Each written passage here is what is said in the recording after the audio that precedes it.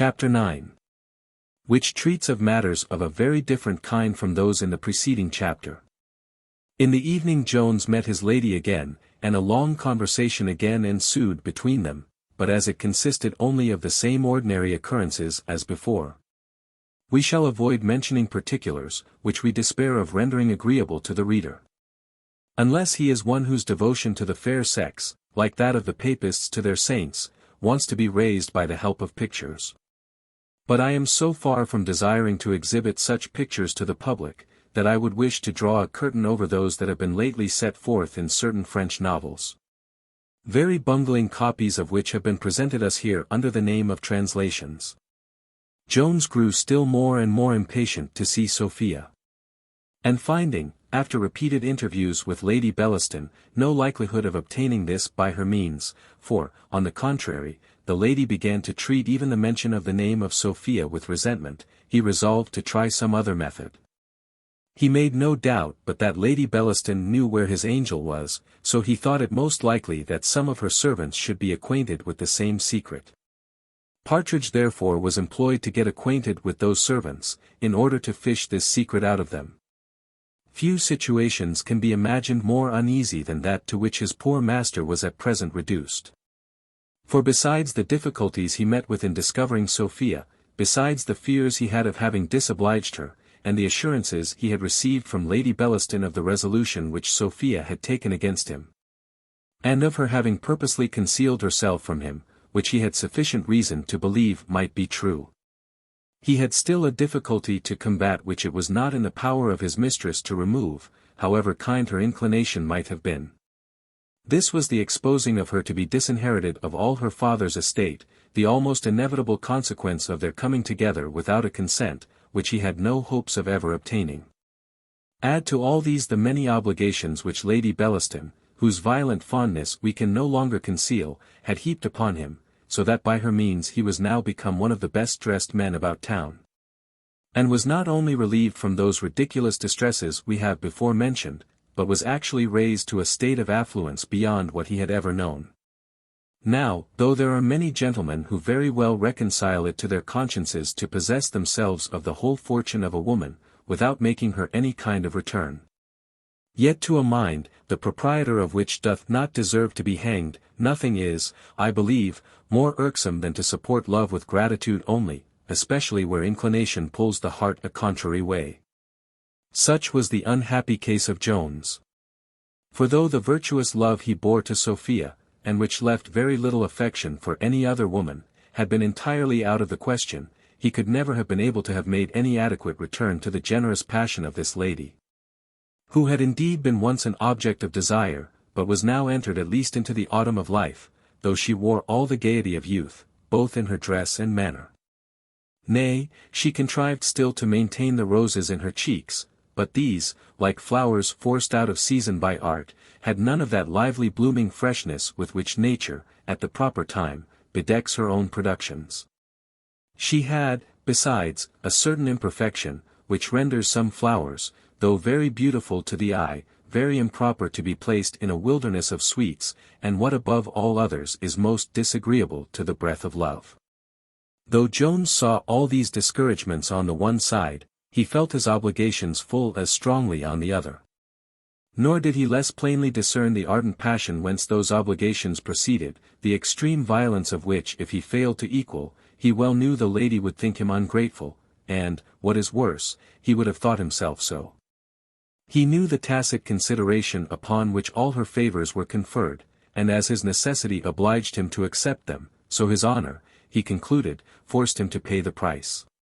This therefore he resolved to do, whatever misery it cost him, and to devote himself to her, from that great principle of justice, by which the laws of some countries oblige a debtor, who is no otherwise capable of discharging his debt, to become the slave of his creditor. While he was meditating on these matters, he received the following note from the lady. A very foolish, but a very perverse accident hath happened since our last meeting, which makes it improper I should see you any more at the usual place. I will, if possible, contrive some other place by tomorrow.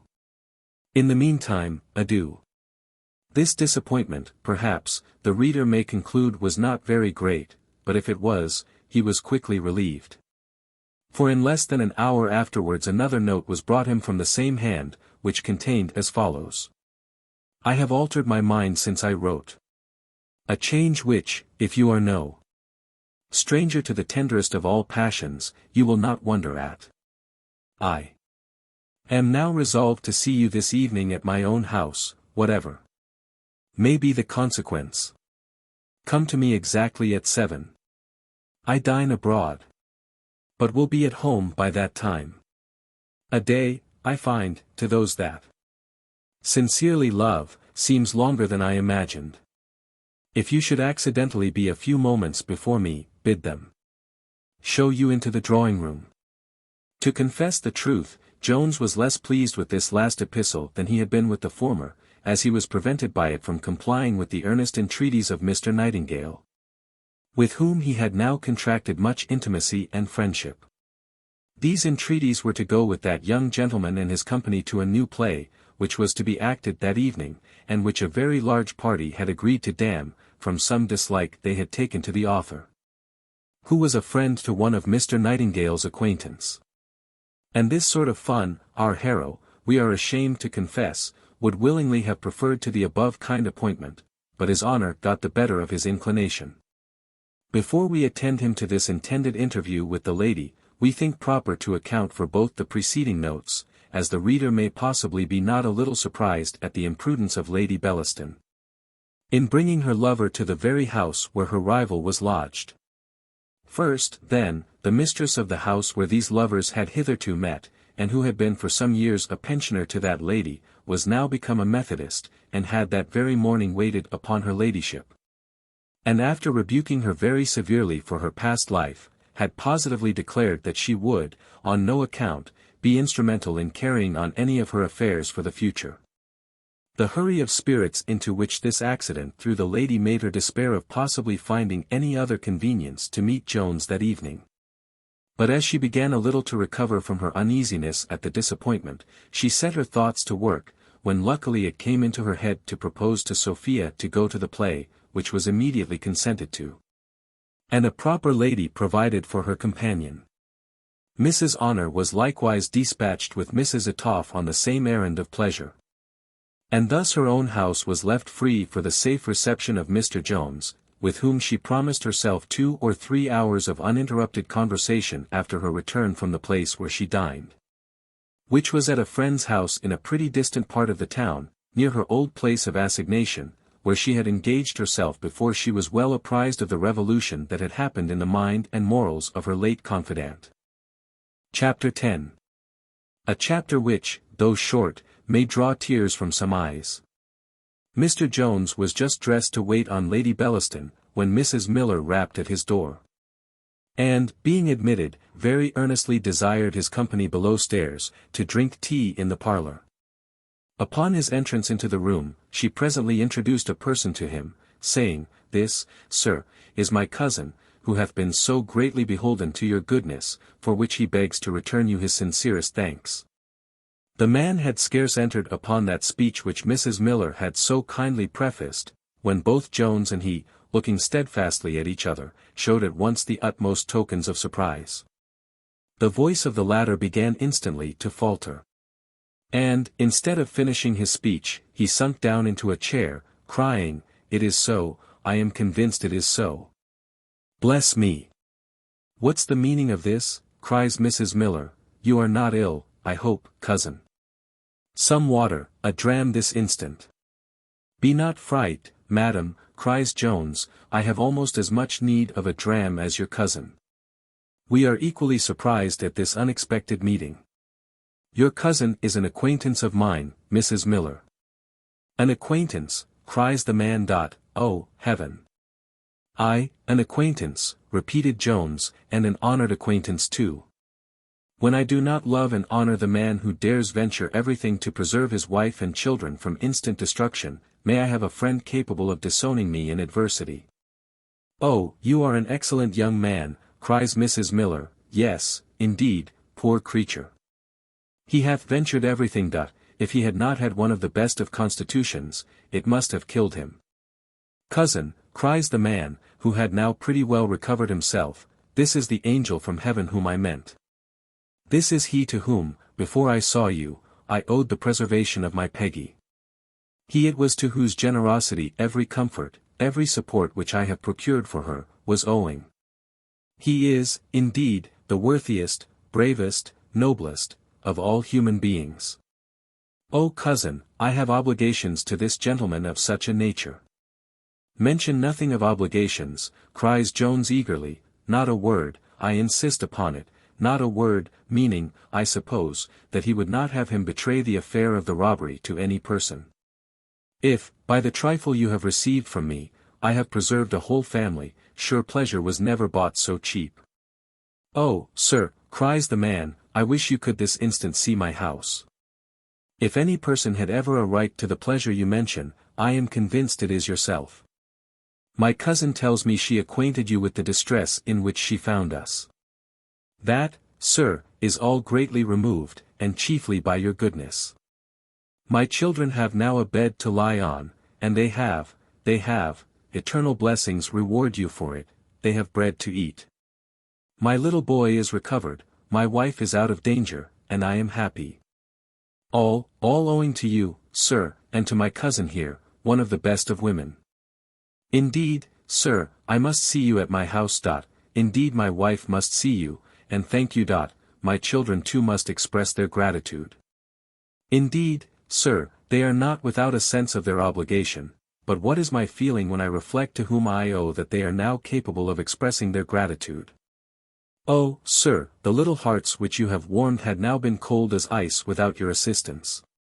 Here Jones attempted to prevent the poor man from proceeding, but indeed the overflowing of his own heart would of itself have stopped his words. And now Mrs. Miller likewise began to pour forth thanksgivings, as well in her own name, as in that of her cousin, and concluded with saying, she doubted not but such goodness would meet a glorious reward. Jones answered, he had been sufficiently rewarded already. "Your cousin's account, madam," said he, "hath given me a sensation more pleasing than I have ever known. He must be a wretch who is unmoved at hearing such a story. How transporting then must be the thought of having happily acted a part in this scene.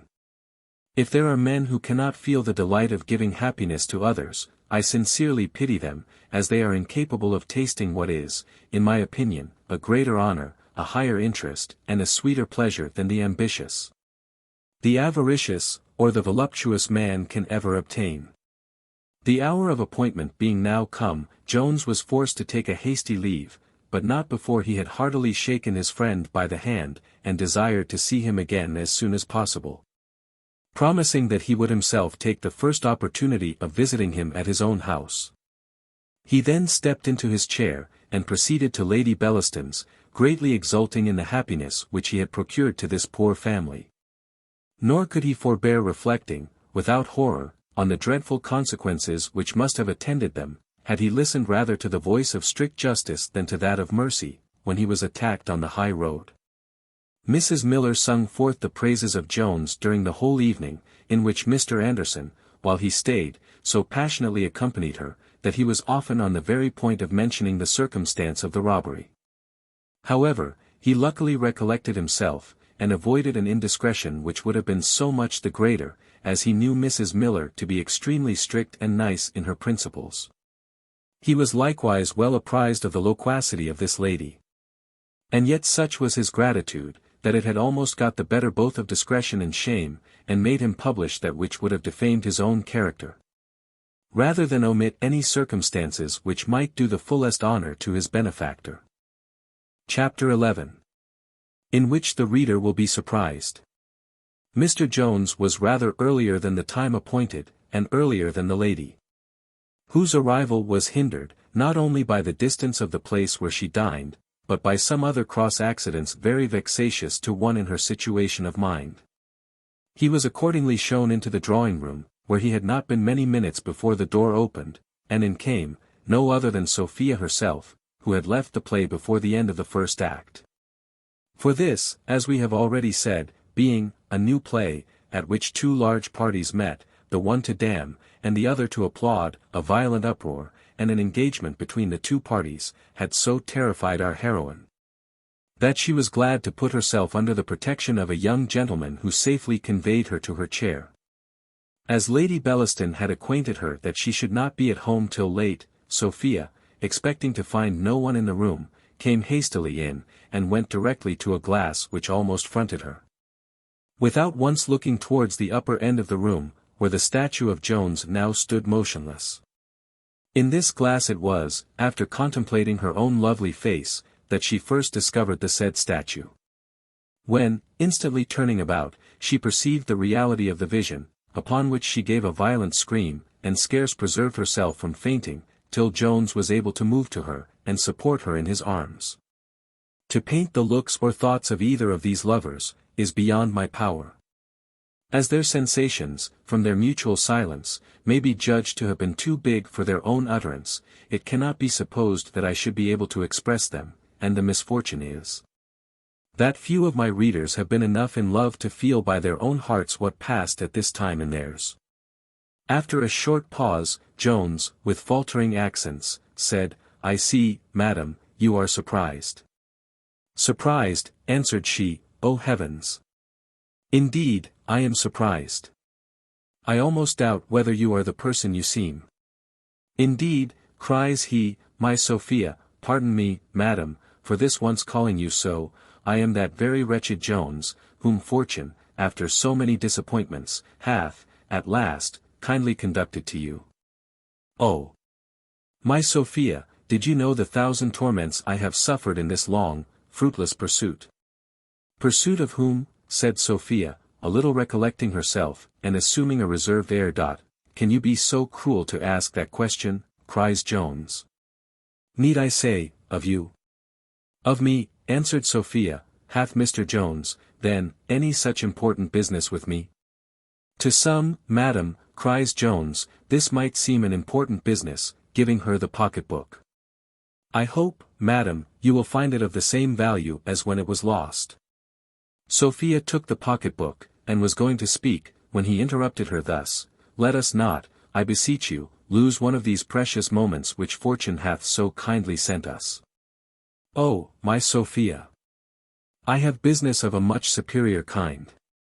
Thus, on my knees, let me ask your pardon." "My pardon," cries she, "sure, sir, after what is past, you cannot expect, after what I have heard." "I scarce know what I say," answered Jones. "By heavens! I scarce wish you should pardon me. Oh, my Sophia! Henceforth never cast away a thought on such a wretch as I am. If any remembrance of me should ever intrude to give a moment's uneasiness to that tender bosom, think of my unworthiness. And let the remembrance of what passed at Upton blot me for ever from your mind." Sophia stood trembling all this while. Her face was whiter than snow, and her heart was throbbing through her stays. But, at the mention of Upton, a blush arose in her cheeks, and her eyes, which before she had scarce lifted up, were turned upon Jones with a glance of disdain. He understood this silent reproach, and replied to it thus: "Oh, my Sophia! My only love! You cannot hate or despise me more for what happened there than I do myself, but yet do me the justice to think that my heart was never unfaithful to you. That had no share in the folly I was guilty of, it was even then unalterably yours. Though I despaired of possessing you, nay, almost of ever seeing you more, I dote still on your charming idea, and could seriously love no other woman. But if my heart had not been engaged, she, into whose company I accidentally fell at that cursed place, was not an object of serious love. Believe me, my angel, I never have seen her from that day to this, and never intend or desire to see her again." Sophia, in her heart, was very glad to hear this, but forcing into her face an air of more coldness than she had yet assumed, "Why," said she, "Mr. Jones, do you take the trouble to make a defense where you are not accused? If I thought it worth while to accuse you, I have a charge of unpardonable nature indeed." "What is it, for heaven's sake?" answered Jones, trembling and pale, expecting to hear of his amour with Lady Bellaston. "Oh," said she, "how is it possible? Can everything noble and everything base be lodged together in the same bosom?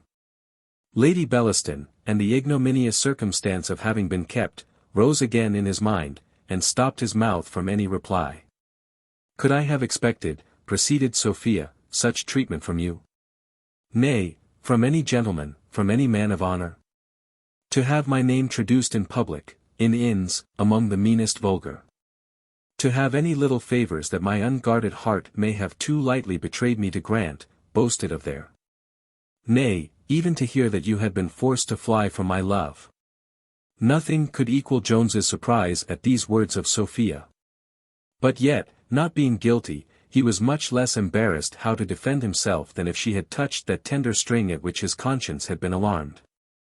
By some examination he presently found, that her supposing him guilty of so shocking an outrage against his love, and her reputation, was entirely owing to Partridge's talk at the inns before landlords and servants. For Sophia confessed to him it was from them that she received her intelligence. He had no very great difficulty to make her believe that he was entirely innocent of an offence so foreign to his character.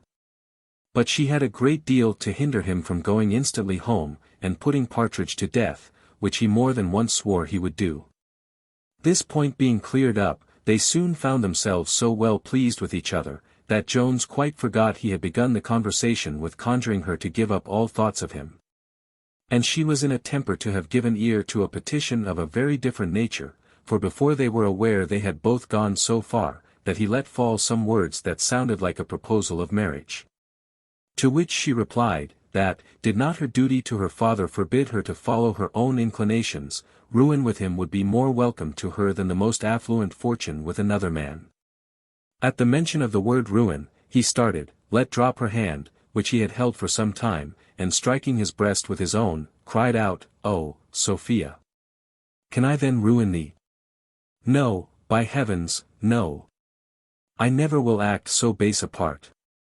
Dearest Sophia, whatever it costs me, I will renounce you, I will give you up, I will tear all such hopes from my heart as are inconsistent with your real good. My love I will ever retain, but it shall be in silence. It shall be at a distance from you, it shall be in some foreign land, from whence no voice, no sigh of my despair, shall ever reach and disturb your ears."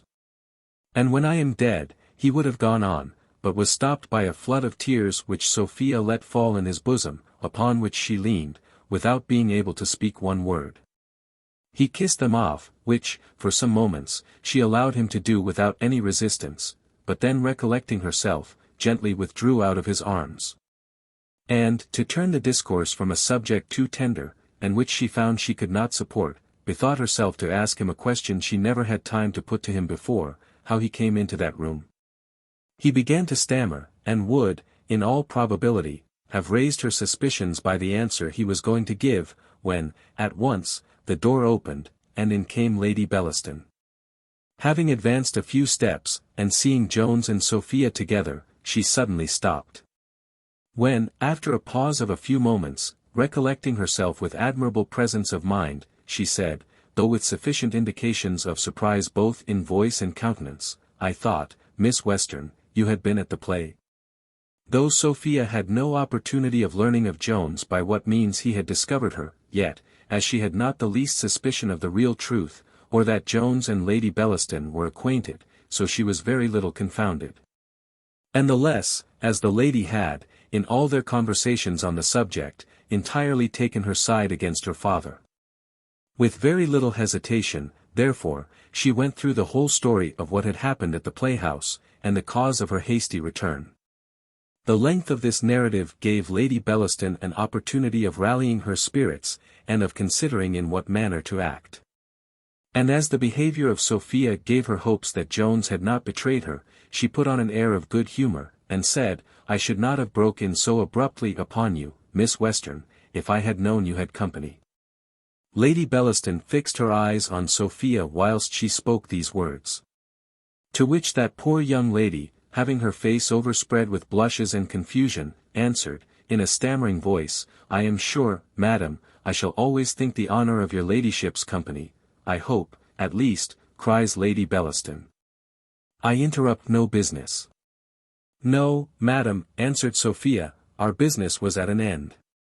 Your ladyship may be pleased to remember I have often mentioned the loss of my pocket-book, which this gentleman, having very luckily found, was so kind to return it to me with the bill in it. Jones, ever since the arrival of Lady Bellaston, had been ready to sink with fear. He sat kicking his heels, playing with his fingers, and looking more like a fool, if it be possible, than a young booby squire, when he is first introduced into a polite assembly. He began, however, now to recover himself. And taking a hint from the behaviour of Lady Bellaston, who he saw did not intend to claim any acquaintance with him, he resolved as entirely to affect the stranger on his part.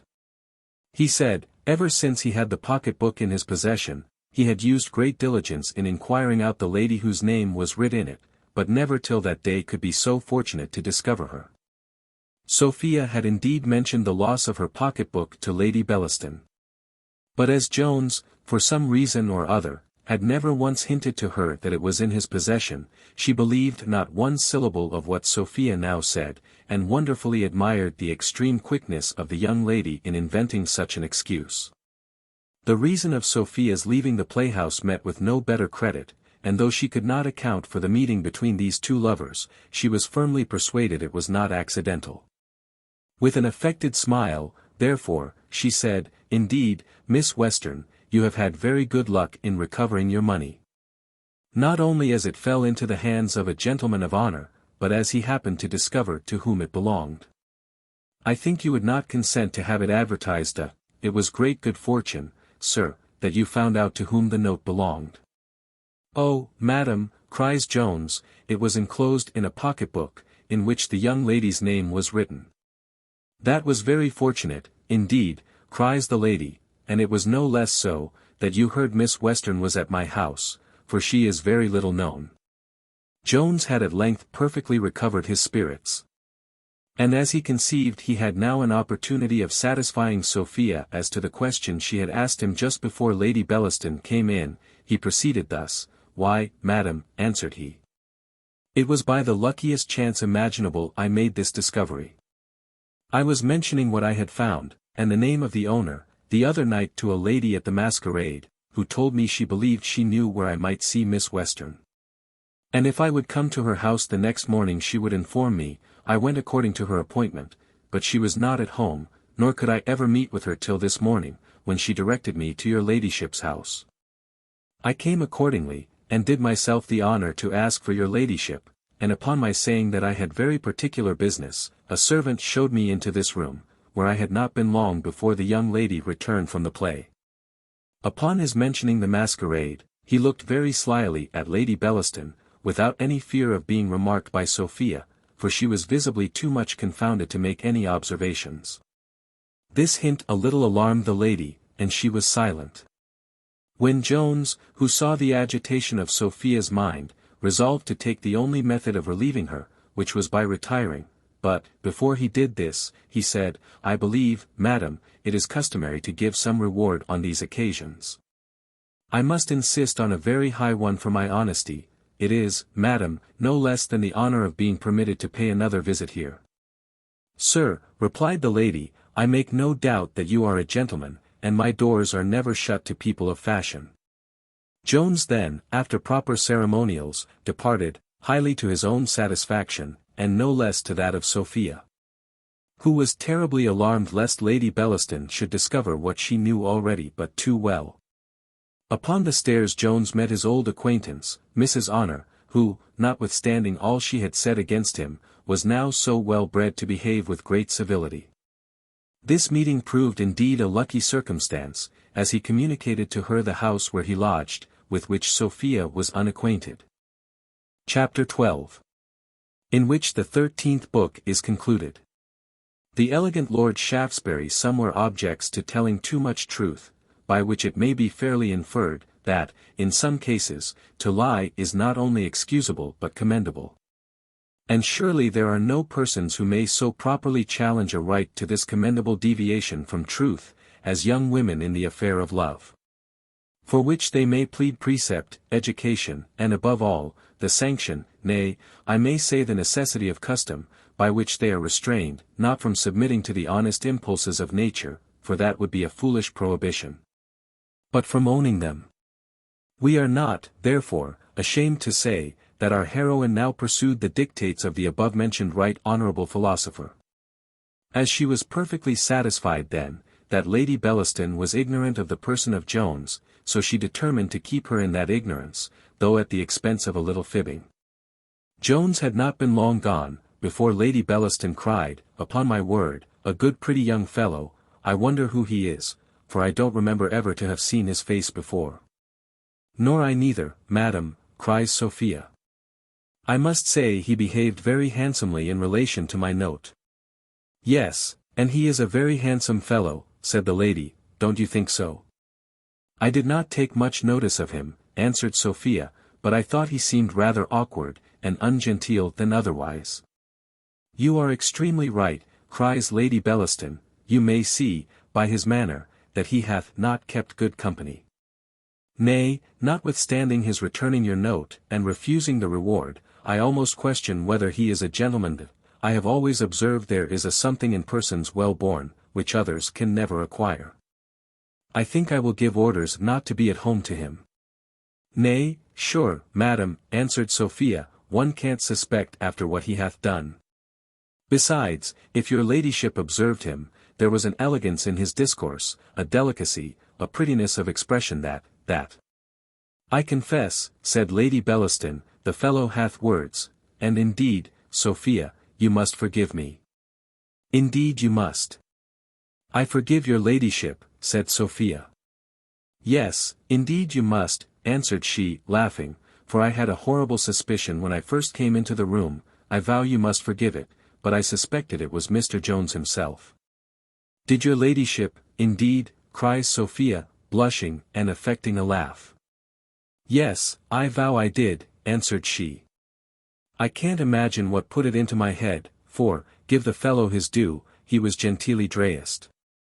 Which, I think, dear Sophie, is not commonly the case with your friend." "This raillery," cries Sophia, "is a little cruel, Lady Bellaston, after my promise to your ladyship." "Not at all, child," said the lady, "it would have been cruel before. But after you have promised me never to marry without your father's consent, in which you know is implied your giving up Jones, sure you can bear a little raillery on a passion which was pardonable enough in a young girl in the country. And of which you tell me you have so entirely got the better. What must I think, my dear Sophie, if you cannot bear a little ridicule even on his dress? I shall begin to fear you are very far gone indeed, and almost question whether you have dealt ingenuously with me." "Indeed, madam," cries Sophia, "your ladyship mistakes me, if you imagine I had any concern on his account."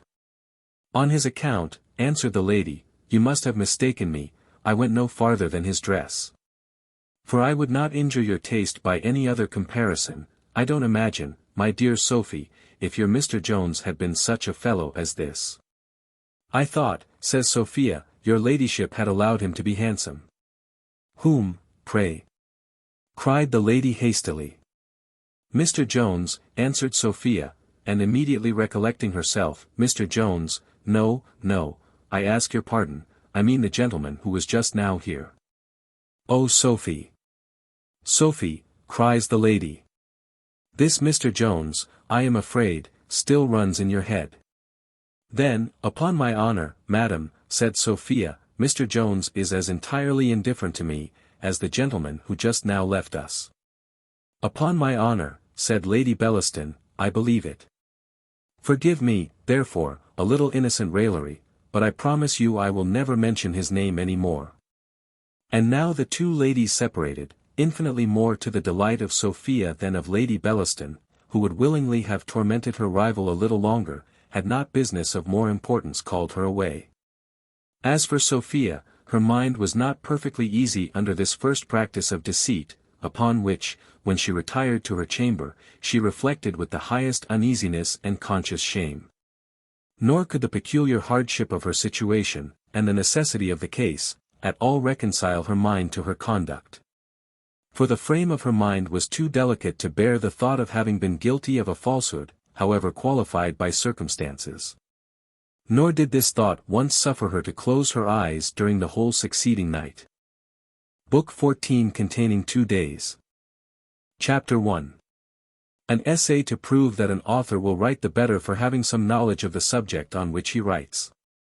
As several gentlemen in these times, by the wonderful force of genius only, without the least assistance of learning, perhaps, without being well able to read, have made a considerable figure in the Republic of Letters.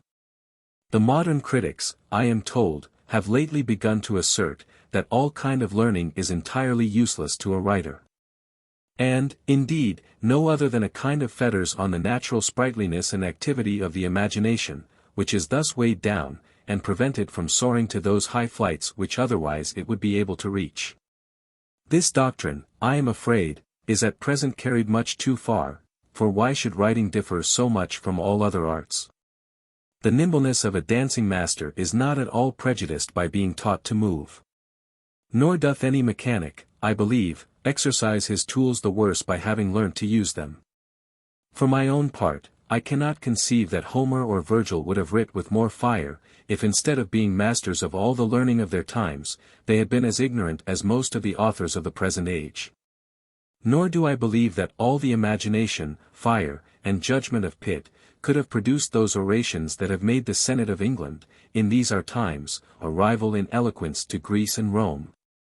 If he had not been so well read in the writings of Demosthenes and Cicero, as to have transferred their whole spirit into his speeches, and, with their spirit, their knowledge too. I would not here be understood to insist on the same fund of learning in any of my brethren, as Cicero persuades us is necessary to the composition of an orator. On the contrary, very little reading is, I conceive, necessary to the poet, less to the critic, and the least of all to the politician. For the first, perhaps, Bish's art of poetry, and a few of our modern poets, may suffice. For the second, a moderate heap of plays, and, for the last, an indifferent collection of political journals. To say the truth, I require no more than that a man should have some little knowledge of the subject on which he treats, according to the old maxim of law, quam quisque norit artem in ease exerciate. With this alone a writer may sometimes do tolerably well, and, indeed, without this, all the other learning in the world will stand him in little stead.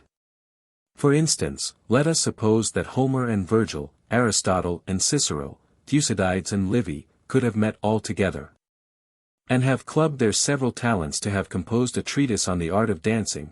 I believe it will be readily agreed they could not have equalled the excellent treatise which Mr. Essex hath given us on that subject, entitled The Rudiments of Genteel Education. And, indeed, should the excellent Mr. Broughton be prevailed on to set fist to paper, and to complete the above-said rudiments, by delivering down the true principles of athletics, I question whether the world will have any cause to lament that none of the great writers, either antient or modern, have ever treated about that noble and useful art.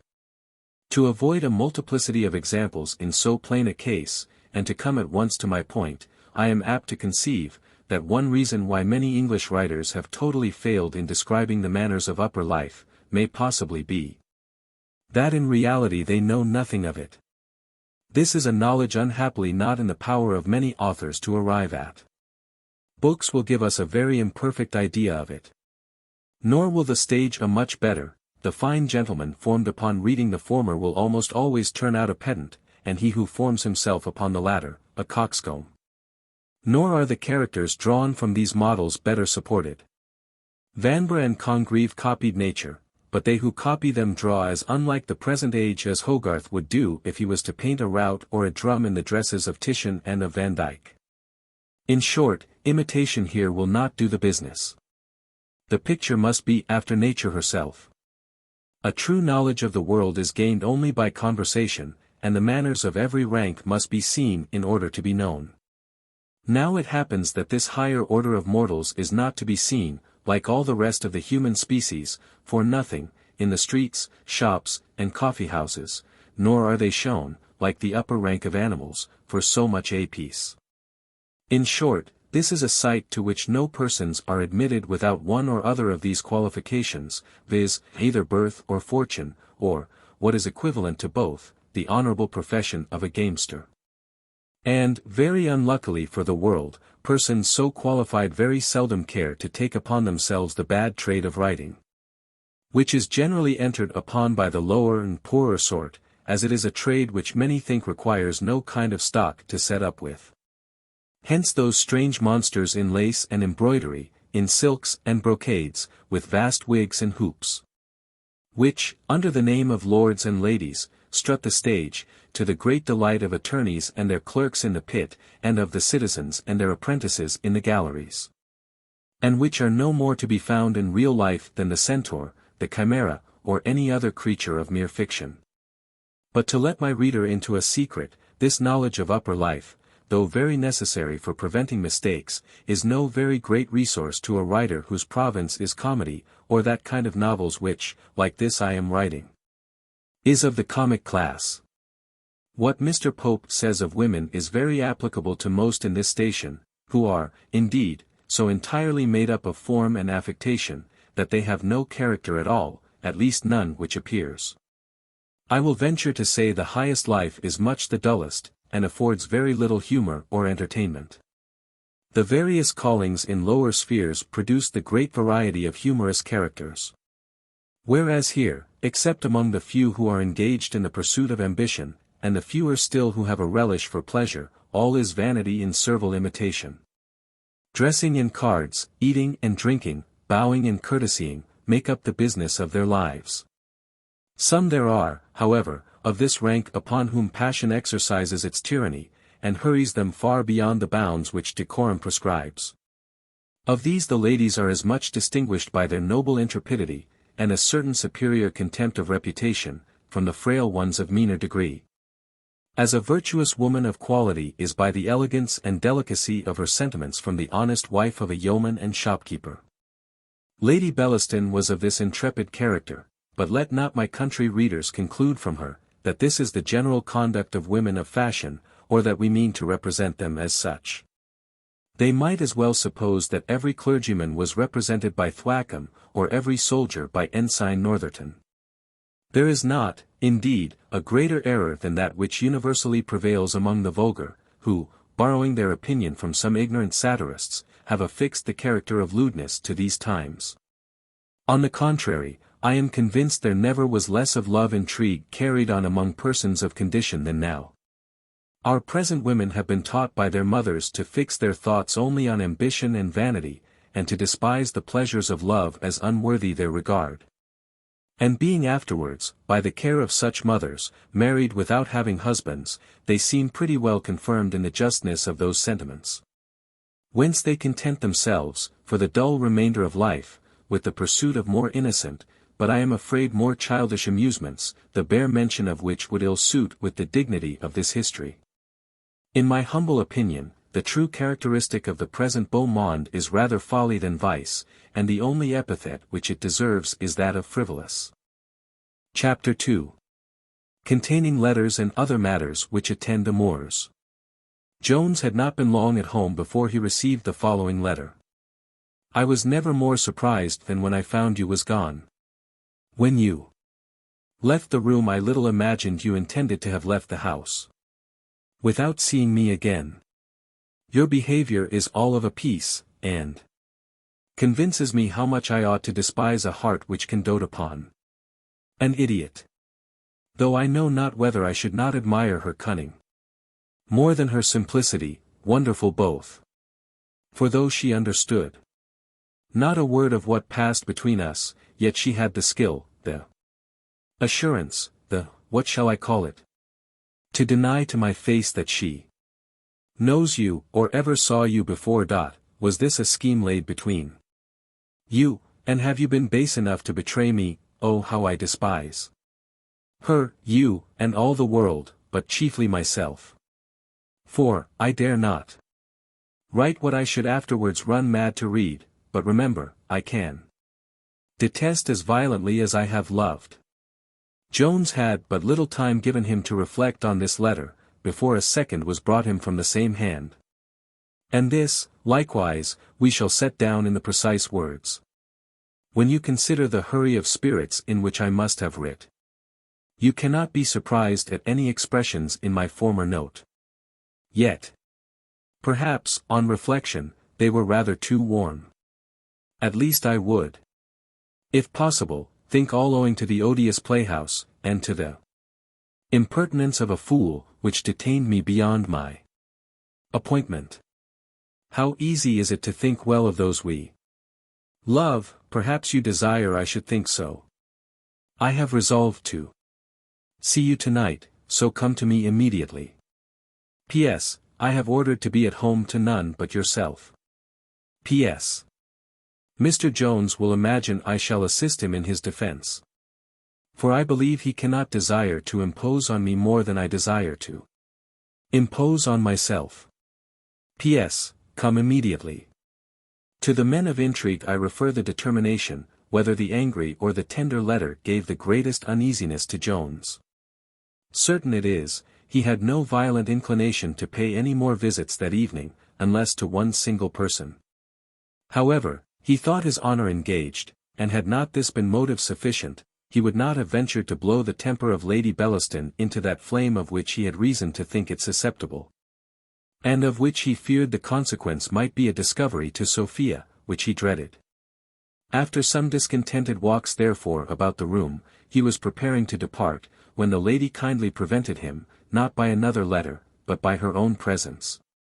She entered the room very disordered in her dress, and very discomposed in her looks, and threw herself into a chair, where, having recovered her breath, she said, "You see, sir, when women have gone one length too far, they will stop at none. If any person would have sworn this to me a week ago, I would not have believed it of myself." "I hope, madam," said Jones, "my charming Lady Bellaston will be as difficult to believe anything against one who is so sensible of the many obligations she hath conferred upon him." "Indeed," says she, "sensible of obligations. Did I expect to hear such cold language from Mr. Jones?" "Pardon me, my dear angel," said he, "if, after the letters I have received, the terrors of your anger, though I know not how I have deserved it." "And have I then," says she, with a smile, "so angry a countenance, have I really brought a chiding face with me?" "If there be honor in man," said he, "I have done nothing to merit your anger. You remember the appointment you sent me. I went in pursuance." "I beseech you," cried she, "do not run through the odious recital. Answer me but one question, and I shall be easy. Have you not betrayed my honor to her?" Jones fell upon his knees, and began to utter the most violent protestations, when Partridge came dancing and capering into the room, like one drunk with joy, crying out, "She's found! She's found! Here, sir, here, she's here, Mrs. Honor is upon the stairs." "Stop her a moment," cries Jones. "Here, madam, step behind the bed, I have no other room nor closet, nor place on earth to hide you in, sure never was so damned an accident." Indeed," said the lady, as she went to her place of concealment, and presently afterwards in came Mrs. Honor. "Heyday," says she, "Mr. Jones, what's the matter? That impudent rascal your servant would scarce let me come upstairs. I hope he hath not the same reason to keep me from you as he had at Upton. I suppose you hardly expected to see me, but you have certainly bewitched my lady. Poor dear young lady! To be sure, I loves her as tenderly as if she was my own sister. Lord have mercy upon you, if you don't make her a good husband.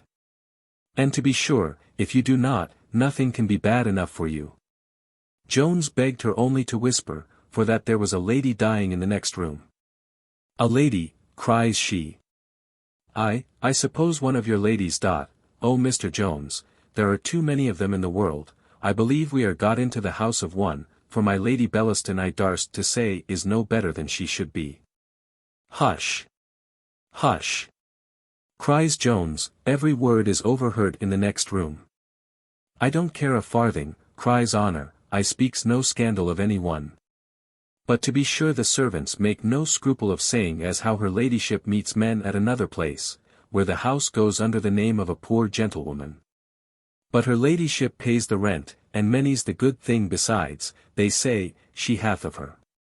Here Jones, after expressing the utmost uneasiness, offered to stop her mouth. Heyday! "Why sure, Mr. Jones, you will let me speak.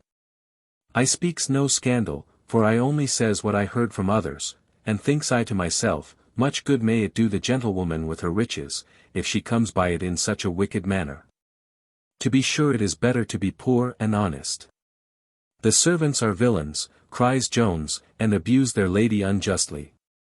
Ay, to be sure, servants are always villains, and so my lady says, and won't hear a word of it. No, I am convinced, says Jones, my Sophia is above listening to such base scandal. Nay, I believe it is no scandal, neither, cries Honour, for why should she meet men at another house? It can never be for any good, for if she had a lawful design of being courted, as to be sure any lady may lawfully give her company to men upon that account, why, where can be the sense? I protest, cries Jones, I can't hear all this of a lady of such honour, and a relation of Sophia. Besides, you will distract the poor lady in the next room. Let me entreat you to walk with me downstairs. Nay, sir, if you won't let me speak, I have done. Here, sir, is a letter from my young lady. What would some men give to have this? But, Mr. Jones, I think you are not over and above generous, and yet I have heard some servants say, but I am sure you will do me the justice to own I never saw the colour of your money. Here Jones hastily took the letter, and presently after slipped 5 pieces into her hand. He then returned 1,000 thanks to his dear Sophia in a whisper, and begged her to leave him to read her letter. She presently departed, not without expressing much grateful sense of his generosity. Lady Bellaston now came from behind the curtain. How shall I describe her rage? Her tongue was at first incapable of utterance, but streams of fire darted from her eyes, and well indeed they might, for her heart was all in a flame.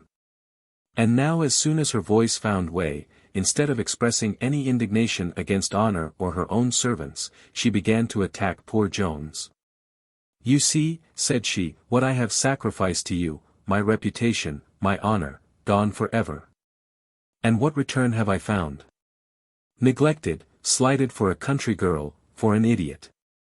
What neglect, madam, or what slight, cries Jones, have I been guilty of? Mr. Jones, said she, it is in vain to dissemble. If you will make me easy, you must entirely give her up, and as a proof of your intention, show me the letter. What letter, madam? Said Jones. Nay, surely, said she, you cannot have the confidence to deny your having received a letter by the hands of that trollop. And can your ladyship, cries he, ask of me what I must part with my honour before I grant? Have I acted in such a manner by your ladyship? Could I be guilty of betraying this poor innocent girl to you, what security could you have that I should not act the same part by yourself? A moment's reflection will, I am sure, convince you that a man with whom the secrets of a lady are not safe must be the most contemptible of wretches. Very well, said she, I need not insist on your becoming this contemptible wretch in your own opinion, for the inside of the letter could inform me of nothing more than I know already. I see the footing you are upon. Here ensued a long conversation, which the reader, who is not too curious, will thank me for not inserting at length. It shall suffice, therefore, to inform him, that Lady Bellaston grew more and more pacified, and at length believed, or affected to believe, his protestations, that his meeting with Sophia that evening was merely accidental. And every other matter which the reader already knows, and which, as Jones set before her in the strongest light, it is plain that she had in reality no reason to be angry with him. She was not, however, in her heart perfectly satisfied with his refusal to show her the letter, so deaf are we to the clearest reason, when it argues against our prevailing passions. She was, indeed, well convinced that Sophia possessed the first place in Jones's affections, and yet, haughty and amorous as this lady was, she submitted at last to bear the second place. Or, to express it more properly in a legal phrase, was contented with the possession of that of which another woman had the reversion. It was at length agreed that Jones should for the future visit at the house, for that Sophia, her maid, and all the servants, would place these visits to the account of Sophia, and that she herself would be considered as the person imposed upon. This scheme was contrived by the lady, and highly relished by Jones, who was indeed glad to have a prospect of seeing his Sophia at any rate. And the lady herself was not a little pleased with the imposition on Sophia, which Jones, she thought, could not possibly discover to her for his own sake. The next day was appointed for the first visit, and then, after proper ceremonials, the Lady Bellaston returned home. Chapter 3. Containing various matters. Jones was no sooner alone than he eagerly broke open his letter, and read as follows. Sir, it is impossible to express what I have suffered since you left this house. And as I have reason to think you intend coming here again, I have sent Honor, though so late at night, as she tells me she knows your lodgings, to prevent you. I charge you, by all the regard you have for me, not to think of visiting here, for it will certainly be discovered. Nay, I almost doubt, from some things which have dropped from her ladyship, that she is not already without some suspicion. Something favourable perhaps may happen, we must wait with patience. But I once more entreat you, if you have any concern for my ease, do not think of returning hither. This letter administered the same kind of consolation to poor Jones, which Job formerly received from his friends. Besides disappointing all the hopes which he promised to himself from seeing Sophia, he was reduced to an unhappy dilemma, with regard to Lady Bellaston. For there are some certain engagements, which, as he well knew, do very difficultly admit of any excuse for the failure, and to go, after the strict prohibition from Sophia, he was not to be forced by any human power. At length, after much deliberation, which during that night supplied the place of sleep, he determined to feign himself sick, for this suggested itself as the only means of failing the appointed visit, without incensing Lady Bellaston, which he had more than one reason of desiring to avoid. The first thing, however, which he did in the morning, was, to write an answer to Sophia, which he enclosed in one to Honor. He then dispatched another to Lady Bellaston, containing the above-mentioned excuse. And to this he soon received the following answer. I am vexed that I cannot see you here this afternoon, but more concerned for the occasion, take great care of yourself, and have the best advice, and I hope there will be no danger. I am so tormented all this morning with fools, that I have scarce a moment's time to write to you. Adieu. P.S. I will endeavour to call on you this evening, at 9. Be sure to be alone. Mr. Jones now received a visit from Mrs. Miller, who, after some formal introduction, began the following speech. I am very sorry, sir, to wait upon you on such an occasion. But I hope you will consider the ill consequence which it must be to the reputation of my poor girls, if my house should once be talked of as a house of ill fame. I hope you won't think me, therefore, guilty of impertinence, if I beg you not to bring any more ladies in at that time of night. The clock had struck 2 before one of them went away. I do assure you, madam, said Jones, the lady who was here last night, and who stayed the latest, for the other only brought me a letter, is a woman of very great fashion, and my near relation. I don't know what fashion she is of, answered Mrs. Miller, but I am sure no woman of virtue, unless a very near relation indeed, would visit a young gentleman at 10 at night and stay 4 hours in his room with him alone. Besides, sir, the behaviour of her chairmen shows what she was, for they did nothing but make jests all the evening in the entry, and asked Mr. Partridge, in the hearing of my own maid, if madam intended to stay with his master all night. With a great deal of stuff not proper to be repeated. I have really a great respect for you, Mr. Jones, upon your own account, nay, I have a very high obligation to you for your generosity to my cousin. Indeed, I did not know how very good you had been till lately. Little did I imagine to what dreadful courses the poor man's distress had driven him. Little did I think, when you gave me the 10 guineas, that you had given them to a highwayman. O heavens! What goodness have you shown! How have you preserved this family! The character which Mr. Allworthy hath formerly given me of you was, I find, strictly true. And indeed, if I had no obligation to you, my obligations to him are such, that, on his account, I should shew you the utmost respect in my power. Nay, believe me, dear Mr. Jones, if my daughter's and my own reputation were out of the case, I should, for your own sake, be sorry that so pretty a young gentleman should converse with these women. But if you are resolved to do it, I must beg you to take another lodging, for I do not myself like to have such things carried on under my roof. But more especially upon the account of my girls, who have little, heaven knows, besides their characters, to recommend them." Jones started and changed colour at the name of Allworthy. "Indeed, Mrs. Miller," answered he, a little warmly, "I do not take this at all kind. I will never bring any slander on your house, but I must insist on seeing what company I please in my own room. And if that gives you any offence, I shall, as soon as I am able, look for another lodging." "I am sorry we must part then, sir," said she. "But I am convinced Mr. Allworthy himself would never come within my doors, if he had the least suspicion of my keeping an ill house." "Very well, madam," said Jones. "I hope, sir," said she, "you are not angry. For I would not for the world offend any of Mr. Allworthy's family. I have not slept a wink all night about this matter." "I am sorry I have disturbed your rest, madam," said Jones, "but I beg you will send Partridge up to me immediately." Which she promised to do, and then with a very low courtesy retired. As soon as Partridge arrived, Jones fell upon him in the most outrageous manner. "How often," said he, "am I to suffer for your folly, or rather for my own in keeping you? Is that tongue of yours resolved upon my destruction?" "What have I done, sir?" answered affrighted Partridge. "Who was it gave you authority to mention the story of the robbery, or that the man you saw here was the person?" "I, sir," cries Partridge. "Now don't be guilty of a falsehood in denying it," said Jones.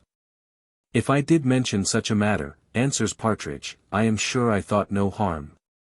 For I should not have opened my lips, if it had not been to his own friends and relations, who, I imagined, would have let it go no farther. But I have a much heavier charge against you," cries Jones, "than this.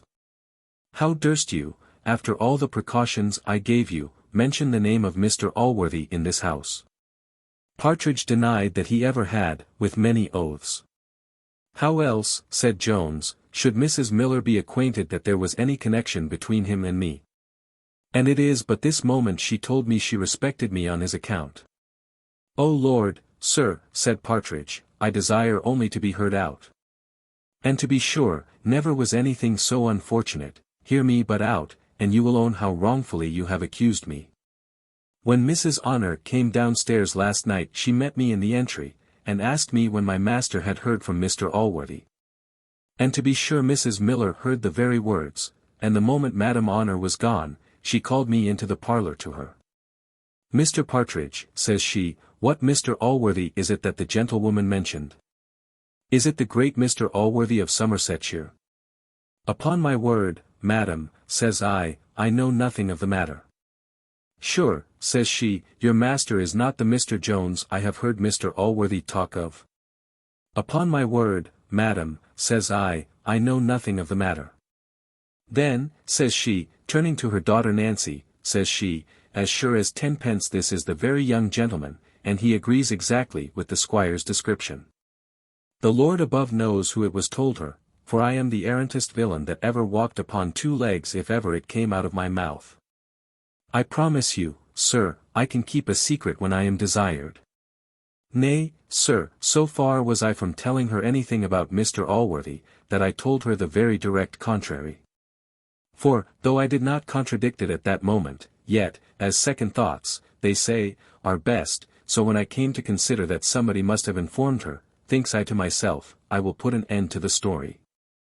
And so I went back again into the parlour some time afterwards, and says I, upon my word, says I, whoever, says I, told you that this gentleman was Mr. Jones?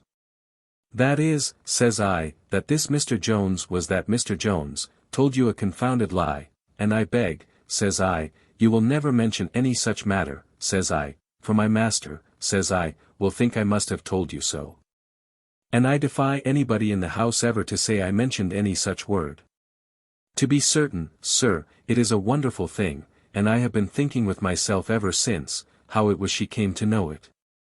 Not but I saw an old woman here t'other day a-begging at the door, who looked as like her we saw in Warwickshire, that caused all that mischief to us.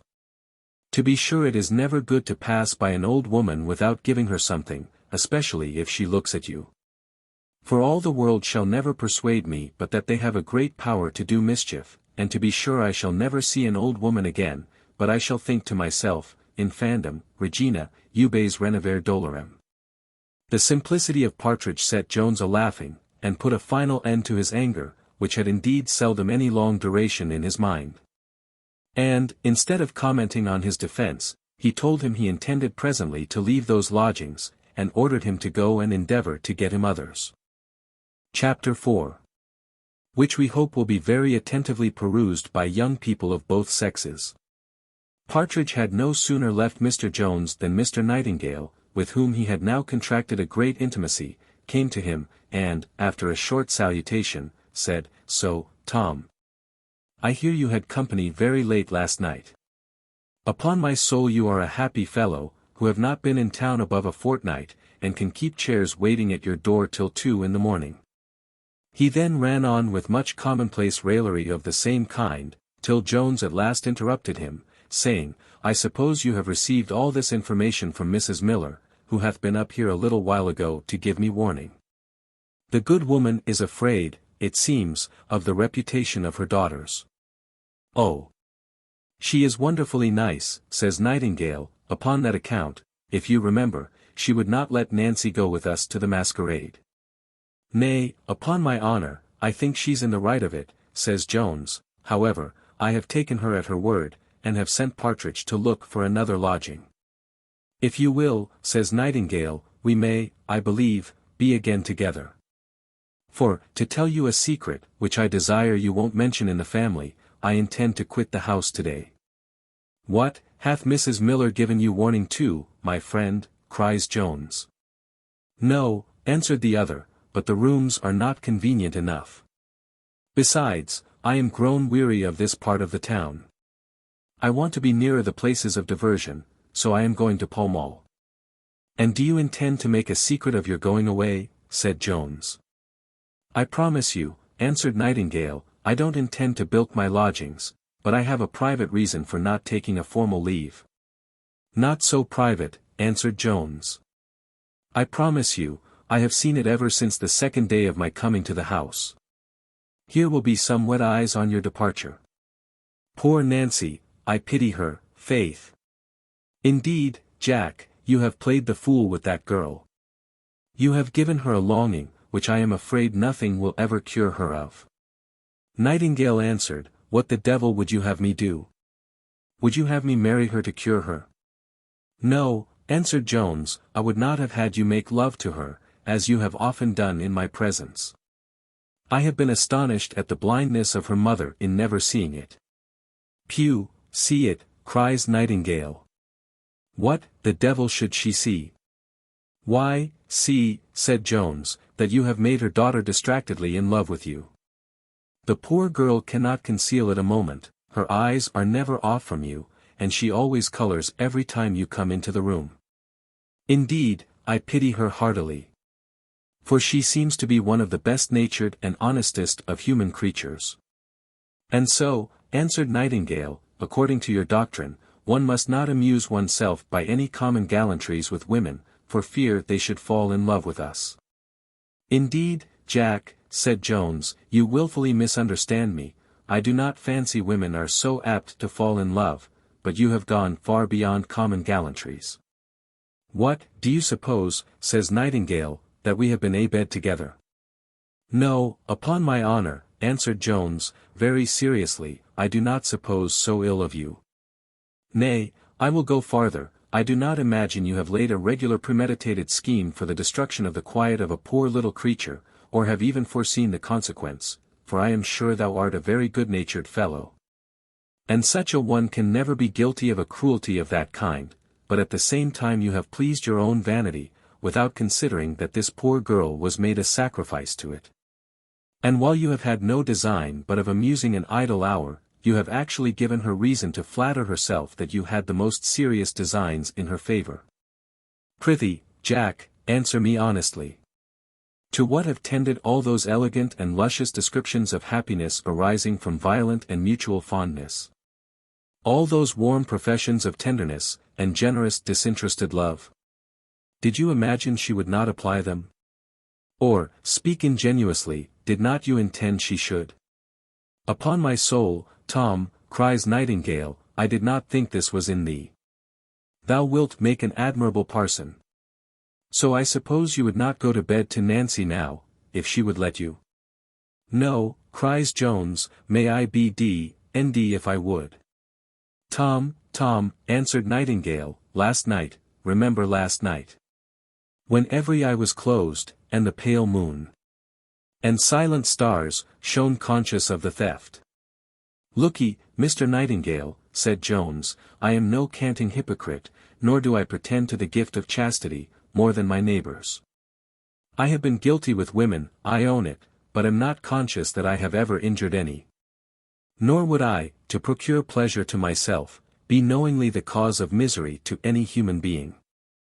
Well, said Nightingale, I believe you, and I am convinced you acquit me of any such thing.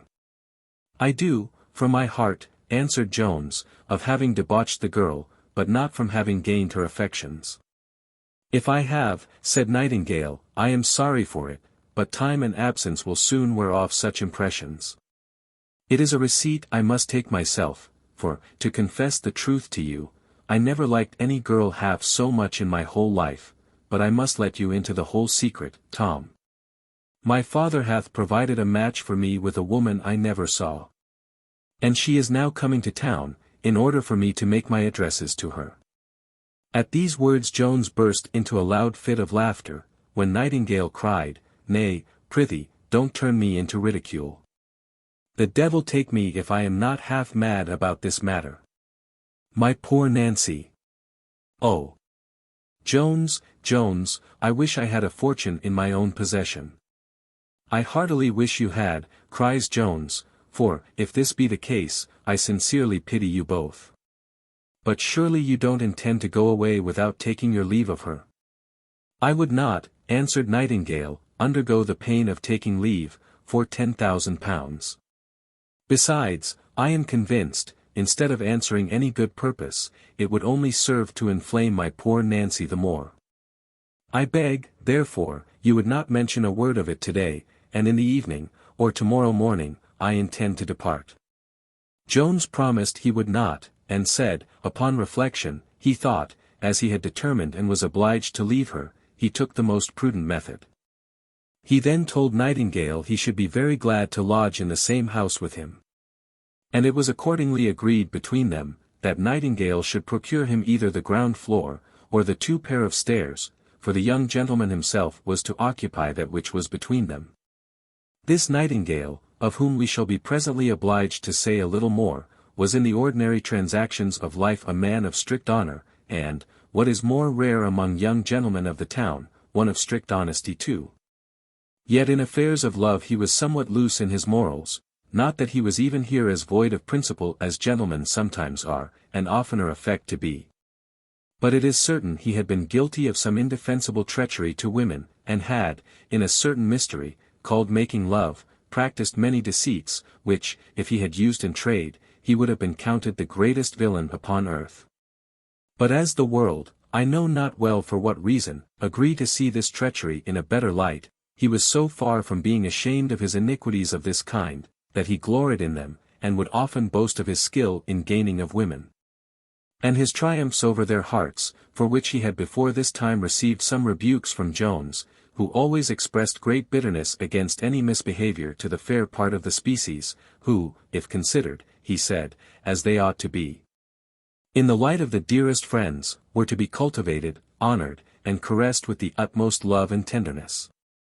But, if regarded as enemies, were a conquest of which a man ought rather to be ashamed than to value himself upon it. Chapter 5. A short account of the history of Mrs. Miller. Jones this day eat a pretty good dinner for a sick man, that is to say, the larger half of a shoulder of mutton. In the afternoon he received an invitation from Mrs. Miller to drink tea. For that good woman, having learnt, either by means of Partridge, or by some other means natural or supernatural, that he had a connection with Mr. Allworthy, could not endure the thoughts of parting with him in an angry manner. Jones accepted the invitation, and no sooner was the tea-kettle removed, and the girls sent out of the room, than the widow, without much preface, began as follows: "Well, there are very surprising things happen in this world. But certainly it is a wonderful business that I should have a relation of Mr. Allworthy in my house, and never know anything of the matter. Alas! Sir, you little imagine what a friend that best of gentlemen hath been to me and mine.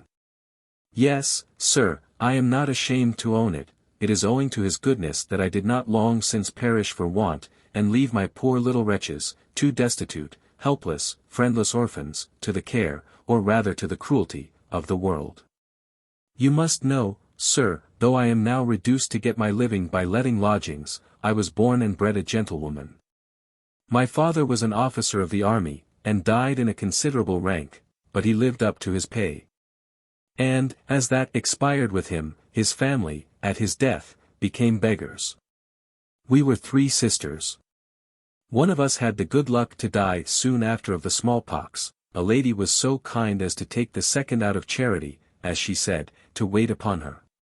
The mother of this lady had been a servant to my grandmother, and, having inherited a vast fortune from her father, which he had got by pawnbroking, was married to a gentleman of great estate and fashion.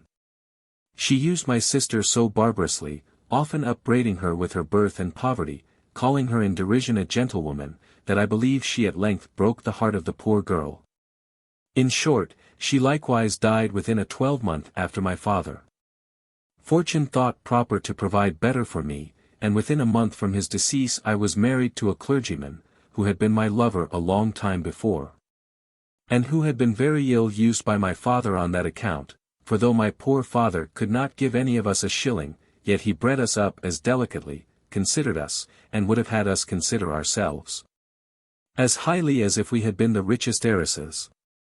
But my dear husband forgot all this usage, and the moment we were become fatherless he immediately renewed his addresses to me so warmly, that I, who always liked, and now more than ever esteemed him, soon complied. 5 years did I live in a state of perfect happiness with that best of men, till at last, oh! Cruel! Cruel fortune, that ever separated us, that deprived me of the kindest of husbands and my poor girls of the tenderest parent. Oh my poor girls! You never knew the blessing which ye lost. I am ashamed, Mr. Jones, of this womanish weakness, but I shall never mention him without tears. I ought rather, madam, said Jones, to be ashamed that I do not accompany you. Well, sir, continued she, I was now left a second time in a much worse condition than before. Besides the terrible affliction I was to encounter, I had now 2 children to provide for, and was, if possible, more penniless than ever. When that great, that good, that glorious man, Mr. Allworthy, who had some little acquaintance with my husband, accidentally heard of my distress, and immediately writ this letter to me. Here, sir, here it is, I put it into my pocket to shew it you. This is the letter, sir, I must and will read it to you. Madam, I heartily condole with you on your late grievous loss, which your own good sense, and the excellent lessons you must have learnt from the worthiest of men, will better enable you to bear than any advice which I am capable of giving. Nor have I any doubt that you, whom I have heard to be the tenderest of mothers, will suffer any immoderate indulgence of grief to prevent you from discharging your duty to those poor infants who now alone stand in need of your tenderness. However, as you must be supposed at present to be incapable of much worldly consideration, you will pardon my having ordered a person to wait on you, and to pay you 20 guineas. Which I beg you will accept till I have the pleasure of seeing you, and believe me to be, madam, and this letter, sir, I received within a fortnight after the irreparable loss I have mentioned. And within a fortnight afterwards, Mr. Allworthy, the blessed Mr. Allworthy, came to pay me a visit, when he placed me in the house where you now see me, gave me a large sum of money to furnish it, and settled an annuity of £50 a year upon me, which I have constantly received ever since. Judge, then, Mr. Jones, in what regard I must hold a benefactor, to whom I owe the preservation of my life, and of those dear children, for whose sake alone my life is valuable. Do not, therefore, think me impertinent, Mr. Jones, since I must esteem one for whom I know Mr. Allworthy hath so much value, if I beg you not to converse with these wicked women. You are a young gentleman, and do not know half their artful wiles. Do not be angry with me, sir, for what I said upon account of my house. You must be sensible it would be the ruin of my poor dear girls. Besides, sir, you cannot but be acquainted that Mr. Allworthy himself would never forgive my conniving at such matters, and particularly with you. Upon my word, madam, said Jones, you need make no farther apology. Nor do I in the least take anything ill you have said, but give me leave, as no one can have more value than myself for Mr. Allworthy, to deliver you from one mistake, which, perhaps, would not be altogether for his honour. I do assure you, I am no relation of his. Alas! Sir, answered she, I know you are not, I know very well who you are, for Mr. Allworthy hath told me all. But I do assure you, had you been 20 times his son, he could not have expressed more regard for you than he hath often expressed in my presence. You need not be ashamed, sir, of what you are. I promise you no good person will esteem you the less on that account. No, Mr. Jones, the words dishonourable birth are nonsense, as my dear, dear husband used to say, unless the word dishonourable be applied to the parents. For the children can derive no real dishonour from an act of which they are entirely innocent. Here Jones heaved a deep sigh, and then said, Since I perceive, madam, you really do know me, and Mr. Allworthy hath thought proper to mention my name to you. And since you have been so explicit with me as to your own affairs, I will acquaint you with some more circumstances concerning myself.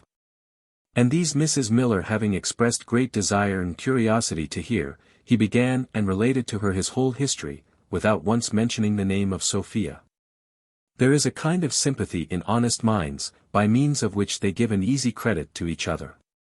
Mrs. Miller believed all which Jones told her to be true, and expressed much pity and concern for him. She was beginning to comment on the story, but Jones interrupted her, for, as the hour of assignation now drew nigh, he began to stipulate for a second interview with the lady that evening, which he promised should be the last at her house. Swearing, at the same time, that she was one of great distinction, and that nothing but what was entirely innocent was to pass between them, and I do firmly believe he intended to keep his word. Mrs. Miller was at length prevailed on, and Jones departed to his chamber, where he sat alone till 12 o'clock, but no Lady Bellaston appeared. As we have said that this lady had a great affection for Jones, and as it must have appeared that she really had so, the reader may perhaps wonder at the first failure of her appointment, as she apprehended him to be confined by sickness. A season when friendship seems most to require such visits.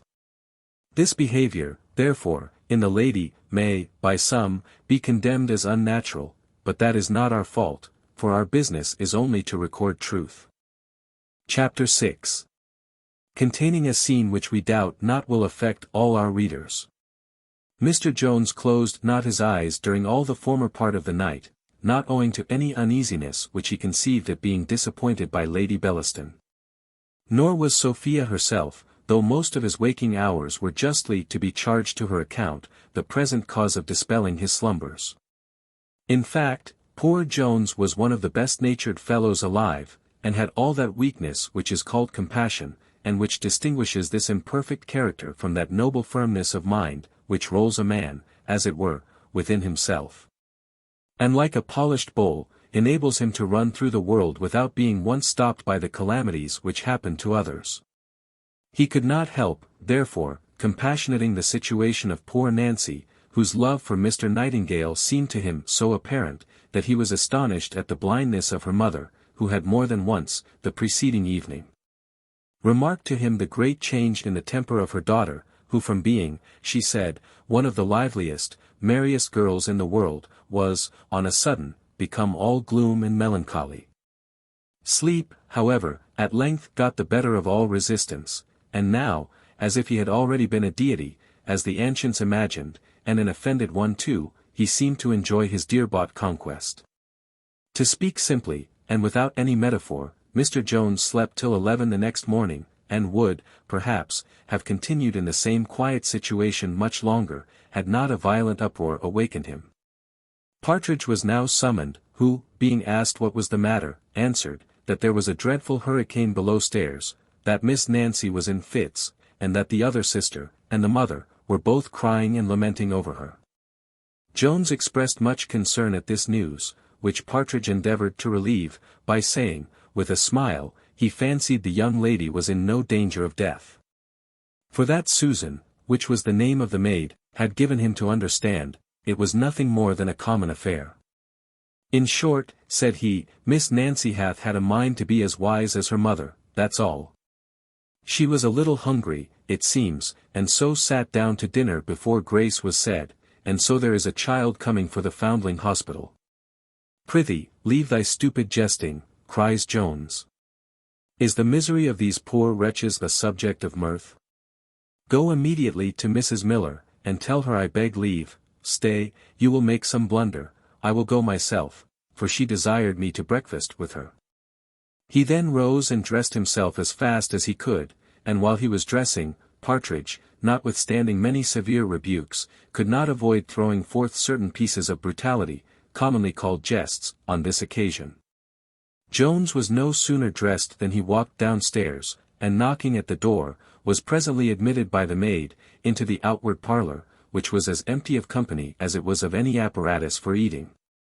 Mrs. Miller was in the inner room with her daughter, whence the maid presently brought a message to Mr. Jones, that her mistress hoped he would excuse the disappointment, but an accident had happened, which made it impossible for her to have the pleasure of his company at breakfast that day, and begged his pardon for not sending him up notice sooner.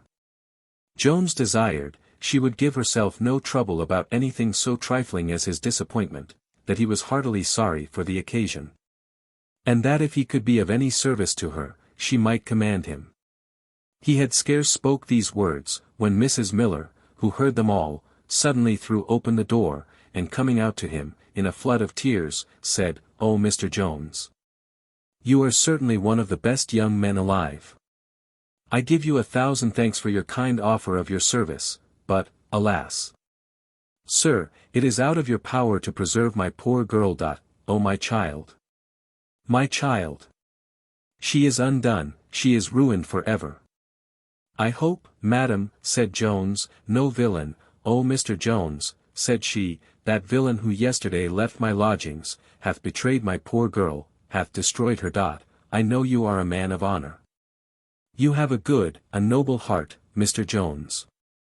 The actions to which I have been myself a witness, could proceed from no other. I will tell you all, nay, indeed, it is impossible, after what hath happened, to keep it a secret. That Nightingale, that barbarous villain, hath undone my daughter. She is, oh! Mr. Jones, my girl is with child by him, and in that condition he hath deserted her. Here, sir, is his cruel letter, read it, Mr. Jones, and tell me if such another monster lives." The letter was as follows. "Dear Nancy, as I found it impossible to mention to you what, I am afraid, will be no less shocking to you, than it is to me, I have taken this method to inform you that my father insists upon my immediately paying my addresses to a young lady of fortune, whom he hath provided for I need not write the detested word. Your own good understanding will make you sensible, how entirely I am obliged to an obedience, by which I shall be for ever excluded from your dear arms. The fondness of your mother may encourage you to trust her with the unhappy consequence of our love, which may be easily kept a secret from the world, and for which I will take care to provide, as I will for you. I wish you may feel less on this account than I have suffered, but summon all your fortitude to your assistance, and forgive and forget the man, whom nothing but the prospect of certain ruin could have forced to write this letter. I bid you forget me, I mean only as a lover, but the best of friends you shall ever find in your faithful, though unhappy J.N. When Jones had read this letter, they both stood silent during a minute, looking at each other. At last he began thus: I cannot express, madam, how much I am shocked at what I have read. Yet let me beg you, in one particular, to take the writer's advice. Consider the reputation of your daughter. It is gone, it is lost, Mr. Jones, cried she, as well as her innocence. She received the letter in a room full of company, and immediately swooning away upon opening it, the contents were known to every one present. But the loss of her reputation, bad as it is not the worst. I shall lose my child. She hath attempted twice to destroy herself already, and though she hath been hitherto prevented, vows she will not outlive it, nor could I myself outlive any accident of that nature. What then will become of my little Betsy, a helpless infant orphan?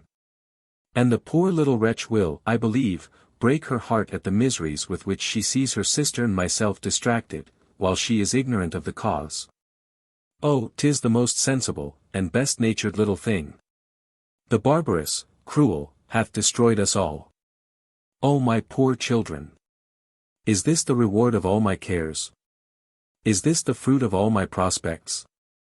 Have I so cheerfully undergone all the labors and duties of a mother?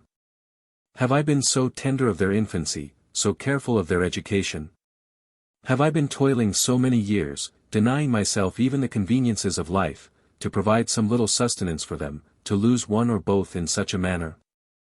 Indeed, madam, said Jones, with tears in his eyes, I pity you from my soul. Oh! Mr. Jones, answered she, even you, though I know the goodness of your heart, can have no idea of what I feel.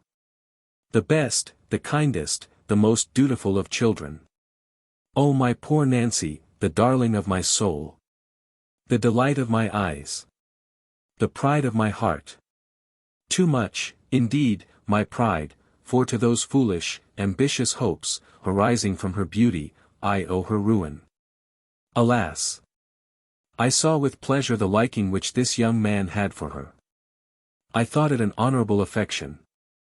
And flattered my foolish vanity with the thoughts of seeing her married to one so much her superior. And 1,000 times in my presence, nay, often in yours, he hath endeavored to soothe and encourage these hopes by the most generous expressions of disinterested love, which he hath always directed to my poor girl, and which I, as well as she, believed to be real. Could I have believed that these were only snares laid to betray the innocence of my child, and for the ruin of us all? At these words little Betsy came running into the room, crying, Dear mamma, for heaven's sake come to my sister. For she is in another fit, and my cousin can't hold her. Mrs. Miller immediately obeyed the summons, but first ordered Betsy to stay with Mr. Jones, and begged him to entertain her a few minutes, saying, in the most pathetic voice, Good heaven! Let me preserve one of my children at least. Jones, in compliance with this request, did all he could to comfort the little girl, though he was, in reality, himself very highly affected with Mrs. Miller's story. He told her her sister would be soon very well again, that by taking on in that manner she would not only make her sister worse, but make her mother ill too. Indeed, sir, says she, I would not do anything to hurt them for the world. I would burst my heart rather than they should see me cry. But my poor sister can't see me cry. I am afraid she will never be able to see me cry any more. Indeed, I can't part with her, indeed, I can't. And then poor mamma too, what will become of her? She says she will die too, and leave me, but I am resolved I won't be left behind. And are you not afraid to die, my little Betsy? Said Jones. Yes, answered she, I was always afraid to die. Because I must have left my mamma, and my sister, but I am not afraid of going anywhere with those I love. Jones was so pleased with this answer, that he eagerly kissed the child. And soon after Mrs. Miller returned, saying, she thanked heaven Nancy was now come to herself. And now, Betsy, says she, you may go in, for your sister is better, and longs to see you. She then turned to Jones, and began to renew her apologies for having disappointed him of his breakfast. I hope, madam, said Jones, I shall have a more exquisite repast than any you could have provided for me. This, I assure you, will be the case, if I can do any service to this little family of love. But whatever success may attend my endeavours, I am resolved to attempt it. I am very much deceived in Mr. Nightingale, if, notwithstanding what hath happened, he hath not much goodness of heart at the bottom, as well as a very violent affection for your daughter. If this be the case, I think the picture which I shall lay before him will affect him. Endeavour, madam, to comfort yourself, and Miss Nancy, as well as you can.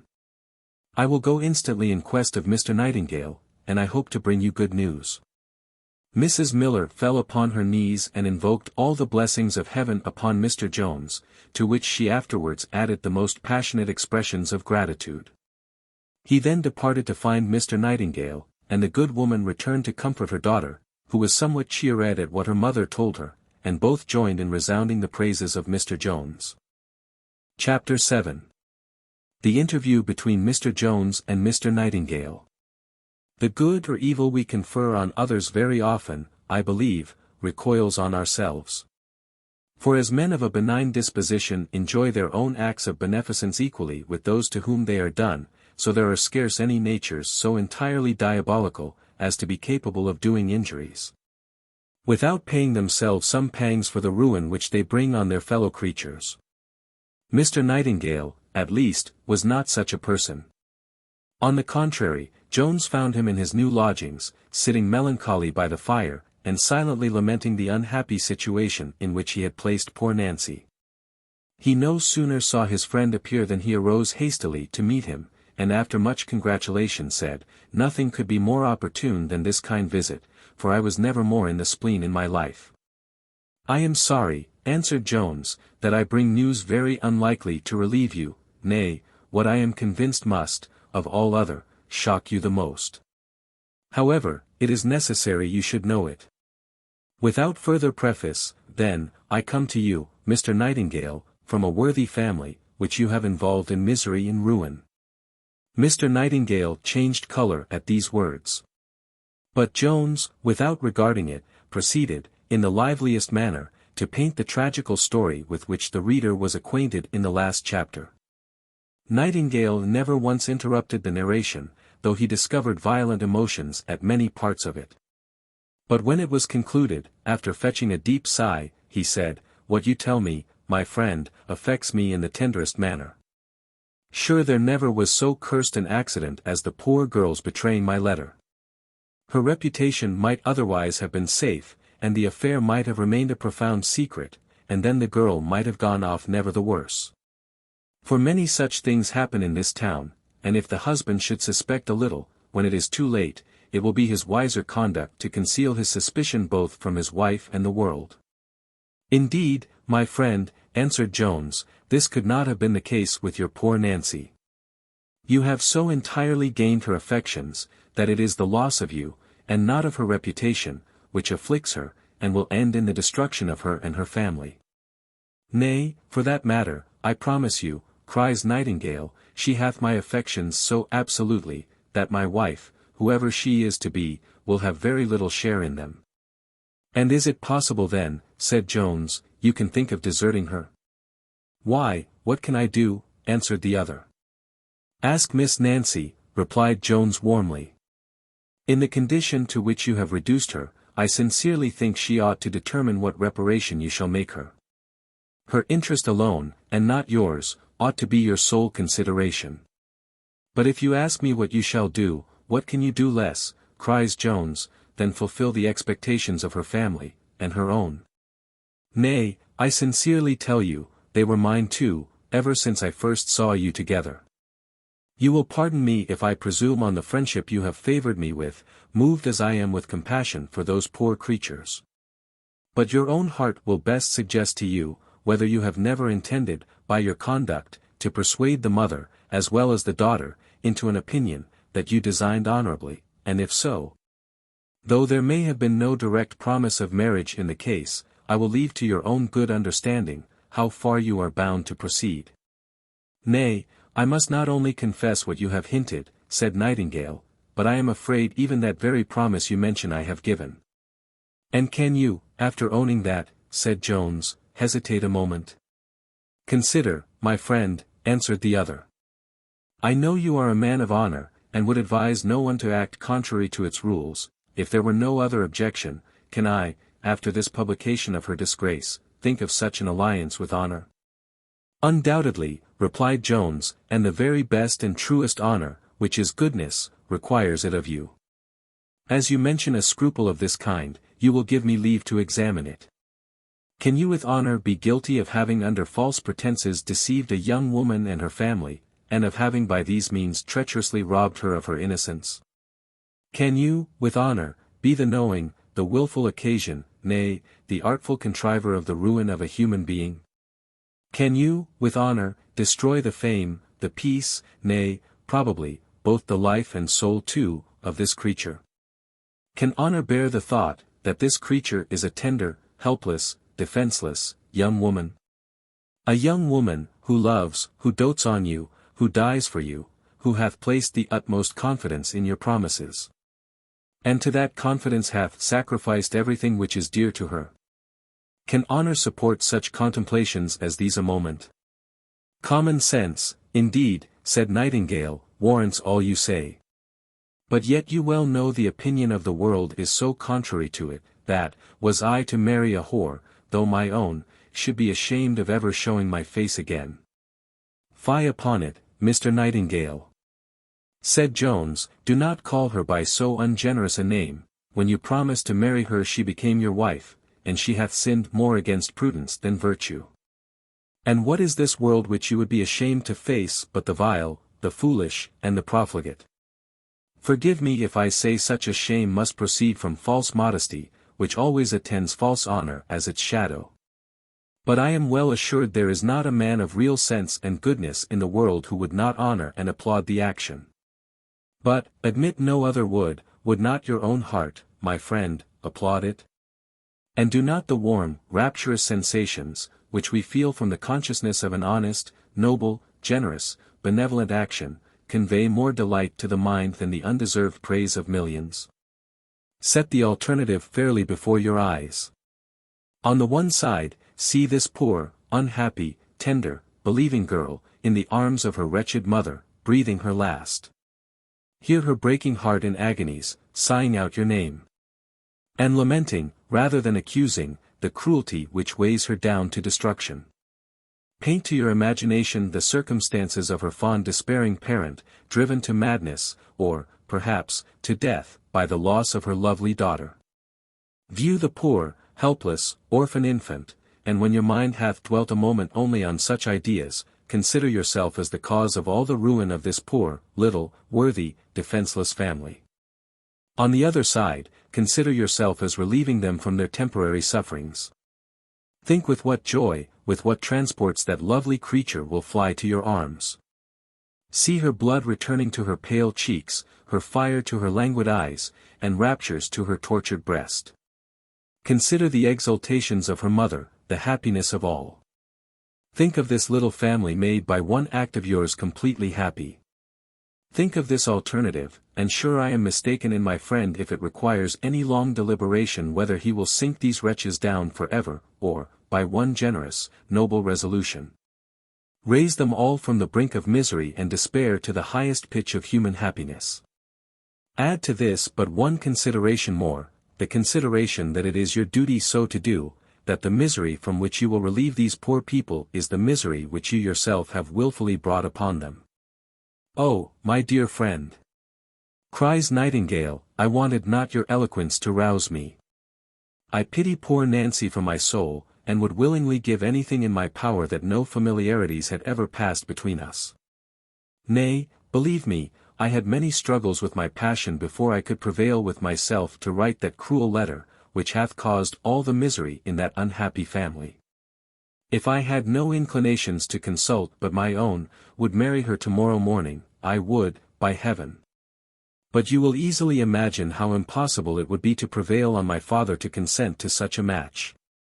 Besides, he hath provided another for me, and tomorrow, by his express command, I am to wait on the lady. I have not the honor to know your father, said Jones. But, suppose he could be persuaded, would you yourself consent to the only means of preserving these poor people? As eagerly as I would pursue my happiness, answered Nightingale, for I never shall find it in any other woman. Oh, my dear friend! Could you imagine what I have felt within these 12 hours for my poor girl? I am convinced she would not engross all your pity. Passion leads me only to her. And, if I had any foolish scruples of honor, you have fully satisfied them. Could my father be induced to comply with my desires, nothing would be wanting to complete my own happiness or that of my Nancy. Then I am resolved to undertake it, said Jones. You must not be angry with me, in whatever light it may be necessary to set this affair, which, you may depend on it, could not otherwise be long hid from him, for things of this nature make a quick progress when once they get abroad. As this unhappily hath already. Besides, should any fatal accident follow, as upon my soul I am afraid will, unless immediately prevented, the public would ring of your name in a manner which, if your father hath common humanity, must offend him. If you will therefore tell me where I may find the old gentleman, I will not lose a moment in the business, which, while I pursue, you cannot do a more generous action than by paying a visit to the poor girl. You will find I have not exaggerated in the account I have given of the wretchedness of the family.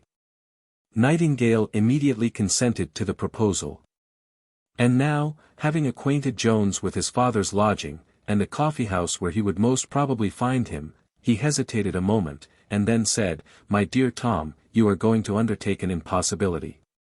If you knew my father you would never think of obtaining his consent. Stay, there is one way. Suppose you told him I was already married, it might be easier to reconcile him to the fact after it was done. And, upon my honor, I am so affected with what you have said, and I love my Nancy so passionately, I almost wish it was done, whatever might be the consequence. Jones greatly approved the hint, and promised to pursue it. They then separated, Nightingale to visit his Nancy, and Jones in quest of the old gentleman. Chapter 8. What passed between Jones and old Mr. Nightingale. With the arrival of a person not yet mentioned in this history. Notwithstanding the sentiment of the Roman satirist, which denies the divinity of fortune, and the opinion of Seneca to the same purpose. Cicero, who was, I believe, a wiser man than either of them, expressly holds the contrary. And certain it is, there are some incidents in life so very strange and unaccountable, that it seems to require more than human skill and foresight in producing them. Of this kind was what now happened to Jones, who found Mr. Nightingale the elder in so critical a minute, that fortune, if she was really worthy all the worship she received at Rome, could not have contrived such another. In short, the old gentleman, and the father of the young lady whom he intended for his son, had been hard at it for many hours. And the latter was just now gone, and had left the former delighted with the thoughts that he had succeeded in a long contention, which had been between the two fathers of the future bride and bridegroom, in which both endeavored to overreach the other, and, as it not rarely happens in such cases, both had retreated fully satisfied of having obtained the victory.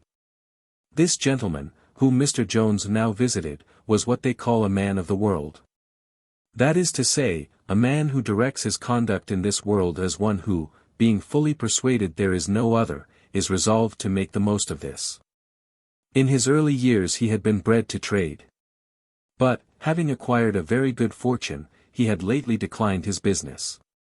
Or, to speak more properly, had changed it from dealing in goods, to dealing only in money, of which he had always a plentiful fund at command, and of which he knew very well how to make a very plentiful advantage. Sometimes of the necessities of private men, and sometimes of those of the public. He had indeed conversed so entirely with money, that it may be almost doubted whether he imagined there was any other thing really existing in the world. This at least may be certainly averred, that he firmly believed nothing else to have any real value. The reader will, I fancy, allow that fortune could not have culled out a more improper person for Mr. Jones to attack with any probability of success, nor could the whimsical lady have directed this attack at a more unseasonable time.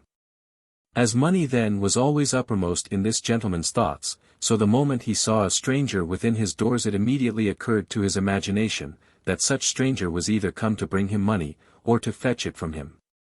And according as one or other of these thoughts prevailed, he conceived a favorable or unfavorable idea of the person who approached him. Unluckily for Jones, the latter of these was the ascendant at present.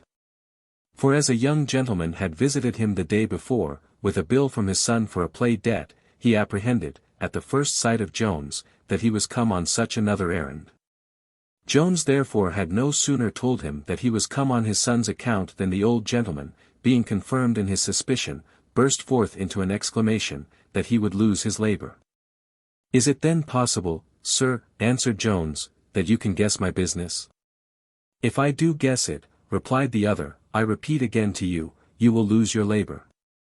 "What, I suppose you are one of those sparks who lead my son into all those scenes of riot and debauchery, which will be his destruction. But I shall pay no more of his bills, I promise you. I expect he will quit all such company for the future. If I had imagined otherwise, I should not have provided a wife for him, for I would be instrumental in the ruin of nobody." "How, sir," said Jones, "and was this lady of your providing?" "Pray, sir," answered the old gentleman, "how comes it to be any concern of yours?" "Nay, dear sir," replied Jones, "be not offended that I interest myself in what regards your son's happiness, for whom I have so great an honor and value. It was upon that very account I came to wait upon you. I can't express the satisfaction you have given me by what you say, for I do assure you your son is a person for whom I have the highest honor. Nay, sir, it is not easy to express the esteem I have for you, who could be so generous, so good, so kind, so indulgent to provide such a match for your son, a woman, who, I dare swear, will make him one of the happiest men upon earth. There is scarce anything which so happily introduces men to our good liking, as having conceived some alarm at their first appearance. When once those apprehensions begin to vanish we soon forget the fears which they occasioned, and look on ourselves as indebted for our present ease to those very persons who at first raised our fears. Thus it happened to Nightingale, who no sooner found that Jones had no demand on him, as he suspected, than he began to be pleased with his presence. "Pray, good sir," said he, "be pleased to sit down. I do not remember to have ever had the pleasure of seeing you before, but if you are a friend of my son, and have anything to say concerning this young lady, I shall be glad to hear you. As to her making him happy, it will be his own fault if she doth not. I have discharged my duty, in taking care of the main article. She will bring him a fortune capable of making any reasonable, prudent, sober man, happy." "Undoubtedly," cries Jones, "for she is in herself a fortune, so beautiful, so genteel, so sweet-tempered, and so well-educated, she is indeed a most accomplished young lady, sings admirably well, and hath a most delicate hand at the harpsichord." "I did not know any of these matters," answered the old gentleman, "for I never saw the lady, but I do not like her the worse for what you tell me. And I am the better pleased with her father for not laying any stress on these qualifications in our bargain. I shall always think it a proof of his understanding. A silly fellow would have brought in these articles as an addition to her fortune. But, to give him his due, he never mentioned any such matter, though to be sure they are no disparagements to a woman. I do assure you, sir," cries Jones, "she hath them all in the most eminent degree. For my part, I own I was afraid you might have been a little backward, a little less inclined to the match, for your son told me you had never seen the lady. Therefore I came, sir, in that case, to entreat you, to conjure you, as you value the happiness of your son, not to be averse to his match with a woman who hath not only all the good qualities I have mentioned, but many more." "If that was your business, sir," said the old gentleman, "we are both obliged to you, and you may be perfectly easy, for I give you my word I was very well satisfied with her fortune." "Sir," answered Jones, "I honor you every moment more and more. To be so easily satisfied, so very moderate on that account, is a proof of the soundness of your understanding, as well as the nobleness of your mind." "Not so very moderate, young gentleman, not so very moderate," answered the father. "Still more and more noble," replied Jones. "And give me leave to add, sensible, for sure it is little less than madness to consider money as the sole foundation of happiness. Such a woman as this with her little, her nothing of a fortune, I find," cries the old gentleman, "you have a pretty just opinion of money, my friend, or else you are better acquainted with the person of the lady than with her circumstances. Why, pray, what fortune do you imagine this lady to have? What fortune, cries Jones, why, too contemptible a one to be named for your son. Well, well, well, said the other, perhaps he might have done better. That I deny, said Jones, for she is one of the best of women. Ay, but in point of fortune I mean, answered the other. And yet, as to that now, how much do you imagine your friend is to have? How much, cries Jones, how much? Why, at the utmost, perhaps £200. Do you mean to banter me, young gentleman? Said the father, a little angry. No, upon my soul, answered Jones, I am in earnest, nay, I believe I have gone to the utmost farthing. If I do the lady an injury, I ask her pardon. Indeed you do, cries the father, I am certain she hath 50 times that sum, and she shall produce 50 to that before I consent that she shall marry my son. Nay, said Jones, it is too late to talk of consent now, if she had not 50 farthings your son is married. My son married, answered the old gentleman, with surprise. Nay, said Jones, I thought you was unacquainted with it. My son married to Miss Harris, answered he again. To Miss Harris, said Jones, no, sir, to Miss Nancy Miller, the daughter of Mrs. Miller, at whose house he lodged. A young lady, who, though her mother is reduced to let lodgings, are you bantering, or are you in earnest? Cries the father, with a most solemn voice. Indeed, sir, answered Jones, I scorn the character of a banterer. I came to you in most serious earnest, imagining, as I find true, that your son had never dared acquaint you with a match so much inferior to him in point of fortune, though the reputation of the lady will suffer it no longer to remain a secret. While the father stood like one struck suddenly dumb at this news, a gentleman came into the room, and saluted him by the name of brother. But though these two were in consanguinity so nearly related, they were in their dispositions almost the opposites to each other. The brother who now arrived had likewise been bred to trade, in which he no sooner saw himself worth £6,000 than he purchased a small estate with the greatest part of it, and retired into the country, where he married the daughter of an unbeneficed clergyman, a young lady, who, though she had neither beauty nor fortune, had recommended herself to his choice entirely by her good humour, of which she possessed a very large share. With this woman he had, during 25 years, lived a life more resembling the model which certain poets ascribe to the golden age, than any of those patterns which are furnished by the present times.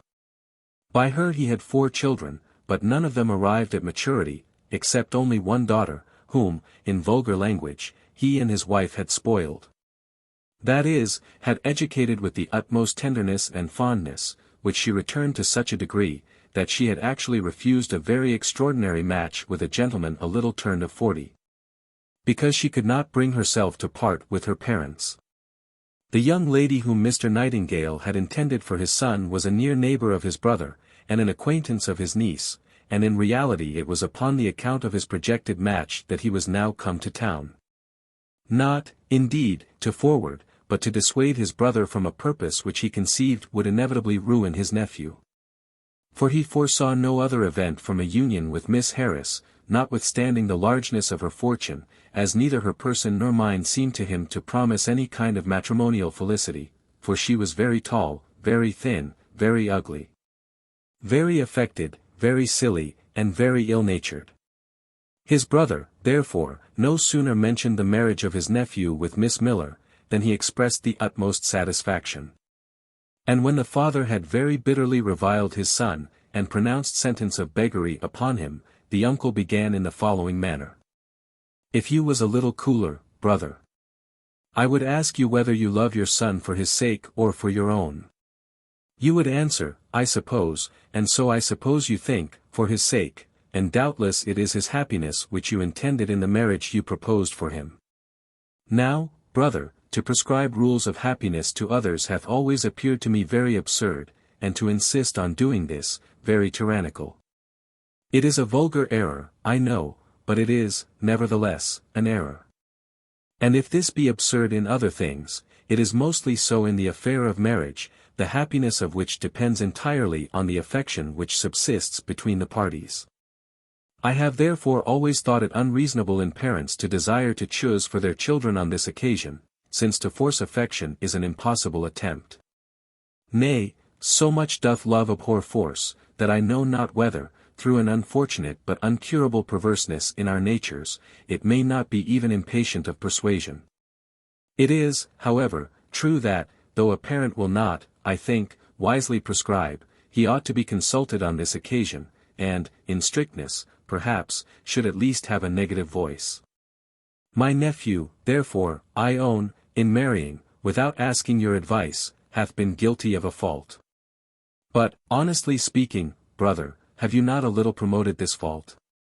Have not your frequent declarations on this subject given him a moral certainty of your refusal, where there was any deficiency in point of fortune?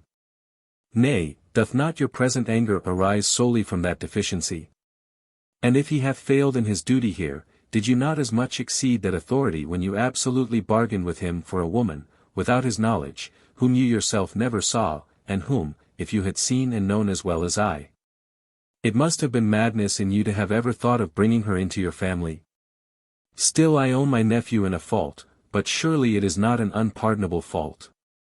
He hath acted indeed without your consent, in a matter in which he ought to have asked it, but it is in a matter in which his interest is principally concerned.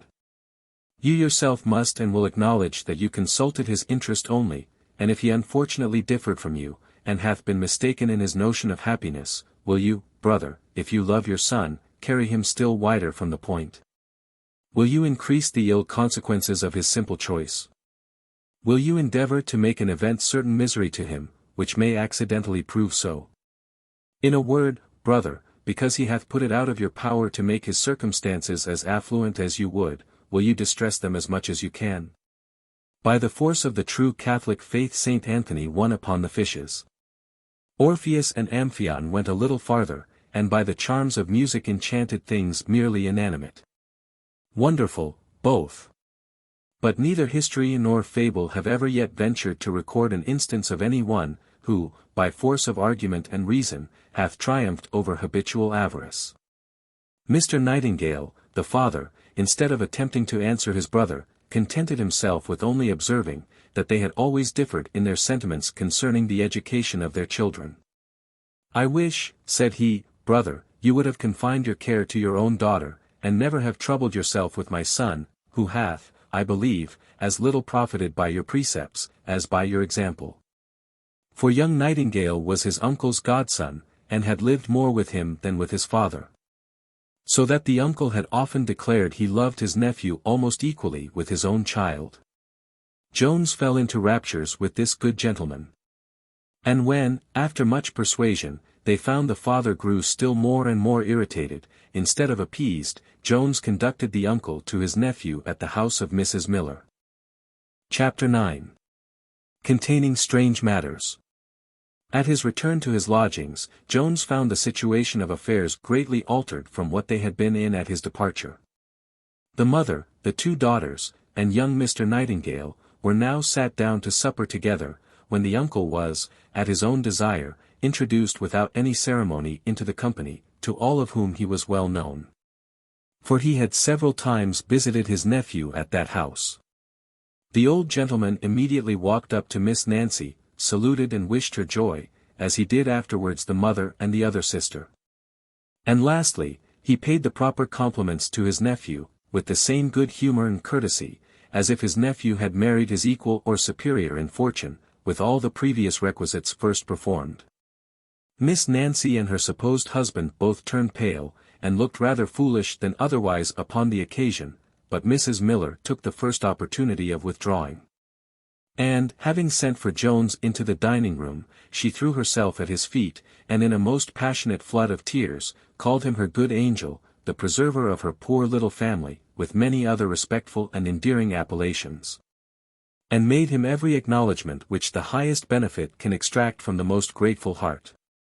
After the first gust of her passion was a little over, which she declared, if she had not vented, would have burst her, she proceeded to inform Mr. Jones that all matters were settled between Mr. Nightingale and her daughter, and that they were to be married the next morning. At which Mr. Jones, having expressed much pleasure, the poor woman fell again into a fit of joy and thanksgiving, which he at length with difficulty silenced, and prevailed on her to return with him back to the company, whom they found in the same good humour in which they had left them. This little society now passed 2 or 3 very agreeable hours together, in which the uncle, who was a very great lover of his bottle, had so well plied his nephew, that this latter, though not drunk, began to be somewhat flustered.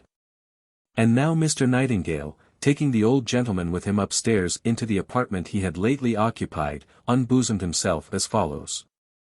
As you have been always the best and kindest of uncles to me, and as you have shown such unparalleled goodness in forgiving this match, which to be sure may be thought a little improvident, I should never forgive myself if I attempted to deceive you in anything. He then confessed the truth, and opened the whole affair. How, Jack, said the old gentleman, and are you really then not married to this young woman? No, upon my honour, answered Nightingale, I have told you the simple truth. My dear boy, cries the uncle, kissing him, I am heartily glad to hear it. I never was better pleased in my life. If you had been married I should have assisted you as much as was in my power to have made the best of a bad matter. But there is a great difference between considering a thing which is already done and irrecoverable, and that which is yet to do. Let your reason have fair play, Jack, and you will see this match in so foolish and preposterous a light, that there will be no need of any dissuasive arguments. How, sir? Replies young Nightingale, is there this difference between having already done an act, and being in honour engaged to do it? Pew! Said the uncle, honour is a creature of the world's making, and the world hath the power of a creator over it, and may govern and direct it as they please. Now you well know how trivial these breaches of contract are thought. Even the grossest make but the wonder and conversation of a day. Is there a man who afterwards will be more backward in giving you his sister, or daughter? Or is there any sister or daughter who would be more backward to receive you? Honour is not concerned in these engagements. Pardon me, dear sir, cries Nightingale, I can never think so, and not only honour, but conscience and humanity, are concerned. I am well satisfied, that, was I now to disappoint the young creature, her death would be the consequence, and I should look upon myself as her murderer, nay, as her murderer by the cruelest of all methods, by breaking her heart. Break her heart, indeed.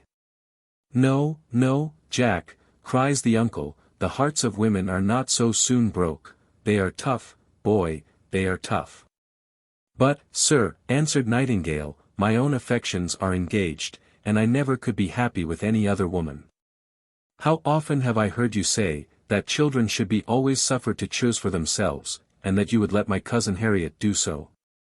Why, I, replied the old gentleman, so I would have them, but then I would have them choose wisely.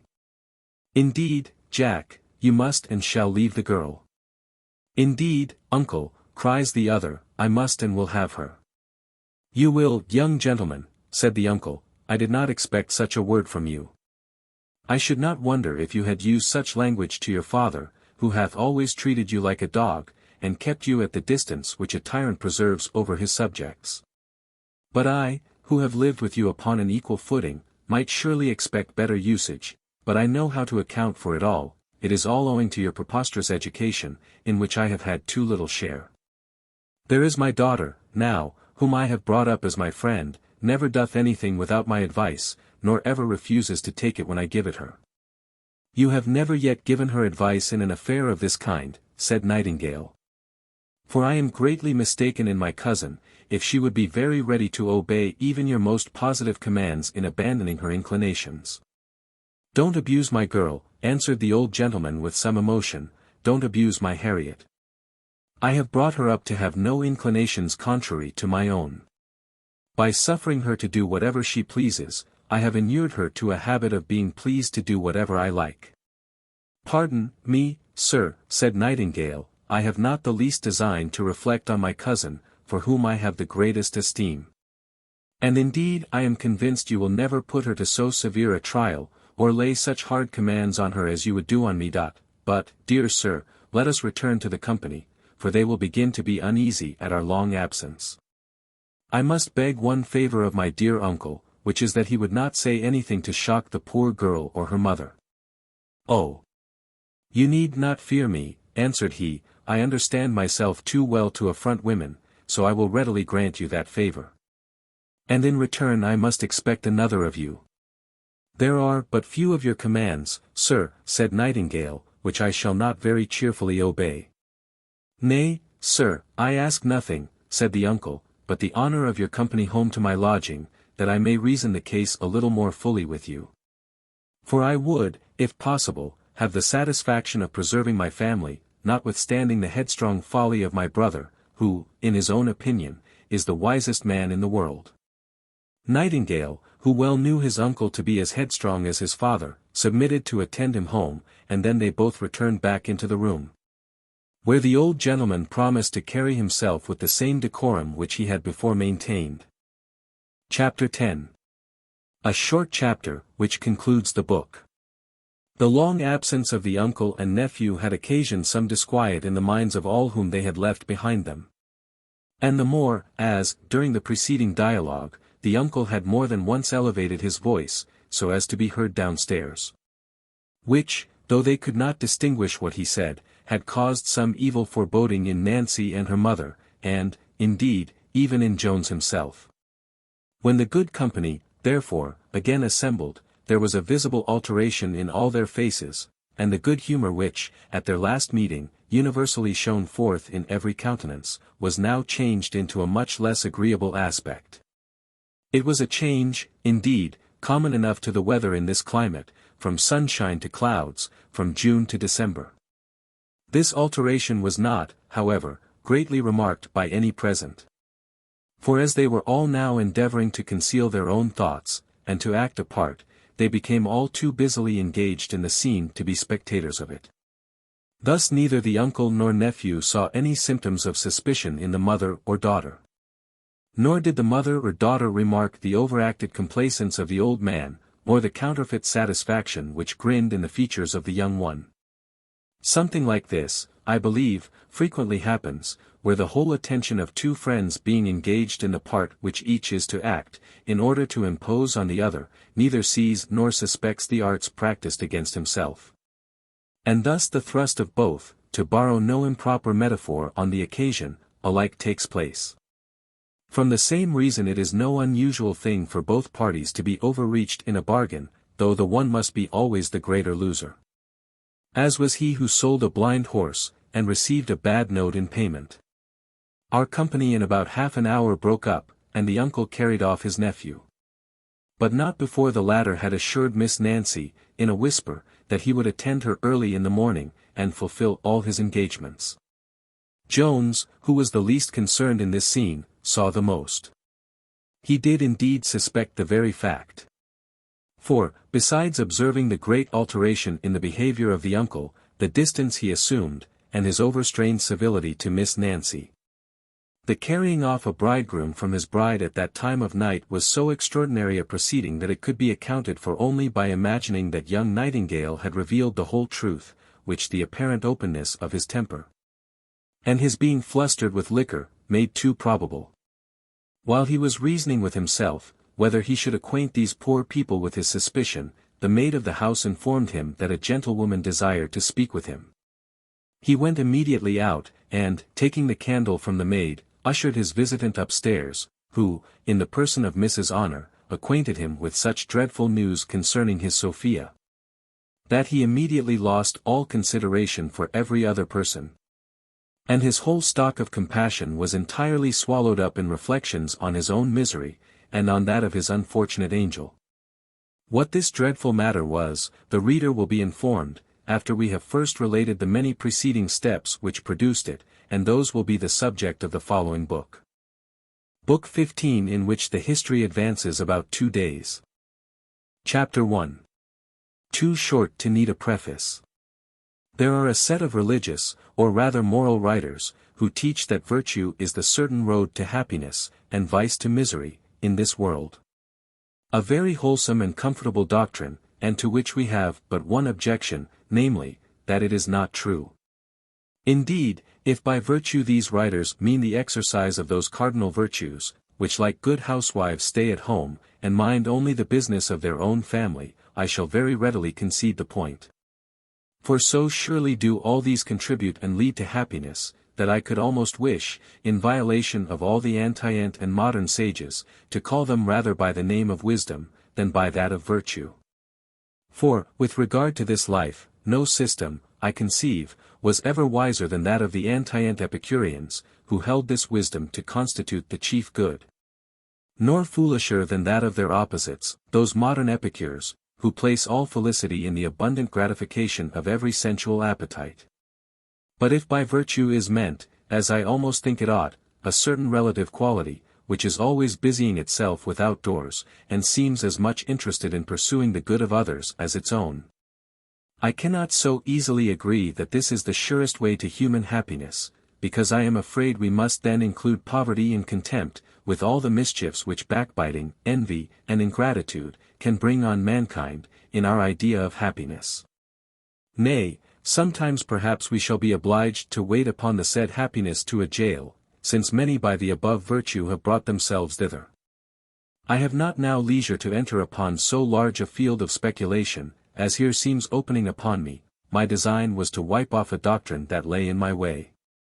Since, while Mr. Jones was acting the most virtuous part imaginable in laboring to preserve his fellow creatures from destruction, the devil, or some other evil spirit, one perhaps clothed in human flesh, was hard at work to make him completely miserable in the ruin of his Sophia. This therefore would seem an exception to the above rule, if indeed it was a rule. But as we have in our voyage through life seen so many other exceptions to it, we choose to dispute the doctrine on which it is founded, which we don't apprehend to be Christian, which we are convinced is not true, and which is indeed destructive of one of the noblest arguments that reason alone can furnish for the belief of immortality. But as the reader's curiosity, if he hath any, must be now awake, and hungry, we shall provide to feed it as fast as we can. Chapter 2. In which is opened a very black design against Sophia. I remember a wise old gentleman who used to say, when children are doing nothing, they are doing mischief. I will not enlarge this quaint saying to the most beautiful part of the creation in general.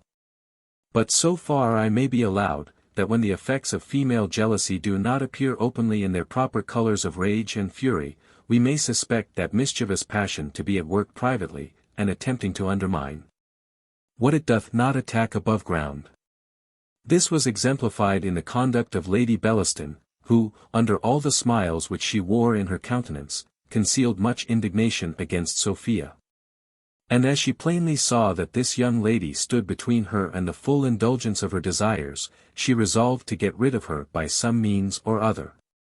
Nor was it long before a very favourable opportunity of accomplishing this presented itself to her. The reader may be pleased to remember, that when Sophia was thrown into that consternation at the playhouse, by the wit and humour of a set of young gentlemen who call themselves the town, we informed him that she had put herself under the protection of a young nobleman, who had very safely conducted her to her chair.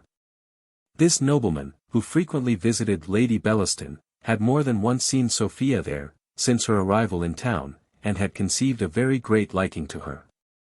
Which liking, as beauty never looks more amiable than in distress, Sophia had in this fright so increased, that he might now, without any great impropriety, be said to be actually in love with her. It may easily be believed, that he would not suffer so handsome an occasion of improving his acquaintance with the beloved object as now offered itself to elapse, when even good breeding alone might have prompted him to pay her a visit. The next morning therefore, after this accident, he waited on Sophia, with the usual compliments, and hopes that she had received no harm from her last night's adventure. As love, like fire, when once thoroughly kindled, is soon blown into a flame, Sophia in a very short time complete her conquest. Time now flew away unperceived, and the noble lord had been 2 hours in company with the lady, before it entered into his head that he had made too long a visit. Though this circumstance alone would have alarmed Sophia, who was somewhat more a mistress of computation at present, she had indeed much more pregnant evidence from the eyes of her lover of what passed within his bosom. Nay, though he did not make any open declaration of his passion, yet many of his expressions were rather too warm, and too tender, to have been imputed to complaisance, even in the age when such complaisance was in fashion. The very reverse of which is well known to be the reigning mode at present. Lady Bellaston had been apprised of his lordship's visit at his first arrival. And the length of it very well satisfied her, that things went as she wished, and as indeed she had suspected the second time she saw this young couple together. This business, she rightly I think concluded, that she should by no means forward by mixing in the company while they were together. She therefore ordered her servants, that when my lord was going, they should tell him she desired to speak with him.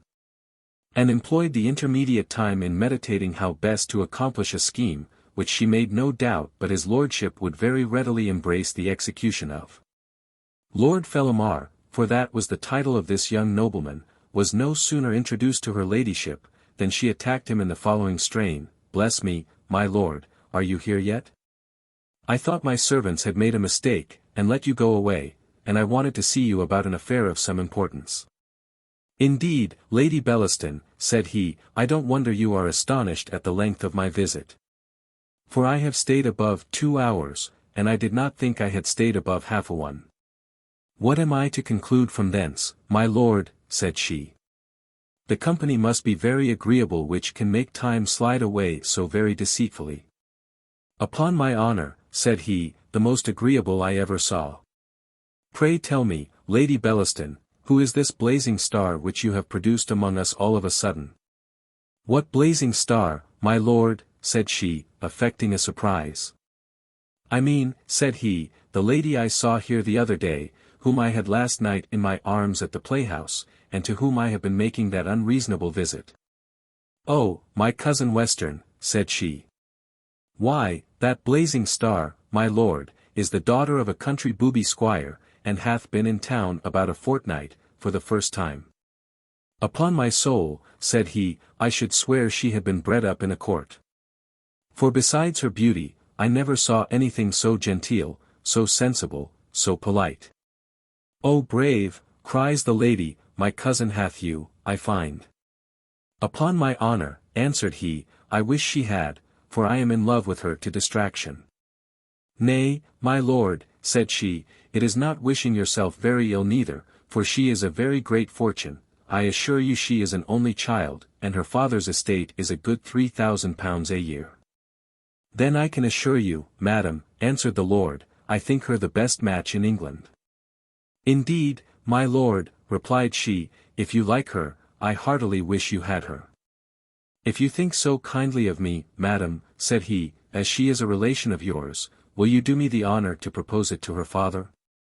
"And are you really then in earnest?" cries the lady, with an affected gravity. "I hope, madam," answered he, "you have a better opinion of me, than to imagine I would jest with your ladyship in an affair of this kind." "Indeed, then," said the lady, "I will most readily propose your lordship to her father. And I can, I believe, assure you of his joyful acceptance of the proposal, but there is a bar, which I am almost ashamed to mention, and yet it is one you will never be able to conquer. You have a rival, my lord, and a rival who, though I blush to name him, neither you, nor all the world, will ever be able to conquer." "Upon my word, Lady Bellaston," cries he, "you have struck a damp to my heart, which hath almost deprived me of being." "Fie, my lord," said she, "I should rather hope I had struck fire into you. A lover, and talk of damps in your heart. I rather imagined you would have asked your rival's name, that you might have immediately entered the lists with him." "I promise you, madam," answered he, "there are very few things I would not undertake for your charming cousin. But pray, who is this happy man?"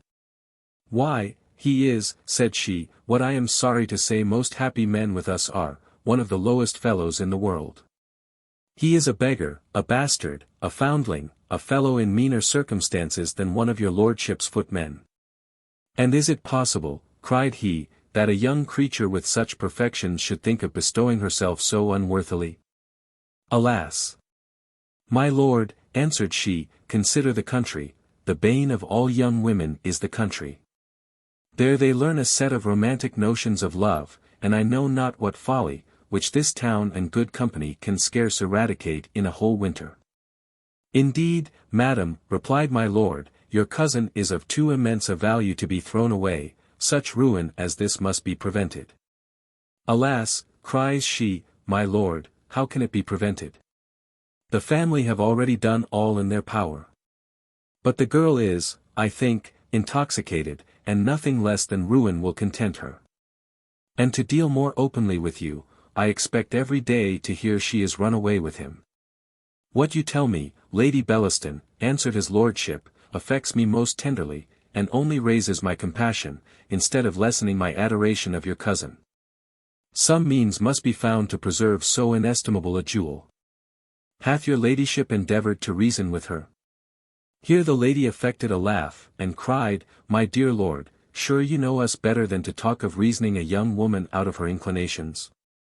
These inestimable jewels are as deaf as the jewels they wear. Time, my lord, time is the only medicine to cure their folly, but this is a medicine which I am certain she will not take, nay, I live in hourly horrors on her account.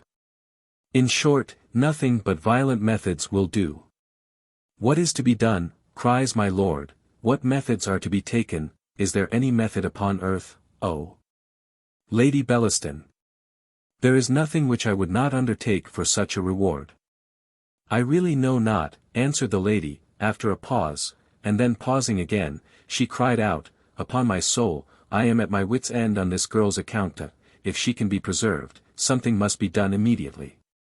And, as I say, nothing but violent methods will do. If your lordship hath really this attachment to my cousin, and to do her justice, except in this silly inclination, of which she will soon see her folly, she is every way deserving, I think there may be one way, indeed.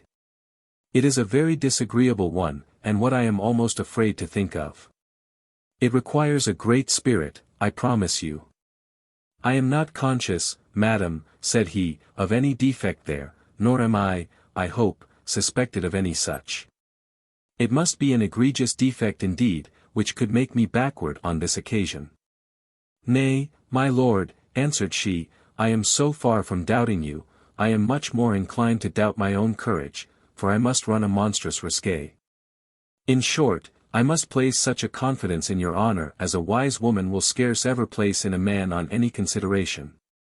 In this point likewise my lord very well satisfied her. For his reputation was extremely clear, and common fame did him no more than justice, in speaking well of him. Well, then, said she, my lord, I vow, I can't bear the apprehension of it. No, it must not be. At least every other method shall be tried. Can you get rid of your engagements, and dine here today? Your lordship will have an opportunity of seeing a little more of Miss Westernda, I promise you we have no time to lose. Here will be nobody but Lady Betty, and Miss Eagle, and Colonel Hampstead, and Tom Edwards, they will all go soon, and I shall be at home to nobody. Then your lordship may be a little more explicit. Nay, I will contrive some method to convince you of her attachment to this fellow. My lord made proper compliments, accepted the invitation, and then they parted to dress, it being now past 3 in the morning, or to reckon by the old style, in the afternoon. Chapter 3. A further explanation of the foregoing design. Though the reader may have long since concluded Lady Bellaston to be a member, and no inconsiderable one, of the great world. She was in reality a very considerable member of the little world, by which appellation was distinguished a very worthy and honourable society which not long since flourished in this kingdom. Among other good principles upon which this society was founded, there was one very remarkable. For, as it was a rule of an honourable club of heroes, who assembled at the close of the late war, that all the members should every day fight once at least. So 'twas in this, that every member should, within the 24 hours, tell at least one merry fib, which was to be propagated by all the brethren in sisterhood. Many idle stories were told about this society, which from a certain quality may be, perhaps not unjustly, supposed to have come from the society themselves. As, that the devil was the president. And that he sat in person in an elbow chair at the upper end of the table. But, upon very strict inquiry, I find there is not the least truth in any of those tales, and that the assembly consisted in reality of a set of very good sort of people, and the fibs which they propagated were of a harmless kind, and tended only to produce mirth and good humour. Edwards was likewise a member of this comical society. To him therefore Lady Bellaston applied as a proper instrument for her purpose, and furnished him with a fib, which he was to vent whenever the lady gave him her cue. And this was not to be till the evening, when all the company but Lord Fellamar and himself were gone, and while they were engaged in a rubber at whist. To this time then, which was between 7 and 8 in the evening, we will convey our reader. When Lady Bellaston, Lord Fellamar, Miss Western, and Tom, being engaged at whist, and in the last game of their rubbers, Tom received his cue from Lady Bellaston, which was, "I protest, Tom, you are grown intolerable lately. You used to tell us all the news of the town, and now you know no more of the world than if you lived out of it." Mr. Edwards then began as follows: "The fault is not mine, madam, it lies in the dullness of the age, that doth nothing worth talking of. O la! Though now I think on't there hath a terrible accident befallen poor Colonel Wilcox. Poor Ned. You know him, my lord, everybody knows him, faith. I am very much concerned for him." "What is it, pray?" says Lady Bellaston. "Why, he hath killed a man this morning in a duel, that's all." His lordship, who was not in the secret, asked gravely, whom he had killed. To which Edwards answered, "A young fellow we none of us know, a Somersetshire lad just came to town, one Jones his name is. A near relation of one Mr. Allworthy, of whom your lordship I believe hath heard. I saw the lad lie dead in a coffee-house. Upon my soul, he is one of the finest corpses I ever saw in my life." Sophia, who had just began to deal as Tom had mentioned that a man was killed, stopped her hand, and listened with attention, for all stories of that kind affected her.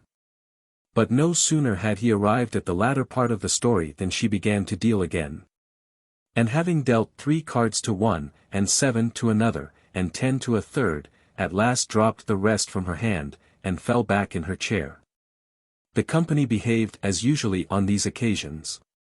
The usual disturbance ensued, the usual assistance was summoned, and Sophia at last, as it is usual, returned again to life, and was soon after, at her earnest desire, led to her own apartment. Where, at my lord's request, Lady Bellaston acquainted her with the truth, attempted to carry it off as a jest of her own, and comforted her with repeated assurances, that neither his lordship nor Tom, though she had taught him the story, were in the true secret of the affair. There was no farther evidence necessary to convince Lord Fellamar how justly the case had been represented to him by Lady Bellaston. And now, at her return into the room, a scheme was laid between these two noble persons, which, though it appeared in no very heinous light to his lordship, as he faithfully promised, and faithfully resolved to make the lady all the subsequent amends in his power by marriage, yet many of our readers, we doubt not, will see with just detestation. The next evening at 7 was appointed for the fatal purpose, when Lady Bellaston undertook that Sophia should be alone, and his lordship should be introduced to her. The whole family were to be regulated for the purpose, most of the servants dispatched out of the house. And for Mrs. Honour, who, to prevent suspicion, was to be left with her mistress till his lordship's arrival, Lady Bellaston herself was to engage her in an apartment as distant as possible from the scene of the intended mischief, and out of the hearing of Sophia. Matters being thus agreed on, his lordship took his leave, and her ladyship retired to rest, highly pleased with a project, of which she had no reason to doubt the success, and which promised so effectually to remove Sophia from being any further obstruction to her amour with Jones, by a means of which she should never appear to be guilty, even if the fact appeared to the world. But this she made no doubt of preventing by huddling up a marriage, to which she thought the ravished Sophia would easily be brought to consent, and at which all the rest of her family would rejoice. But affairs were not in so quiet a situation in the bosom of the other conspirator. His mind was tossed in all the distracting anxiety so nobly described by Shakespeare. Between the acting of a dreadful thing and the first motion, all the interim is like a phantasma, or a hideous dream. The genius and the mortal instruments are then in council, and the state of man, like to a little kingdom, suffers then the nature of an insurrection. Though the violence of his passion had made him eagerly embrace the first hint of this design, especially as it came from a relation of the lady, yet when that friend to reflection, a pillow, had placed the action itself in all its natural black colors before his eyes, with all the consequences which must, and those which might probably attend it, his resolution began to abate, or rather indeed to go over to the other side. And after a long conflict, which lasted a whole night, between honour and appetite, the former at length prevailed, and he determined to wait on Lady Bellaston, and to relinquish the design. Lady Bellaston was in bed, though very late in the morning, and Sophia sitting by her bedside, when the servant acquainted her that Lord Fellamar was below in the parlour. Upon which her ladyship desired him to stay, and that she would see him presently. But the servant was no sooner departed than poor Sophia began to entreat her cousin not to encourage the visits of that odious lord, so she called him, though a little unjustly, upon her account. "I see his design," said she.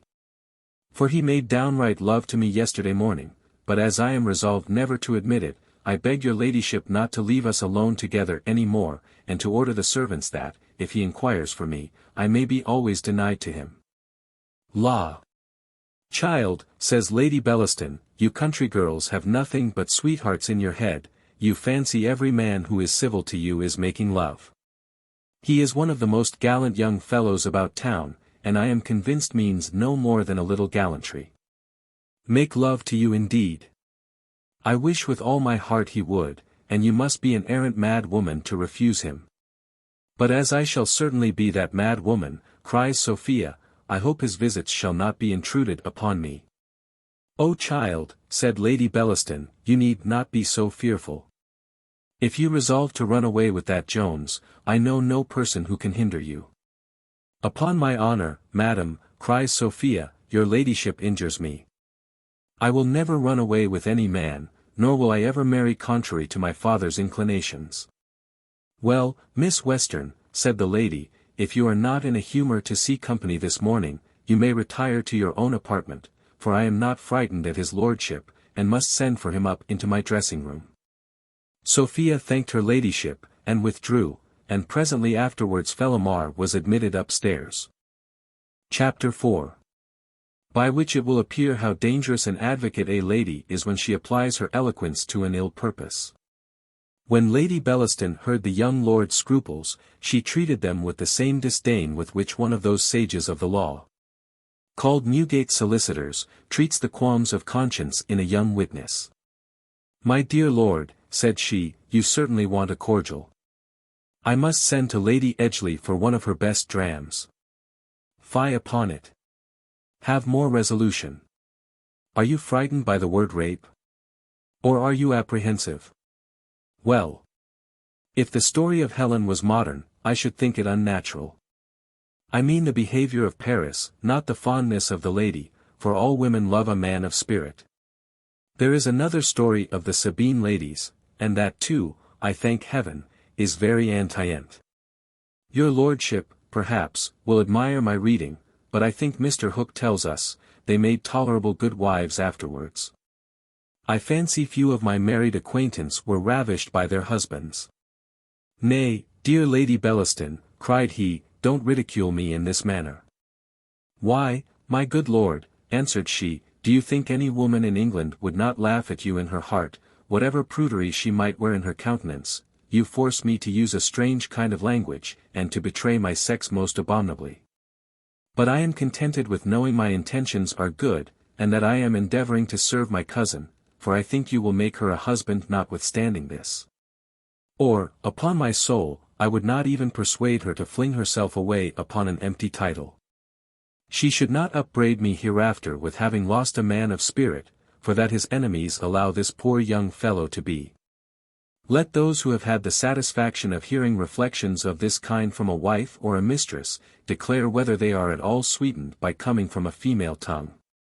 Certain it is, they sunk deeper into his lordship than anything which Demosthenes or Cicero could have said on the occasion. Lady Bellaston, perceiving she had fired the young lord's pride, began now, like a true orator, to rouse other passions to its assistance. My lord, says she, in a graver voice, you will be pleased to remember, you mentioned this matter to me first, for I would not appear to you in the light of one who is endeavouring to put off my cousin upon you. £80,000 do not stand in need of an advocate to recommend them. Nor doth Miss Western, said he, require any recommendation from her fortune, for, in my opinion, no woman ever had half her charms. Yes, yes, my lord, replied the lady, looking in the glass, there have been women with more than half her charms, I assure you, not that I need lessen her on that account, she is a most delicious girl, that's certain. And within these few hours she will be in the arms of one, who surely doth not deserve her, though I will give him his due, I believe he is truly a man of spirit. I hope so, madam, said my lord, though I must own he doth not deserve her. For, unless heaven or your ladyship disappoint me, she shall within that time be in mine. Well spoken, my lord, answered the lady, I promise you no disappointment shall happen from my side. And within this week I am convinced I shall call your lordship my cousin in public. The remainder of this scene consisted entirely of raptures, excuses, and compliments, very pleasant to have heard from the parties, but rather dull when related at second hand. Here, therefore, we shall put an end to this dialogue, and hasten to the fatal hour when everything was prepared for the destruction of poor Sophia. But this being the most tragical matter in our whole history, we shall treat it in a chapter by itself. Chapter 5. Containing some matters which may affect, and others which may surprise, the reader. The clock had now struck 7, and poor Sophia, alone and melancholy, sat reading a tragedy. It was the fatal marriage. And she was now come to that part where the poor distressed Isabella disposes of her wedding ring. Here the book dropped from her hand, and a shower of tears ran down into her bosom. In this situation she had continued a minute, when the door opened, and in came Lord Fellamar. Sophia started from her chair at his entrance. And his lordship advancing forwards, and making a low bow, said, I am afraid, Miss Western, I break in upon you abruptly. Indeed, my lord, says she, I must own myself a little surprised at this unexpected visit. If this visit be unexpected, madam, answered Lord Fellamar, my eyes must have been very faithless interpreters of my heart, when last I had the honour of seeing you. For surely you could not otherwise have hoped to detain my heart in your possession, without receiving a visit from its owner. Sophia, confused as she was, answered this bombast, and very properly I think, with a look of inconceivable disdain. My lord then made another and a longer speech of the same sort. Upon which Sophia, trembling, said, Am I really to conceive your lordship to be out of your senses? Sure, my lord, there is no other excuse for such behaviour. I am, indeed, madam, in the situation you suppose, cries his lordship, and sure you will pardon the effects of a frenzy which you yourself have occasioned. For love hath so totally deprived me of reason, that I am scarce accountable for any of my actions. Upon my word, my lord, said Sophia, I neither understand your words nor your behaviour. Suffer me then, madam, cries he, at your feet to explain both, by laying open my soul to you, and declaring that I dote on you to the highest degree of distraction. O most adorable, most divine creature! What language can express the sentiments of my heart? I do assure you, my lord, said Sophia, I shall not stay to hear any more of this. Do not, cries he, think of leaving me thus cruelly. Could you know half the torments which I feel, that tender bosom must pity what those eyes have caused. Then fetching a deep sigh, and laying hold of her hand, he ran on for some minutes in a strain which would be little more pleasing to the reader than it was to the lady. And at last concluded with a declaration, that if he was master of the world, he would lay it at her feet. Sophia then, forcibly pulling away her hand from his, answered with much spirit, I promise you, sir, your world and its master I should spurn from me with equal contempt. She then offered to go. And Lord Fellamar, again laying hold of her hand, said, Pardon me, my beloved angel, freedoms which nothing but despair could have tempted me to take. Believe me, could I have had any hope that my title and fortune, neither of them inconsiderable, unless when compared with your worth, would have been accepted, I had, in the humblest manner, presented them to your acceptance. But I cannot lose you. by heaven, I will sooner part with my soul, you shall be only mine. My lord, says she, I entreat you to desist from a vain pursuit, for, upon my honor, I will never hear you on this subject. Let go my hand, my lord, for I am resolved to go from you this moment, nor will I ever see you more. Then, madam, cries his lordship, I must make the best use of this moment, for I cannot live, nor will I live without you. What do you mean, my lord, said Sophia, I will raise the family. I have no fear, madam, answered he, but of losing you, and that I am resolved to prevent, the only way which despair points to me. He then caught her in his arms, upon which she screamed so loud, that she must have alarmed some one to her assistance, had not Lady Bellaston taken care to remove all ears. But a more lucky circumstance happened for poor Sophia. Another noise now broke forth, which almost drowned her cries, for now the whole house rang with, Where is she? D.N.me, I'll unkennel her this instant. Show me her chamber, I say. Where is my daughter? I know she's in the house, and I'll see her if she's above ground. Show me where she is. At which last words the door flew open, and in came Squire Western, with his parson and a set of myrmidons at his heels. How miserable must have been the condition of poor Sophia, when the enraged voice of her father was welcome to her ears. Welcome indeed it was, and luckily did he come. For it was the only accident upon earth which could have preserved the peace of her mind from being for ever destroyed. Sophia, notwithstanding her fright, presently knew her father's voice. And his lordship, notwithstanding his passion, knew the voice of reason, which peremptorily assured him, it was not now a time for the perpetration of his villainy. Hearing, therefore, the voice approach, and hearing likewise whose it was, for as the squire more than once roared forth the word daughter, so Sophia, in the midst of her struggling, cried out upon her father. He thought proper to relinquish his prey, having only disordered her handkerchief, and with his rude lips committed violence on her lovely neck. If the reader's imagination doth not assist me, I shall never be able to describe the situation of these two persons when Western came into the room. Sophia tottered into a chair, where she sat disordered, pale, breathless, bursting with indignation at Lord Fellamar, affrighted, and yet more rejoiced, at the arrival of her father. His lordship sat down near her, with the bag of his wig hanging over one of his shoulders, the rest of his dress being somewhat disordered, and rather a greater proportion of linen than is usual appearing at his bosom. As to the rest, he was amazed, affrighted, vexed, and ashamed. As to Squire Western, he happened at this time to be overtaken by an enemy, which very frequently pursues, and seldom fails to overtake, most of the country gentlemen in this kingdom. He was, literally speaking, drunk, which circumstance, together with his natural impetuosity, could produce no other effect than his running immediately up to his daughter, upon whom he fell foul with his tongue in the most inveterate manner. Nay, he had probably committed violence with his hands, had not the parson interposed, saying, For heaven's sake, sir, animadvert that you are in the house of a great lady.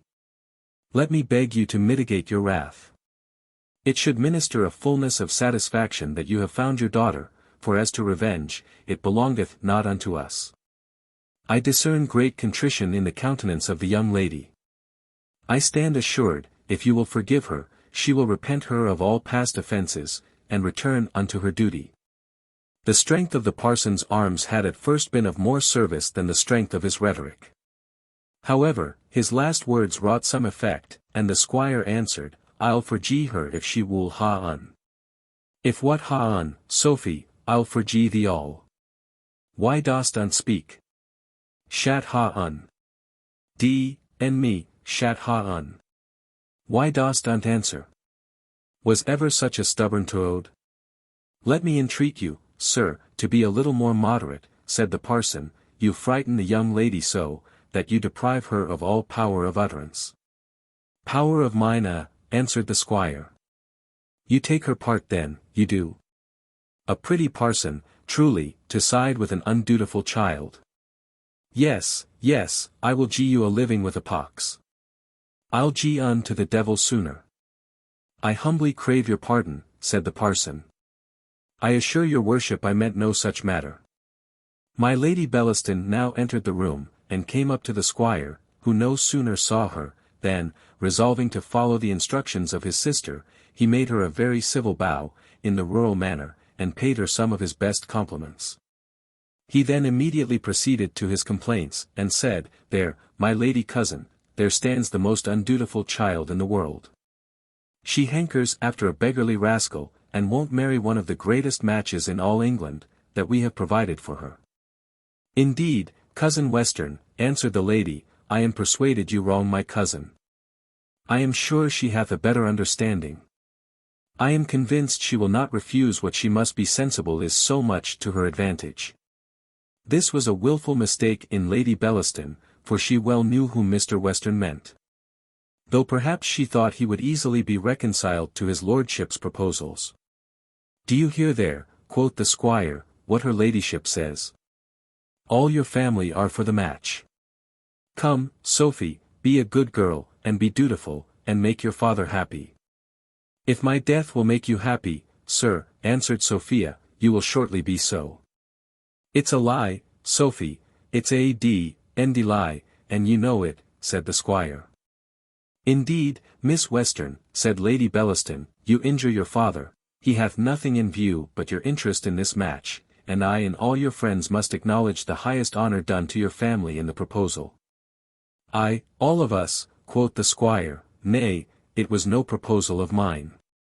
She knows it was her aunt proposed it to me first. Come, Sophie, once more let me beg you to be a good girl, and give me your consent before your cousin." "Let me give him your hand, cousin," said the lady. "It is the fashion nowadays to dispense with time and long courtships." "Pew," said the squire, "what signifies time, won't they have time enough to court afterwards? People may court very well after they have been abed together." As Lord Fellamar was very well assured that he was meant by Lady Bellaston, so, never having heard nor suspected a word of Blifil, he made no doubt of his being meant by the father.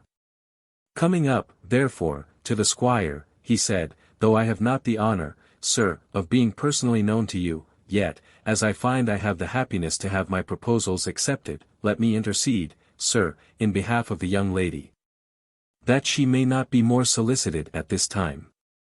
"You intercede, sir," said the squire, "why, who the devil are you?"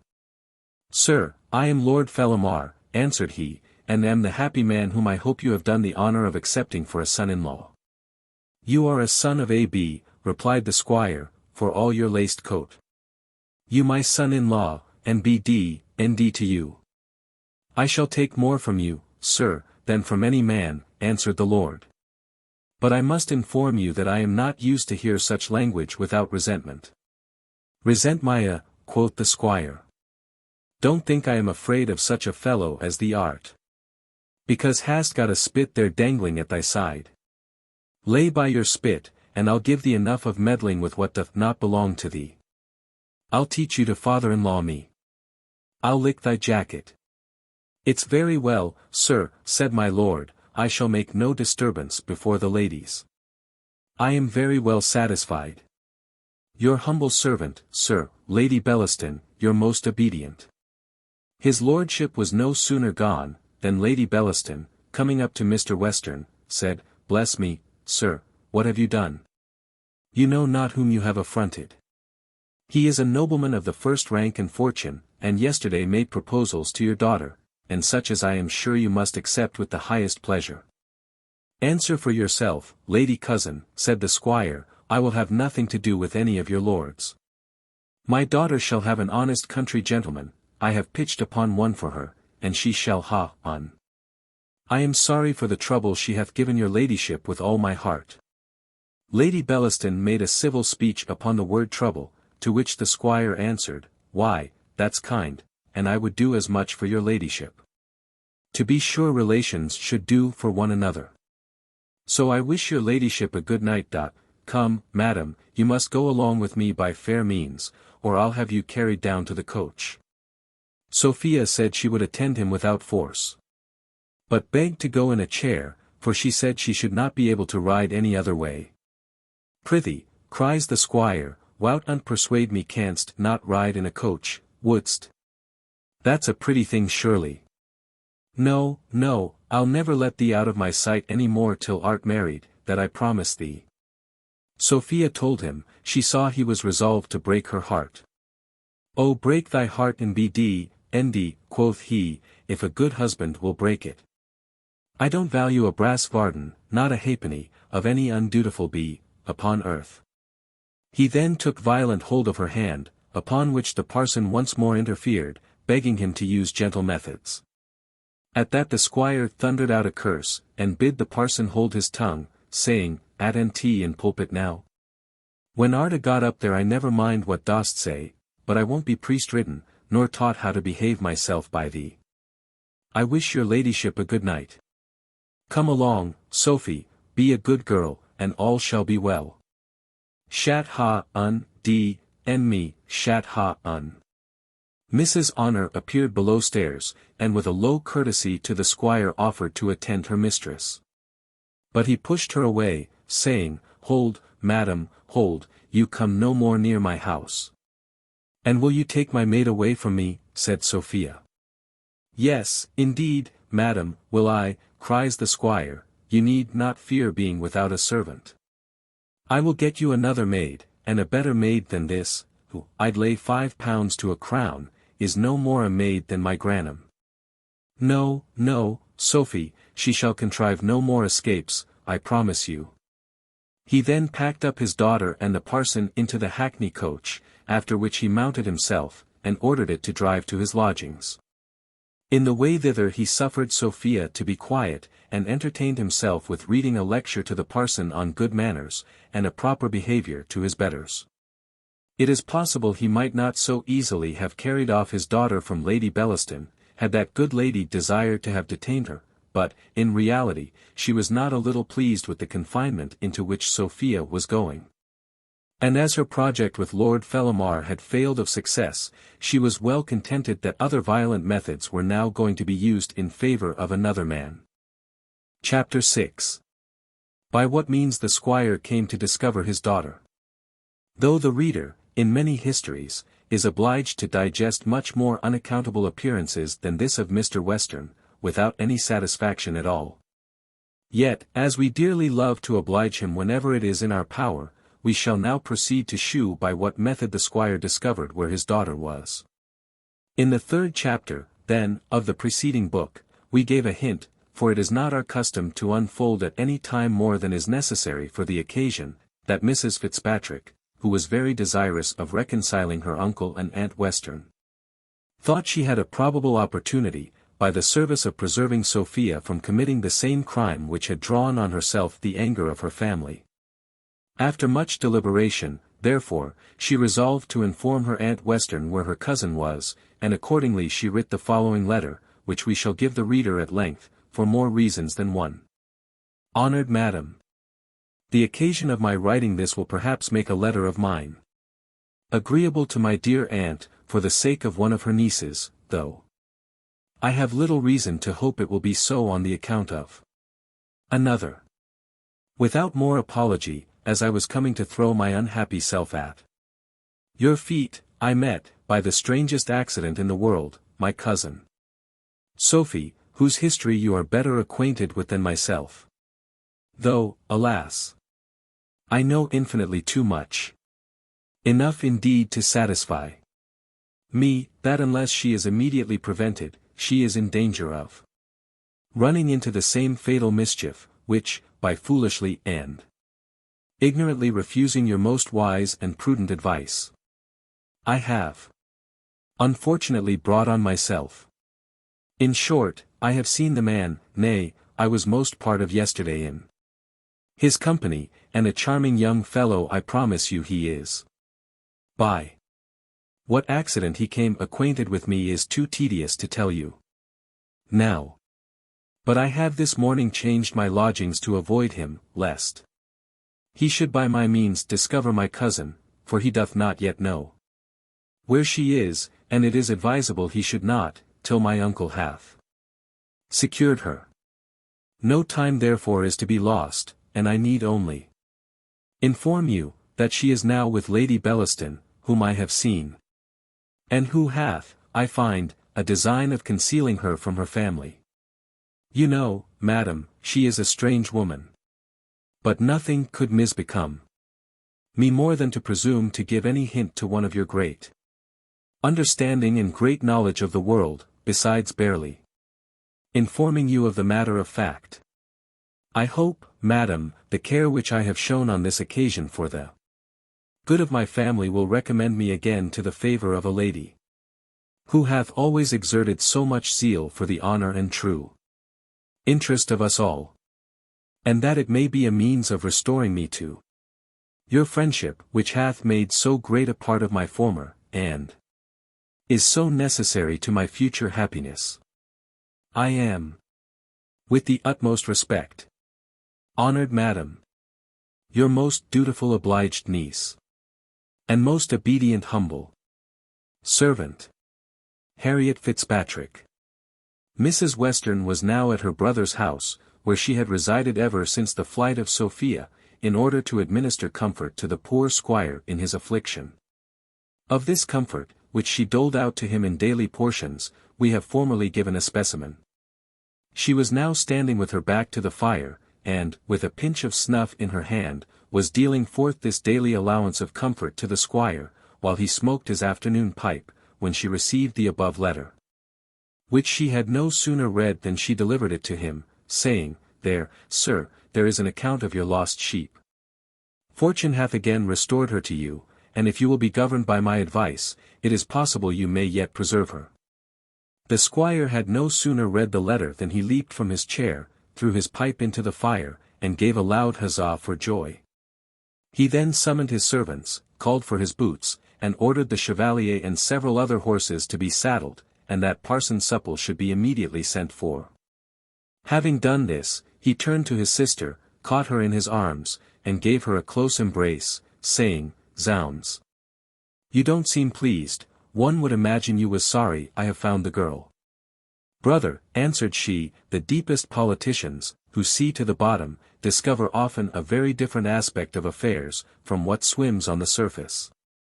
It is true, indeed, things do look rather less desperate than they did formerly in Holland, when Louis XIV was at the gates of Amsterdam.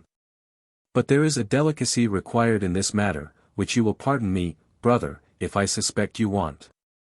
There is a decorum to be used with a woman of figure, such as Lady Bellaston, brother, which requires a knowledge of the world, superior, I am afraid, to yours. Sister, cries the squire, I know you have no opinion of my parts. But I'll shew you on this occasion who is a fool.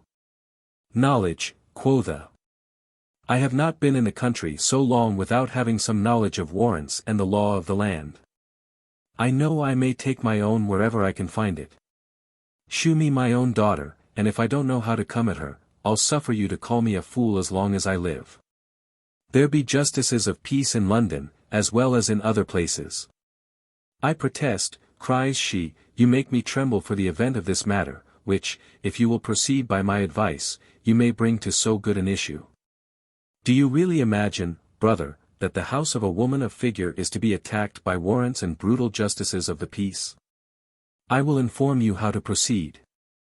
As soon as you arrive in town, and have got yourself into a decent dress, for indeed, brother, you have none at present fit to appear in, you must send your compliments to Lady Bellaston, and desire leave to wait on her. When you are admitted to her presence, as you certainly will be, and have told her your story, and have made proper use of my name, for I think you just know one another only by sight, though you are relations. I am confident she will withdraw her protection from my niece, who hath certainly imposed upon her. This is the only method. Justices of peace, indeed.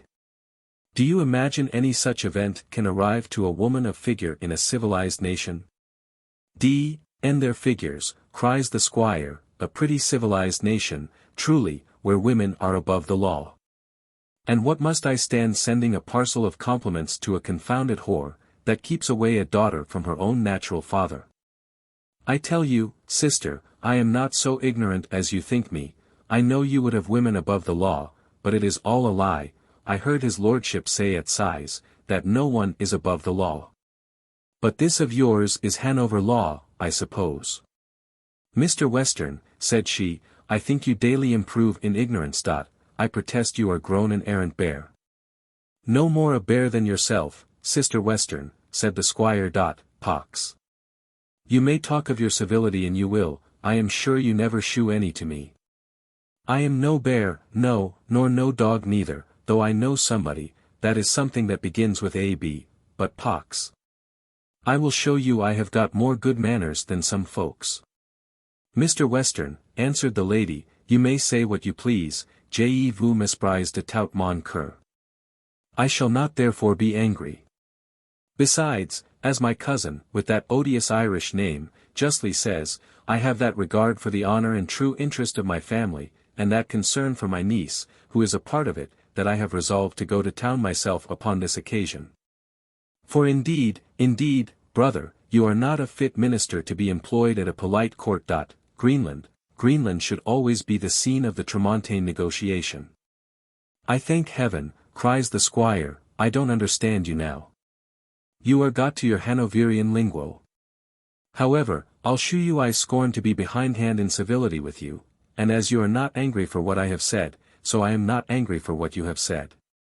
Indeed, I have always thought it a folly for relations to quarrel, and if they do now and then give a hasty word, why, people should give and take. For my part, I never bear malice, and I take it very kind of you to go up to London.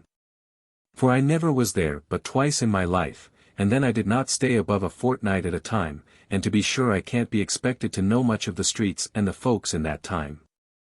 I never denied that you knowed all these matters better than I. For me to dispute that would be all as one as for you to dispute the management of a pack of dogs, or the finding a hare sitting, with me. Which I promise you, says she, I never will.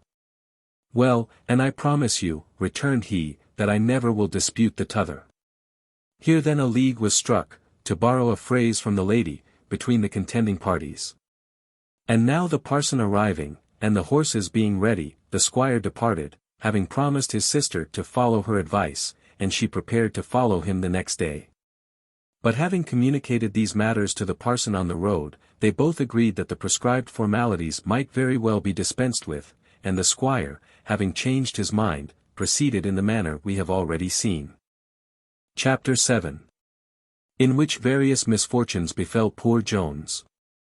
Affairs were in the aforesaid situation when Mrs. Honour arrived at Mrs. Miller's, and called Jones out from the company, as we have before seen, with whom, when she found herself alone, she began as follows. Oh, my dear sir! How shall I get spirits to tell you, you are undone, sir, and my poor lady's undone, and I am undone. Hath anything happened to Sophia? Cries Jones, staring like a madman. All that is bad, cries Honour, oh, I shall never get such another lady. Oh that I should ever live to see this day. At these words Jones turned pale as ashes, trembled, and stammered, but Honour went on, oh. Mr. Jones, I have lost my lady for ever. How? What? For heaven's sake, tell me. Oh, my dear Sophia. You may well call her so, said Honour, she was the dearest lady to me. I shall never have such another place. North your place, cries Jones, where is, what is become of my Sophia? To be sure, cries she, servants may be D. It signifies nothing what becomes of them, though they are turned away, and ruined ever so much. To be sure they are not flesh and blood like other people. No, to be sure, it signifies nothing what becomes of them. If you have any pity, any compassion, cries Jones, I beg you will instantly tell me what hath happened to Sophia. To be sure, I have more pity for you than you have for me, answered Honour. I don't and you because you have lost the sweetest lady in the world.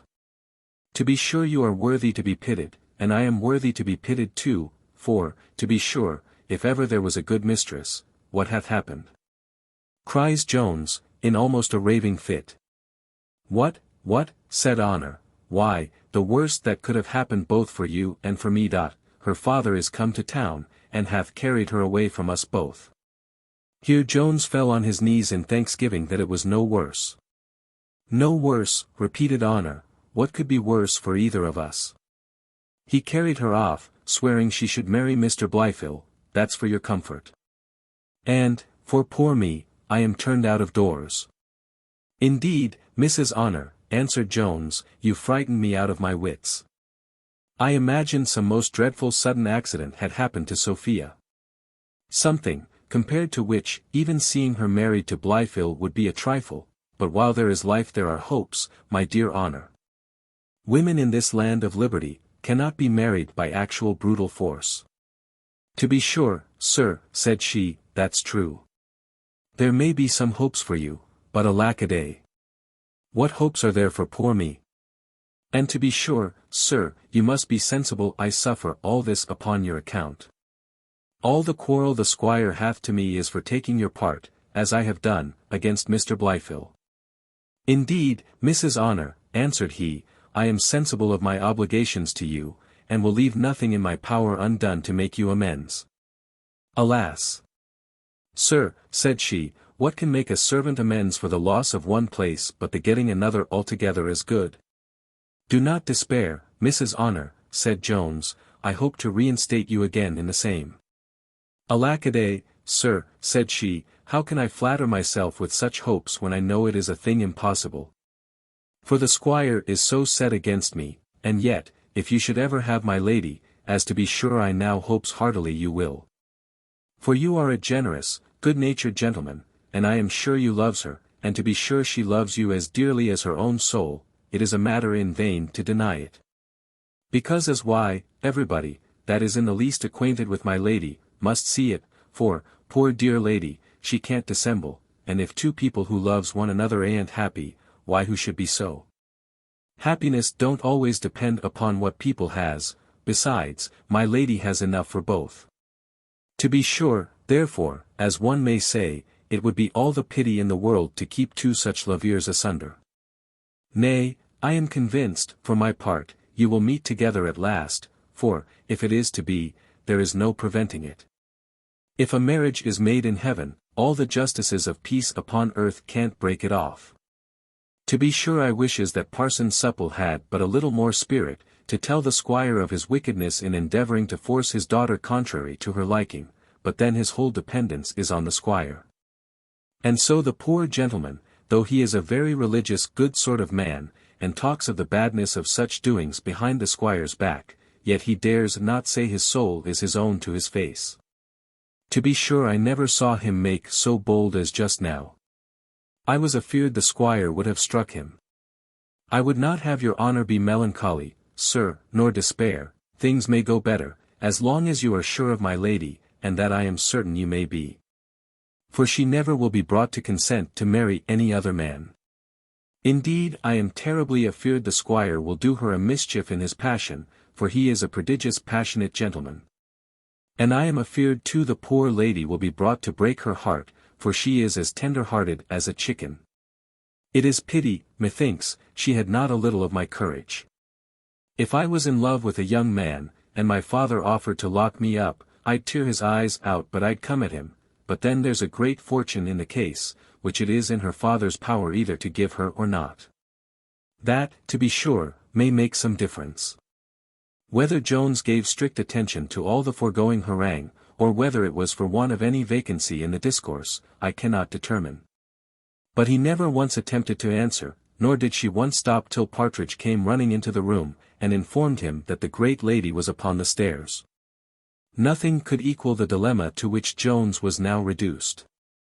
Honor knew nothing of any acquaintance that subsisted between him and Lady Bellaston, and she was almost the last person in the world to whom he would have communicated it. In this hurry and distress, he took, as is common enough, the worst course, and, instead of exposing her to the lady, which would have been of little consequence, he chose to expose the lady to her. He therefore resolved to hide Honor, whom he had but just time to convey behind the bed, and to draw the curtains.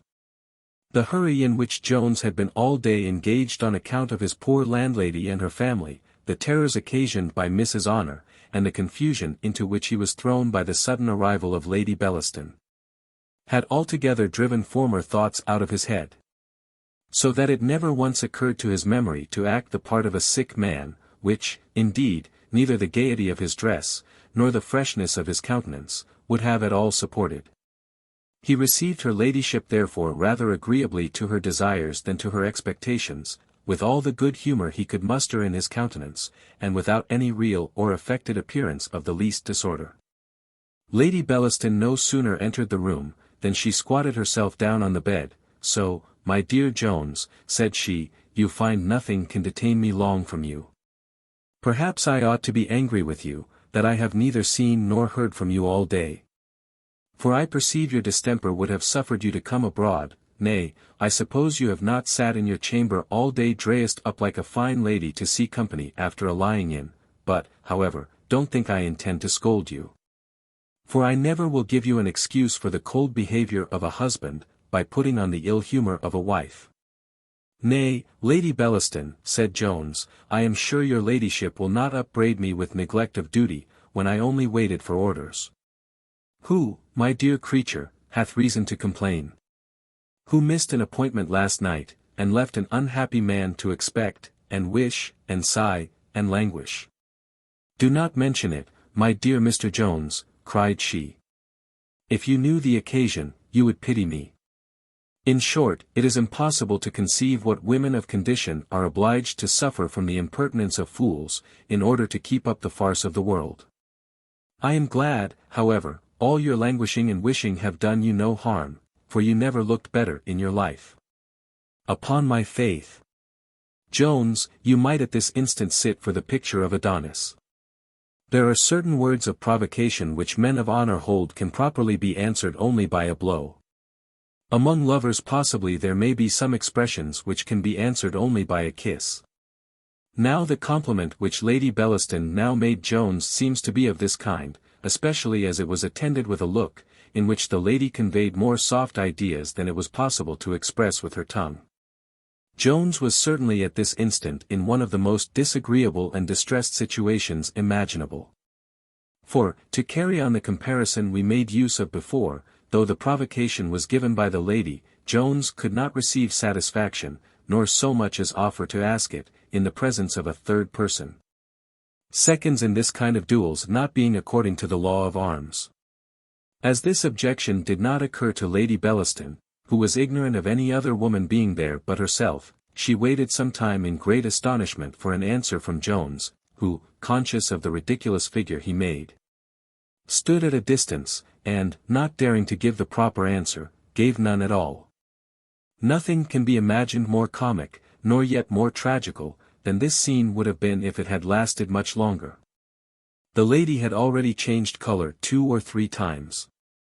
Had got up from the bed and sat down again, while Jones was wishing the ground to sink under him, or the house to fall on his head, when an odd accident freed him from an embarrassment out of which neither the eloquence of a Cicero, nor the politics of a Machiavel, could have delivered him, without utter disgrace.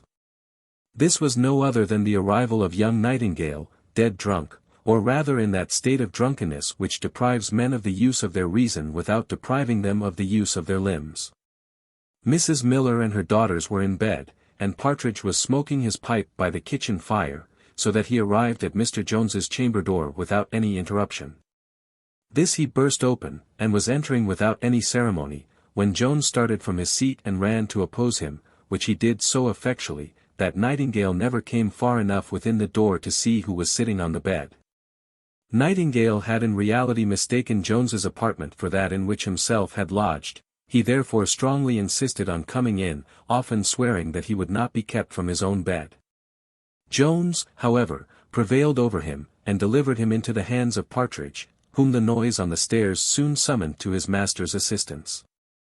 And now Jones was unwillingly obliged to return to his own apartment, where at the very instant of his entrance he heard Lady Bellaston venting an exclamation, though not a very loud one, and at the same time saw her flinging herself into a chair in a vast agitation, which in a lady of a tender constitution would have been an hysteric fit. In reality the lady, frightened with the struggle between the two men, of which she did not know what would be the issue, as she heard Nightingale swear many oaths he would come to his own bed, attempted to retire to her known place of hiding, which to her great confusion she found already occupied by another. "Is this usage to be borne, Mr. Jones, cries the lady. Basest of men, what wretch is this to whom you have exposed me? Wretch, cries Honour, bursting in a violent rage from her place of concealment, marry come up, wretch forsooth. As poor a wretch as I am honest, this is more than some folks who are richer can say. Jones, instead of applying himself directly to take off the edge of Mrs. Honour's resentment, as a more experienced gallant would have done, fell to cursing his stars, and lamenting himself as the most unfortunate man in the world. And presently after, addressing himself to Lady Bellaston, he fell to some very absurd protestations of innocence. By this time the lady, having recovered the use of her reason, which she had as ready as any woman in the world, especially on such occasions, calmly replied, Sir, you need make no apologies, I see now who the person is. I did not at first know Mrs. Honour, but now I do, I can suspect nothing wrong between her and you, and I am sure she is a woman of too good sense to put any wrong constructions upon my visit to you. I have been always her friend, and it may be in my power to be much more hereafter. Mrs. Honour was altogether as placable as she was passionate. Hearing, therefore, Lady Bellaston assumed the soft tone, she likewise softened hers. I'm sure, madam, says she, I have been always ready to acknowledge your ladyship's friendships to me. Sure I never had so good a friend as your ladyship, and to be sure, now I see it is your ladyship that I spoke to, I could almost bite my tongue off for very mad. I constructions upon your ladyship, to be sure it doth not become a servant as I am to think about such a great lady, I mean I was a servant, for indeed I am nobody's servant now, the more miserable wretch is me. I have lost the best mistress. Here Honour thought fit to produce a shower of tears. Don't cry, child, says the good lady, ways perhaps may be found to make you amends. Come to me tomorrow morning. She then took up her fan which lay on the ground, and without even looking at Jones walked very majestically out of the room. There being a kind of dignity in the impudence of women of quality, which their inferiors vainly aspire to attain to in circumstances of this nature. Jones followed her downstairs, often offering her his hand, which she absolutely refused him, and got into her chair without taking any notice of him as he stood bowing before her.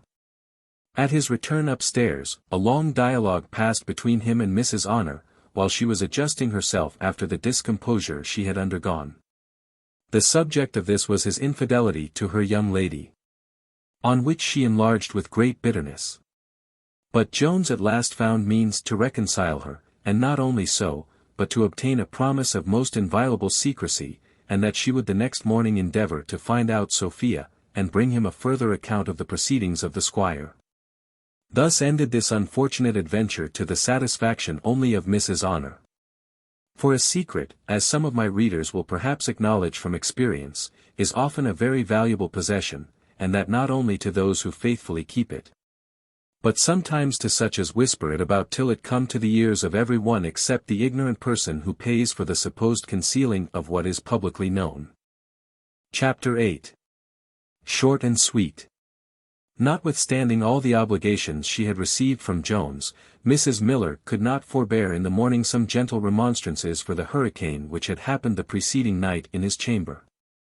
These were, however, so gentle and so friendly, professing, and indeed truly, to aim at nothing more than the real good of Mr. Jones himself, that he, far from being offended, thankfully received the admonition of the good woman, expressed much concern for what had passed, excused it as well as he could, and promised never more to bring the same disturbances into the house. But though Mrs. Miller did not refrain from a short expostulation in private at their first meeting, yet the occasion of his being summoned downstairs that morning was of a much more agreeable kind. Being indeed to perform the office of a father to Miss Nancy, and to give her in wedlock to Mr. Nightingale, who was now ready dressed, and full as sober as many of my readers will think a man ought to be who receives a wife in so imprudent a manner. And here perhaps it may be proper to account for the escape which this young gentleman had made from his uncle, and for his appearance in the condition in which we have seen him the night before. Now when the uncle had arrived at his lodgings with his nephew, partly to indulge his own inclinations, for he dearly loved his bottle, and partly to disqualify his nephew from the immediate execution of his purpose, he ordered wine to be set on the table. With which he so briskly plied the young gentleman, that this latter, who, though not much used to drinking, did not detest it so as to be guilty of disobedience or want of complaisance by refusing, was soon completely finished. Just as the uncle had obtained this victory, and was preparing a bed for his nephew, a messenger arrived with a piece of news, which so entirely disconcerted and shocked him, that he in a moment lost all consideration for his nephew. And his whole mind became entirely taken up with his own concerns. This sudden and afflicting news was no less than that his daughter had taken the opportunity of almost the first moment of his absence, and had gone off with a neighbouring young clergyman. Against whom, though her father could have had but one objection, namely, that he was worth nothing, yet she had never thought proper to communicate her amour even to that father. And so artfully had she managed, that it had never been once suspected by any, till now that it was consummated. Old Mr. Nightingale no sooner received this account, than in the utmost confusion he ordered a post-chaise to be instantly got ready, and, having recommended his nephew to the care of a servant, he directly left the house. Scarce knowing what he did, nor whither he went. The uncle thus departed, when the servant came to attend the nephew to bed, had waked him for that purpose, and had at last made him sensible that his uncle was gone, he, instead of accepting the kind offices tendered him, insisted on a chair being called. With this the servant, who had received no strict orders to the contrary, readily complied, and, thus being conducted back to the house of Mrs. Miller, he had staggered up to Mr. Jones's chamber, as hath been before recounted. This bar of the uncle being now removed, though young Nightingale knew not as yet in what manner, and all parties being quickly ready, the mother, Mr. Jones, Mr. Nightingale, and his love, stepped into a hackney coach, which conveyed them to Doctors' Commons, where Miss Nancy was, in vulgar language, soon made an honest woman, and the poor mother became, in the purest sense of the word, one of the happiest of all human beings. And now Mr. Jones, having seen his good offices to that poor woman and her family brought to a happy conclusion, began to apply himself to his own concerns. But here, lest many of my readers should censure his folly for thus troubling himself with the affairs of others, and lest some few should think he acted more disinterestedly than indeed he did, we think proper to assure our reader that he was so far from being unconcerned in this matter, that he had indeed a very considerable interest in bringing it to that final consummation. To explain this seeming paradox at once, he was one who could truly say with him in Terence, homo sum, humani nihil a me alienum puro. He was never an indifferent spectator of the misery or happiness of any one. And he felt either the one or the other in great proportion as he himself contributed to either. He could not, therefore, be the instrument of raising a whole family from the lowest state of wretchedness to the highest pitch of joy without conveying great felicity to himself. More perhaps than worldly men often purchase to themselves by undergoing the most severe labor, and often by wading through the deepest iniquity. Those readers who are of the same complexion with him will perhaps think this short chapter contains abundance of matter, while others may probably wish, short as it is, that it had been totally spared as impertinent to the main design, which I suppose they conclude is to bring Mr. Jones to the gallows, or, if possible, to a more deplorable catastrophe. Chapter 9. Containing love letters of several sorts. Mr. Jones, at his return home, found the following letters lying on his table, which he luckily opened in the order they were sent. Letter I. Surely I am under some strange infatuation, I cannot keep my resolutions a moment, however strongly made or justly founded. Last night I resolved never to see you more. This morning I am willing to hear if you can, as you say, clear up this affair. And yet I know that to be impossible. I have said everything to myself which you can invent it, perhaps not. Perhaps your invention is stronger. Come to me, therefore, the moment you receive this. If you can forge an excuse, I almost promise you to believe it. Betrayed too, I will think no more. Come to me directly. This is the third letter I have writ, the two former are burnt, I am almost inclined to burn. This too, I wish I may preserve my senses. Come to me. Presently. Letter 2. If you ever expect to be forgiven, or even suffered within my doors, come to me this instant. Letter 3. I now find you was not at home when my notes came to your lodgings. The moment you receive this let me see you, I shall not stir out. Nor shall anybody be let in but yourself. Sure nothing can detain you long. Jones had just read over these 3 billets when Mr. Nightingale came into the room. Well, Tom, said he, any news from Lady Bellaston, after last night's adventure? For it was now no secret to any one in that house who the lady was. The Lady Bellaston, answered Jones very gravely. Nay, dear Tom, cries Nightingale, don't be so reserved to your friends. Though I was too drunk to see her last night, I saw her at the masquerade. Do you think I am ignorant who the Queen of the Fairies is? And did you really then know the lady at the masquerade? Said Jones. Yes, upon my soul, did I, said Nightingale, and have given you 20 hints of it since, though you seemed always so tender on that point, that I would not speak plainly. I fancy, my friend, by your extreme nicety in this matter, you are not so well acquainted with the character of the lady as with her person. Don't be angry, Tom, but upon my honor, you are not the first young fellow she hath debauched. Her reputation is in no danger, believe me. Though Jones had no reason to imagine the lady to have been of the vestal kind when his amour began. Yet, as he was thoroughly ignorant of the town, and had very little acquaintance in it, he had no knowledge of that character which is vulgarly called a demirep. That is to say, a woman who intrigues with every man she likes, under the name and appearance of virtue. And who, though some overnice ladies will not be seen with her, is visited, as they term it, by the whole town, in short, whom everybody knows to be what nobody calls her. When he found, therefore, that Nightingale was perfectly acquainted with his intrigue, and began to suspect that so scrupulous a delicacy as he had hitherto observed was not quite necessary on the occasion, he gave a latitude to his friend's tongue, and desired him to speak plainly what he knew, or had ever heard of the lady. Nightingale, who, in many other instances, was rather too effeminate in his disposition, had a pretty strong inclination to tittle-tattle. He had no sooner, therefore, received a full liberty of speaking from Jones, than he entered upon a long narrative concerning the lady, which, as it contained many particulars highly to her dishonour, we have too great a tenderness for all women of condition to repeat.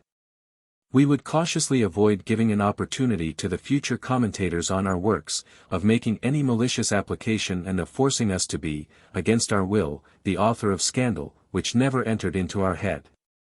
Jones, having very attentively heard all that Nightingale had to say, fetched a deep sigh, which the other, observing, cried, Heyday! Why, thou art not in love, I hope. Had I imagined my stories would have affected you, I promise you should never have heard them. Oh my dear friend, cries Jones, I am so entangled with this woman, that I know not how to extricate myself. In love, indeed.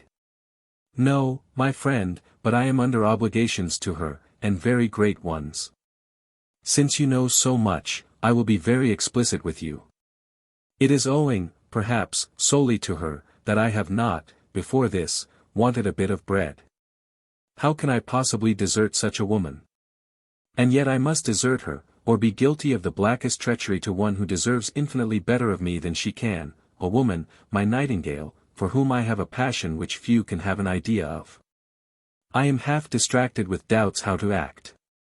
And is this other, pray, an honourable mistress, cries Nightingale. Honourable, answered Jones, no breath ever yet durst sully her reputation. The sweetest air is not purer, the limpid stream not clearer, than her honour. She is all over, both in mind and body, consummate perfection. She is the most beautiful creature in the universe, and yet she is mistress of such noble elevated qualities, that, though she is never from my thoughts, I scarce ever think of her beauty but when I see it. And can you, my good friend, cries Nightingale, with such an engagement as this upon your hands, hesitate a moment about quitting such a, hold, said Jones, no more abuse of her, I detest the thought of ingratitude. Pooh! Answered the other, you are not the first upon whom she hath conferred obligations of this kind. She is remarkably liberal where she likes. Though, let me tell you, her favours are so prudently bestowed, that they should rather raise a man's vanity than his gratitude.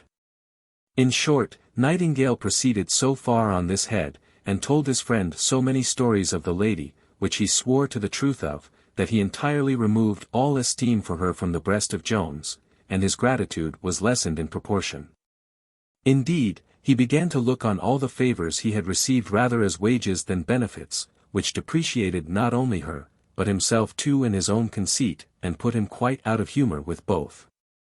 From this disgust, his mind, by a natural transition, turned towards Sophia, her virtue, her purity, her love to him, her sufferings on his account, filled all his thoughts, and made his commerce with Lady Bellaston appear still more odious.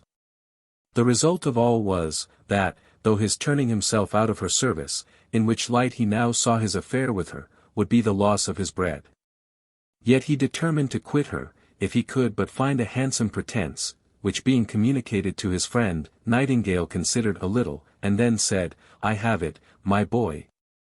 I have found out a sure method. Propose marriage to her, and I would venture hanging upon the success. Marriage, cries Jones.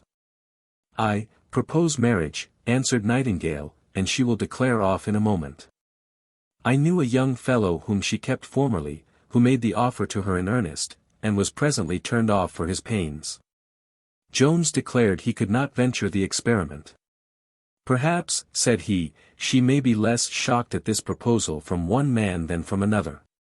And if she should take me at my word, where am I then? Caught, in my own trap, and undone for ever. No. Answered Nightingale, not if I can give you an expedient by which you may at any time get out of the trap. What expedient can that be? Replied Jones. This, answered Nightingale. The young fellow I mentioned, who is one of the most intimate acquaintances I have in the world, is so angry with her for some ill offices she hath since done him, that I am sure he would, without any difficulty, give you a sight of her letters. Upon which you may decently break with her, and declare off before the knot is tied, if she should really be willing to tie it, which I am convinced she will not. After some hesitation, Jones, upon the strength of this assurance, consented. But, as he swore he wanted the confidence to propose the matter to her face, he wrote the following letter, which Nightingale dictated. Madam, I am extremely concerned, that, by an unfortunate engagement abroad, I should have missed receiving the honour of your ladyships commands the moment they came, and the delay which I must now suffer of vindicating myself to your ladyship greatly adds to this misfortune. Oh, Lady Bellaston! What a terror have I been in for fear your reputation should be exposed by these perverse accidents. There is one only way to secure it. I need not name what that is. Only permit me to say, that as your honour is as dear to me as my own, so my sole ambition is to have the glory of laying my liberty at your feet. And believe me when I assure you, I can never be made completely happy without you generously bestow on me a legal right of calling you mine for ever. I am, Madam, with most profound respect, your ladyship's most obliged, obedient, humble servant, Thomas Jones. To this she presently returned the following answer. Sir, when I read over your serious epistle, I could, from its coldness and formality, have sworn that you already had the legal right you mention. Nay, that we had for many years composed that monstrous animal a husband and wife. Do you really then imagine me a fool? Or do you fancy yourself capable of so entirely persuading me out of my senses, that I should deliver my whole fortune into your power, in order to enable you to support your pleasures at my expense? Are these the proofs of love which I expected? Is this the return for? But I scorn to upbraid you, and am in great admiration of your Profound respect. P.S. I am prevented from revising, perhaps I have said more than I meant. Come to me at 8 this evening. Jones, by the advice of his privy council, replied. Madam. It is impossible to express how much I am shocked at the suspicion you entertain of me. Can Lady Bellaston have conferred favours on a man whom she could believe capable of so base a design? Or can she treat the most solemn tie of love with contempt? Can you imagine, madam, that if the violence of my passion, in an unguarded moment, overcame the tenderness which I have for your honour, I would think of indulging myself in the continuance of an intercourse which could not possibly escape long the notice of the world, and which, when discovered, must prove so fatal to your reputation? If such be your opinion of me, I must pray for a sudden opportunity of returning those pecuniary obligations, which I have been so unfortunate to receive at your hands. And for those of a more tender kind, I shall ever remain, and so concluded in the very words with which he had concluded the former letter. The lady answered as follows. I see you are a villain, and I despise you from my soul. If you come here I shall not be at home. Though Jones was well satisfied with his deliverance from a thraldom which those who have ever experienced it will, I apprehend, allow to be none of the lightest, he was not, however, perfectly easy in his mind. There was in this scheme too much of fallacy to satisfy one who utterly detested every species of falsehood or dishonesty, or would he, indeed, have submitted to put it in practice, had he not been involved in a distressful situation, where he was obliged to be guilty of some dishonour either to the one lady or the other. And surely the reader will allow, that every good principle, as well as love, pleaded strongly in favour of Sophia. Nightingale highly exulted in the success of his stratagem, upon which he received many thanks and much applause from his friend. He answered, Dear Tom, we have conferred very different obligations on each other. To me you owe the regaining your liberty, to you I owe the loss of mine. But if you are as happy in the one instance as I am in the other, I promise you we are the two happiest fellows in England. The two gentlemen were now summoned down to dinner, where Mrs. Miller, who performed herself the office of cook, had exerted her best talents to celebrate the wedding of her daughter. This joyful circumstance she ascribed principally to the friendly behaviour of Jones. Her whole soul was fired with gratitude towards him, and all her looks, words, and actions, were so busied in expressing it, that her daughter, and even her new son-in-law, were very little objects of her consideration. Dinner was just ended and Mrs. Miller received a letter, but as we have had letters enow in this chapter, we shall communicate its contents in our next. Chapter 10. Consisting partly of facts, and partly of observations upon them. The letter then which arrived at the end of the preceding chapter was from Mr. Allworthy, and the purport of it was, his intention to come immediately to town with his nephew Blytheville, and a desire to be accommodated with his usual lodgings, which were the first floor for himself, and the second for his nephew. The cheerfulness which had before displayed itself in the countenance of the poor woman was a little clouded on this occasion. This news did indeed a good deal disconcert her. To requite so disinterested a match with her daughter, by presently turning her new son-in-law out of doors, appeared to her very unjustifiable on the one hand. And on the other, she could scarce bear the thoughts of making any excuse to Mr. Allworthy, after all the obligations received from him, for depriving him of lodgings which were indeed strictly his due. For that gentleman, in conferring all his numberless benefits on others, acted by a rule diametrically opposite to what is practiced by most generous people. He contrived, on all occasions, to hide his beneficence, not only from the world, but even from the object of it. He constantly used the words lend and pay, instead of give. And by every other method he could invent, always lessened with his tongue the favours he conferred, while he was heaping them with both his hands. When he settled the annuity of £50 a year therefore on Mrs. Miller, he told her, it was in consideration of always having her first floor when he was in town, which he scarce ever intended to be, but that she might let it at any other time. For that he would always send her a month's warning. He was now, however, hurried to town so suddenly, that he had no opportunity of giving such notice, and this hurry probably prevented him, when he wrote for his lodgings, adding, if they were then empty. For he would most certainly have been well satisfied to have relinquished them, on a less sufficient excuse than what Mrs. Miller could now have made. But there are a sort of persons, who, as Prior excellently well remarks, direct their conduct by something beyond the fixed and settled rules of vice and virtue in the schools, beyond the letter of the law. To these it is so far from being sufficient that their defence would acquit them at the Old Bailey, that they are not even contented, though conscience, the severest of all judges, should discharge them. Nothing short of the fair and honourable will satisfy the delicacy of their minds, and if any of their actions fall short of this mark, they mope and pine, are as uneasy and restless as a murderer, who is afraid of a ghost, or of the hangman. Mrs. Miller was one of these. She could not conceal her uneasiness at this letter, with the contents of which she had no sooner acquainted the company, and given some hints of her distress, than Jones, her good angel, presently relieved her anxiety. As for myself, madam, said he, my lodging is at your service at a moment's warning. And Mr. Nightingale, I am sure, as he cannot yet prepare a house fit to receive his lady, will consent to return to his new lodging, whither Mrs. Nightingale will certainly consent to go. With which proposal both husband and wife instantly agreed.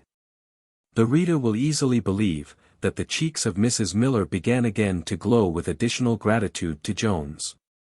But, perhaps, it may be more difficult to persuade him, that Mr. Jones having in his last speech called her daughter Mrs. Nightingale, it being the first time that agreeable sound had ever reached her ears, gave the fond mother more satisfaction, and warmed her heart more towards Jones, than his having dissipated her present anxiety. The next day was then appointed for the removal of the new married couple, and of Mr. Jones, who was likewise to be provided for in the same house with his friend.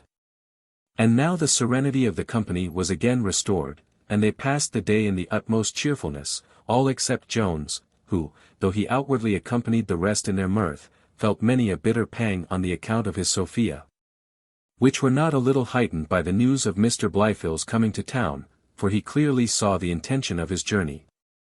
And what greatly aggravated his concern was, that Mrs. Honour, who had promised to inquire after Sophia, and to make her report to him early the next evening, had disappointed him. In the situation that he and his mistress were in at this time, there were scarce any grounds for him to hope that he should hear any good news. Yet he was as impatient to see Mrs. Honour as if he had expected she would bring him a letter with an assignation in it from Sophia, and bore the disappointment as ill. Whether this impatience arose from that natural weakness of the human mind, which makes it desirous to know the worst, and renders uncertainty the most intolerable of pains, or whether he still flattered himself with some secret hopes, we will not determine. But that it might be the last, whoever has loved cannot but know. For of all the powers exercised by this passion over our minds, one of the most wonderful is that of supporting hope in the midst of despair. Difficulties, improbabilities, nay, impossibilities, are quite overlooked by it. So that to any man extremely in love, may be applied what Addison says of Caesar. The Alps, and Pyreneans, sink before him. Yet it is equally true, that the same passion will sometimes make mountains of molehills, and produce despair in the midst of hope, but these cold fits last not long in good constitutions. Which temper Jones was now in, we leave the reader to guess, having no exact information about it, but this is certain, that he had spent 2 hours in expectation, when, being unable any longer to conceal his uneasiness, he retired to his room, where his anxiety had almost made him frantic, when the following letter was brought him from Mrs. Honour, with which we shall present the reader verbatim et literatim. Sir, I should certainly have called on you according to me promise hadn't it been that her loss hip prevent me. For to be sir, you knows very well that ever a person must look first at 'ome, and sartinly such another offer might not have ever hapned, so as I should have been justly to blame, had I not accepted of it when her losship was so very kind, as to offer to mak me her one human without me ever a skin any such thing. To be sure she is one of the best lattice in the world. And people who say to the contrary must be very wicked people in their hearts. To be sure if ever I have said anything of that kind it has been through ignorance, and I am heartily sorry for it. I knows your honour to be a genteel man of more honour and honesty, if I ever said any such thing. To repeat it to hurt a poor servant that is always ad the greatest respect in the world for your honour. To be sure one should keep one's tongue within one's teeth, for nobody knows what may happen, and to be sir if anybody had told me yesterday, that I should have been in so good a place today, I should not have believed it. For to be sure I never was a dreamed of any such thing, nor should I ever have soft after any other body's plays. But as her losship was so kind of her one cord to give it me without a skin, to be sure Mrs. Atoff herself, nor no other body can blame me for accepting such a thing when it falls in me way. I beg your honour not to mention anything of what I have said, for I wish your honour all the good luck in the world, and I don't question but that you will have Madam Sophia in the end. But as to Miss Elf, your honour knows I can't be of any farther service to you in that matter, new being under the command of another parson, and not me one mistress. I beg your honour to say nothing of what passed, and believe me to be, sir, your honour's humble servant to come in till death. Honour Blackmore. Various were the conjectures which Jones entertained on this step of Lady Bellaston, who, in reality, had little farther design than to secure within her own house the repository of a secret, which she chose should make no farther progress than it had made already, but mostly, she desired to keep it from the ears of Sophia. For though that young lady was almost the only one who would never have repeated it again, her ladyship could not persuade herself of this. Since, as she now hated poor Sophia with most implacable hatred, she conceived a reciprocal hatred to herself to be lodged in the tender breast of our heroine, where no such passion had ever yet found an entrance. While Jones was terrifying himself with the apprehension of 1,000 dreadful machinations, and deep political designs, which he imagined to be at the bottom of the promotion of honour, fortune, who hitherto seems to have been an utter enemy to his match with Sophia, tried a new method to put a final end to it, by throwing a temptation in his way, which in his present desperate situation it seemed unlikely he should be able to resist. Chapter 11. Containing curious, but not unprecedented matter. There was a lady, one Mrs. Hunt, who had often seen Jones at the house where he lodged, being intimately acquainted with the women there, and indeed a very great friend to Mrs. Miller. Her age was about 30, for she owned 26, her face and person very good, only inclining a little too much to be fat. She had been married young by her relations to an old Turkey merchant, who, having got a great fortune, had left off trade. With him she lived without reproach, but not without pain, in a state of great self-denial, for about 12 years. And her virtue was rewarded by his dying and leaving her very rich. The first year of her widowhood was just at an end, and she had passed it in a good deal of retirement, seeing only a few particular friends, and dividing her time between her devotions and novels, of which she was always extremely fond. Very good health, a very warm constitution, and a good deal of religion, made it absolutely necessary for her to marry again, and she resolved to please herself in her second husband, as she had done her friends in the first. From her the following billet was brought to Jones. Sir, from the first day I saw you, I doubt my eyes have told you too plainly that you were not indifferent to me. But neither my tongue nor my hand should have ever avowed it, had not the ladies of the family where you are lodged given me such a character of you, and told me such proofs of your virtue and goodness, as convince me you are not only the most agreeable, but the most worthy of men. I have also the satisfaction to hear from them, that neither my person, understanding, or character, are disagreeable to you. I have a fortune sufficient to make us both happy, but which cannot make me so without you. In thus disposing of myself, I know I shall incur the censure of the world, but if I did not love you more than I fear the world, I should not be worthy of you.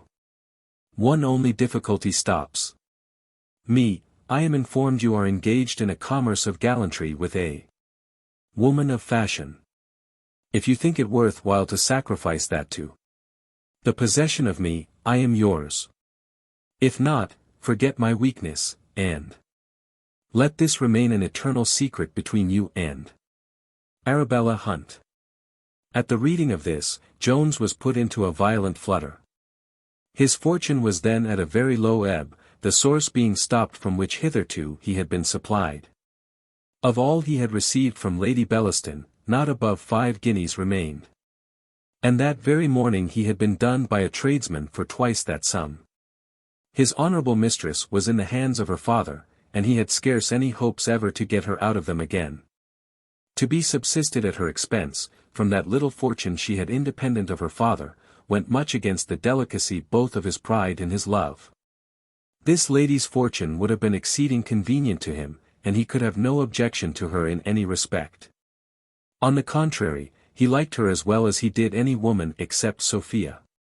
But to abandon Sophia, and marry another, that was impossible. He could not think of it upon any account, yet why should he not, since it was plain she could not be his? Would it not be kinder to her, than to continue her longer engaged in a hopeless passion for him? Ought he not to do so in friendship to her? This notion prevailed some moments, and he had almost determined to be false to her from a high point of honour, but that refinement was not able to stand very long against the voice of nature, which cried in his heart that such friendship was treason to love. At last he called for pen, ink, and paper, and writ as follows to Mrs. Hunt. Madam, it would be but a poor return to the favour you have done me to sacrifice any gallantry to the possession of you, and I would certainly do it, though I were not disengaged, as at present I am, from any affair of that kind. But I should not be the honest man you think me, if I did not tell you that my affections are engaged to another, who is a woman of virtue, and one that I never can leave, though it is probable I shall never possess her. God forbid that, in return of your kindness to me, I should do you such an injury as to give you my hand when I cannot give my heart. No, I had much rather starve than be guilty of that. Even though my mistress were married to another, I would not marry you unless my heart had entirely effaced all impressions of her. Be assured that your secret was not more safe in your own breast, than in that of your most obliged, and grateful humble servant, T. Jones.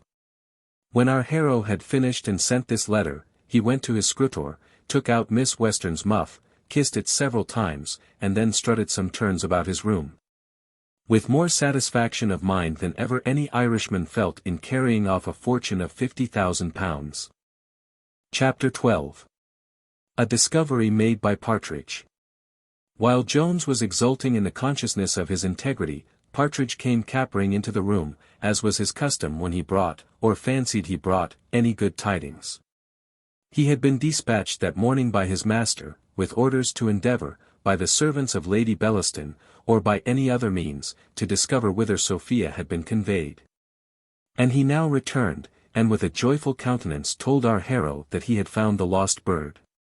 I have seen, sir, says he, Black George, the gamekeeper, who is one of the servants whom the squire hath brought with him to town. I knew him presently, though I have not seen him these several years, but you know, sir, he is a very remarkable man, or, to use a purer phrase, he hath a most remarkable beard, the largest and blackest I ever saw. It was some time, however, before Black George could recollect me. Well, but what is your good news, cries Jones, what do you know of my Sophia? You shall know presently, sir, answered Partridge. I am coming to it as fast as I can. You are so impatient, sir, you would come at the infinitive mood before you can get to the imperative. As I was saying, sir, it was some time before he recollected my face. Confound your face, cries Jones, what of my Sophia? Nay, sir, answered Partridge, I know nothing more of Madam Sophia than what I am going to tell you, and I should have told you all before this if you had not interrupted me. But if you look so angry at me you will frighten all of it out of my head, or, to use a purer phrase, out of my memory. I never saw you look so angry since the day we left Upton, which I shall remember if I was to live 1,000 years. Well, pray go on your own way, said Jones, you are resolved to make me mad I find. Not for the world, answered Partridge, I have suffered enough for that already. Which, as I said, I shall bear in my remembrance the longest day I have to live. Well, but Black George, cries Jones. Well, sir, as I was saying, it was a long time before he could recollect me. For, indeed, I am very much altered since I saw him. Non sum qualis eram. I have had troubles in the world, and nothing alters a man so much as grief. I have heard it will change the color of a man's hair in a night.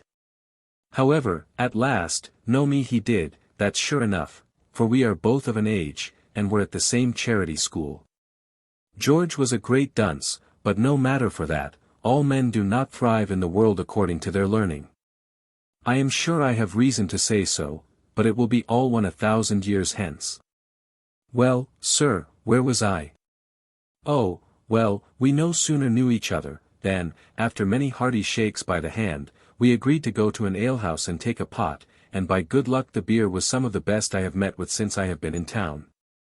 Now, sir, I am coming to the point, for no sooner did I name you, and told him that you and I came to town together, and had lived together ever since, than he called for another pot, and swore he would drink to your health. And indeed he drank your health so heartily that I was overjoyed to see there was so much gratitude left in the world, and after we had emptied that pot I said I would buy my pot too, and so we drank another to your health. And then I made haste home to tell you the news. What news, cries Jones, you have not mentioned a word of my Sophia. Bless me! I had like to have forgot that. Indeed, we mentioned a great deal about young Madam Western, and George told me all, that Mr. Blyfield is coming to town in order to be married to her. He had best make haste then, says I, or somebody will have her before he comes.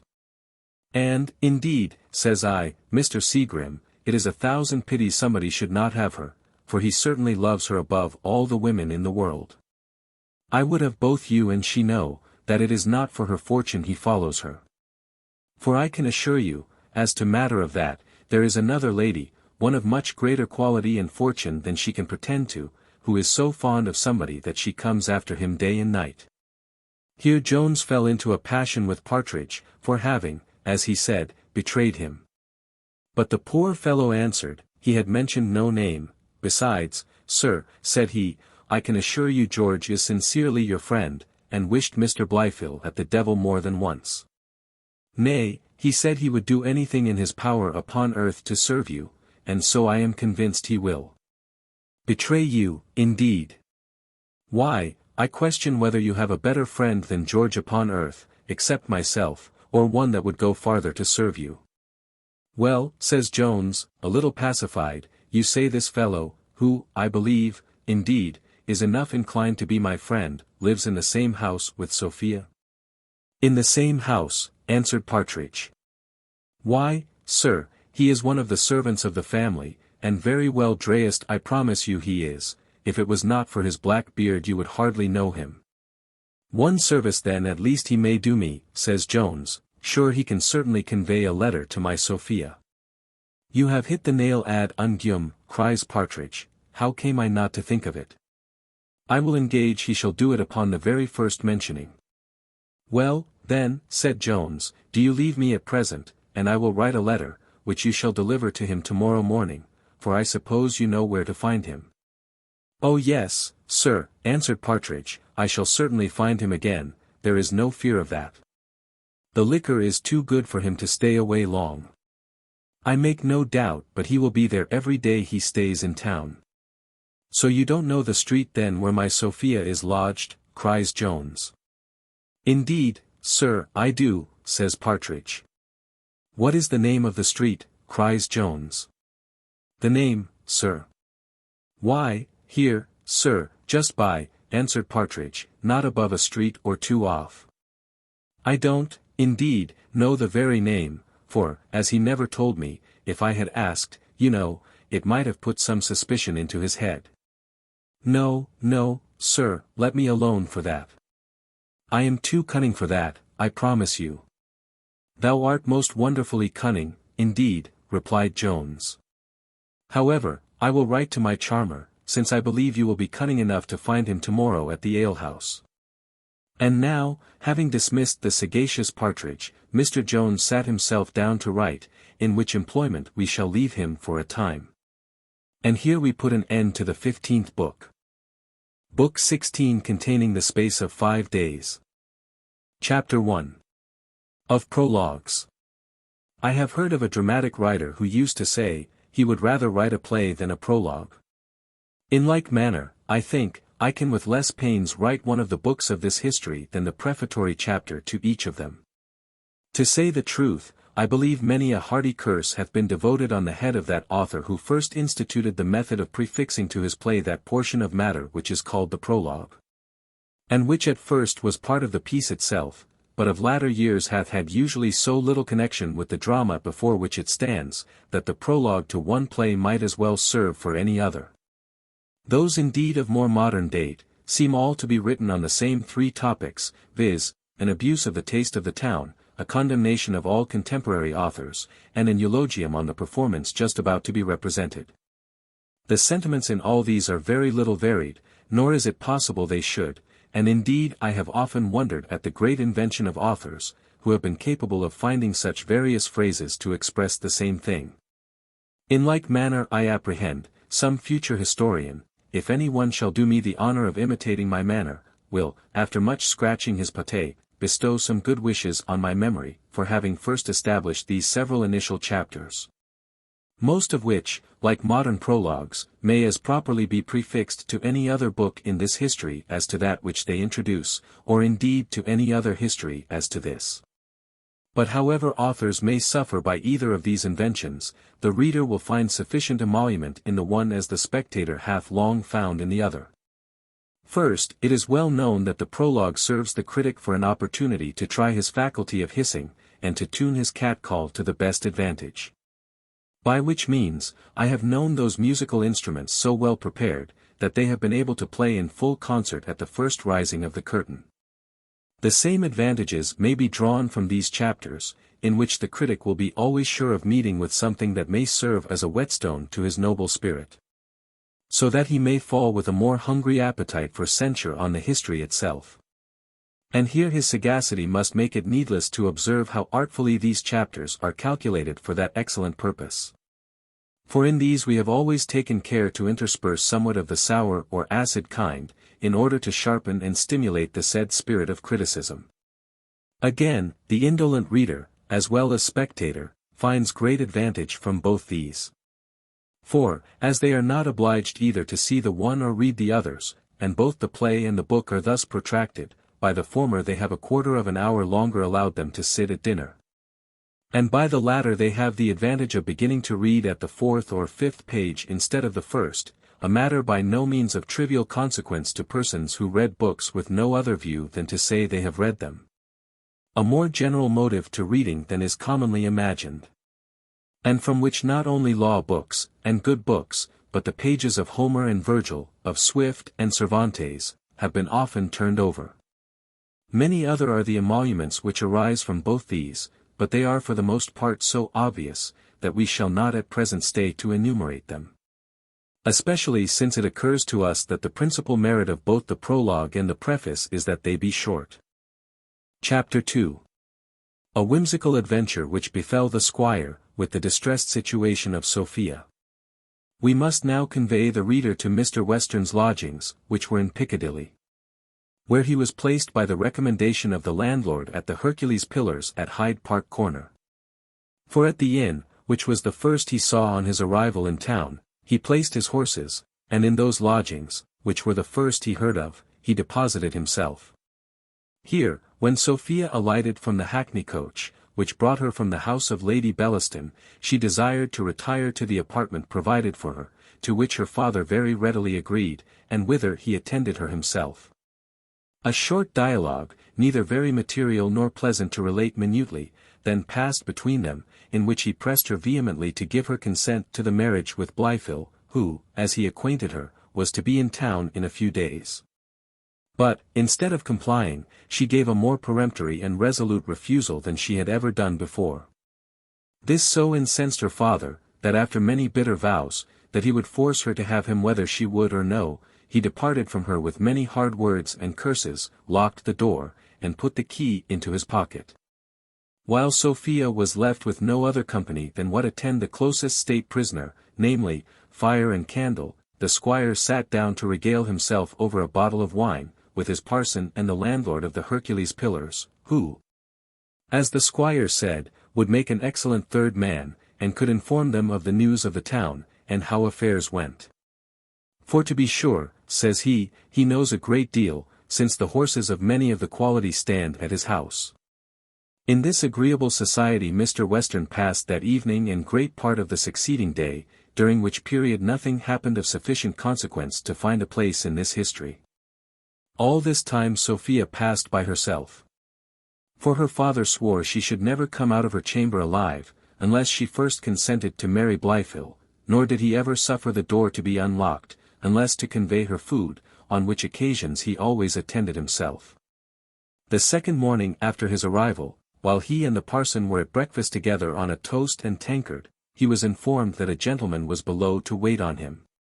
"A gentleman," quoth the squire, "who the devil can he be? Do, doctor, go down and see who 'tis. Mr. Befel can hardly be come to town yet. Go down, do, and know what his business is." The doctor returned with an account that it was a very well dressed man, and by the ribbon in his hat he took him for an officer of the army, that he said he had some particular business, which he could deliver to none but Mr. Western himself. "An officer," cries the squire, "what can any such fellow have to do with me? If he wants an order for baggage wagons, I am no justice of peace here, nor can I grant a warrant. Let un come up then, if he must speak to me." A very genteel man now entered the room, who, having made his compliments to the squire, and desired the favour of being alone with him, delivered himself as follows. "Sir, I come to wait upon you by the command of my Lord Felomar. But with a very different message from what I suppose you expect, after what passed the other night." "My lord who?" cries the squire, "I never heard the name Owen." "His lordship," said the gentleman, "is willing to impute everything to the effect of liquor, and the most trifling acknowledgment of that kind will set everything right. For as he hath the most violent attachment to your daughter, you, sir, are the last person upon earth from whom he would resent an affront. And happy is it for you both that he hath given such public demonstrations of his courage as to be able to put up an affair of this kind without danger of any imputation on his honor. All he desires, therefore, is, that you will before me make some acknowledgment, the slightest in the world will be sufficient. And he intends this afternoon to pay his respects to you, in order to obtain your leave of visiting the young lady on the footing of a lover." "I don't understand much of what you say, sir," said the squire. "But I suppose, by what you talk about my daughter, that this is the lord which my cousin, Lady Bellaston, mentioned to me, and said something about his courting my daughter. If so be that how that be the case, you may give my service to his lordship, and tell the girl is disposed of already." "Perhaps, sir," said the gentleman, "you are not sufficiently apprised of the greatness of this offer. I believe such a person, title, and fortune would be nowhere refused." "Lookee, sir," answered the squire, "to be very plain, my daughter is bespoke already, but if she was not, I would not marry her to a lord upon any account. I hate all lords. They are a parcel of courtiers and Hanoverians, and I will have nothing to do with them." "Well, sir," said the gentleman, "if that is your resolution, the message I am to deliver to you is that my lord desires the favour of your company this morning in Hyde Park." "You may tell my lord," answered the squire, that I am busy and cannot come. I have enough to look after at home, and can't stir abroad on any account. I am sure, sir, quoth the other, you are too much a gentleman to send such a message. You will not, I am convinced, have it said of you, that, after having affronted a noble peer, you refuse him satisfaction. His lordship would have been willing, from his great regard to the young lady, to have made up matters in another way. But unless he is to look on you as a father, his honour will not suffer his putting up such an indignity as you must be sensible you offered him. I offered him, cries the squire, it is a lie. I never offered him anything. Upon these words the gentleman returned a very short verbal rebuke, and this he accompanied at the same time with some manual remonstrances, which no sooner reached the ears of Mr. Western than that worthy squire began to caper very briskly about the room, bellowing at the same time with all his might, as if desirous to summon a greater number of spectators to behold his agility.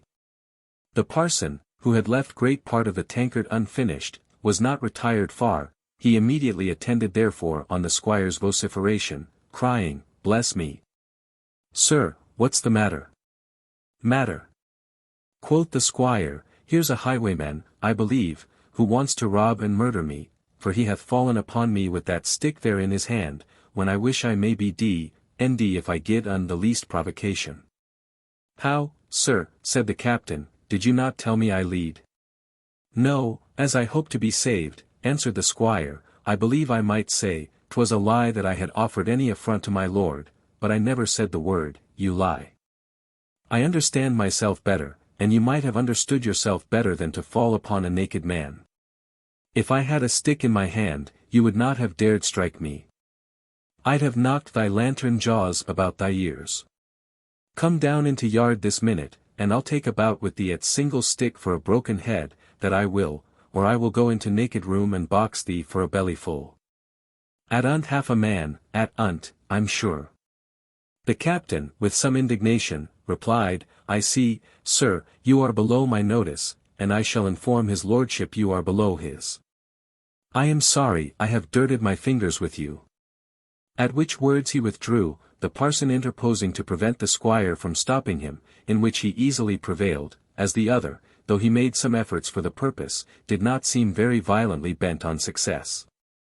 However, when the captain was departed, the squire sent many curses and some menaces after him. But as these did not set out from his lips till the officer was at the bottom of the stairs, and grew louder and louder as he was more and more remote, they did not reach his ears, or at least did not retard his departure. Poor Sophia, however, who, in her prison, heard all her father's outcries from first to last, began now first to thunder with her foot, and afterwards to scream as loudly as the old gentleman himself had done before, though in a much sweeter voice. These screams soon silenced the squire, and turned all his consideration towards his daughter, whom he loved so tenderly, that the least apprehension of any harm happening to her, threw him presently into agonies. For, except in that single instance in which the whole future happiness of her life was concerned, she was sovereign mistress of his inclinations. Having ended his rage against the captain, with swearing he would take the law of him, the squire now mounted upstairs to Sophia, whom, as soon as he had unlocked and opened the door, he found all pale and breathless. The moment, however, that she saw her father, she collected all her spirits, and, catching him hold by the hand, she cried passionately, "Oh my dear sir, I am almost frightened to death. I hope to heaven no harm hath happened to you." "No, no," cries the squire, "no great harm. The rascal hath not hurt me much, but rat me if I don't ha the law on. Pray, dear sir, says she, tell me what's the matter, who is it that hath insulted you?" "I don't know the name on," answered Western, "some officer fellow, I suppose, that we are to pay for beating us, but I'll make him pay this bout, if the rascal hath got anything, which I suppose he hath not. For though he was drayest out so vine, I question whether he had got a voot of land in the world. But, dear sir, cries she, what was the occasion of your quarrel?" "What should it be, Sophie," answered the squire, "but about you, Sophie. All my misfortunes are about you, you will be the death of your poor father at last. Here's a varlet of a lord, the Lord knows who, forsooth. Who hath a ton a liking to you, and because I would not gi on my consent, he sent me a challenge. Come, do be a good girl, Sophie, and put an end to all your father's troubles. Come, do consent to ha on, he will be in town within this day or two. Do but promise me to marry on as soon as he comes, and you will make me the happiest man in the world, and I will make you the happiest woman. You shall have the finest clothes in London, and the finest jewels, and a coach and 6 at your command.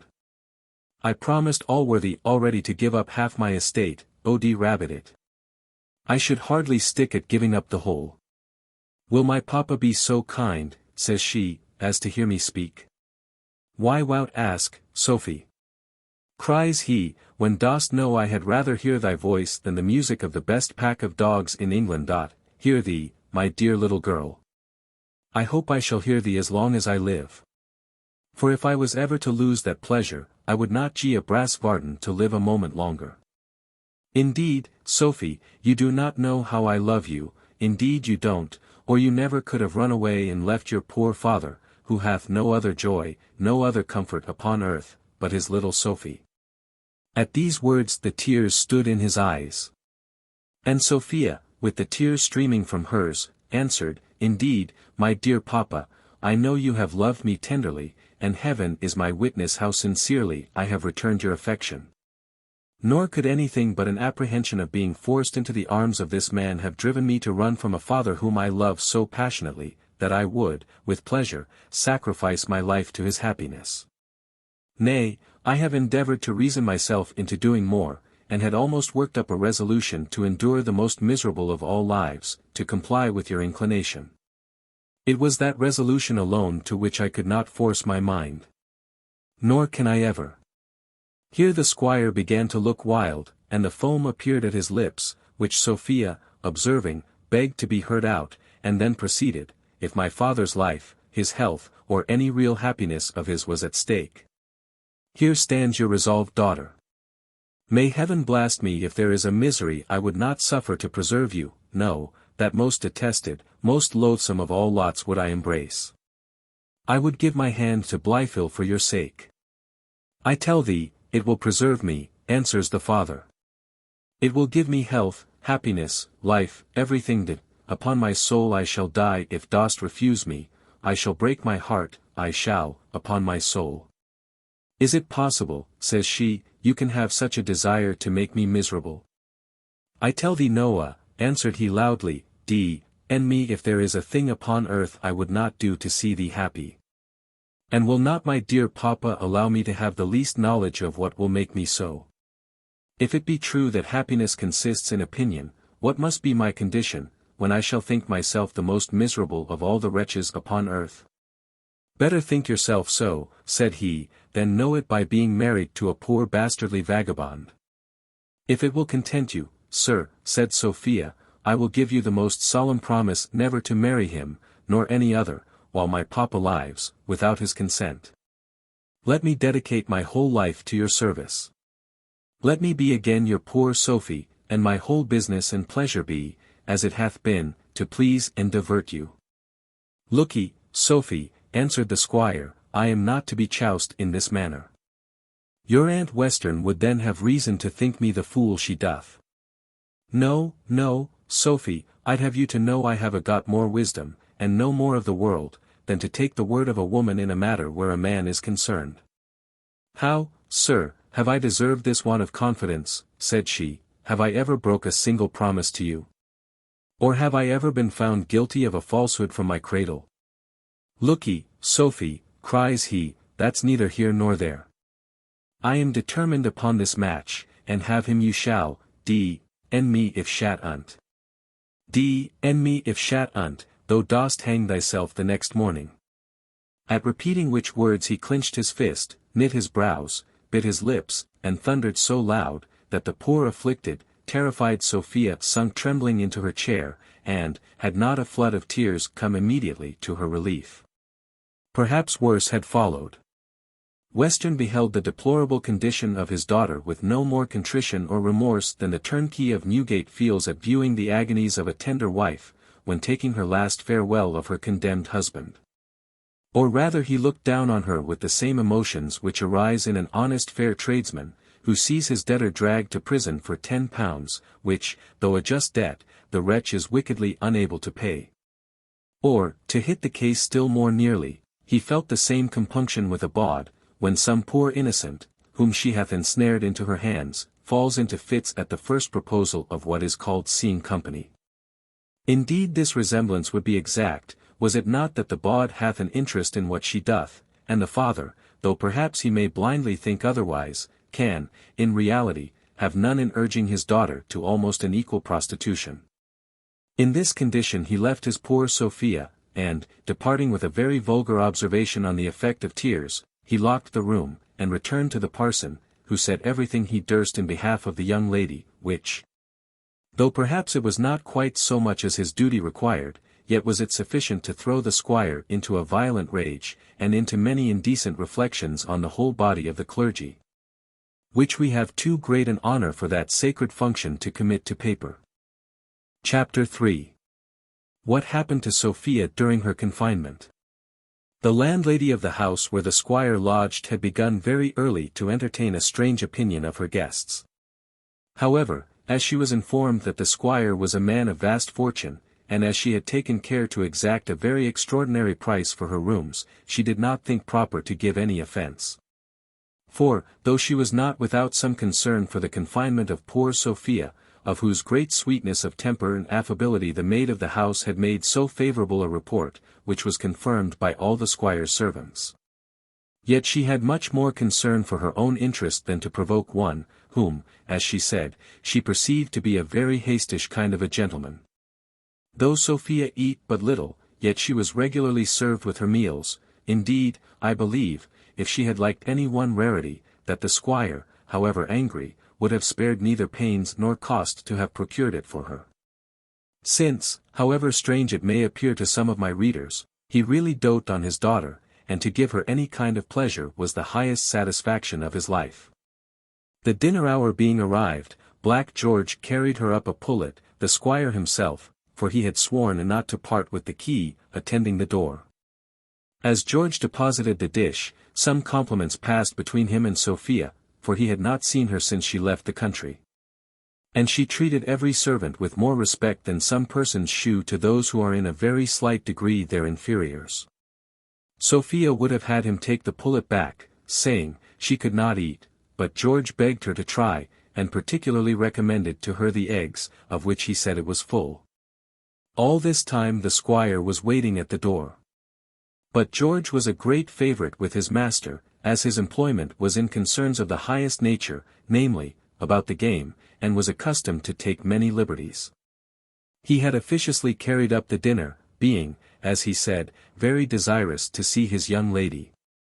He made therefore no scruple of keeping his master standing above 10 minutes, while civilities were passing between him and Sophia, for which he received only a good-humoured rebuke at the door when he returned.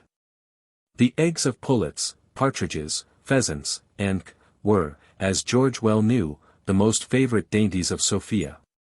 It was therefore no wonder that he, who was a very good-natured fellow, should take care to supply her with this kind of delicacy, at a time when all the servants in the house were afraid she would be starved. For she had scarce swallowed a single morsel in the last 40 hours. Though vexation hath not the same effect on all persons as it usually hath on a widow, whose appetite it often renders sharper than it can be rendered by the air on Banstead Downs, or Salisbury Plain. Yet the sublimest grief, notwithstanding what some people may say to the contrary, will eat at last. And Sophia, herself, after some little consideration, began to dissect the fowl, which she found to be as full of eggs as George had reported it. But, if she was pleased with these, it contained something which would have delighted the Royal Society much more. For if a fowl with 3 legs be so invaluable a curiosity, when perhaps time hath produced 1,000 such, at what price shall we esteem a bird which so totally contradicts all the laws of animal economy, as to contain a letter in its belly?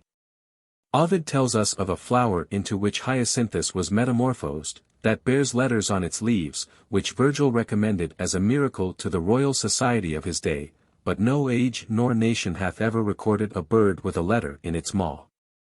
But though a miracle of this kind might have engaged all the academies de sciences in Europe, and perhaps in a fruitless inquiry, yet the reader, by barely recollecting the last dialogue which passed between Messrs. Jones and Partridge, will be very easily satisfied from whence this letter came, and how it found its passage into the fowl. Sophia, notwithstanding her long fast, and notwithstanding her favourite dish was there before her, no sooner saw the letter than she immediately snatched it up, tore it open, and read as follows. Madam, was I not sensible to whom I have the honour of writing, I should endeavour, however difficult, to paint the horrors of my mind at the account brought me by Mrs. Honour.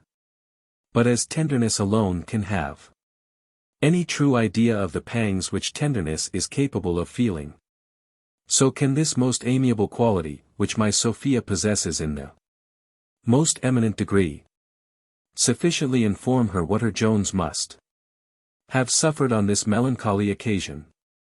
Is there a circumstance in the world which can heighten my agonies, when I hear of any misfortune which hath befallen you? Surely there is one only, and with that I am accursed. It is, my Sophia, the dreadful consideration that I am myself the wretched cause. Perhaps I here do myself too much honour, but none will envy me an honour which costs me so extremely dear. Pardon me this presumption, and pardon me a greater still, if I ask you, whether my advice, my assistance, my presence, my absence, my death, or my tortures can bring you any relief? Can the most perfect admiration, the most watchful observance, the most ardent love, the most melting tenderness, the most resigned submission to your will, make you amends for what you are to sacrifice to my happiness? If they can, fly, my lovely angel, to those arms which are ever open to receive and protect you, and to which, whether you bring yourself alone, or the riches of the world with you, is, in my opinion, an alternative not worth regarding. If, on the contrary, wisdom shall predominate, and, on the most mature reflection, inform you, that the sacrifice is too great, and if there be no way left to reconcile your father, and restore the peace of your dear mind, but by abandoning me, I conjure you drive me for ever from your thoughts, exert your resolution, and let no compassion for my sufferings bear the least weight in that tender bosom. Believe me, madam, I so sincerely love you better than myself, that my great and principal end is your happiness. My first wish, why would not fortune indulge me in it? Was, and pardon me if I say, still is, to see you every moment the happiest of women. My second wish is, to hear you are so. But no misery on earth can equal mine, while I think you owe an uneasy moment to him who is, madam, in every sense, and to every purpose, your devoted Thomas Jones. What Sophia said, or did, or thought, upon this letter, how often she read it, or whether more than once, shall all be left to our reader's imagination. The answer to it he may perhaps see hereafter, but not at present, for this reason, among others, that she did not now write any, and that for several good causes, one of which was this, she had no paper, pen, nor ink. In the evening, while Sophia was meditating on the letter she had received, or on something else, a violent noise from below disturbed her meditations. This noise was no other than a round bout at altercation between two persons. One of the combatants, by his voice, she immediately distinguished to be her father. But she did not so soon discover the shriller pipes to belong to the organ of her Aunt Western, who was just arrived in town, where having, by means of one of her servants, who stopped at the Hercules Pillars, learned where her brother lodged, she drove directly to his lodgings. We shall therefore take our leave at present of Sophia, and, with our usual good breeding, attend her ladyship. Chapter 4. In which Sophia is delivered from her confinement. The squire and the parson, for the landlord was now otherwise engaged, were smoking their pipes together, when the arrival of the lady was first signified. The squire no sooner heard her name, than he immediately ran down to usher her upstairs. For he was a great observer of such ceremonials, especially to his sister, of whom he stood more in awe than of any other human creature, though he never would own this, nor did he perhaps know it himself. Mrs. Western, on her arrival in the dining-room, having flung herself into a chair, began thus to harangue, "Well, surely, no one ever had such an intolerable journey. I think the roads, since so many turnpike acts, are grown worse than ever. La, brother, how could you get into this odious place? No person of condition, I dare swear, ever set foot here before." "I don't know," cries the squire, "I think they do well enough, it was landlord recommended them. I thought, as he knew most of the quality, he could best shew me where to get among. Well, and where's my niece?" says the lady, "have you been to wait upon Lady Bellaston yet?" Aye, cries the squire, "your niece is safe enough. She is upstairs in chamber." "How," answered the lady, "is my niece in this house, and does she not know of my being here?" "No, nobody can well get to her," says the squire, "for she is under lock and key. I have her safe. I fetched her from my lady cousin the first night I came to town, and I have taken care o' her ever since. She is as secure as a fox in a bag, I promise you." "Good heaven," returned Mrs. Western, "what do I hear? I thought what a fine piece of work would be the consequence of my consent to your coming to town yourself. Nay, it was indeed your own headstrong will, nor can I charge myself with having ever consented to it. Did not you promise me, brother, that you would take none of these headstrong measures? Was it not by these headstrong measures that you forced my niece to run away from you in the country? Have you a mind to oblige her to take such another step?" "Z.D.S. and the devil," cries the squire, dashing his pipe on the ground, "did ever mortal hear the like? When I expected you would have commended me for all I have done, to be fallen upon in this manner." "How, brother?" said the lady, "have I ever given you the least reason to imagine I should commend you for locking up your daughter? Have I not often told you that women in a free country are not to be treated with such arbitrary power? We are as free as the men, and I heartily wish I could not say we deserve that freedom better. If you expect I should stay a moment longer in this wretched house, or that I should ever own you again as my relation, or that I should ever trouble myself again with the affairs of your family, I insist upon it that my niece be set at liberty this instant." This she spoke with so commanding an air, standing with her back to the fire, with one hand behind her, and a pinch of snuff in the other, that I question whether Thalestris, at the head of her Amazons, ever made a more tremendous figure. It is no wonder, therefore, that the poor squire was not proof against the awe which she inspired. "There," he cried, throwing down the key, "there it is, do whatever you please.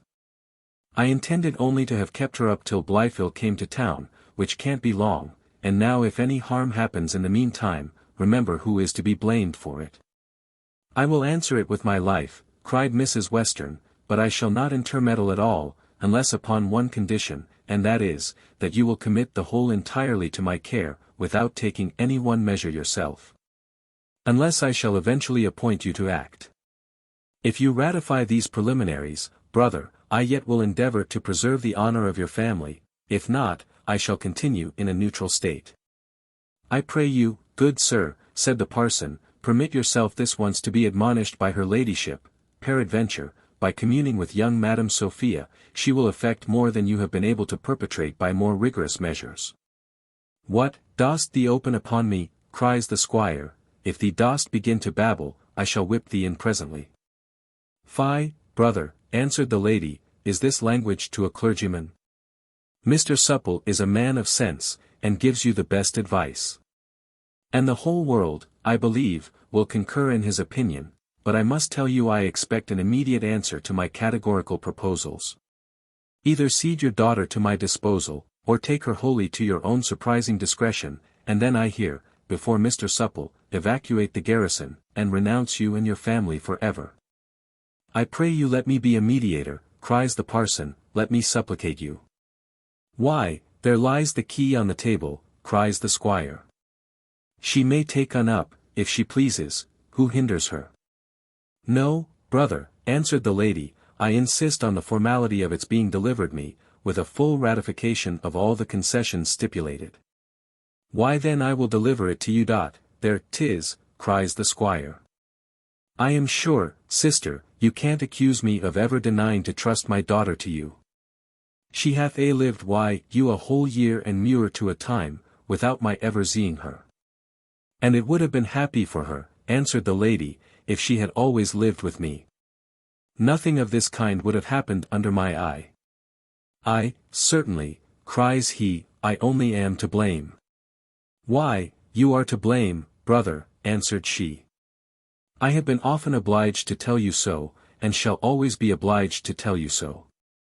However, I hope you will now amend, and gather so much experience from past errors, as not to defeat my wisest machinations by your blunders.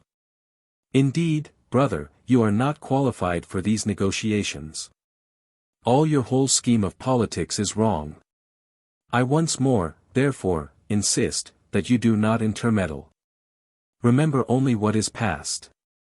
Z, DS and BL, D, sister, cries the squire, what would you have me say? You are enough to provoke the devil. There, now, said she, just according to the old custom. I see, brother, there is no talking to you. I will appeal to Mr. Supple, who is a man of sense, if I said anything which could put any human creature into a passion, but you are so wrong-headed every way. Let me beg you, madam, said the parson, not to irritate his worship. Irritate him, said the lady, sure, you are as great a fool as himself. Well, brother, since you have promised not to interfere, I will once more undertake the management of my niece. Lord have mercy upon all affairs which are under the directions of men. The head of one woman is worth 1,000 of yours. And now having summoned a servant to show her to Sophia, she departed, bearing the key with her. She was no sooner gone, than the squire, having first shut the door, ejaculated 20 bitches, and as many hearty curses against her, not sparing himself for having ever thought of her estate. But added, now one hath been a slave so long, it would be pity to lose it at last, for want of holding out a little longer. The bitch can't live for ever, and I know I am down for it upon the will. The parson greatly commended this resolution, and now the squire having ordered in another bottle, which was his usual method when anything either pleased or vexed him, did, by drinking plentifully of this medicinal julep, so totally wash away his choler, that his temper was become perfectly placid and serene, when Mrs. Western returned with Sophia into the room. The young lady had on her hat and capuchin, and the aunt acquainted Mr. Western, that she intended to take her niece with her to her own lodgings, for, indeed, brother, says she, these rooms are not fit to receive a Christian soul in. Very well, madam, quoth Western, whatever you please. The girl can never be in better hands than yours. And the parson here can do me the justice to say, that I have said 50 times behind your back, that you was one of the most sensible women in the world. To this, cries the parson, I am ready to bear testimony. Nay, brother, says Mrs. Western, I have always, I'm sure, given you as favourable a character. You must own you have a little too much hastiness in your temper, but when you will allow yourself time to reflect I never knew a man more reasonable. Why then, sister, if you think so, said the squire, here's your good health with all my heart. I am a little passionate sometimes, but I scorn to bear any malice. Sophie, do you be a good girl, and do everything your aunt orders you. I have not the least doubt of her, answered Mrs. Western. She hath had already an example before her eyes in the behaviour of that wretch her cousin Harriet, who ruined herself by neglecting my advice. Oh brother, what think you? You was hardly gone out of hearing, when you set out for London, when who should arrive but that impudent fellow with the odious Irish name, that Fitzpatrick. He broke in abruptly upon me without notice, or I would not have seen him. He ran on a long, unintelligible story about his wife, to which he forced me to give him a hearing, but I made him very little answer, and delivered him the letter from his wife, which I bid him answer himself. I suppose the wretch will endeavour to find us out, but I beg you will not see her, for I am determined I will not. "I see her," answered the squire, "you need not fear me. I'll gie ye no encouragement to such undutiful wenches. It is well for the fellow, her husband, I was not at Hume. O.D. rabbit it, he should have taken a dance through the horse-pond, I promise un. You see, Sophie, what undutifulness brings volks to. You have an example in your own family." "Brother," cries the aunt, "you need not shock my niece by such odious repetitions. Why will you not leave everything entirely to me?" "Well, well, I will," said the squire. And now Mrs. Western, luckily for Sophia, put an end to the conversation by ordering chairs to be called. I say luckily, for had it continued much longer, fresh matter of dissension would, most probably, have arisen between the brother and sister, between whom education and sex made the only difference, for both were equally violent and equally positive. They had both a vast affection for Sophia, and both a sovereign contempt for each other. Chapter 5. In which Jones receives a letter from Sophia, and goes to a play with Mrs. Miller and Partridge. The arrival of Black George in town, and the good offices which that grateful fellow had promised to do for his old benefactor, greatly comforted Jones in the midst of all the anxiety and uneasiness which he had suffered on the account of Sophia. From whom, by the means of the said George, he received the following answer to his letter, which Sophia, to whom the use of pen, ink, and paper was restored with her liberty, wrote the very evening when she departed from her confinement. Sir, as I do not doubt your sincerity in what you write, you will be pleased to hear that some of my afflictions are at an end, by the arrival of my Aunt Western, with whom I am at present, and with whom I enjoy all the liberty I can desire. One promise my aunt hath insisted on my making, which is, that I will not see or converse with any person without her knowledge and consent. This promise I have most solemnly given, and shall most inviolably keep, and though she hath not expressly forbidden me writing, yet that must be an omission from forgetfulness, or this, perhaps, is included in the word conversing. However, as I cannot but consider this as a breach of her generous confidence in my honor, you cannot expect that I shall, after this, continue to write myself or to receive letters without her knowledge. A promise is with me a very sacred thing, and to be extended to everything understood from it, as well as to what is expressed by it, and this consideration may, perhaps, on reflection, afford you some comfort. But why should I mention a comfort to you of this kind? For though there is one thing in which I can never comply with the best of fathers, yet am I firmly resolved never to act in defiance of him, or to take any step of consequence without his consent. A firm persuasion of this must teach you to divert your thoughts from what fortune hath, perhaps, made impossible. This your own interest persuades you. This may reconcile, I hope, Mr. Allworthy to you. And if it will, you have my injunctions to pursue it. Accidents have laid some obligations on me, and your good intentions probably more. Fortune may, perhaps, be some time kinder to us both than at present. Believe this, that I shall always think of you as I think you deserve, and am, Sir, your obliged humble servant, Sophia Western.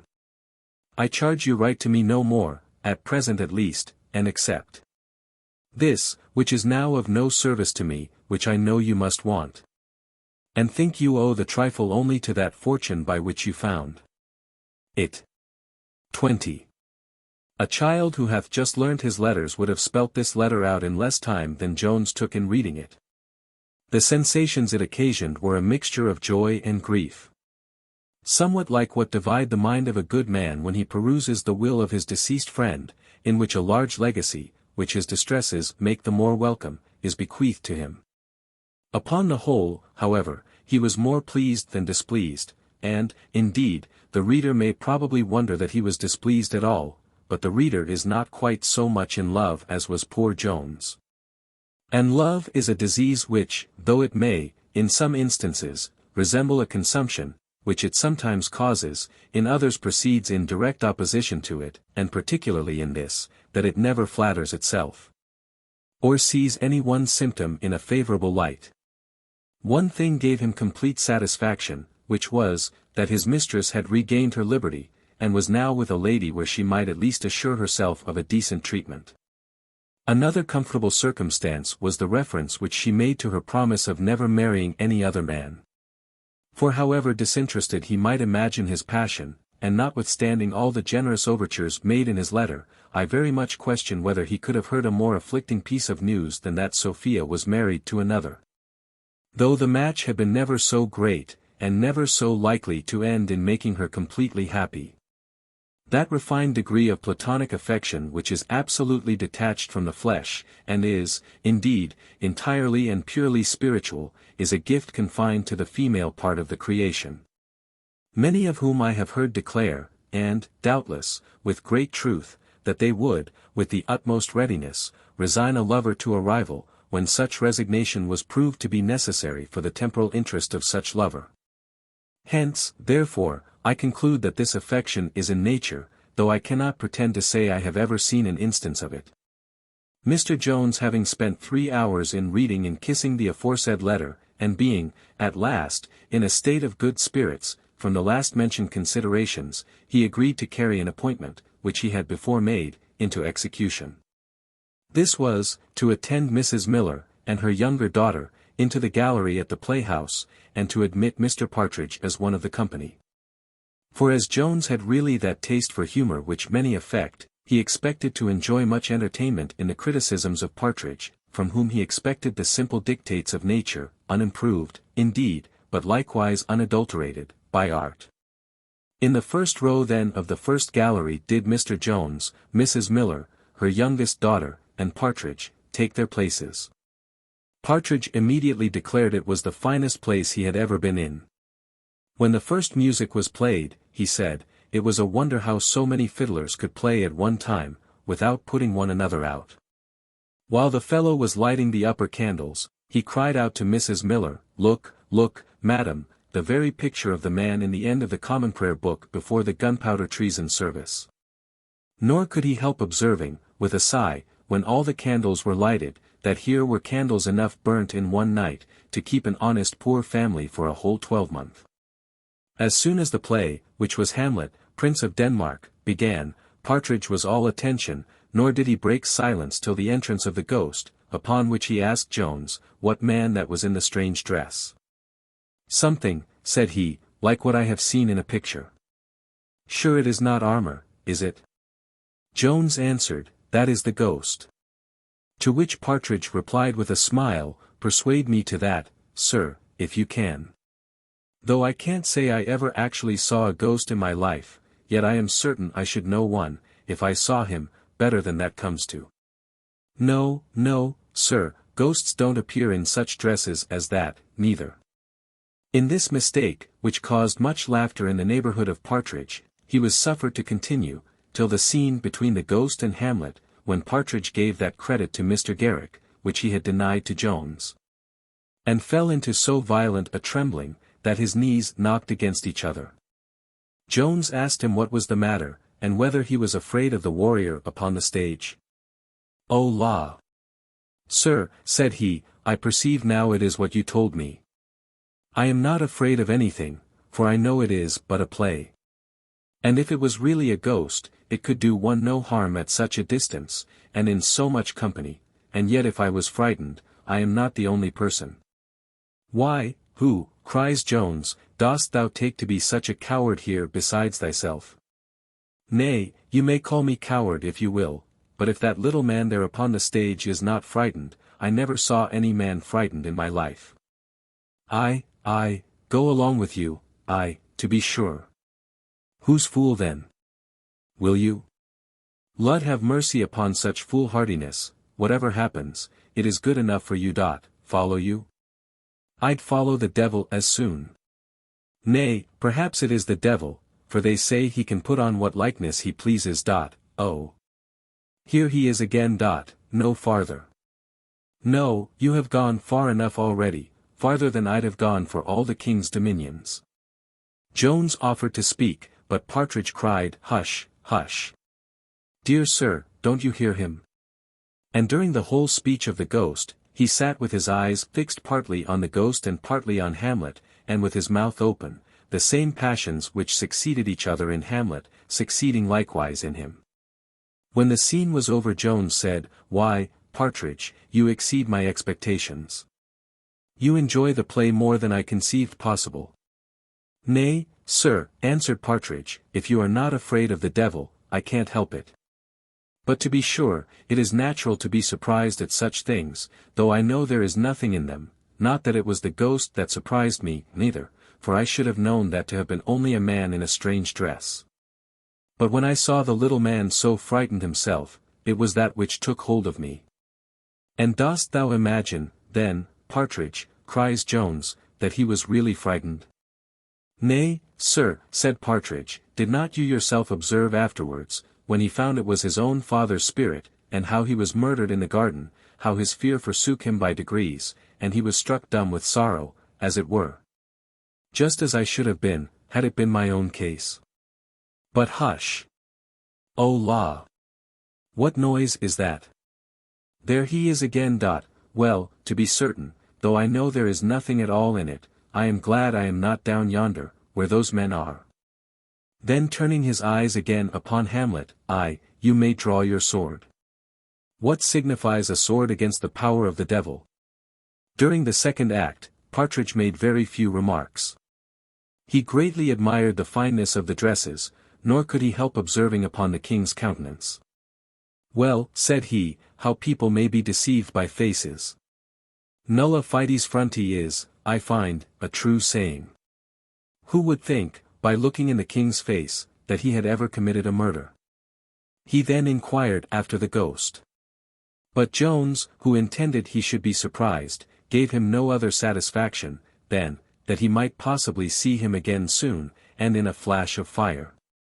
Partridge sat in a fearful expectation of this. And now, when the ghost made his next appearance, Partridge cried out, There, sir, now, what say you now? Is he frightened now or no? As much frightened as you think me, and, to be sure, nobody can help some fears. I would not be in so bad a condition as what's his name, Squire Hamlet, is there, for all the world. Bless me! What's become of the spirit? As I am a living soul, I thought I saw him sink into the earth. Indeed, you saw right, answered Jones. Well, well, cries Partridge, I know it is only a play, and besides, if there was anything in all this, Madam Miller would not laugh so, for as to you, sir, you would not be afraid, I believe, if the devil was here in person. There, no wonder you are in such a passion, shake the vile wicked wretch to pieces.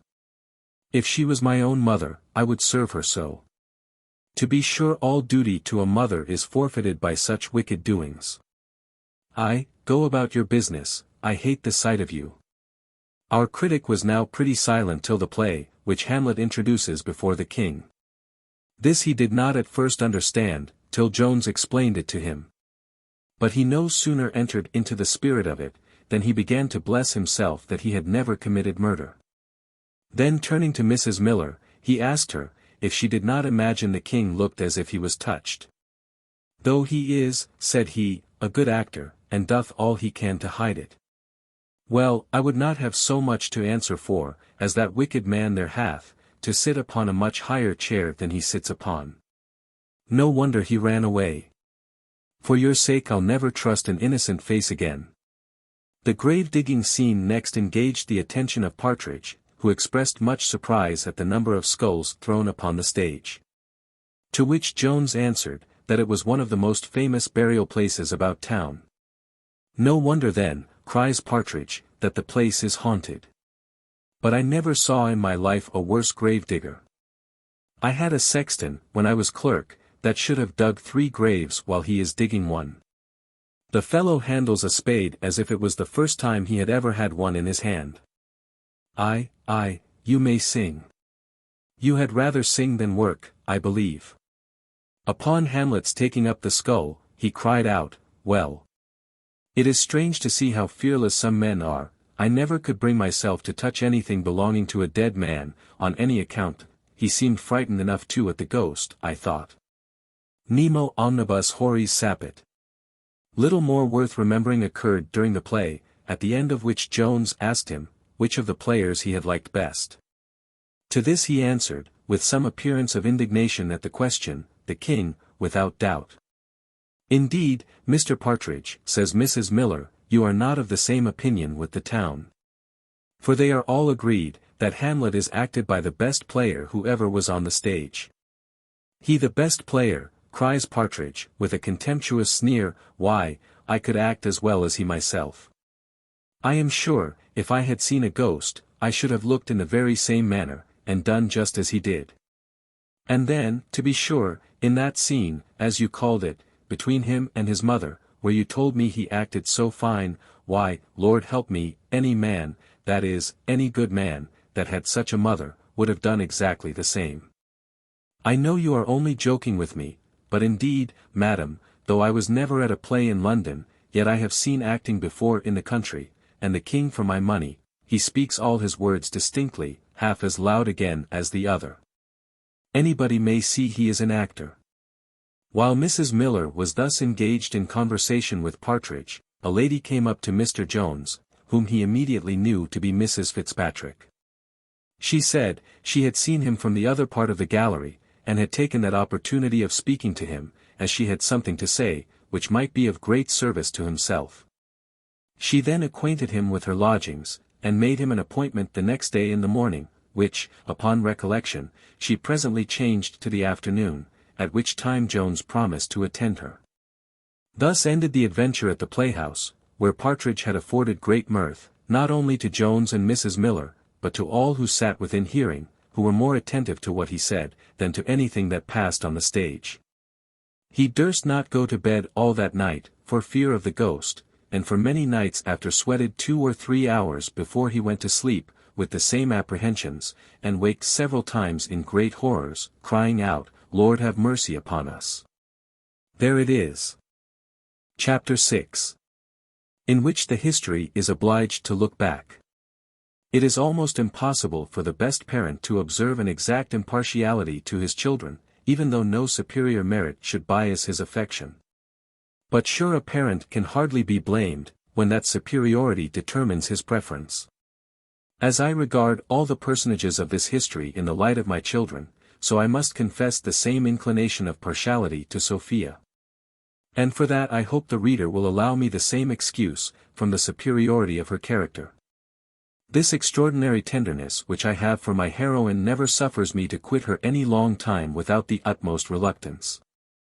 I could now, therefore, return impatiently to inquire what hath happened to this lovely creature since her departure from her father's, but that I am obliged first to pay a short visit to Mr. Blytheville.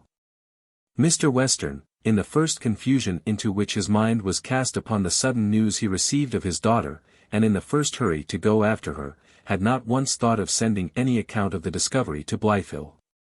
He had not gone far, however, before he recollected himself, and accordingly stopped at the very first inn he came to, and dispatched away a messenger to acquaint Blytheville with his having found Sophia. And with his firm resolution to marry her to him immediately, if he would come up after him to town. As the love which Blytheville had for Sophia was of that violent kind, which nothing but the loss of her fortune, or some such accident, could lessen, his inclination to the match was not at all altered by her having run away. Though he was obliged to lay this to his own account. He very readily, therefore, embraced this offer. Indeed, he now proposed the gratification of a very strong passion besides avarice, by marrying this young lady, and this was hatred. For he concluded that matrimony afforded an equal opportunity of satisfying either hatred or love, and this opinion is very probably verified by much experience. To say the truth, if we are to judge by the ordinary behavior of married persons to each other, we shall perhaps be apt to conclude that the generality seek the indulgence of the former passion only, in their union of everything but of hearts. There was one difficulty, however, in his way, and this arose from Mr. Allworthy. That good man, when he found by the departure of Sophia, for neither that, nor the cause of it, could be concealed from him, the great aversion which she had for his nephew, began to be seriously concerned that he had been deceived into carrying matters so far. He by no means concurred with the opinion of those parents, who think it as immaterial to consult the inclinations of their children in the affair of marriage, as to solicit the good pleasure of their servants when they intend to take a journey, and who are by law, or decency at least, withheld often from using absolute force. On the contrary, as he esteemed the institution to be of the most sacred kind, he thought every preparatory caution necessary to preserve it holy and inviolate, and very wisely concluded, that the surest way to effect this was by laying the foundation in previous affection. Blytheville indeed soon cured his uncle of all anger on the score of deceit, by many vows and protestations that he had been deceived himself, with which the many declarations of Western very well tallied. But now to persuade Allworthy to consent to the renewing his addresses was a matter of such apparent difficulty, that the very appearance was sufficient to have deterred a less enterprising genius. But this young gentleman so well knew his own talents, that nothing within the province of cunning seemed to him hard to be achieved.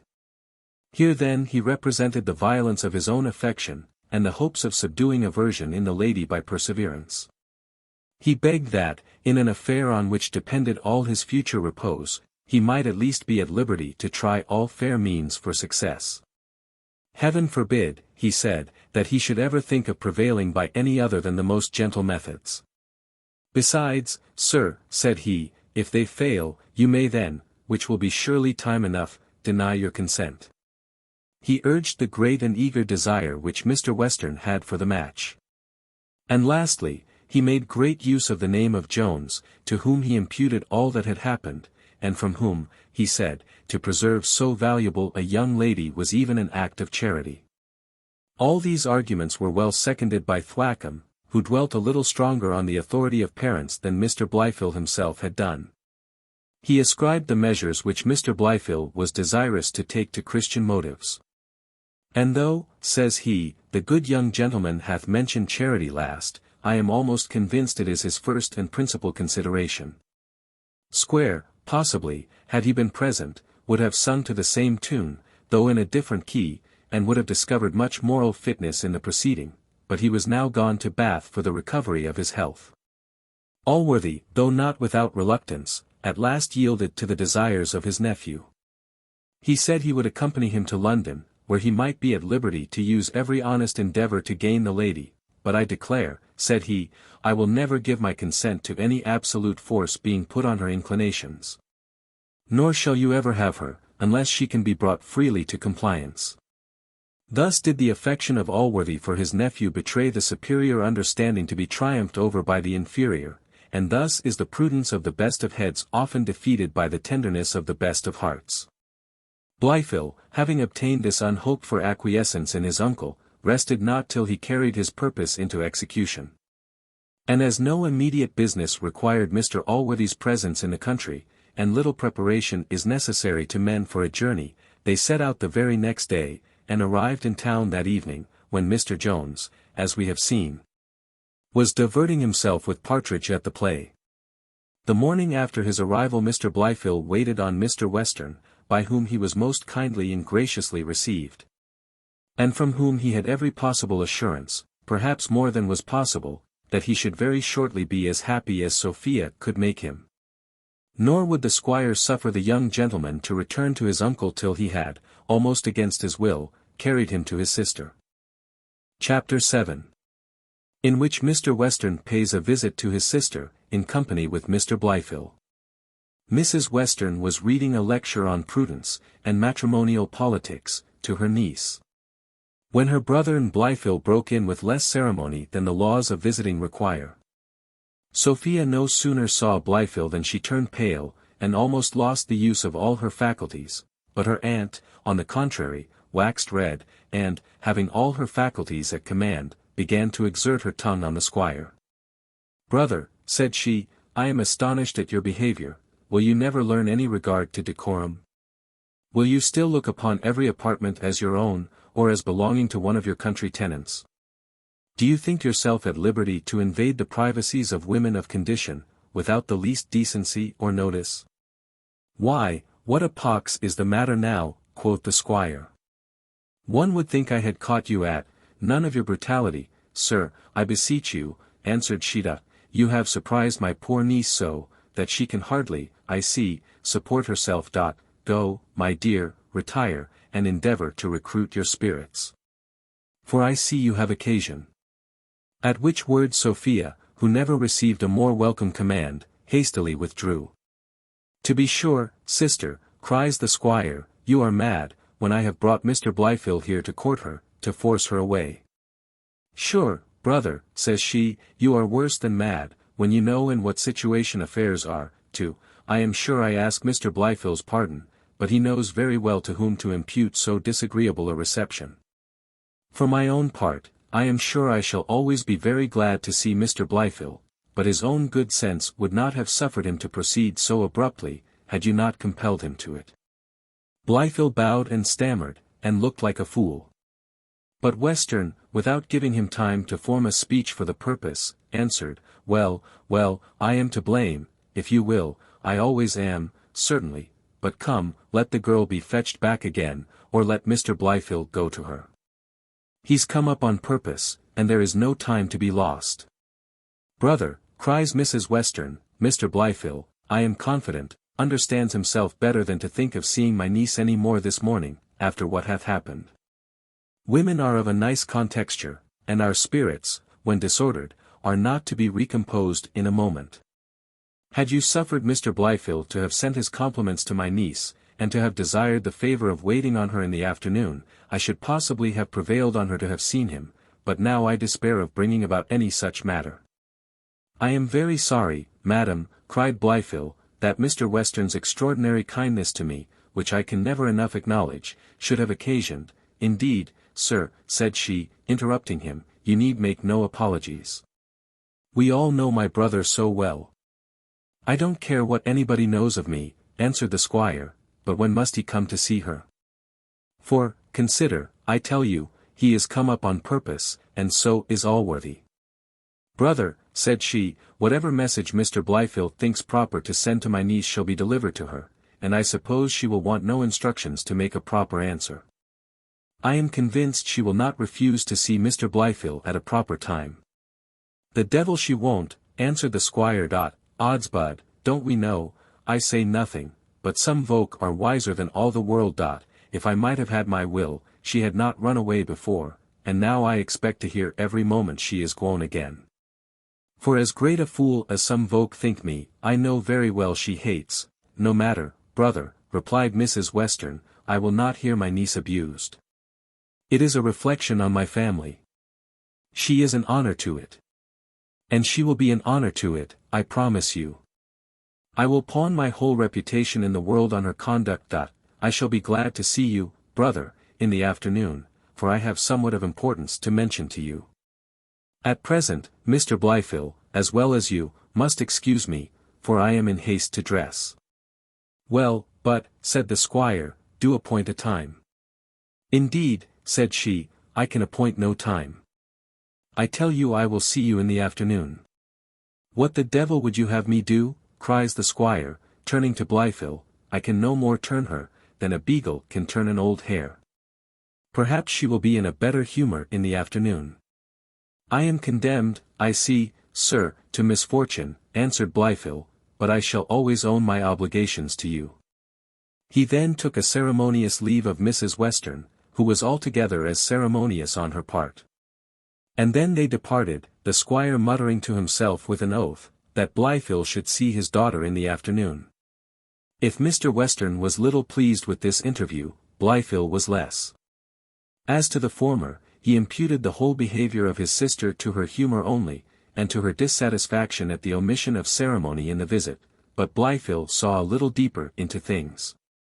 He suspected somewhat of more consequence, from 2 or 3 words which dropped from the lady, and, to say the truth, he suspected right, as will appear when I have unfolded the several matters which will be contained in the following chapter. Chapter 8. Schemes of Lady Bellaston for the ruin of Jones. Love had taken too deep a root in the mind of Lord Fellamar to be plucked up by the rude hands of Mr. Western. In the heat of resentment he had, indeed, given a commission to Captain Egg Lane, which the captain had far exceeded in the execution. Nor had it been executed at all, had his lordship been able to find the captain after he had seen Lady Bellaston, which was in the afternoon of the day after he had received the affront. But so industrious was the captain in the discharge of his duty, that, having after long inquiry found out the squire's lodgings very late in the evening, he sat up all night at a tavern, that he might not miss the squire in the morning. And by that means missed the revocation which my lord had sent to his lodgings. In the afternoon then next after the intended rape of Sophia, his lordship, as we have said, made a visit to Lady Bellaston, who laid open so much of the character of the squire, that his lordship plainly saw the absurdity he had been guilty of in taking any offence at his words, especially as he had those honourable designs on his daughter. He then unbosomed the violence of his passion to Lady Bellaston, who readily undertook the cause, and encouraged him with certain assurance of a most favourable reception from all the elders of the family, and from the father himself when he should be sober, and should be made acquainted with the nature of the offer made to his daughter. The only danger, she said, lay in the fellow she had formerly mentioned, who, though a beggar and a vagabond, had, by some means or other, she knew not what, procured himself tolerable clothes, and passed for a gentleman. Now, says she, as I have, for the sake of my cousin, made it my business to inquire after this fellow, I have luckily found out his lodgings, with which she then acquainted his lordship. I am thinking, my lord, added she, for this fellow is too mean for your personal resentment, whether it would not be possible for your lordship to contrive some method of having him pressed and sent on board a ship. Neither law nor conscience forbid this project, for the fellow, I promise you, however well dressed, is but a vagabond, and as proper as any fellow in the streets to be pressed into the service. And as for the conscientious part, surely the preservation of a young lady from such ruin is a most meritorious act. Nay, with regard to the fellow himself, unless he could succeed, which heaven forbid, with my cousin, it may probably be the means of preserving him from the gallows, and perhaps may make his fortune in an honest way.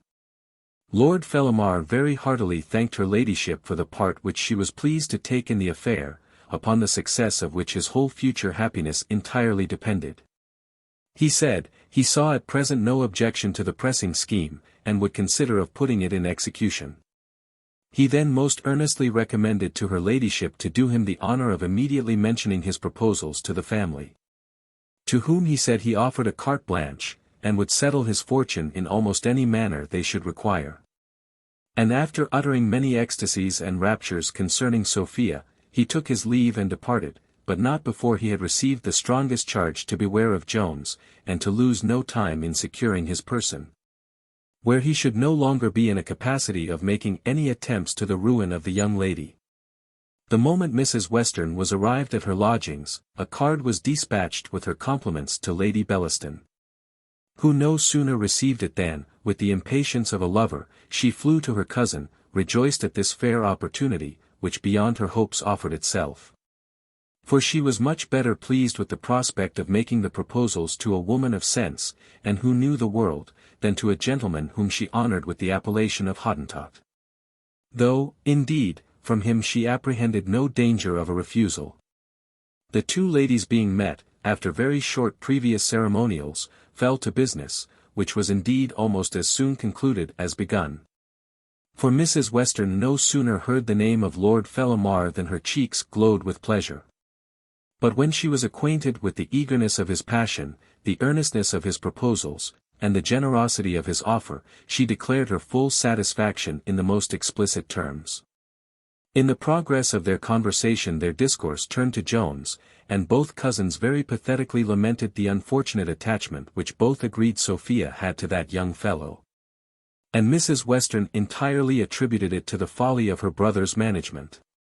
She concluded, however, at last, with declaring her confidence in the good understanding of her niece, who, though she would not give up her affection in favour of Blifil, will, I doubt not, says she, soon be prevailed upon to sacrifice a simple inclination to the addresses of a fine gentleman, who brings her both a title and a large estate, for, indeed, added she, I must do Sophie the justice to confess this Blyfield is but a hideous kind of fellow, as you know, Bellaston, all country gentlemen are, and hath nothing but his fortune to recommend him. Nay, said Lady Bellaston, I don't then so much wonder at my cousin, for I promise you this Jones is a very agreeable fellow, and hath one virtue, which the men say is a great recommendation to us. What do you think, Mrs. Western? I shall certainly make you laugh, nay, I can hardly tell you myself for laughing. Will you believe that the fellow hath had the assurance to make love to me? But if you should be inclined to disbelieve it, here is evidence enough, his own handwriting, I assure you. She then delivered her cousin the letter with the proposals of marriage, which, if the reader hath a desire to see, he will find already on record in the XVTH book of this history. Upon my word I am astonished, said Mrs. Western. This is, indeed, a masterpiece of assurance. With your leave I may possibly make some use of this letter. You have my full liberty, cries Lady Bellaston, to apply it to what purpose you please. However, I would not have it shown to any but Miss Western, nor to her unless you find occasion. Well, and how did you use the fellow? Returned Mrs. Western. Not as a husband, said the lady, I am not married, I promise you, my dear. You know, Belle, I have tried the comforts once already, and once, I think, is enough for any reasonable woman. This letter Lady Bellaston thought would certainly turn the balance against Jones in the mind of Sophia, and she was emboldened to give it up, partly by her hopes of having him instantly dispatched out of the way, and partly by having secured the evidence of honor, who, upon sounding her, she saw sufficient reason to imagine was prepared to testify whatever she pleased.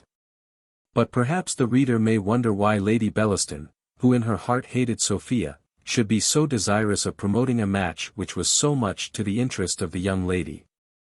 Now, I would desire such readers to look carefully into Human Nature, page almost the last, and there he will find, in scarce legible characters, that women, notwithstanding the preposterous behavior of mothers, aunts, and in matrimonial matters, do in reality think it so great a misfortune to have their inclinations in love thwarted, that they imagine they ought never to carry enmity higher than upon these disappointments.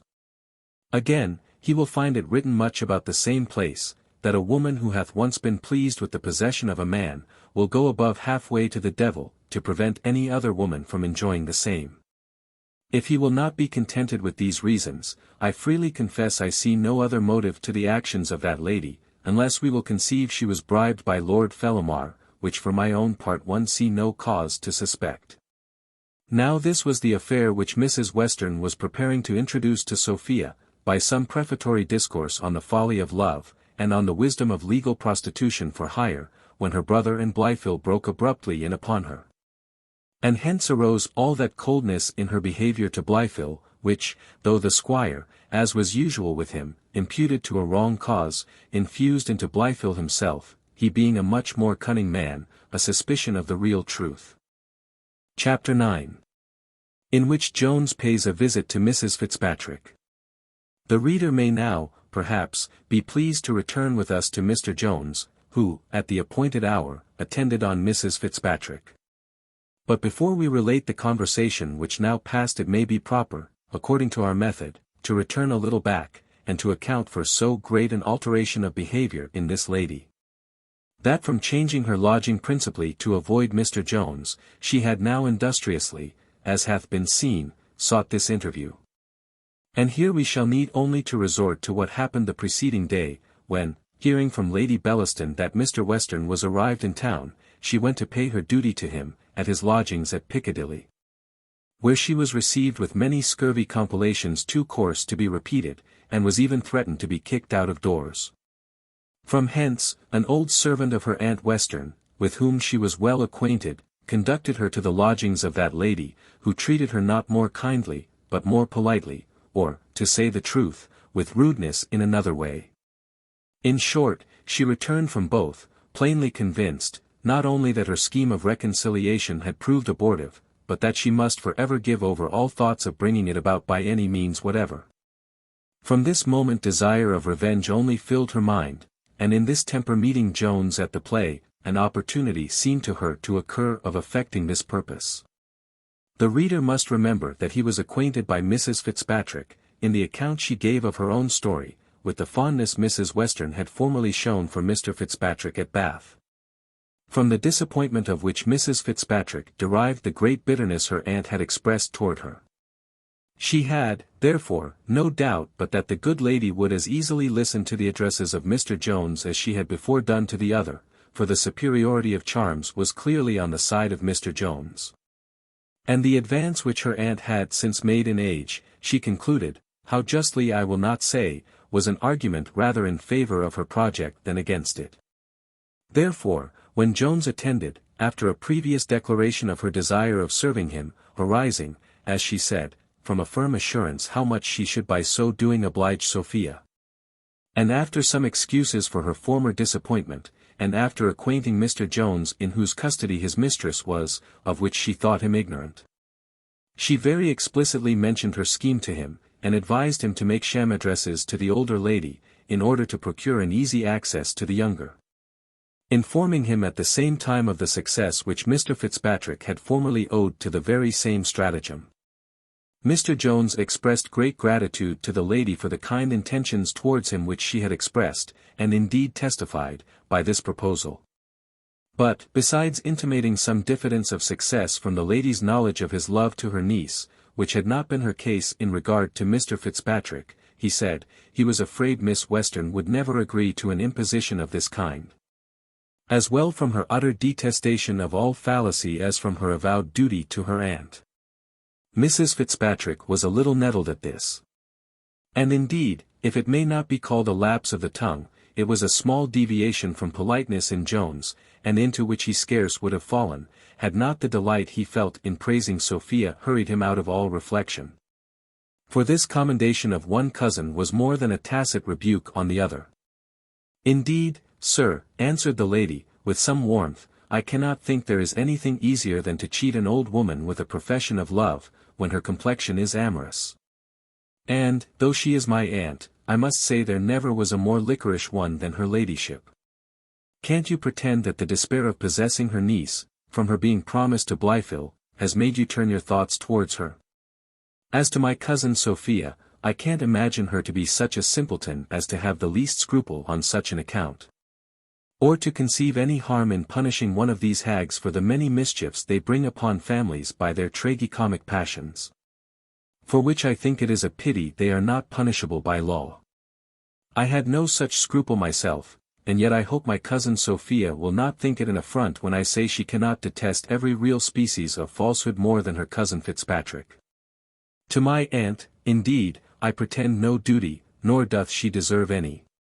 However, sir, I have given you my advice, and if you decline pursuing it, I shall have the less opinion of your understanding, that's all.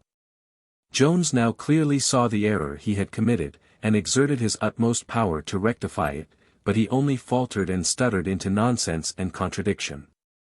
To say the truth, it is often safer to abide by the consequences of the first blunder than to endeavor to rectify it, for by such endeavors we generally plunge deeper instead of extricating ourselves.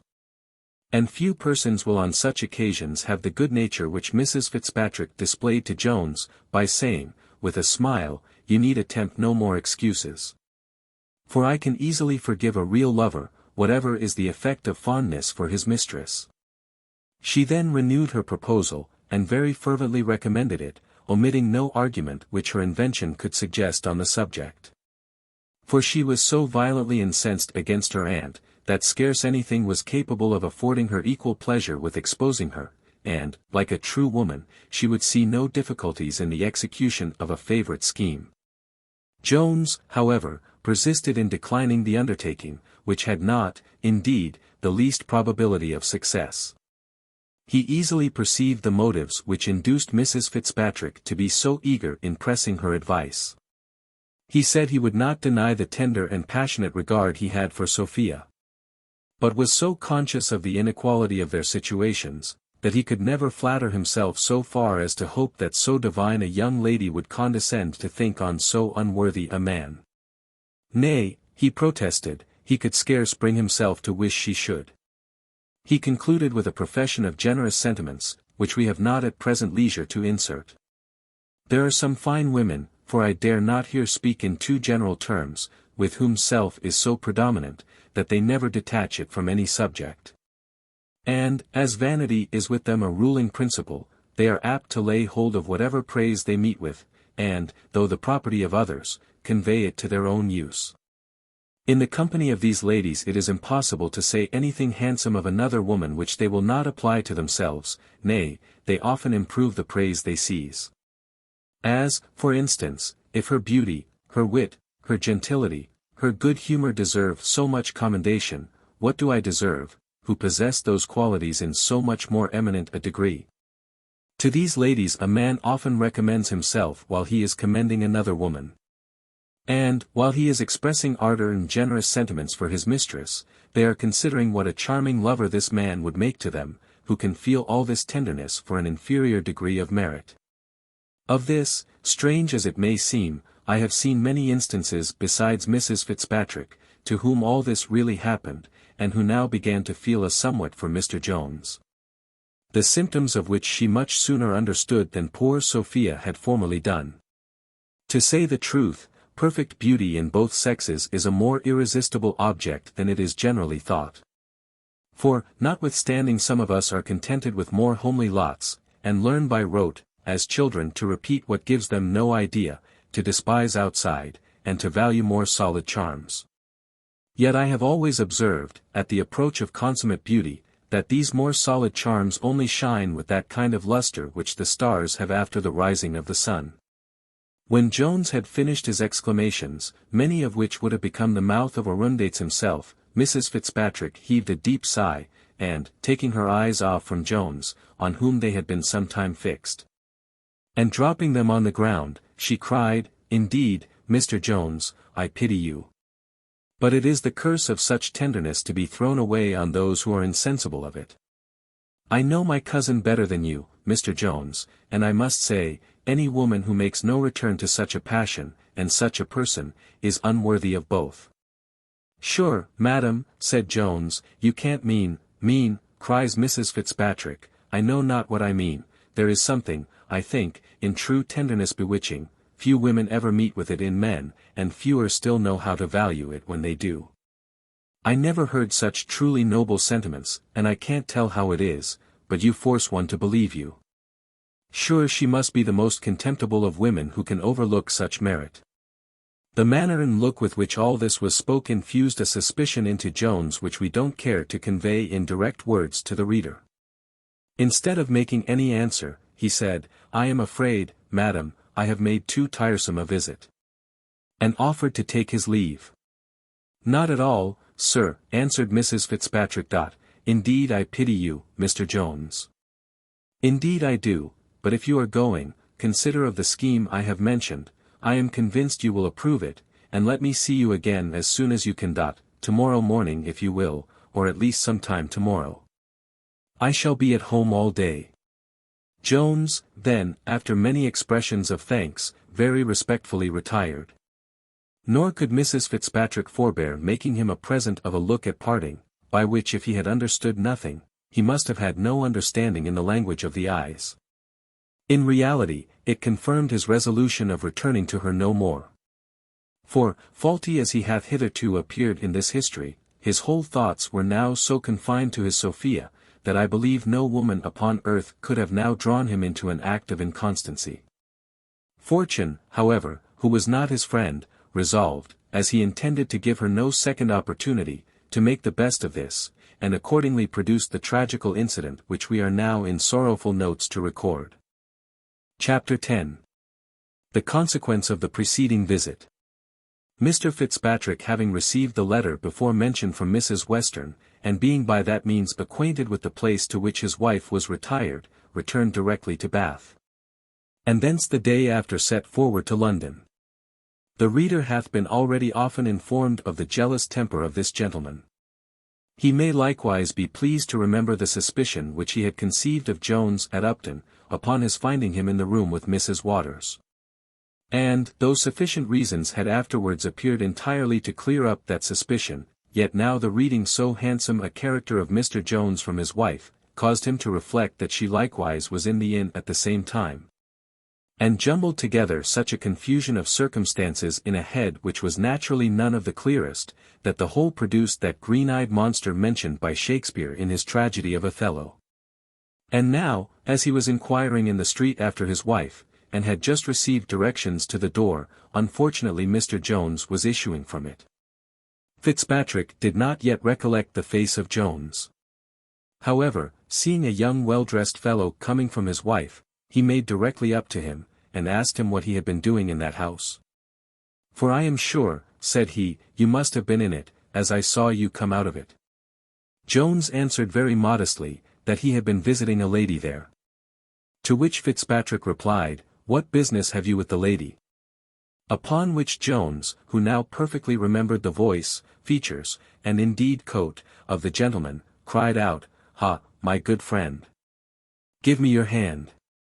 I hope there is no ill blood remaining between us, upon a small mistake which happened so long ago." "Upon my soul, sir," said Fitzpatrick, "I don't know your name nor your face." "Indeed, sir," said Jones, "neither have I the pleasure of knowing your name, but your face I very well remember to have seen before at Upton, where a foolish quarrel happened between us, which, if it is not made up yet, we will now make up over a bottle." "At Upton," cried the other, "ha! Upon my soul, I believe your name is Jones." "Indeed," answered he, "it is." "Oh! Upon my soul," cries Fitzpatrick, "you are the very man I wanted to meet. That, upon my soul I will drink a bottle with you presently. But first I will give you a great knock over the pate. There is for you, you rascal. Upon my soul, if you do not give me satisfaction for that blow, I will give you another." And then, drawing his sword, put himself in a posture of defense, which was the only science he understood. Jones was a little staggered by the blow, which came somewhat unexpectedly.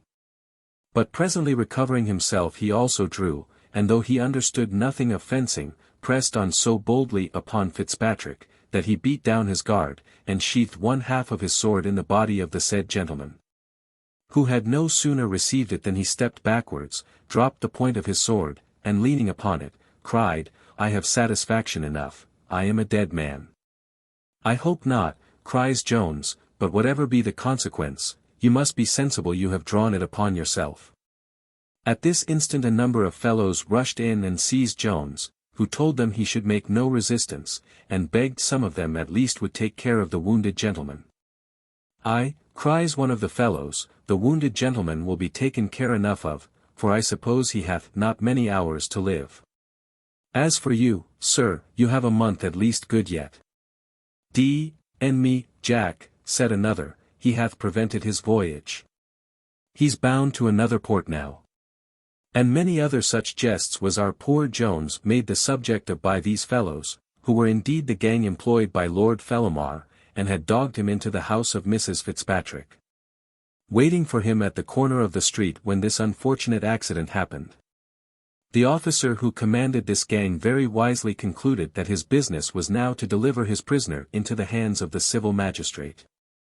He ordered him, therefore, to be carried to a public house, where, having sent for a constable, he delivered him to his custody. The constable, seeing Mr. Jones very well dressed, and hearing that the accident had happened in a duel, treated his prisoner with great civility, and at his request dispatched a messenger to inquire after the wounded gentleman, who was now at a tavern under the surgeon's hands. The report brought back was, that the wound was certainly mortal, and there were no hopes of life. Upon which the constable informed Jones that he must go before a justice. He answered, "Wherever you please.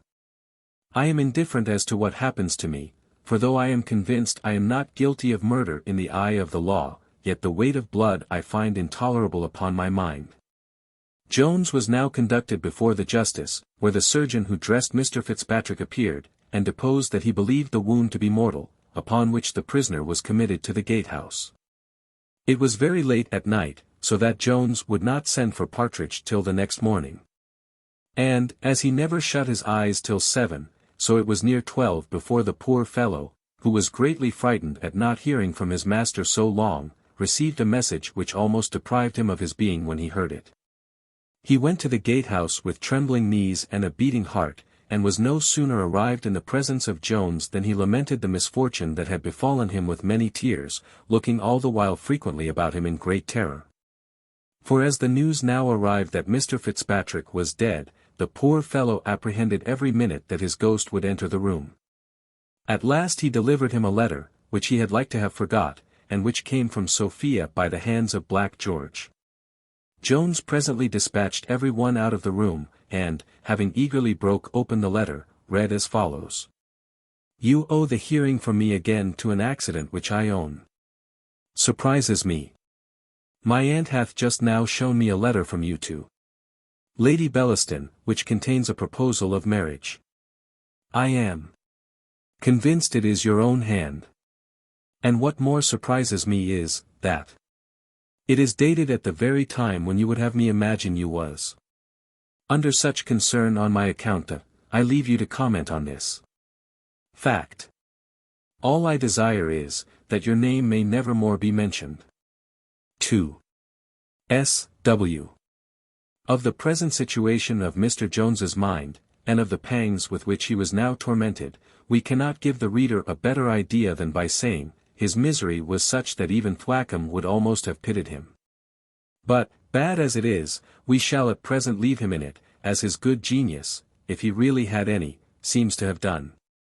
And here we put an end to the 16th book of our history. Book 17 containing 3 days. Chapter 1. Containing a portion of introductory writing. When a comic writer hath made his principal characters as happy as he can, or when a tragic writer hath brought them to the highest pitch of human misery, they both conclude their business to be done, and that their work is come to a period. Had we been of the tragic complexion, the reader must now allow we were very nearly arrived at this period, since it would be difficult for the devil, or any of his representatives on earth, to have contrived much greater torments for poor Jones than those in which we left him in the last chapter. And as for Sophia, a good-natured woman would hardly wish more uneasiness to a rival than what she must at present be supposed to feel. What then remains to complete the tragedy but a murder or two and a few moral sentences? But to bring our favourites out of their present anguish and distress, and to land them at last on the shore of happiness, seems a much harder task, a task indeed so hard that we do not undertake to execute it. In regard to Sophia, it is more than probable that we shall somewhere or other provide a good husband for her in the end, either Blifil, or my lord, or somebody else. But as to poor Jones, such are the calamities in which he is at present involved, owing to his imprudence, by which if a man doth not become felon to the world, he is at least a fellow to se. So destitute is he now of friends, and so persecuted by enemies, that we almost despair of bringing him to any good, and if our reader delights in seeing executions, I think he ought not to lose any time in taking a first row at Tyburn. This I faithfully promise, that, notwithstanding any affection which we may be supposed to have for this rogue, whom we have unfortunately made our hero, we will lend him none of that supernatural assistance with which we are entrusted, upon condition that we use it only on very important occasions. If he doth not therefore find some natural means of fairly extricating himself from all his distresses, we will do no violence to the truth and dignity of history for his sake. For we had rather relate that he was hanged at Tyburn, which may very probably be the case, than forfeit our integrity, or shock the faith of our reader. In this the ancients had a great advantage over the moderns. Their mythology, which was at that time more firmly believed by the vulgar than any religion is at present, gave them always an opportunity of delivering a favourite hero. Their deities were always ready at the writer's elbow, to execute any of his purposes, and the more extraordinary the invention was, the greater was the surprise and delight of the credulous reader. Those writers could with greater ease have conveyed a hero from one country to another, nay from one world to another, and have brought him back again, than a poor circumscribed modern can deliver him from a jail. The Arabians and Persians had an equal advantage in writing their tales from the genii and fairies, which they believe in as an article of their faith, upon the authority of the Koran itself. But we have none of these helps. To natural means alone we are confined, Let us try therefore what, by these means, may be done for poor Jones, though to confess the truth, something whispers me in the ear that he doth not yet know the worst of his fortune. And that a more shocking piece of news than any he hath yet heard remains for him in the unopened leaves of fate. Chapter 2. The generous and grateful behaviour of Mrs. Miller. Mr. Allworthy and Mrs. Miller were just sat down to breakfast, when Blytheville, who had gone out very early that morning, returned to make one of the company. He had not been long seated before he began as follows: Good Lord! My dear uncle, what do you think hath happened? I vow I am afraid of telling it you, for fear of shocking you with the remembrance of ever having shown any kindness to such a villain. What is the matter, child? Said the uncle. I fear I have shown kindness in my life to the unworthy more than once. But charity doth not adopt the vices of its objects. Oh, sir, returned Blytheville, it is not without the secret direction of Providence that you mention the word adoption. Your adopted son, sir, that Jones, that wretch whom you nourished in your bosom, hath proved one of the greatest villains upon earth. By all that's sacred, 'tis false, cries Mrs. Miller. Mr. Jones is no villain. He is one of the worthiest creatures breathing, and if any other person had called him villain, I would have thrown all this boiling water in his face. Mr. Allworthy looked very much amazed at this behaviour. But she did not give him leave to speak, before, turning to him, she cried, I hope you will not be angry with me. I would not offend you, sir, for the world, but, indeed, I could not bear to hear him called so. I must own, madam, said Allworthy, very gravely, I am a little surprised to hear you so warmly defend a fellow you do not know. Oh! I do know him, Mr. Allworthy, said she, indeed I do. I should be the most ungrateful of all wretches if I denied it. Oh! He hath preserved me and my little family, we have all reason to bless him while we live. And I pray heaven to bless him, and turn the hearts of his malicious enemies. I know, I find, I see, he hath such. You surprise me, madam, still more, said Allworthy, sure you must mean some other. It is impossible you should have any such obligations to the man my nephew mentions. Too surely, answered she, I have obligations to him of the greatest and tenderest kind. He hath been the preserver of me and mine. Believe me, sir, he hath been abused, grossly abused to you. I know he hath, or you, whom I know to be all goodness and honour, would not, after the many kind and tender things I have heard you say of this poor helpless child, have so disdainfully called him fellow. Indeed, my best of friends, he deserves a kinder appellation from you, had you heard the good, the kind, the grateful things which I have heard him utter of you. He never mentions your name but with a sort of adoration. In this very room I have seen him on his knees, imploring all the blessings of heaven upon your head. I do not love that child there better than he loves you. I see, sir, now, said Blytheville, with one of those grinning sneers with which the devil marks his best beloved, Mrs. Miller really doth know him. I suppose you will find she is not the only one of your acquaintance to whom he hath exposed you. As for my character, I perceive, by some hints she hath thrown out, he hath been very free with it, but I forgive him. And the Lord forgive you, sir, said Mrs. Miller, we have all sins enough to stand in need of his forgiveness. Upon my word, Mrs. Miller, said Allworthy, I do not take this behaviour of yours to my nephew kindly. And I do assure you, as any reflections which you cast upon him must come only from that wickedest of men, they would only serve, if that were possible, to heighten my resentment against him, for I must tell you, Mrs. Miller, the young man who now stands before you hath ever been the warmest advocate for the ungrateful wretch whose cause you espouse. This, I think, when you hear it from my own mouth, will make you wonder at so much baseness and ingratitude. You are deceived, sir, answered Mrs. Miller. If they were the last words which were to issue from my lips, I would say you were deceived, and I once more repeat it, the Lord forgive those who have deceived you. I do not pretend to say the young man is without faults. But they are all the faults of wildness and of youth. Faults which he may, nay, which I am certain he will, relinquish, and, if he should not, they are vastly overbalanced by one of the most humane, tender, honest hearts that ever man was blessed with. Indeed, Mrs. Miller, said Allworthy, had this been related of you, I should not have believed it.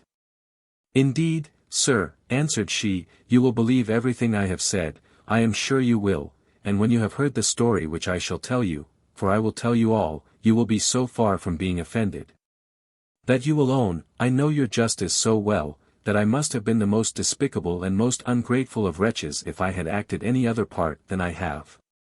Well, madam, said Allworthy, I shall be very glad to hear any good excuse for a behaviour which, I must confess, I think wants an excuse.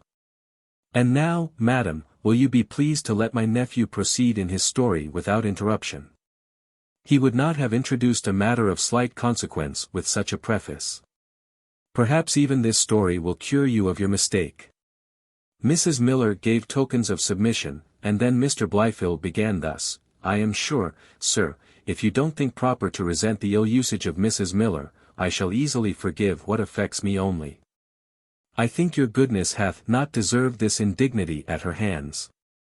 Well, child, said Allworthy, but what is this new instance? What hath he done of late? What, cries Blyfield, notwithstanding all Mrs. Miller hath said, I am very sorry to relate, and what you should never have heard from me, had it not been a matter impossible to conceal from the whole world. In short, he hath killed a man. I will not say murdered, for perhaps it may not be so construed in law, and I hope the best for his sake. Allworthy looked shocked, and blessed himself, and then, turning to Mrs. Miller, he cried, well, madam, what say you now? Why, I say, sir, answered she, that I never was more concerned at anything in my life, but, if the fact be true, I am convinced the man, whoever he is, was in fault. Heaven knows there are many villains in this town who make it their business to provoke young gentlemen. Nothing but the greatest provocation could have tempted him. For of all the gentlemen I ever had in my house, I never saw one so gentle or so sweet-tempered. He was beloved by every one in the house, and every one who came near it. While she was thus running on, a violent knocking at the door interrupted their conversation, and prevented her from proceeding further, or from receiving any answer. For, as she concluded this was a visitor to Mr. Allworthy, she hastily retired, taking with her her little girl, whose eyes were all over blubbered at the melancholy news she heard of Jones, who used to call her his little wife. And not only gave her many playthings, but spent whole hours in playing with her himself. Some readers may, perhaps, be pleased with these minute circumstances, in relating of which we follow the example of Plutarch, one of the best of our brother historians. And others, to whom they may appear trivial, will, we hope, at least pardon them, as we are never prolix on such occasions. Chapter 3. The arrival of Mr. Western, with some matters concerning the paternal authority.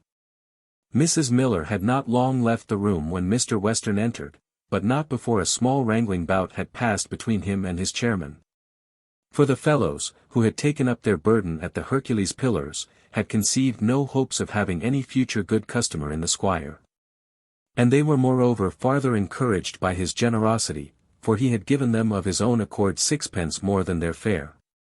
They therefore very boldly demanded another shilling, which so provoked the squire, that he not only bestowed many hearty curses on them at the door, but retained his anger after he came into the room, swearing that all the Londoners were like the court, and thought of nothing but plundering country gentlemen. D.N. me, says he, if I won't walk in the rain rather than get into one of their hand-barrows again. They have jolted me more in a mile than Brown Bess would in a long fox-chase. When his wrath on this occasion was a little appeased, he resumed the same passionate tone on another. There, says he, there is fine business forwards now. The hounds have changed at last, and when we imagined we had a fox to deal with, oh dear at it, it turns out to be a badger at last. Pray, my good neighbour, said Allworthy, drop your metaphors, and speak a little plainer. Why, then, says the squire, to tell you plainly, we have been all this time afraid of a son of a whore of a bastard of somebody's, I don't know whose, not I.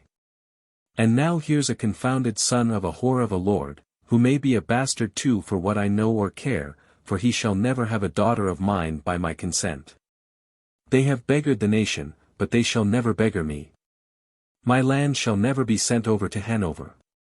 You surprise me much, my good friend, said Allworthy. Why, zounds!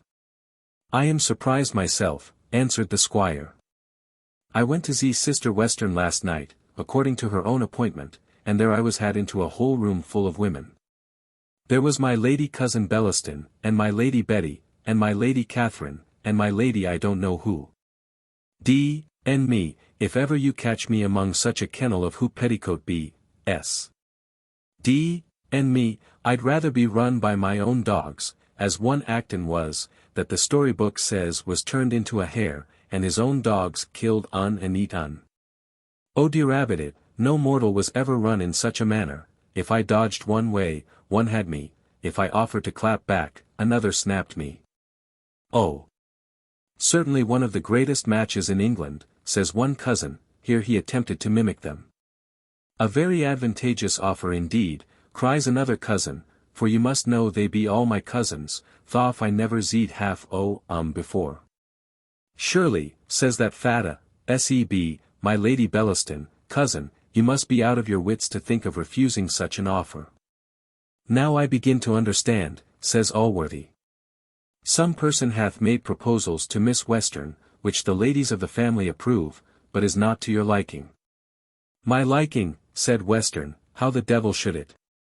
I tell you it is a lord, and those are always volks whom you know I always resolve to have nothing to do with. Didn't I refuse a matter of 40 years' purchase now for a bit of land, which one had a mind to put into a park, only because I would have no dealings with lords, and dost think I would marry my daughter Zoo? Besides, ben't I engaged to you, and did I ever go off any bargain when I had promised? As to that point, neighbour, said Allworthy, I entirely release you from any engagement. No contract can be binding between parties who have not a full power to make it at the time, nor ever afterwards acquire the power of fulfilling it. Slud! Then, answered Western, I tell you I have power, and I will fulfill it. Come along with me directly to Doctors' Commons, I will get a license, and I will go to sister and take away the wench by force, and she shall ha on, or I will lock her up, and keep her upon bread and water as long as she lives. Mr. Western, said Allworthy, shall I beg you will hear my full sentiments on this matter? Hear thee, to be sure I will, answered he. Why, then, sir, cries Allworthy, I can truly say, without a compliment either to you or the young lady, that when this match was proposed, I embraced it very readily and heartily, from my regard to you both. An alliance between two families so nearly neighbours, and between whom there had always existed so mutual an intercourse and good harmony, I thought a most desirable event. And with regard to the young lady, not only the concurrent opinion of all who knew her, but my own observation assured me that she would be an inestimable treasure to a good husband. I shall say nothing of her personal qualifications, which certainly are admirable. Her good nature, her charitable disposition, her modesty, are too well known to need any panegyric, but she hath one quality which existed in a high degree in that best of women, who is now one of the first of angels, which, as it is not of a glaring kind, more commonly escapes observation. So little indeed is it remarked, that I want a word to express it. I must use negatives on this occasion. I never heard anything of pertness, or what is called repartee, out of her mouth. No pretence to wit, much less to that kind of wisdom which is the result only of great learning and experience, the affectation of which, in a young woman, is as absurd as any of the affectations of an ape. No dictatorial sentiments, no judicial opinions, no profound criticisms. Whenever I have seen her in the company of men, she hath been all attention, with the modesty of a learner, not the forwardness of a teacher.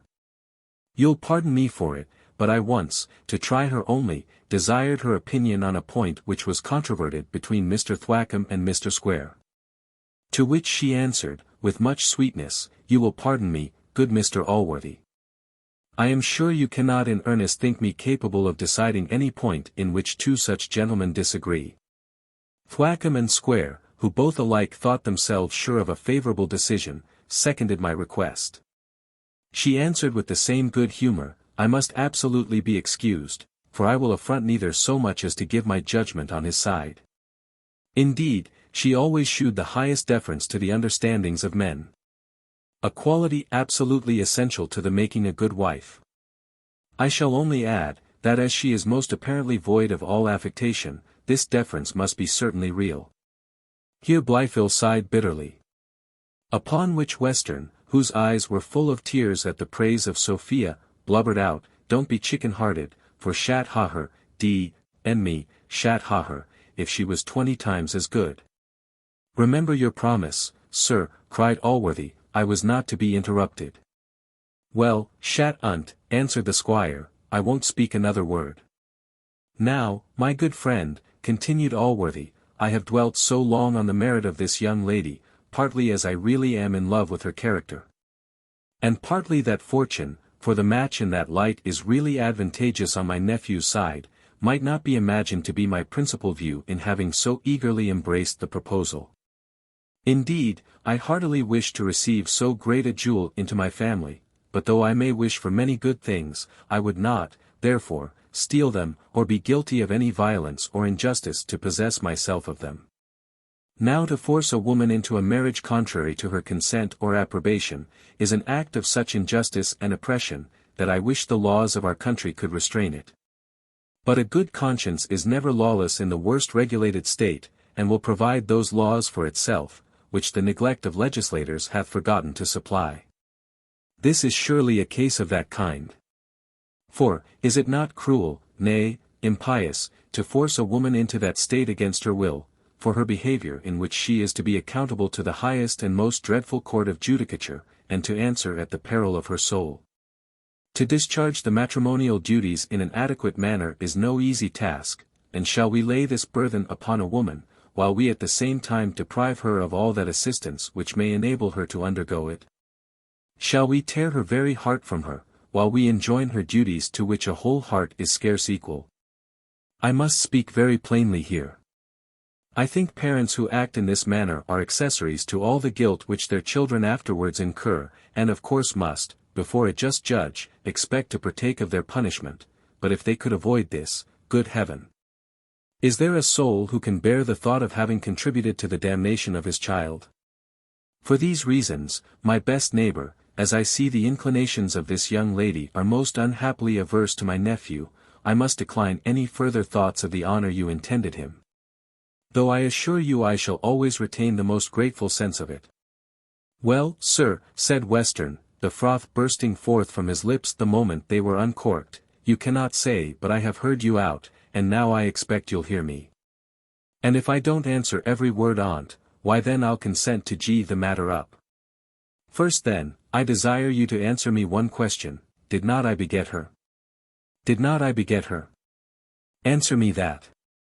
They say, indeed, it is a wise father that knows his own child, but I am sure I have the best title to her, for I bred her up. But I believe you will allow me to be her father, and if I be, am I not to govern my own child? I ask you that, am I not to govern my own child? And if I am to govern her in other matters, surely I am to govern her in this, which concerns her most. And what am I desiring all this while? Am I desiring her to do anything for me? To give me anything, zo much on t'other side, that I am only desiring her to take away half my estate now, and t'other half when I die. Well, and what is it all for? Why, isn't it to make her happy? It's enough to make one mad to hear volks talk. If I was going to marry myself, then she would ha' reason to cry and to blubber, but, on the contrary, haunt I offered to bind down my land in such a manner, that I could not marry if I would, seeing as narrow woman upon earth would ha' me. What the devil in hell can I do more? I contribute to her damnation, zounds. I'd see all the world before her little finger should be hurt. Indeed, Mr. Allworthy, you must excuse me, but I am surprised to hear you talk in such a manner, and I must say, take it how you will, that I thought you had more sense. Allworthy resented this reflection only with a smile. Nor could he, if he would have endeavoured it, have conveyed into that smile any mixture of malice or contempt. His smiles at folly were indeed such as we may suppose the angels bestow on the absurdities of mankind. Befel now desired to be permitted to speak a few words. As to using any violence on the young lady, I am sure I shall never consent to it. My conscience will not permit me to use violence on any one, much less on a lady for whom, however cruel she is to me, I shall always preserve the purest and sincerest affection, but yet I have read that women are seldom proof against perseverance. Why may I not hope then by such perseverance at last to gain those inclinations, in which for the future I shall, perhaps, have no rival, for as for this lord, Mr. Western is so kind to prefer me to him. And sure, sir, you will not deny but that a parent hath at least a negative voice in these matters. Nay, I have heard this very young lady herself say so more than once, and declare that she thought children inexcusable who married in direct opposition to the will of their parents. Besides, though the other ladies of the family seem to favour the pretensions of my lord, I do not find the lady herself is inclined to give him any countenance, alas. I am too well assured she is not. I am too sensible that wickedest of men remains uppermost in her heart. Ay, so he does, cries Western. But surely, says Befel, when she hears of this murder which he hath committed, if the law should spare his life. What's that? Cries Western. Murder. Hath he committed a murder, and is there any hopes of seeing him hanged? Toll de roll, toll lol de roll. Here he fell a singing and capering about the room. Child, says Allworthy, this unhappy passion of yours distresses me beyond measure. I heartily pity you, and would do every fair thing to promote your success. I desire no more, cries Befel. I am convinced my dear uncle hath a better opinion of me than to think that I myself would accept of more. Look'ee, says Allworthy, you have my leave to write, to visit, if she will permit it, but I insist on no thoughts of violence. I will have no confinement, nothing of that kind attempted. Well, cries the squire, nothing of that kind shall be attempted, we will try a little longer what fair means will effect. And if this fellow be but hanged out of the way, toll lol de roll. I never heard better news in my life, I warrant everything goes to my mind. Do, prithee, dear Allworthy, come and dine with me at the Hercules Pillars, I have bespoke a shoulder of mutton roasted, and a spare rib of pork, and a fowl and egg sauce. There will be nobody but ourselves, unless we have a mind to have the landlord, for I have sent Parson Supple down to Basingstoke after my tobacco box, which I left at an inn there, and I would not lose it for the world. For it is an old acquaintance of above 20 years standing. I can tell you landlord is a vast comical bitch, you will like hugely. Mr. Allworthy at last agreed to this invitation, and soon after the squire went off, singing and capering at the hopes of seeing the speedy tragical end of poor Jones. When he was gone, Mr. Allworthy resumed the aforesaid subject with much gravity. He told his nephew, he wished with all his heart he would endeavour to conquer a passion, in which I cannot, says he, flatter you with any hopes of succeeding. It is certainly a vulgar error, that aversion in a woman may be conquered by perseverance. Indifference may, perhaps, sometimes yield to it.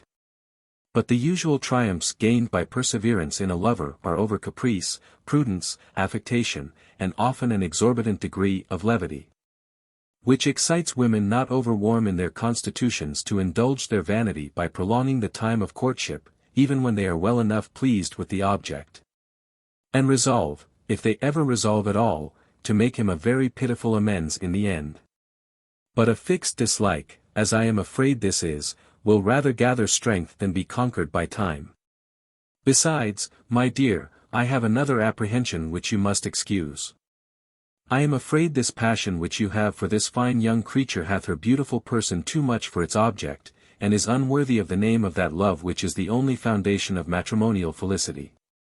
To admire, to like, and to long for the possession of a beautiful woman, without any regard to her sentiments towards us, is, I am afraid, too natural, but love, I believe, is the child of love only. At least, I am pretty confident that to love the creature who we are assured hates us is not in human nature. Examine your heart, therefore, thoroughly, my good boy, and if, upon examination, you have but the least suspicion of this kind, I am sure your own virtue and religion will impel you to drive so vicious a passion from your heart. And your good sense will soon enable you to do it without pain. The reader may pretty well guess Blifil's answer, but, if he should be at a loss, we are not at present at leisure to satisfy him, as our history now hastens on to matters of higher importance, and we can no longer bear to be absent from Sophia. Chapter 4. An extraordinary scene between Sophia and her aunt. The lowing heifer and the bleating ewe, in herds and flocks, may ramble safe and unregarded through the pastures. These are, indeed, hereafter doomed to be the prey of man. Yet many years are they suffered to enjoy their liberty undisturbed. But if a plump doe be discovered to have escaped from the forest, and to repose herself in some field or grove, the whole parish is presently alarmed, every man is ready to set his dogs after her. And, if she is preserved from the rest by the good squire, it is only that he may secure her for his own eating. I have often considered a very fine young woman of fortune and fashion, when first found strayed from the pale of her nursery, to be in pretty much the same situation with this doe. The town is immediately in an uproar. She is hunted from park to play, from court to assembly, from assembly to her own chamber, and rarely escapes a single season from the jaws of some devourer or other. For, if her friends protect her from some, it is only to deliver her over to one of their own choosing, often more disagreeable to her than any of the rest. While whole herds or flocks of other women securely, and scarce regarded, traverse the park, the play, the opera, and the assembly. And though, for the most part at least, they are at last devoured, yet for a long time do they wanton in liberty, without disturbance or control. Of all these paragons none ever tasted more of this persecution than poor Sophia. Her ill stars were not contented with all that she had suffered on account of Blifil, they now raised her another pursuer, who seemed likely to torment her no less than the other had done. For though her aunt was less violent, she was no less assiduous in teasing her, than her father had been before. The servants were no sooner departed after dinner than Mrs. Western, who had opened the matter to Sophia, informed her, that she expected his lordship that very afternoon, and intended to take the first opportunity of leaving her alone with him. "If you do, madam," answered Sophia, with some spirit, "I shall take the first opportunity of leaving him by himself." "How? Madam," cries the aunt. "Is this the return you make me for my kindness in relieving you from your confinement at your father's?" "You know, madam," said Sophia, "the cause of that confinement was a refusal to comply with my father in accepting a man I detested. And will my dear aunt, who hath relieved me from that distress, involve me in another equally bad?" "And do you think then, madam," answered Mrs. Western, "that there is no difference between my Lord Fellamar and Mr. Blifil?" "Very little, in my opinion," cries Sophia, "and, if I must be condemned to one, I would certainly have the merit of sacrificing myself to my father's pleasure."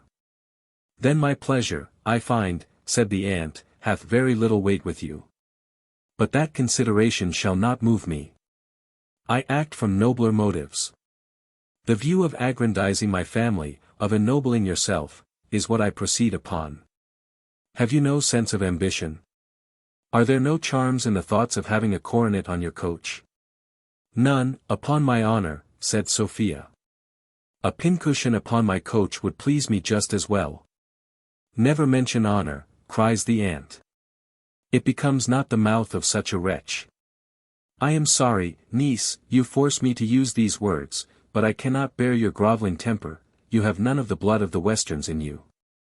But, however mean and base your own ideas are, you shall bring no imputation on mine. I will never suffer the world to say of me that I encouraged you in refusing one of the best matches in England. A match which, besides its advantage in fortune, would do honor to almost any family, and hath, indeed, in title, the advantage of ours. Surely, says Sophia, I am born deficient, and have not the senses with which other people are blessed. There must be certainly some sense which can relish the delights of sound and show, which I have not. For surely mankind would not labor so much, nor sacrifice so much for the obtaining, nor would they be so elate and proud with possessing, what appeared to them, as it doth to me, the most insignificant of all trifles.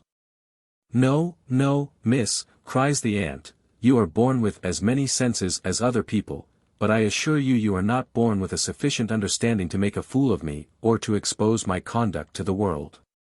So I declare this to you, upon my word, and you know, I believe, how fixed my resolutions are. Unless you agree to see his lordship this afternoon, I will, with my own hands, deliver you tomorrow morning to my brother. And will never henceforth interfere with you, nor see your face again. Sophia stood a few moments silent after this speech, which was uttered in a most angry and peremptory tone, and then, bursting into tears, she cried, Do with me, madam, whatever you please, I am the most miserable undone wretch upon earth.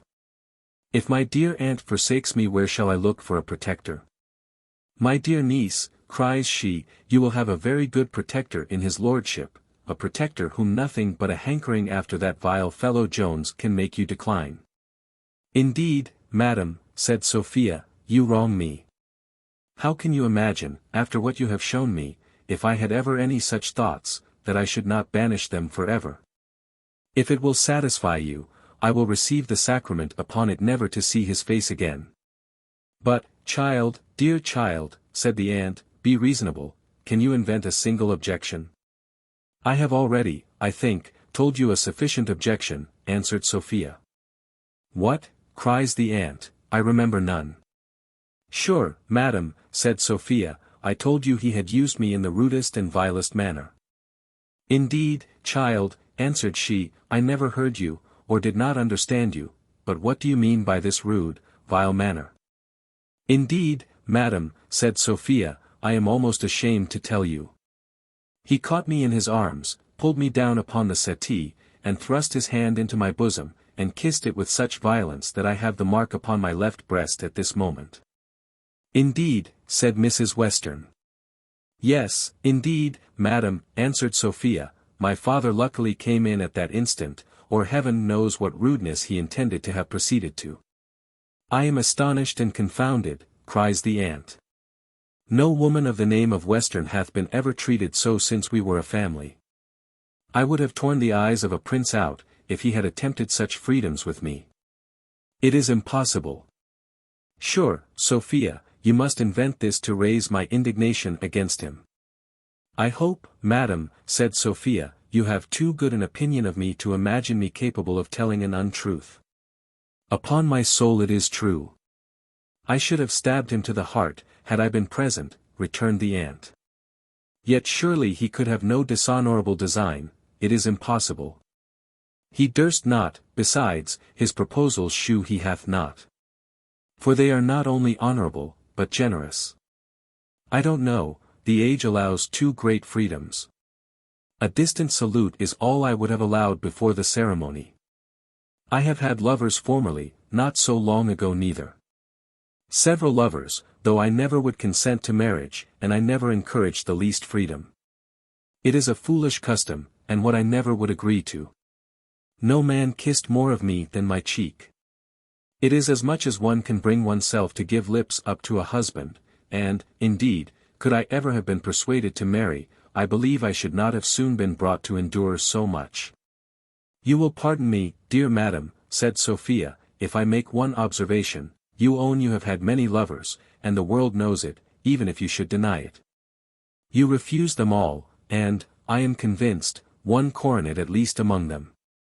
You say true, dear Sophie, answered she, I had once the offer of a title. Why, then, said Sophia, will you not suffer me to refuse this once? It is true, child, said she, I have refused the offer of a title. But it was not so good an offer, that is, not so very, very good an offer. Yes, madam, said Sophia, but you have had very great proposals from men of vast fortunes. It was not the first, nor the second, nor the third advantageous match that offered itself. I own it was not, said she. Well, madam, continued Sophia, and why may not I expect to have a second, perhaps, better than this? You are now but a young woman, and I am convinced would not promise to yield to the first lover of fortune, nay, or of title too. I am a very young woman, and sure I need not despair. Well, my dear, dear Sophie, cries the aunt, what would you have me say? Why, I only beg that I may not be left alone, at least this evening, grant me that, and I will submit, if you think, after what is past, I ought to see him in your company. Well, I will grant it, cries the aunt. Sophie, you know I love you, and can deny you nothing. You know the easiness of my nature, I have not always been so easy. I have been formerly thought cruel, by the men, I mean. I was called the cruel Parthenissa. I have broke many a window that has had verses to the cruel Parthenissa in it. Sophie, I was never so handsome as you, and yet I had something of you formerly. I am a little altered. Kingdoms and states, as Tully Cicero says in his epistles, undergo alterations, and so must the human form. Thus run she on for near half an hour upon herself, and her conquests, and her cruelty, till the arrival of my lord, who, after a most tedious visit, during which Mrs. Western never once offered to leave the room, retired. Not much more satisfied with the aunt than with the niece. For Sophia had brought her aunt into so excellent a temper, that she consented to almost everything her niece said, and agreed that a little distant behavior might not be improper to so forward a lover. Thus Sophia, by a little well-directed flattery, for which surely none will blame her, obtained a little ease for herself, and, at least, put off the evil day. And now we have seen our heroine in a better situation than she hath been for a long time before, we will look a little after Mr. Jones, whom we left in the most deplorable situation that can be well imagined. Chapter 5. Mrs. Miller and Mr. Nightingale visit Jones in the prison. When Mr. Allworthy and his nephew went to meet Mr. Western, Mrs. Miller set forwards to her son-in-law's lodgings, in order to acquaint him with the accident which had befallen his friend Jones. But he had known it long before from Partridge, for Jones, when he left Mrs. Miller, had been furnished with a room in the same house with Mr. Nightingale. The good woman found her daughter under great affliction on account of Mr. Jones, whom having comforted as well as she could, she set forwards to the gatehouse, where she heard he was, and where Mr. Nightingale was arrived before her. The firmness and constancy of a true friend is a circumstance so extremely delightful to persons in any kind of distress, that the distress itself, if it be only temporary, and admits of relief, is more than compensated by bringing this comfort with it. Nor are instances of this kind so rare as some superficial and inaccurate observers have reported. To say the truth, want of compassion is not to be numbered among our general faults. The black ingredient which fouls our disposition is envy. Hence our eye is seldom, I am afraid, turned upward to those who are manifestly greater, better, wiser, or happier than ourselves, without some degree of malignity. While we commonly look downwards on the mean and miserable with sufficient benevolence and pity. In fact, I have remarked, that most of the defects which have discovered themselves in the friendships within my observation have arisen from envy only, a hellish vice, and yet one from which I have known very few absolutely exempt. But enough of a subject which, if pursued, would lead me too far. Whether it was that fortune was apprehensive lest Jones should sink under the weight of his adversity, and that she might thus lose any future opportunity of tormenting him, or whether she really abated somewhat of her severity towards him. She seemed a little to relax her persecution, by sending him the company of two such faithful friends, and what is perhaps more rare, a faithful servant. For Partridge, though he had many imperfections, wanted not fidelity, and though fear would not suffer him to be hanged for his master, yet the world, I believe, could not have bribed him to desert his cause. While Jones was expressing great satisfaction in the presence of his friends, Partridge brought an account that Mr. Fitzpatrick was still alive, though the surgeon declared that he had very little hopes. Upon which, Jones fetching a deep sigh, Nightingale said to him, "My dear Tom, why should you afflict yourself so upon an accident, which, whatever be the consequence, can be attended with no danger to you? And in which your conscience cannot accuse you of having been the least to blame? If the fellow should die, what have you done more than taken away the life of a ruffian in your own defence? So will the coroner's inquest certainly find it, and then you will be easily admitted to bail. And, though you must undergo the form of a trial, yet it is a trial which many men would stand for you for a shilling. "Come, come, Mr. Jones," says Mrs. Miller, "cheer yourself up. I knew you could not be the aggressor, and so I told Mr. Allworthy, and so he shall acknowledge too, before I have done with him." Jones gravely answered, that whatever might be his fate, he should always lament the having shed the blood of one of his fellow creatures, as one of the highest misfortunes which could have befallen him. "But I have another misfortune of the tenderest kind, oh! Mrs. Miller, I have lost what I held most dear upon earth." "That must be a mistress," said Mrs. Miller, "but come, come, I know more than you imagine, for indeed Partridge had blabbed all. And I have heard more than you know. Matters go better, I promise you, than you think, and I would not give Blifil sixpence for all the chance which he hath of the lady." "Indeed, my dear friend, indeed," answered Jones, "you are an entire stranger to the cause of my grief. If you was acquainted with the story, you would allow my case admitted of no comfort. I apprehend no danger from Blifil. I have undone myself." "Don't despair," replied Mrs. Miller, "you know not what a woman can do, and if anything be in my power, I promise you I will do it to serve you. It is my duty. My son, my dear Mr. Nightingale, who is so kind to tell me he hath obligations to you on the same account, knows it is my duty. Shall I go to the lady myself? I will say anything to her you would have me say." "Thou best of women," cries Jones, taking her by the hand, "talk not of obligations to me, but as you have been so kind to mention it, there is a favour which, perhaps, may be in your power. I see you are acquainted with the lady, how you came by your information I know not, who sits, indeed, very near my heart. If you could contrive to deliver this," giving her a paper from his pocket, "I shall for ever acknowledge your goodness." "Give it me," said Mrs. Miller. "If I see it not in her own possession before I sleep, may my next sleep be my last. Comfort yourself, my good young man. Be wise enough to take warning from past follies, and I warrant all shall be well, and I shall yet see you happy with the most charming young lady in the world, for I so hear from every one she is. Believe me, madam," said he, "I do not speak the common cant of one in my unhappy situation. Before this dreadful accident happened, I had resolved to quit a life of which I was become sensible of the wickedness as well as folly. I do assure you, notwithstanding the disturbances I have unfortunately occasioned in your house, for which I heartily ask your pardon, I am not an abandoned profligate. Though I have been hurried into vices, I do not approve a vicious character, nor will I ever, from this moment, deserve it."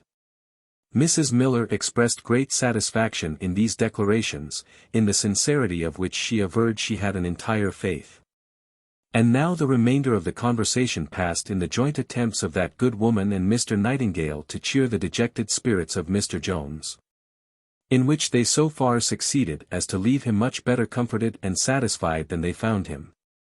To which happy alteration nothing so much contributed as the kind undertaking of Mrs. Miller to deliver his letter to Sophia, which he despaired of finding any means to accomplish. For when Black George produced the last from Sophia, he informed Partridge that she had strictly charged him, on pain of having it communicated to her father, not to bring her any answer. He was, moreover, not a little pleased to find he had so warm an advocate to Mr. Allworthy himself in this good woman, who was, in reality, one of the worthiest creatures in the world. After about an hour's visit from the lady, for Nightingale had been with him much longer, they both took their leave, promising to return to him soon. During which Mrs. Miller said she hoped to bring him some good news from his mistress, and Mr. Nightingale promised to inquire into the state of Mr. Fitzpatrick's wound, and likewise to find out some of the persons who were present at the rencounter. The former of these went directly in quest of Sophia, whither we likewise shall now attend her. Chapter 6. In which Mrs. Miller pays a visit to Sophia. Access to the young lady was by no means difficult, for, as she lived now on a perfect friendly footing with her aunt, she was at full liberty to receive what visitants she pleased. Sophia was dressing when she was acquainted that there was a gentlewoman below to wait on her. As she was neither afraid, nor ashamed, to see any of her own sex, Mrs. Miller was immediately admitted.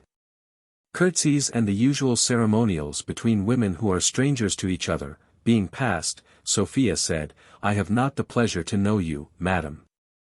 "No, madam," answered Mrs. Miller, "and I must beg pardon for intruding upon you. But when you know what has induced me to give you this trouble, I hope, pray, what is your business, madam?" said Sophia, with a little emotion. "Madam, we are not alone," replied Mrs. Miller, in a low voice. "Go out, Betty," said Sophia. When Betty was departed, Mrs. Miller said, "I was desired, madam, by a very unhappy young gentleman, to deliver you this letter." Sophia changed color when she saw the direction, well knowing the hand, and after some hesitation, said, "I could not conceive, madam, from your appearance, that your business had been of such a nature. Whomever you brought this letter from, I shall not open it. I should be sorry to entertain an unjust suspicion of any one, but you are an utter stranger to me." "If you will have patience, madam," answered Mrs. Miller, "I will acquaint you who I am, and how I came by that letter." "I have no curiosity, madam, to know anything," cries Sophia. "But I must insist on your delivering that letter back to the person who gave it you." Mrs. Miller then fell upon her knees, and in the most passionate terms implored her compassion. To which Sophia answered, "Sure, madam, it is surprising you should be so very strongly interested in the behalf of this person." "I would not think, madam, no, madam," says Mrs. Miller, "you shall not think anything but the truth. I will tell you all, and you will not wonder that I am interested. He is the best-natured creature that ever was born." She then began and related the story of Mr. Anderson. After this she cried, "This, madam, this is his goodness. But I have much more tender obligations to him. He hath preserved my child." Here, after shedding some tears, she related everything concerning that fact, suppressing only those circumstances which would have most reflected on her daughter, and concluded with saying, "Now, madam, you shall judge whether I can ever do enough for so kind, so good, so generous a young man. And sure he is the best and worthiest of all human beings." The alterations in the countenance of Sophia had hitherto been chiefly to her disadvantage, and had inclined her complexion to too great paleness. But she now waxed redder, if possible, than vermilion, and cried, "I know not what to say. Certainly what arises from gratitude cannot be blamed, but what service can my reading this letter do your friend, since I am resolved never." Mrs. Miller fell again to her entreaties, and begged to be forgiven, but she could not, she said, carry it back. "Well, madam," says Sophia, "I cannot help it, if you will force it upon me. Certainly you may leave it whether I will or no." What Sophia meant, or whether she meant anything, I will not presume to determine.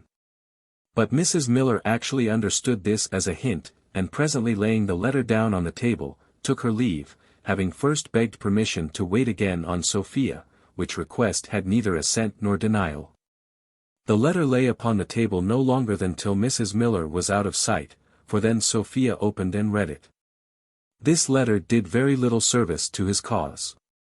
For it consisted of little more than confessions of his own unworthiness, and bitter lamentations of despair, together with the most solemn protestations of his unalterable fidelity to Sophia, of which, he said, he hoped to convince her, if he had ever more the honor of being admitted to her presence. And that he could account for the letter to Lady Bellaston in such a manner, that, though it would not entitle him to her forgiveness, he hoped at least to obtain it from her mercy. And concluded with vowing that nothing was ever less in his thoughts than to marry Lady Bellaston.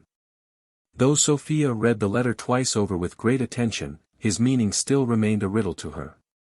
Nor could her invention suggest to her any means to excuse Jones.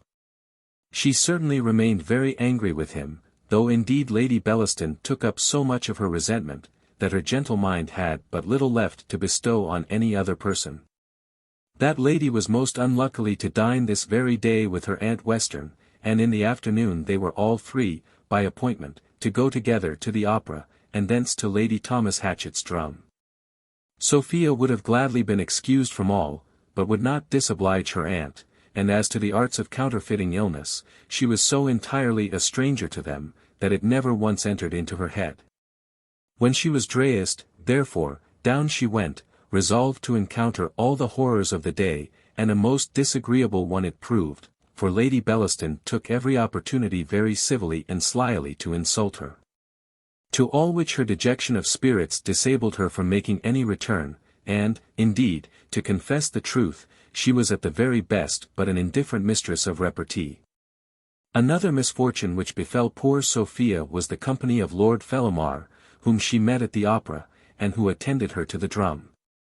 And though both places were too public to admit of any particularities, and she was farther relieved by the music at the one place, and by the cards at the other, she could not, however, enjoy herself in his company.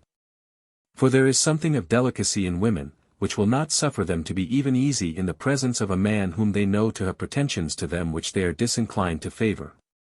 Having in this chapter twice mentioned a drum, a word which our posterity, it is hoped, will not understand in the sense it is here applied, we shall, notwithstanding our present haste, stop a moment to describe the entertainment here meant. And the rather as we can in a moment describe it. A drum, then, is an assembly of well-dressed persons of both sexes, most of whom play at cards, and the rest do nothing at all. While the mistress of the house performs the part of the landlady at an inn, and like the landlady of an inn prides herself in the number of her guests, though she doth not always, like her, get anything by it. No wonder then, as so much spirits must be required to support any vivacity in these scenes of dullness, that we hear persons of fashion eternally complaining of the want of them, a complaint confined entirely to upper life. How insupportable must we imagine this round of impertinence to have been to Sophia at this time. How difficult must she have found it to force the appearance of gaiety into her looks, when her mind dictated nothing but the tenderest sorrow, and when every thought was charged with tormenting ideas. Night, however, at last restored her to her pillow, where we will leave her to soothe her melancholy at least, though incapable we fear of rest, and shall pursue our history, which, something whispers us, is now arrived at the eve of some great event. Chapter 7. A pathetic scene between Mr. Allworthy and Mrs. Miller. Mrs. Miller had a long discourse with Mr. Allworthy, at his return from dinner, in which she acquainted him with Jones's having unfortunately lost all which he was pleased to bestow on him at their separation, and with the distresses to which that loss had subjected him, of all which she had received a full account from the faithful retailer Partridge. She then explained the obligations she had to Jones. Not that she was entirely explicit with regard to her daughter. For though she had the utmost confidence in Mr. Allworthy, and though there could be no hopes of keeping an affair secret which was unhappily known to more than half a dozen, yet she could not prevail with herself to mention those circumstances which reflected most on the chastity of poor Nancy, but smothered that part of her evidence as cautiously as if she had been before a judge. And the girl was now on her trial for the murder of a bastard. Allworthy said, there were few characters so absolutely vicious as not to have the least mixture of good in them. However, says he, I cannot deny but that you have some obligations to the fellow, bad as he is, and I shall therefore excuse what hath passed already, but must insist you never mention his name to me more. For, I promise you, it was upon the fullest and plainest evidence that I resolved to take the measures I have taken. Well, sir, says she, I make not the least doubt but time will shew all matters in their true and natural colours, and that you will be convinced this poor young man deserves better of you than some other folks that shall be nameless. Madam, cries Allworthy, a little ruffled, I will not hear any reflections on my nephew, and if ever you say a word more of that kind, I will depart from your house that instant. He is the worthiest and best of men. And I once more repeat it to you, he hath carried his friendship to this man to a blamable length, by too long concealing facts of the blackest dye. The ingratitude of the wretch to this good young man is what I most resent. For, madam, I have the greatest reason to imagine he had laid a plot to supplant my nephew in my favour, and to have disinherited him. I am sure, sir, answered Mrs. Miller, a little frightened, for, though Mr. Allworthy had the utmost sweetness and benevolence in his smiles, he had great terror in his frowns. I shall never speak against any gentleman you are pleased to think well of. I am sure, sir, such behaviour would very little become me, especially when the gentleman is your nearest relation, but, sir, you must not be angry with me, you must not indeed, for my good wishes to this poor wretch. Sure, I may call him so now, though once you would have been angry with me if I had spoke of him with the least disrespect. How often have I heard you call him your son? How often have you prattled to me of him with all the fondness of a parent? Nay, sir, I cannot forget the many tender expressions, the many good things you have told me of his beauty, and his parts, and his virtues, of his good nature and generosity. I am sure, sir, I cannot forget them, for I find them all true. I have experienced them in my own cause. They have preserved my family. You must pardon my tears, sir, indeed you must. When I consider the cruel reverse of fortune which this poor youth, to whom I am so much obliged, hath suffered.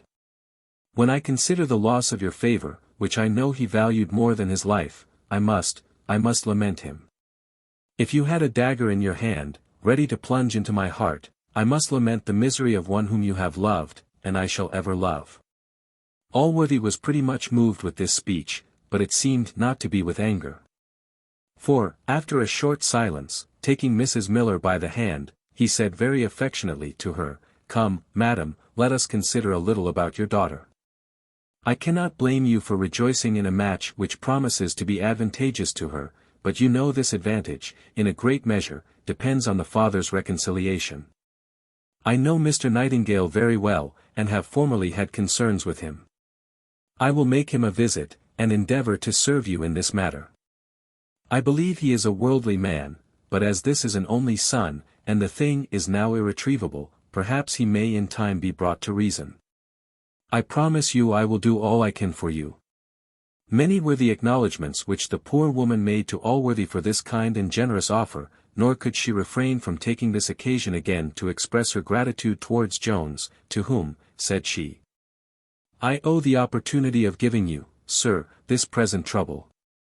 Allworthy gently stopped her, but he was too good a man to be really offended with the effects of so noble a principle as now actuated Mrs. Miller.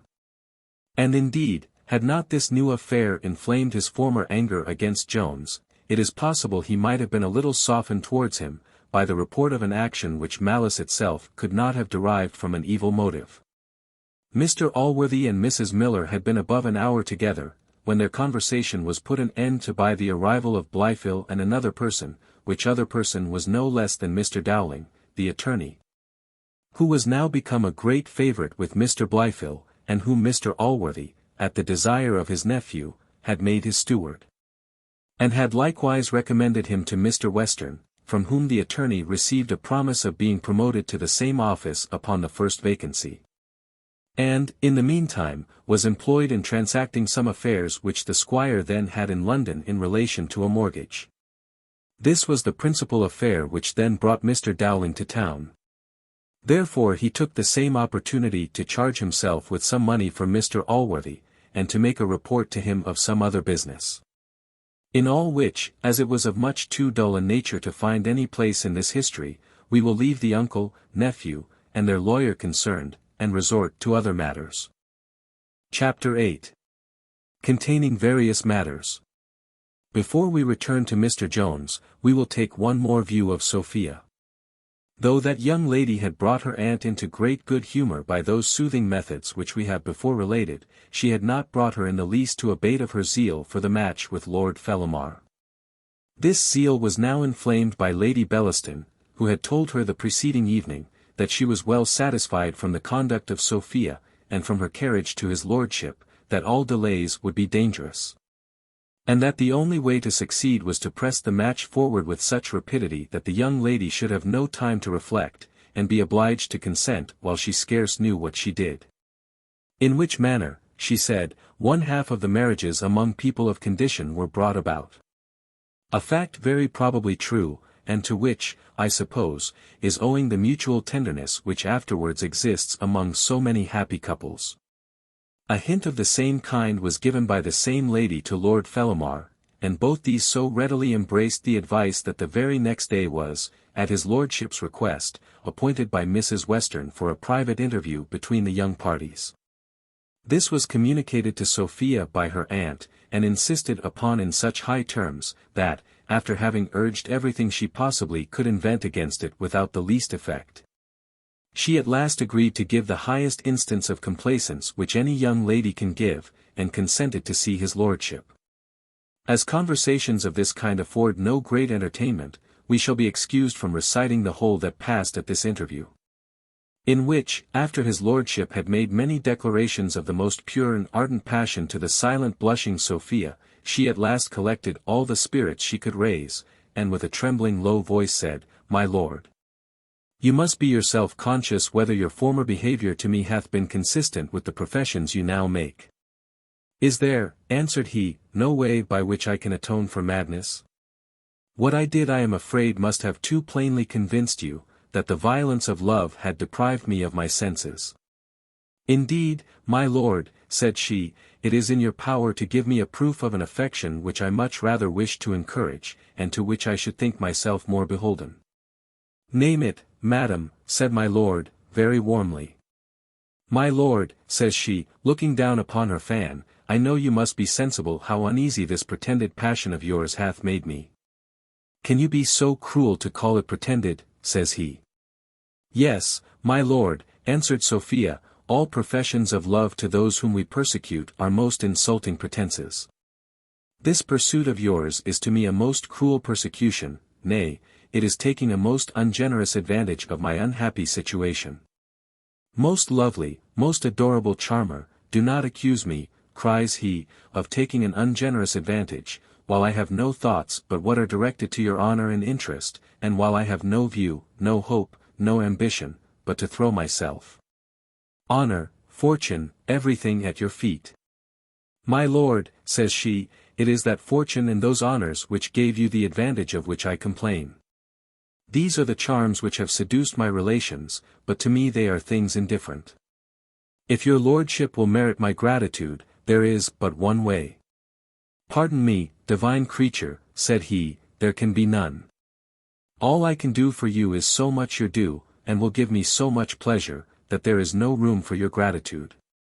"Indeed, my lord," answered she, "you may obtain my gratitude, my good opinion, every kind thought and wish which it is in my power to bestow, nay, you may obtain them with ease, for sure to a generous mind it must be easy to grant my request. Let me beseech you, then, to cease a pursuit in which you can never have any success.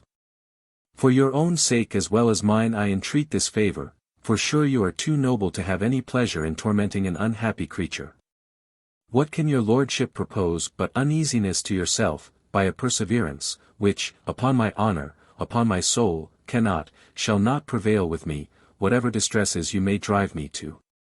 Here my lord fetched a deep sigh, and then said, "Is it then, madam, that I am so unhappy to be the object of your dislike and scorn, or will you pardon me if I suspect there is some other?"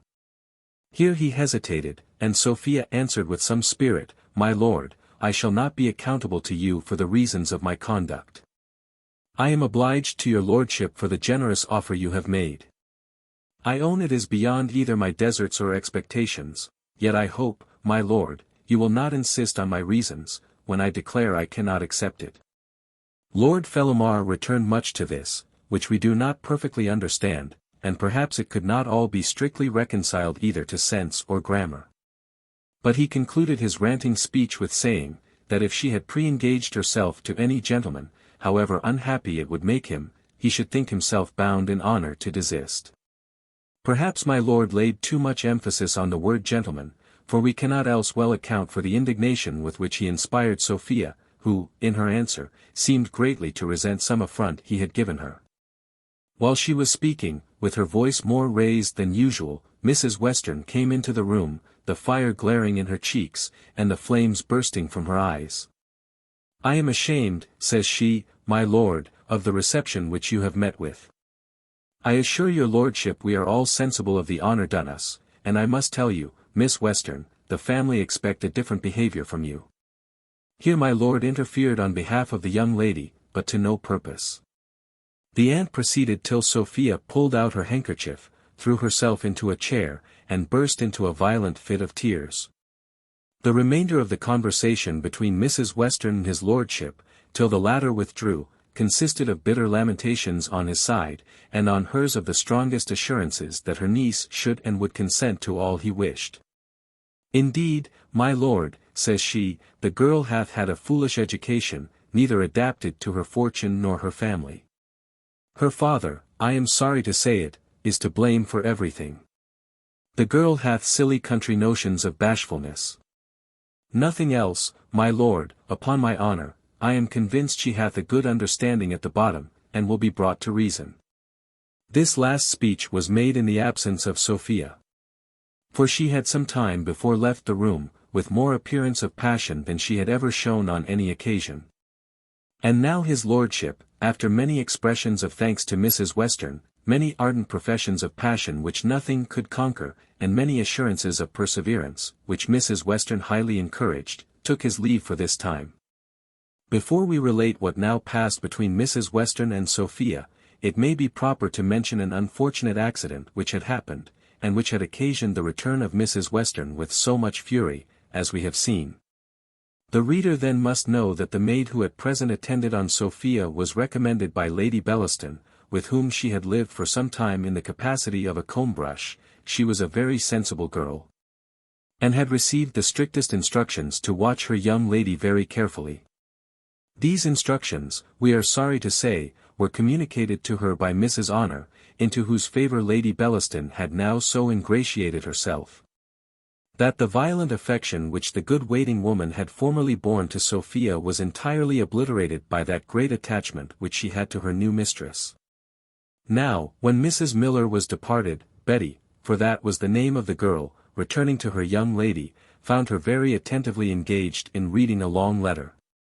And the visible emotions which she betrayed on that occasion might have well accounted for some suspicions which the girl entertained.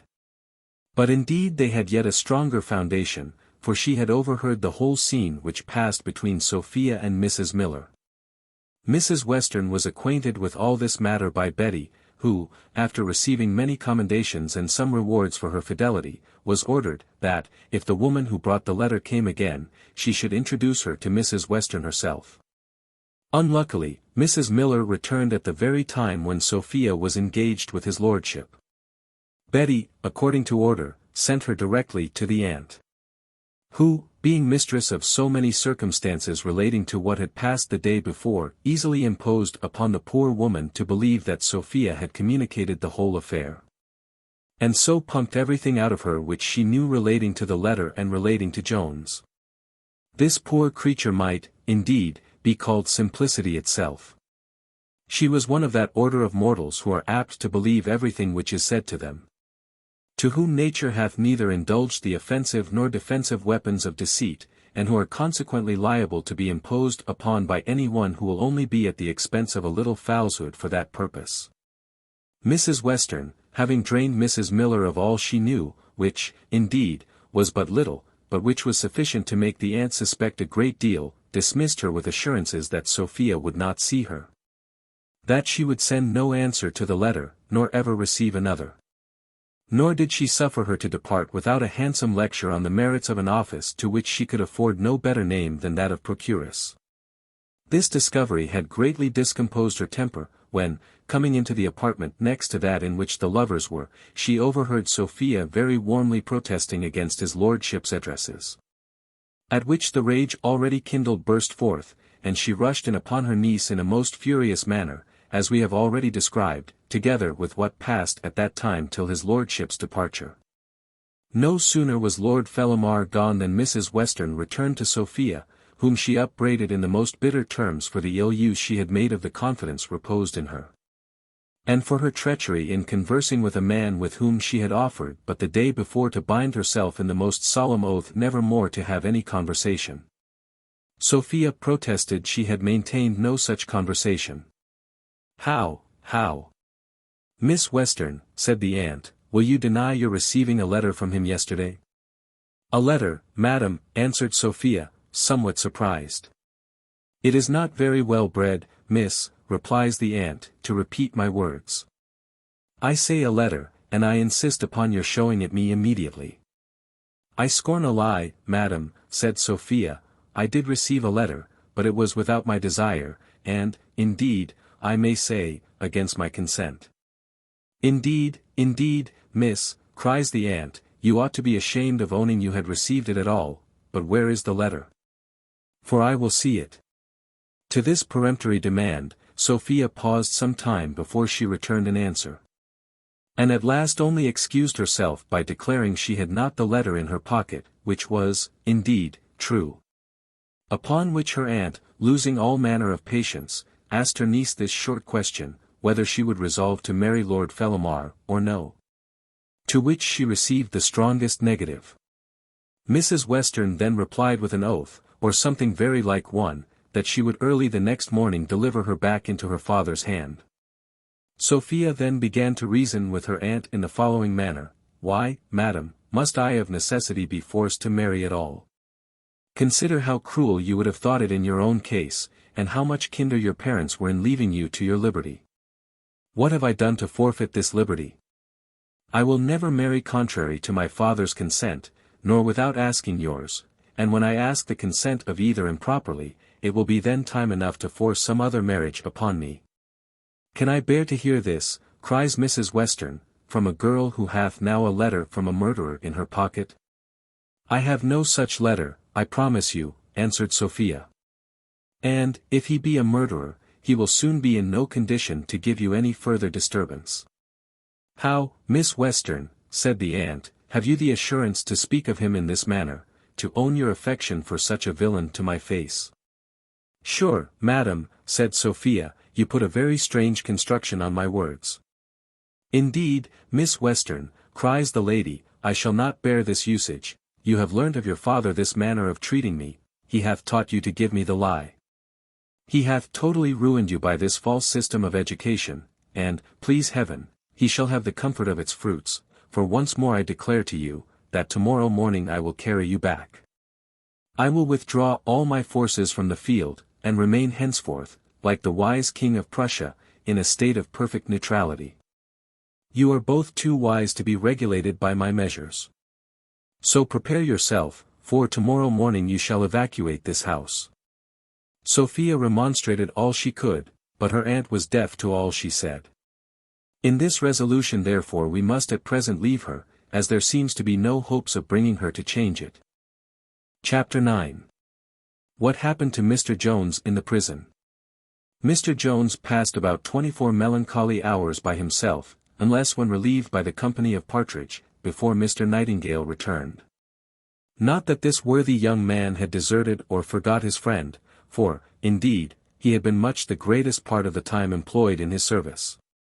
He had heard, upon inquiry, that the only persons who had seen the beginning of the unfortunate rencounter were a crew belonging to a man-of-war which then lay at Deptford. To Deptford therefore he went in search of this crew, where he was informed that the men he sought after were all gone ashore. He then traced them from place to place, till at last he found two of them drinking together, with a third person, at a hedge tavern near Aldersgate. Nightingale desired to speak with Jones by himself, for Partridge was in the room when he came in. As soon as they were alone, Nightingale, taking Jones by the hand, cried, Come, my brave friend, be not too much dejected at what I am going to tell you. I am sorry I am the messenger of bad news, but I think it my duty to tell you. I guess already what that bad news is, cries Jones. The poor gentleman then is dead. I hope not, answered Nightingale. He was alive this morning, though I will not flatter you, I fear, from the accounts I could get, that his wound is mortal. But if the affair be exactly as you told it, your own remorse would be all you would have reason to apprehend, let what would happen. But forgive me, my dear Tom, if I entreat you to make the worst of your story to your friends. If you disguise anything to us, you will only be an enemy to yourself. What reason, my dear Jack, have I ever given you, said Jones, to stab me with so cruel a suspicion? Have patience, cries Nightingale, and I will tell you all. After the most diligent inquiry I could make, I at last met with two of the fellows who were present at this unhappy accident, and I am sorry to say, they do not relate the story so much in your favor as you yourself have told it. Why, what do they say, cries Jones. Indeed what I am sorry to repeat, as I am afraid of the consequence of it to you. They say that they were at too great a distance to overhear any words that passed between you, but they both agree that the first blow was given by you. Then, upon my soul, answered Jones, they injure me. He not only struck me first, but struck me without the least provocation. What should induce those villains to accuse me falsely? Nay, that I cannot guess, said Nightingale, and if you yourself, and I, who am so heartily your friend, cannot conceive a reason why they should belie you. What reason will an indifferent court of justice be able to assign why they should not believe them? I repeated the question to them several times, and so did another gentleman who was present, who, I believe, is a seafaring man, and who really acted a very friendly part by you. For he begged them often to consider that there was the life of a man in the case, and asked them over and over, if they were certain, to which they both answered, that they were, and would abide by their evidence upon oath. For heaven's sake, my dear friend, recollect yourself, for, if this should appear to be the fact, it will be your business to think in time of making the best of your interest. I would not shock you. But you know, I believe, the severity of the law, whatever verbal provocations may have been given you. Alas! My friend, cries Jones, what interest hath such a wretch as I? Besides, do you think I would even wish to live with the reputation of a murderer? If I had any friends, as, alas, I have none, could I have the confidence to solicit them to speak in the behalf of a man condemned for the blackest crime in human nature? Believe me, I have no such hope, but I have some reliance on a throne still greatly superior, which will, I am certain, afford me all the protection I merit. He then concluded with many solemn and vehement protestations of the truth of what he had at first asserted.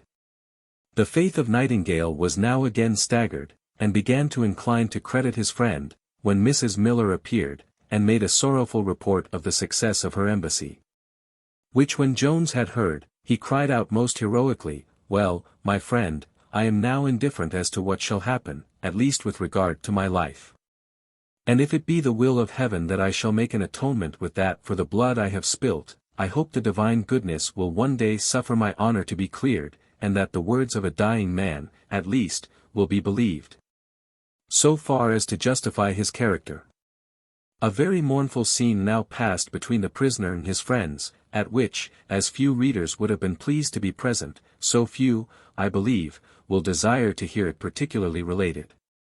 We will, therefore, pass on to the entrance of the turnkey, who acquainted Jones that there was a lady without who desired to speak with him when he was at leisure. Jones declared his surprise at this message. He said, he knew no lady in the world whom he could possibly expect to see there. However, as he saw no reason to decline seeing any person, Mrs. Miller and Mr. Nightingale presently took their leave, and he gave orders to have the lady admitted. If Jones was surprised at the news of a visit from a lady, how greatly was he astonished when he discovered this lady to be no other than Mrs. Waters. In this astonishment then we shall leave him a while, in order to cure the surprise of the reader, who will likewise, probably, not a little wonder at the arrival of this lady. Who this Mrs. Waters was, the reader pretty well knows. What she was, he must be perfectly satisfied. He will therefore be pleased to remember that this lady departed from Upton in the same coach with Mr. Fitzpatrick and the other Irish gentleman, and in their company travelled to Bath.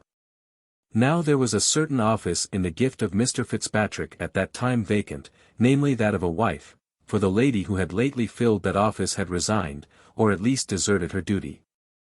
Mr. Fitzpatrick therefore, having thoroughly examined Mrs. Waters on the road, found her extremely fit for the place, which, on their arrival at Bath, he presently conferred upon her, and she without any scruple accepted. As husband and wife this gentleman and lady continued together all the time they stayed at Bath, and as husband and wife they arrived together in town. Whether Mr. Fitzpatrick was so wise a man as not to part with one good thing till he had secured another, which he had at present only a prospect of regaining. Or whether Mrs. Waters had so well discharged her office, that he intended still to retain her as principal, and to make his wife, as is often the case, only her deputy, I will not say. But certain it is, he never mentioned his wife to her, never communicated to her the letter given him by Mrs. Western, nor ever once hinted his purpose of repossessing his wife, much less did he ever mention the name of Jones. For, though he intended to fight with him wherever he met him, he did not imitate those prudent persons who think a wife, a mother, a sister, or sometimes a whole family, the safest seconds on these occasions. The first account therefore which she had of all this was delivered to her from his lips, after he was brought home from the tavern where his wound had been dressed. As Mr. Fitzpatrick, however, had not the clearest way of telling a story at any time, and was now, perhaps, a little more confused than usual. It was some time before she discovered that the gentleman who had given him this wound was the very same person from whom her heart had received a wound, which, though not of a mortal kind, was yet so deep that it had left a considerable scar behind it. But no sooner was she acquainted that Mr. Jones himself was the man who had been committed to the gatehouse for this supposed murder, than she took the first opportunity of committing Mr. Fitzpatrick to the care of his nurse, and hastened away to visit the conqueror. She now entered the room with an air of gaiety, which received an immediate check from the melancholy aspect of poor Jones, who started and blessed himself when he saw her. Upon which she said, "Nay, I do not wonder at your surprise. I believe you did not expect to see me, for few gentlemen are troubled here with visits from any lady, unless a wife. You see the power you have over me, Mr. Jones. Indeed, I little thought, when we parted at Upton, that our next meeting would have been in such a place. Indeed, madam, says Jones, I must look upon this visit as kind, few will follow the miserable, especially to such dismal habitations. I protest, Mr. Jones, says she, I can hardly persuade myself you are the same agreeable fellow I saw at Upton. Why, your face is more miserable than any dungeon in the universe. What can be the matter with you? I thought, madam, said Jones, as you knew of my being here, you knew the unhappy reason. Phew, says she, you have pinked a man in a duel, that's all. Jones expressed some indignation at this levity, and spoke with the utmost contrition for what had happened. To which she answered, well, then, sir, if you take it so much to heart, I will relieve you. The gentleman is not dead, and, I am pretty confident, is in no danger of dying. The surgeon, indeed, who first dressed him was a young fellow, and seemed desirous of representing his case to be as bad as possible, that he might have the more honour from curing him, but the king's surgeon hath seen him since, and says, unless from a fever, of which there are at present no symptoms, he apprehends not the least danger of life. Jones shewed great satisfaction in his countenance at this report, upon which she affirmed the truth of it, adding, by the most extraordinary accident in the world I lodge at the same house, and have seen the gentleman, and I promise you he doth you justice, and says, whatever be the consequence, that he was entirely the aggressor, and that you was not in the least to blame. Jones expressed the utmost satisfaction at the account which Mrs. Waters brought him. He then informed her of many things which she well knew before, as who Mr. Fitzpatrick was, the occasion of his resentment, and he likewise told her several facts of which she was ignorant, as the adventure of the muff, and other particulars, concealing only the name of Sophia. He then lamented the follies and vices of which he had been guilty. Every one of which, he said, had been attended with such ill consequences, that he should be unpardonable if he did not take warning, and quit those vicious courses for the future. He lastly concluded with assuring her of his resolution to sin no more, lest a worse thing should happen to him. Mrs. Waters with great pleasantry ridiculed all this, as the effects of low spirits and confinement. She repeated some witticisms about the devil when he was sick, and told him, she doubted not but shortly to see him at liberty, and as lively a fellow as ever. And then, says she, I don't question but your conscience will be safely delivered of all these qualms that it is now so sick in breeding. Many more things of this kind she uttered, some of which it would do her no great honour, in the opinion of some readers, to remember, nor are we quite certain but that the answers made by Jones would be treated with ridicule by others. We shall therefore suppress the rest of this conversation, and only observe that it ended at last with perfect innocence, and much more to the satisfaction of Jones than of the lady. For the former was greatly transported with the news she had brought him. But the latter was not altogether so pleased with the penitential behaviour of a man whom she had, at her first interview, conceived a very different opinion of from what she now entertained of him.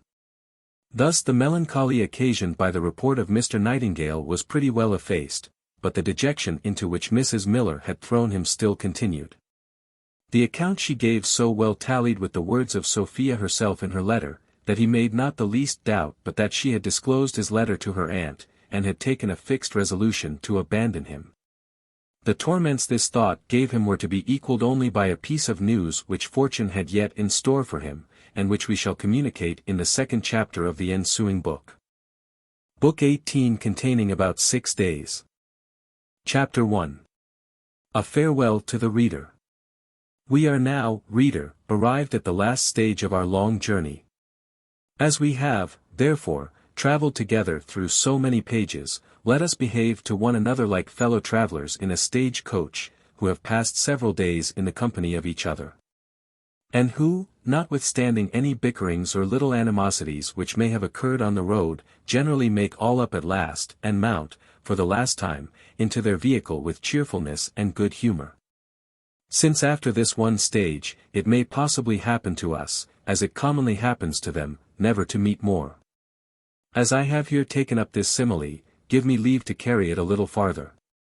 I intend, then, in this last book, to imitate the good company I have mentioned in their last journey. Now, it is well known that all jokes and raillery are at this time laid aside. Whatever characters any of the passengers have for the gestaque personated on the road are now thrown off, and the conversation is usually plain and serious.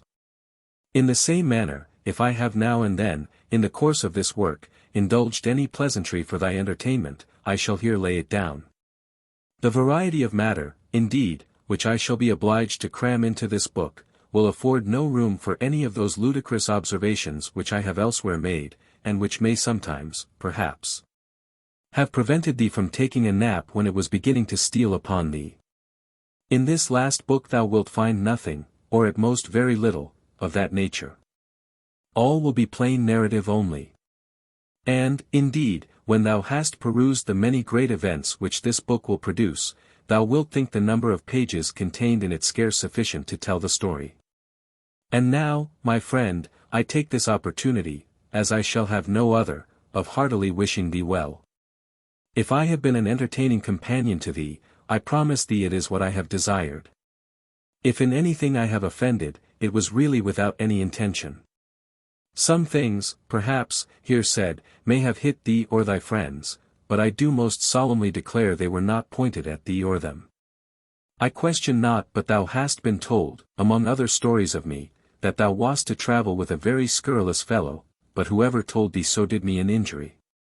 No man detests and despises scurrility more than myself. Nor hath any man more reason, for none hath ever been treated with more. And what is a very severe fate, I have had some of the abusive writings of those very men fathered upon me, who, in other of their works, have abused me themselves with the utmost virulence.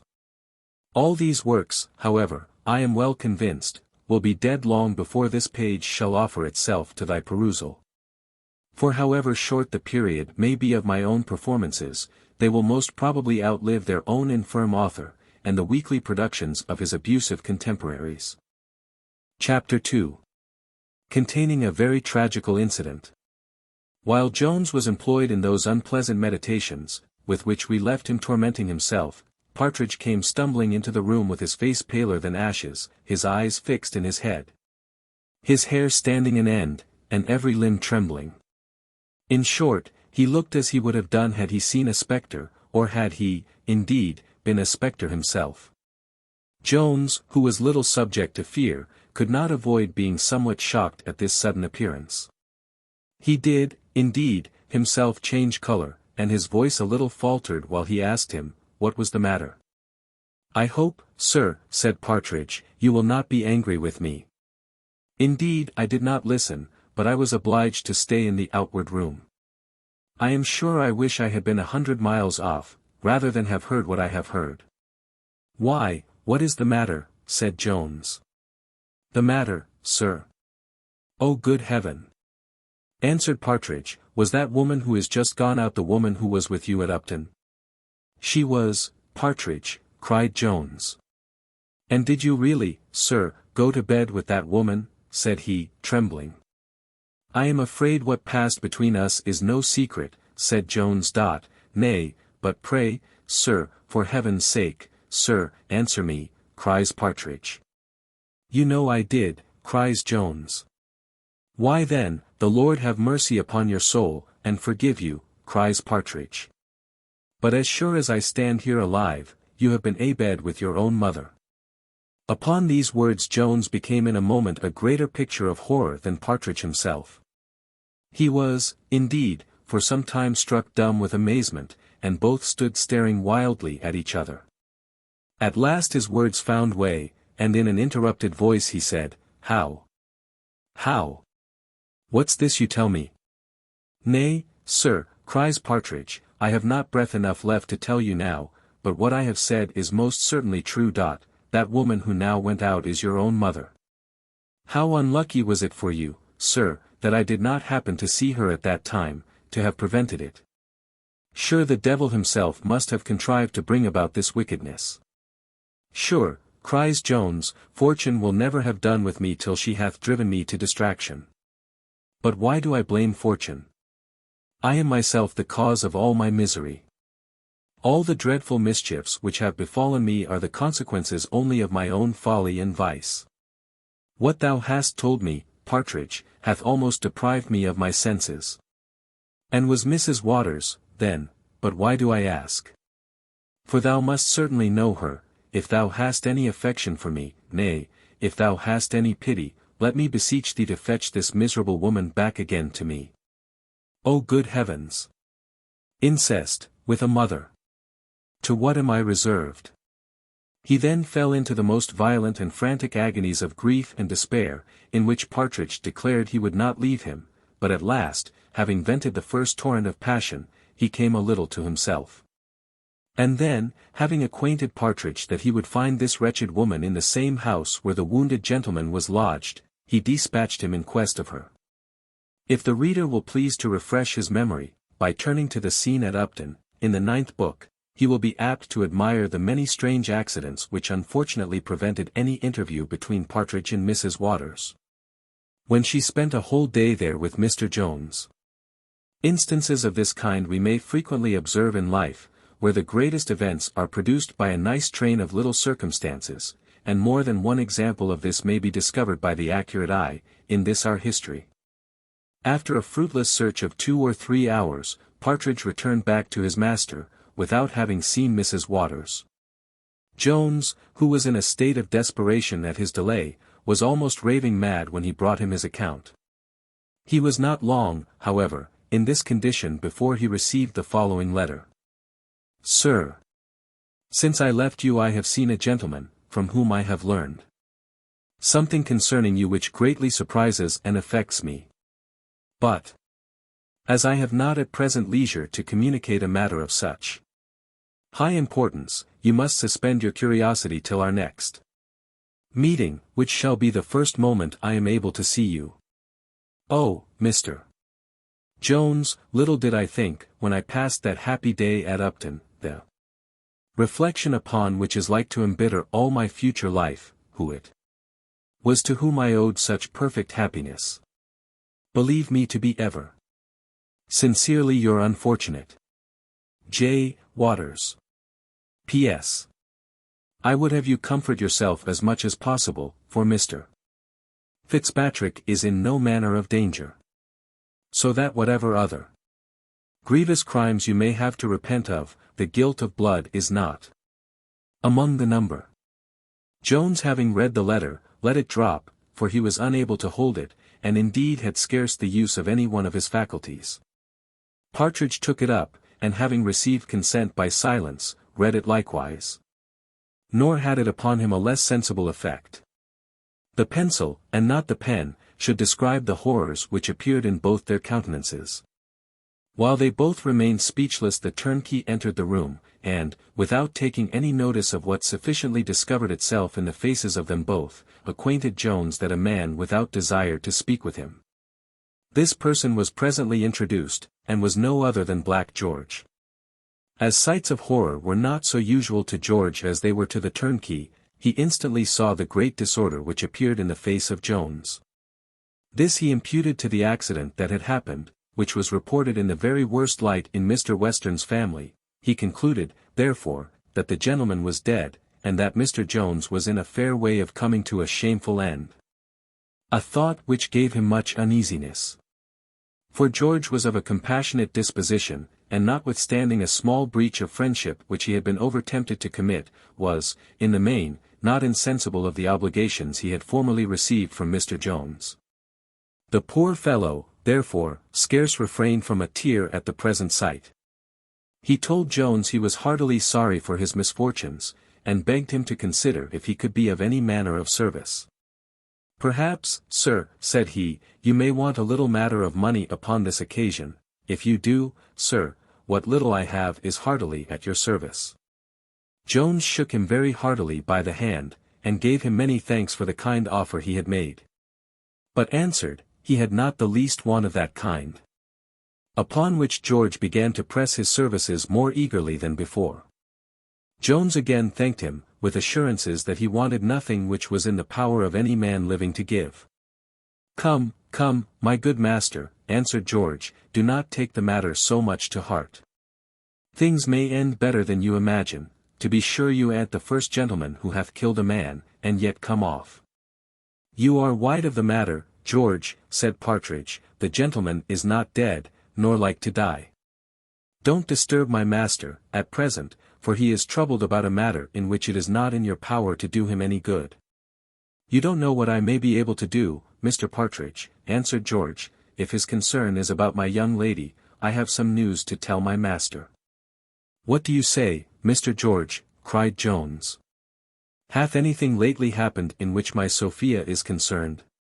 "My Sophia? How dares such a wretch as I mention her so profanely?" "I hope she will be yours yet," answered George. "Why yes, sir, I have something to tell you about her. Madam Western hath just brought Madam Sophia home, and there hath been a terrible to-do. I could not possibly learn the very right of it. But my master he hath been in a vast big passion, and so was Madam Western, and I heard her say, as she went out of doors into her chair, that she would never set her foot in master's house again. I don't know what's the matter, not I, but everything was very quiet when I came out, but Robin, who waited at supper, said he had never seen the squire for a long while in such good humour with young madam. That he kissed her several times, and swore she should be her own mistress, and he never would think of confining her any more. I thought this news would please you, and so I slipped out, though it was so late, to inform you of it." Mr. Jones assured George that it did greatly please him. For though he should never more presume to lift his eyes toward that incomparable creature, nothing could so much relieve his misery as the satisfaction he should always have in hearing of her welfare. The rest of the conversation which passed at the visit is not important enough to be here related. The reader will, therefore, forgive us this abrupt breaking off, and be pleased to hear how this great goodwill of the squire towards his daughter was brought about. Mrs. Western, on her first arrival at her brother's lodging, began to set forth the great honours and advantages which would accrue to the family by the match with Lord Fellamar, which her niece had absolutely refused. In which refusal, when the squire took the part of his daughter, she fell immediately into the most violent passion, and so irritated and provoked the squire, that neither his patience nor his prudence could bear it any longer. Upon which there ensued between them both so warm a bout at altercation, that perhaps the regions of Billingsgate never equalled it. In the heat of this scolding Mrs. Western departed, and had consequently no leisure to acquaint her brother with the letter which Sophia received, which might have possibly produced ill effects. But, to say truth, I believe it never once occurred to her memory at this time. When Mrs. Western was gone, Sophia, who had been hitherto silent, as well indeed from necessity as inclination, began to return the compliment which her father had made her, in taking her part against her aunt. By taking his likewise against the lady. This was the first time of her so doing, and it was in the highest degree acceptable to the squire. Again, he remembered that Mr. Allworthy had insisted on an entire relinquishment of all violent means. And, indeed, as he made no doubt but that Jones would be hanged, he did not in the least question succeeding with his daughter by fair means. He now, therefore, once more gave a loose to his natural fondness for her, which had such an effect on the dutiful, grateful, tender, and affectionate heart of Sophia, that had her honour, given to Jones, and something else, perhaps, in which he was concerned, been removed, I much doubt whether she would not have sacrificed herself to a man she did not like, to have obliged her father. She promised him she would make it the whole business of her life to oblige him, and would never marry any man against his consent. Which brought the old man so near to his highest happiness, that he was resolved to take the other step, and went to bed completely drunk. Chapter 3. Allworthy visits old Nightingale. With a strange discovery that he made on that occasion.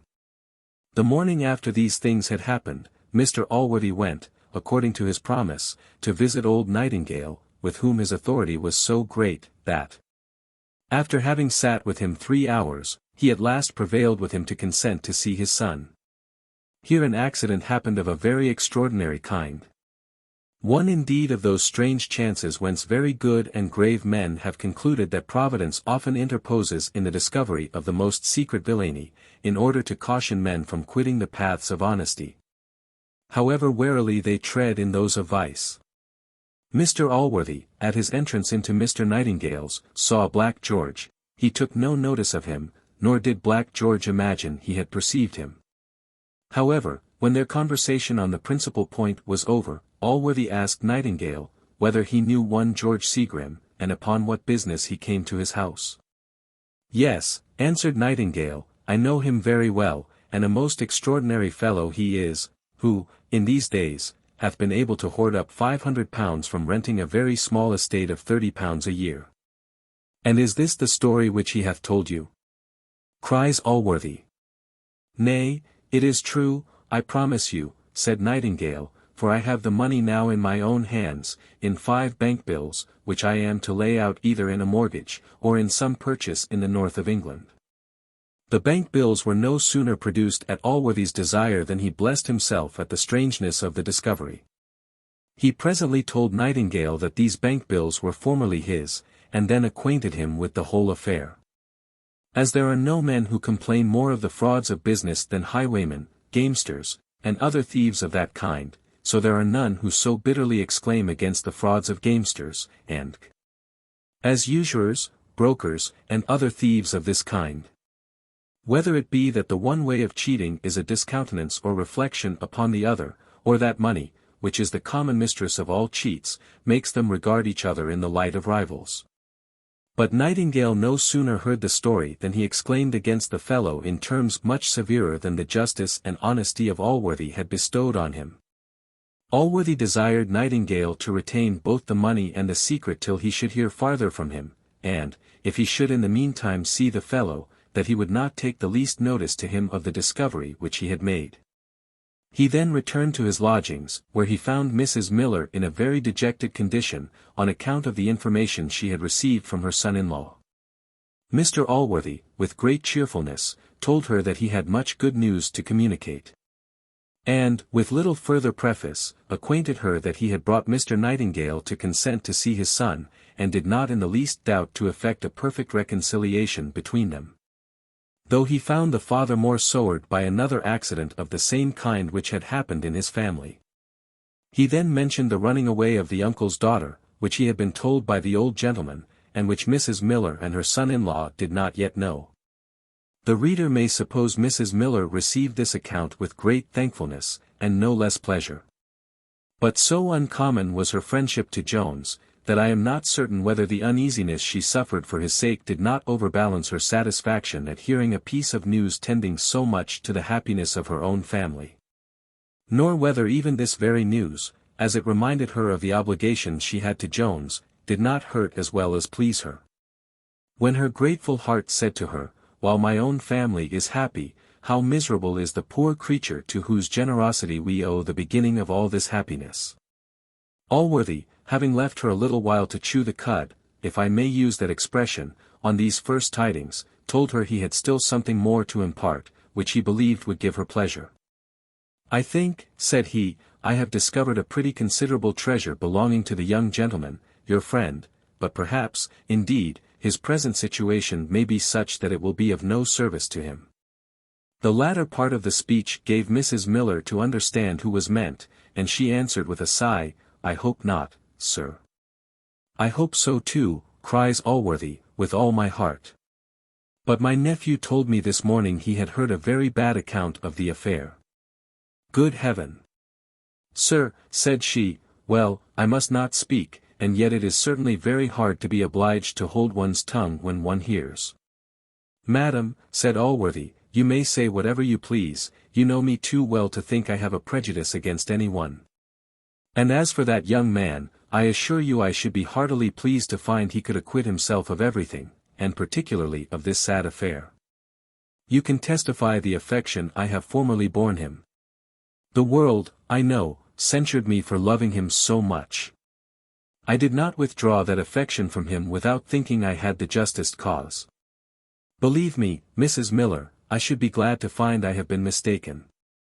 Mrs. Miller was going eagerly to reply, when a servant acquainted her that a gentleman without desired to speak with her immediately.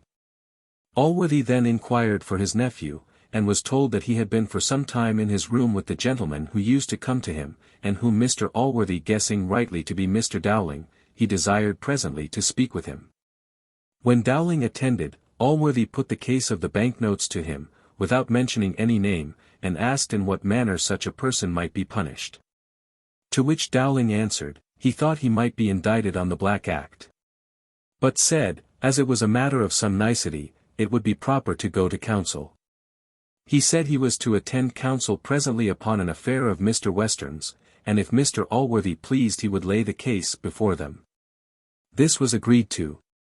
And then Mrs. Miller, opening the door, cried, "I ask pardon, I did not know you had company," but Allworthy desired her to come in, saying he had finished his business. Upon which Mr. Dowling withdrew, and Mrs. Miller introduced Mr. Nightingale the younger, to return thanks for the great kindness done him by Allworthy, but she had scarce patience to let the young gentleman finish his speech before she interrupted him, saying, "Oh, sir! Mr. Nightingale brings great news about poor Mr. Jones. He hath been to see the wounded gentleman, who is out of all danger of death, and, what is more, declares he fell upon poor Mr. Jones himself, and beat him. I am sure, sir, you would not have Mr. Jones be a coward. If I was a man myself, I am sure, if any man was to strike me, I should draw my sword.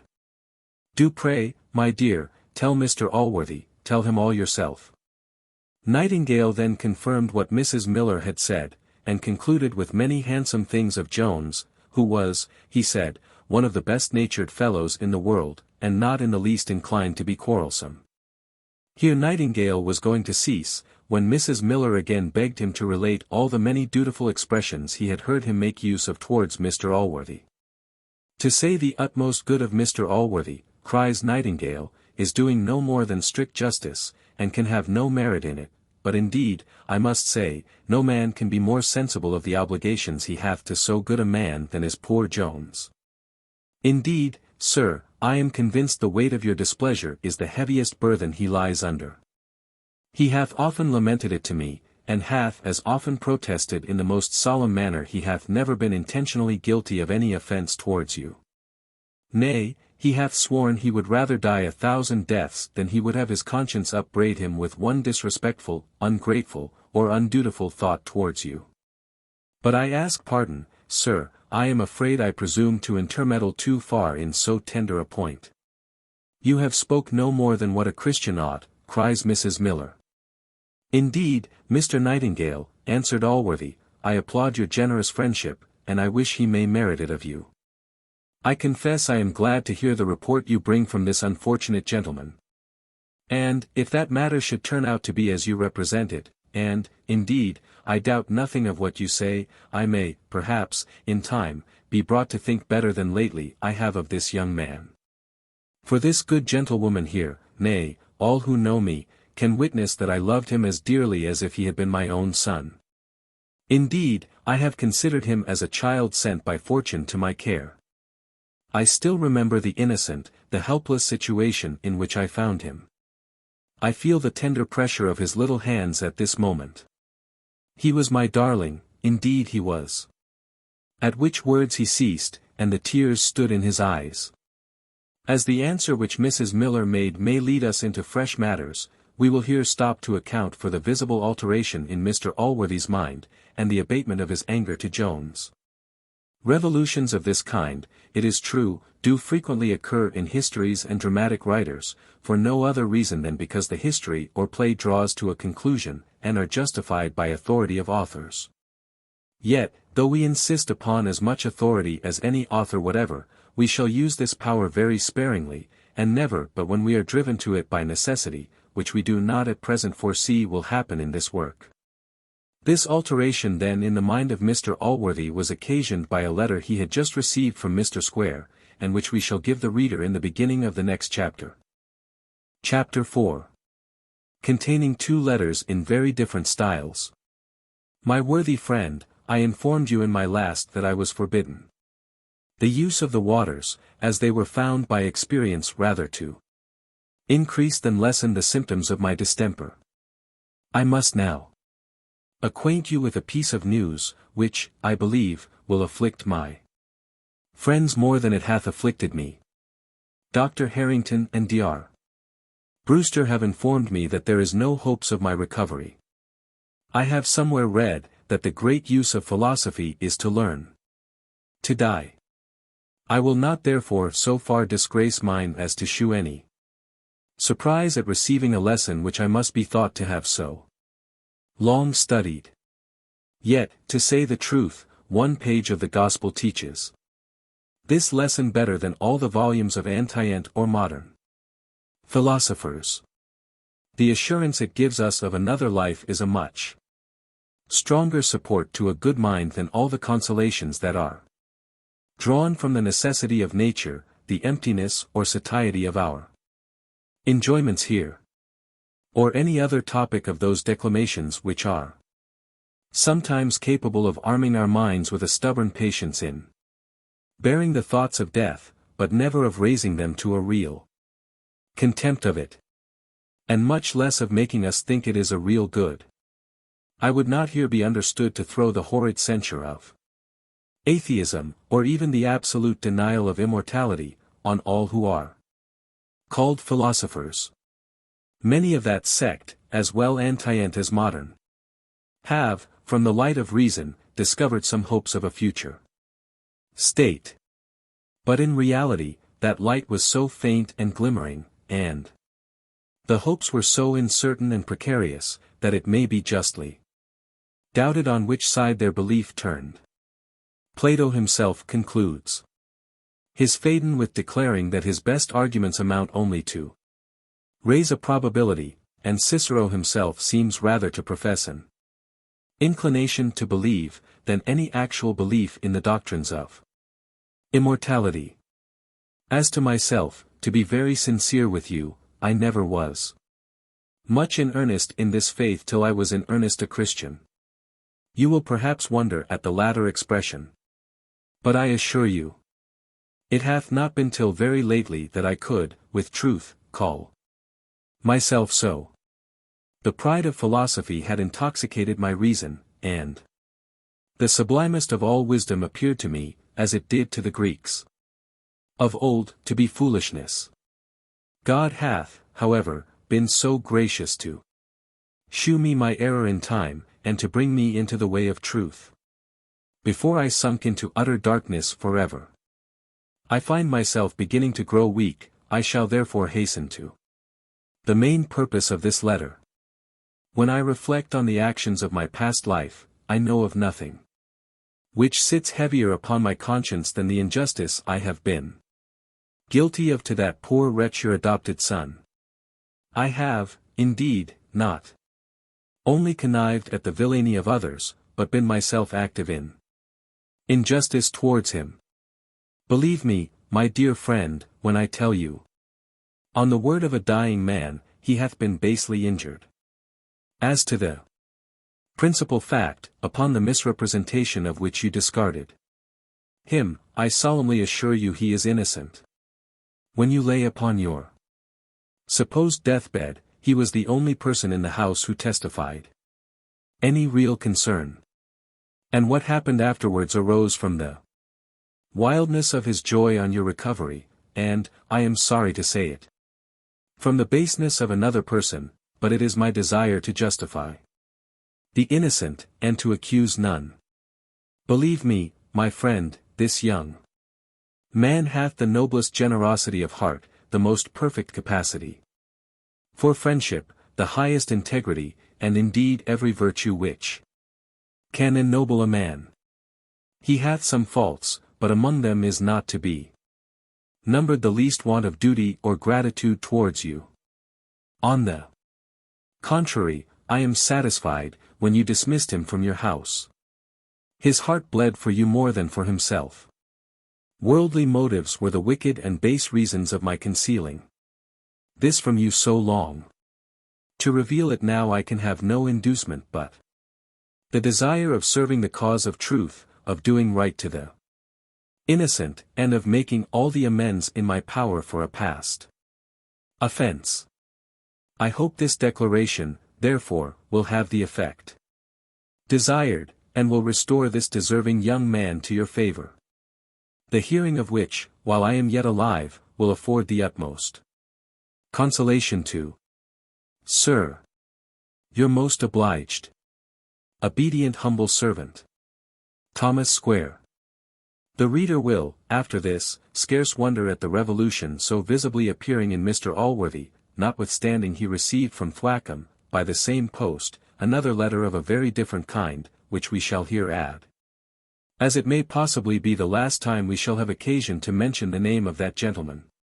Sir, I am not at all surprised at hearing from your worthy nephew a fresh instance of the villainy of Mr. Squire the atheist's young pupil. I shall not wonder at any murders he may commit. And I heartily pray that your own blood may not seal up his final commitment to the place of wailing and gnashing of teeth. Though you cannot want sufficient calls to repentance for the many unwarrantable weaknesses exemplified in your behavior to this wretch, so much to the prejudice of your own lawful family, and of your character. I say, though these may sufficiently be supposed to prick and goad your conscience at this season, I should yet be wanting to my duty, if I spared to give you some admonition in order to bring you to a due sense of your errors.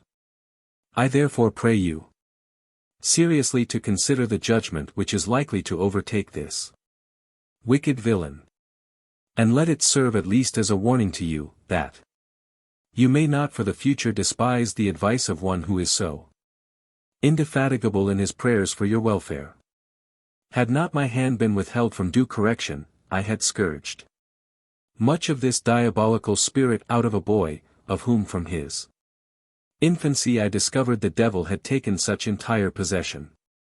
But reflections of this kind now come too late. I am sorry you have given away the living of Westerton so hastily. I should have applied on that occasion earlier, had I thought you would not have acquainted me previous to the disposition that your objection to pluralities is being righteous overmuch. If there were any crime in the practice, so many godly men would not agree to it.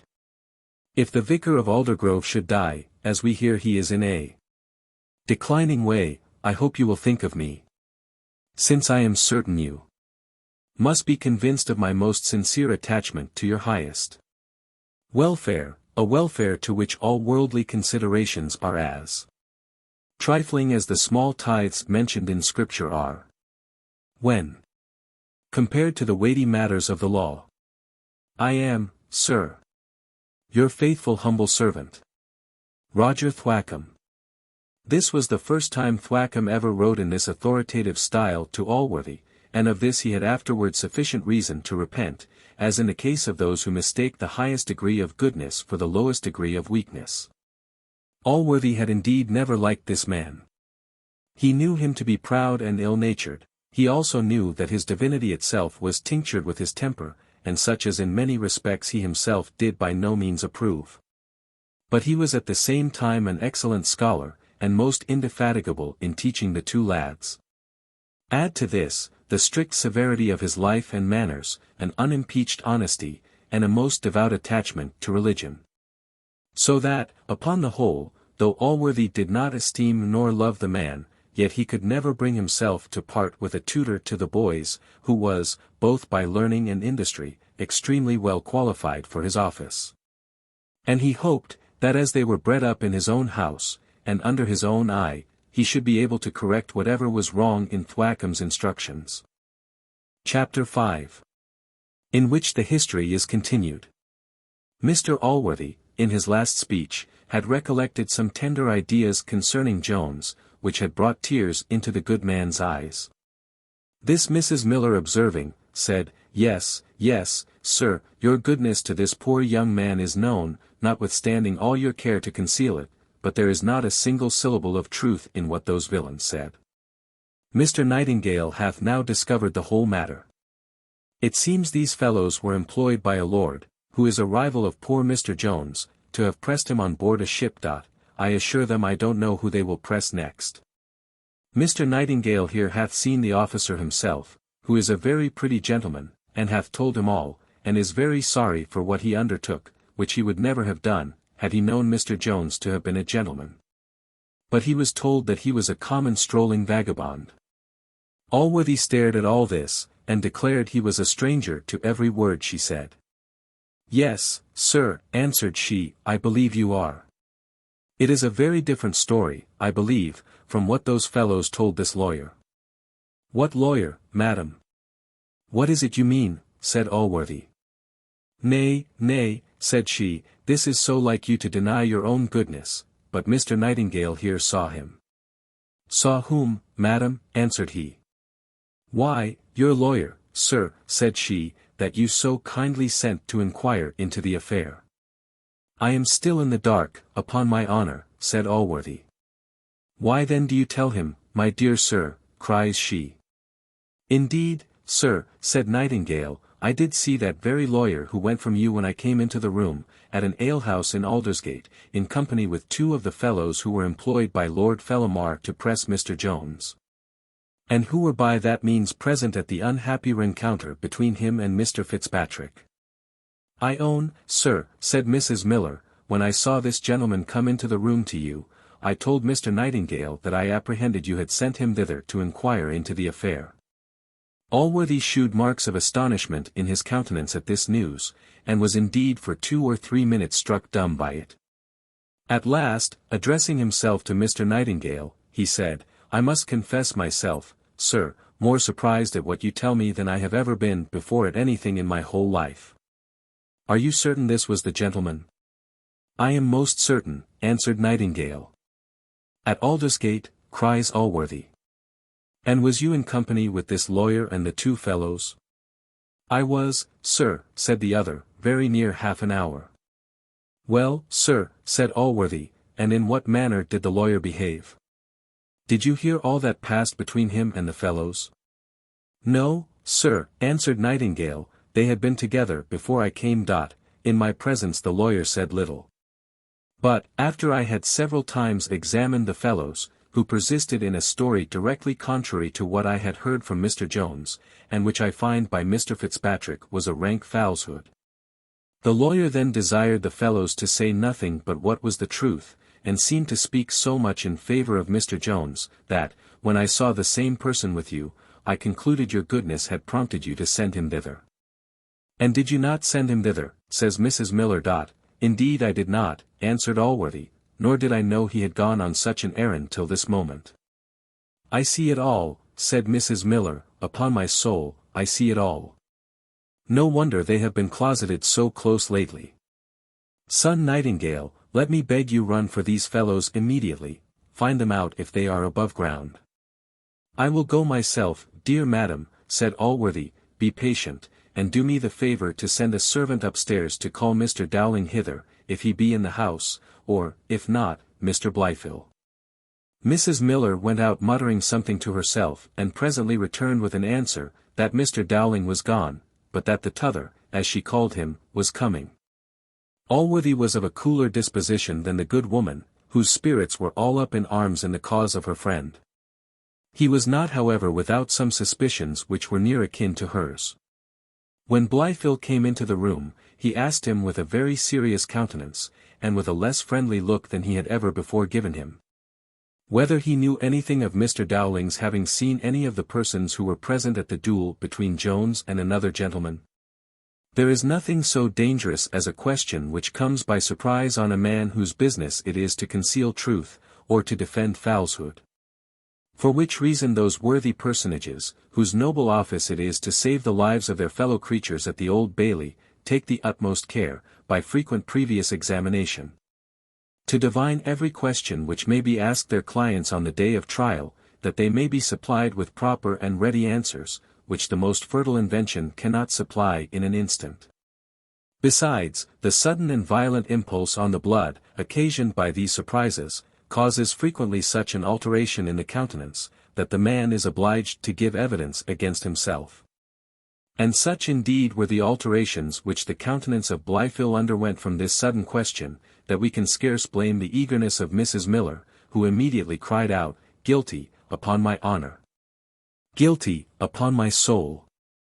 Mr. Allworthy sharply rebuked her for this impetuosity, and then turning to Blyfill, who seemed sinking into the earth, he said, "Why do you hesitate, sir, at giving me an answer? You certainly must have employed him. For he would not, of his own accord, I believe, have undertaken such an errand, and especially without acquainting me." Blyfill then answered, "I own, sir, I have been guilty of an offence, yet may I hope your pardon." "My pardon," said Allworthy, very angrily. "Nay, sir," answered Blyfill, "I knew you would be offended, yet surely my dear uncle will forgive the effects of the most amiable of human weaknesses. Compassion for those who do not deserve it, I own, is a crime, and yet it is a crime from which you yourself are not entirely free. I know I have been guilty of it in more than one instance to this very person. And I will own I did send Mr. Dowling, not on a vain and fruitless inquiry, but to discover the witnesses, and to endeavour to soften their evidence. This, sir, is the truth, which, though I intended to conceal from you, I will not deny." "I confess," said Nightingale, "this is the light in which it appeared to me from the gentleman's behaviour." "Now, madam," said Allworthy, "I believe you will once in your life own you have entertained a wrong suspicion, and are not so angry with my nephew as you was." Mrs. Miller was silent. For, though she could not so hastily be pleased with Blyfill, whom she looked upon to have been the ruin of Jones, yet in this particular instance he had imposed upon her as well as upon the rest, so entirely had the devil stood his friend. And, indeed, I look upon the vulgar observation, that the devil often deserts his friends, and leaves them in the lurch, to be a great abuse on that gentleman's character. Perhaps he may sometimes desert those who are only his cup acquaintance, or who, at most, are but half his, but he generally stands by those who are thoroughly his servants, and helps them off in all extremities, till their bargain expires. As a conquered rebellion strengthens a government, or as health is more perfectly established by recovery from some diseases, so anger, when removed, often gives new life to affection. This was the case of Mr. Allworthy. For Blyfill having wiped off the greater suspicion, the lesser, which had been raised by Squire's letter, sunk of course, and was forgotten. And Thwackum, with whom he was greatly offended, bore alone all the reflections which Squire had cast on the enemies of Jones. As for that young man, the resentment of Mr. Allworthy began more and more to abate towards him. He told Blyfill, he did not only forgive the extraordinary efforts of his good nature, but would give him the pleasure of following his example. Then, turning to Mrs. Miller with a smile which would have become an angel, he cried, "What say you, madam? Shall we take a hackney coach, and all of us together pay a visit to your friend? I promise you it is not the first visit I have made in a prison." Every reader, I believe, will be able to answer for the worthy woman. But they must have a great deal of good nature, and be well acquainted with friendship, who can feel what she felt on this occasion. Few, I hope, are capable of feeling what now passed in the mind of Blyfill. But those who are will acknowledge that it was impossible for him to raise any objection to this visit. Fortune, however, or the gentleman lately mentioned above, stood his friend, and prevented his undergoing so great a shock. For at the very instant when the coach was sent for, Partridge arrived, and, having called Mrs. Miller from the company, acquainted her with the dreadful accident lately come to light. And hearing Mr. Allworthy's intention, begged her to find some means of stopping him, for, says he, the matter must at all hazards be kept a secret from him. And if he should now go, he will find Mr. Jones and his mother, who arrived just as I left him, lamenting over one another the horrid crime they have ignorantly committed. The poor woman, who was almost deprived of her senses at his dreadful news, was never less capable of invention than at present. However, as women are much readier at this than men, she bethought herself of an excuse, and, returning to Allworthy, said, I am sure, sir, you will be surprised at hearing any objection from me to the kind proposal you just now made. And yet I am afraid of the consequence of it, if carried immediately into execution. You must imagine, sir, that all the calamities which have lately befallen this poor young fellow must have thrown him into the lowest dejection of spirits. And now, sir, should we all on a sudden fling him into such a violent fit of joy, as I know your presence will occasion, it may, I am afraid, produce some fatal mischief, especially as his servant, who is without, tells me he is very far from being well. Is his servant without? Cries Allworthy, pray call him hither. I will ask him some questions concerning his master. Partridge was at first afraid to appear before Mr. Allworthy, but was at length persuaded, after Mrs. Miller, who had often heard his whole story from his own mouth, had promised to introduce him. Allworthy recollected Partridge the moment he came into the room, though many years had passed since he had seen him. Mrs. Miller, therefore, might have spared here a formal oration, in which, indeed, she was something prolix. For the reader, I believe, may have observed already that the good woman, among other things, had a tongue always ready for the service of her friends. And are you, said Allworthy to Partridge, the servant of Mr. Jones? I can't say, sir, answered he, that I am regularly a servant, but I live with him, an't please your honour, at present. Non sum qualis eram, as your honour very well knows. Mr. Allworthy then asked him many questions concerning Jones, as to his health, and other matters, to all which Partridge answered, without having the least regard to what was, but considered only what he would have things appear. For a strict adherence to truth was not among the articles of this honest fellow's morality or his religion. During this dialogue Mr. Nightingale took his leave, and presently after Mrs. Miller left the room, when Allworthy likewise dispatched Blytheville, for he imagined that Partridge when alone with him would be more explicit than before company.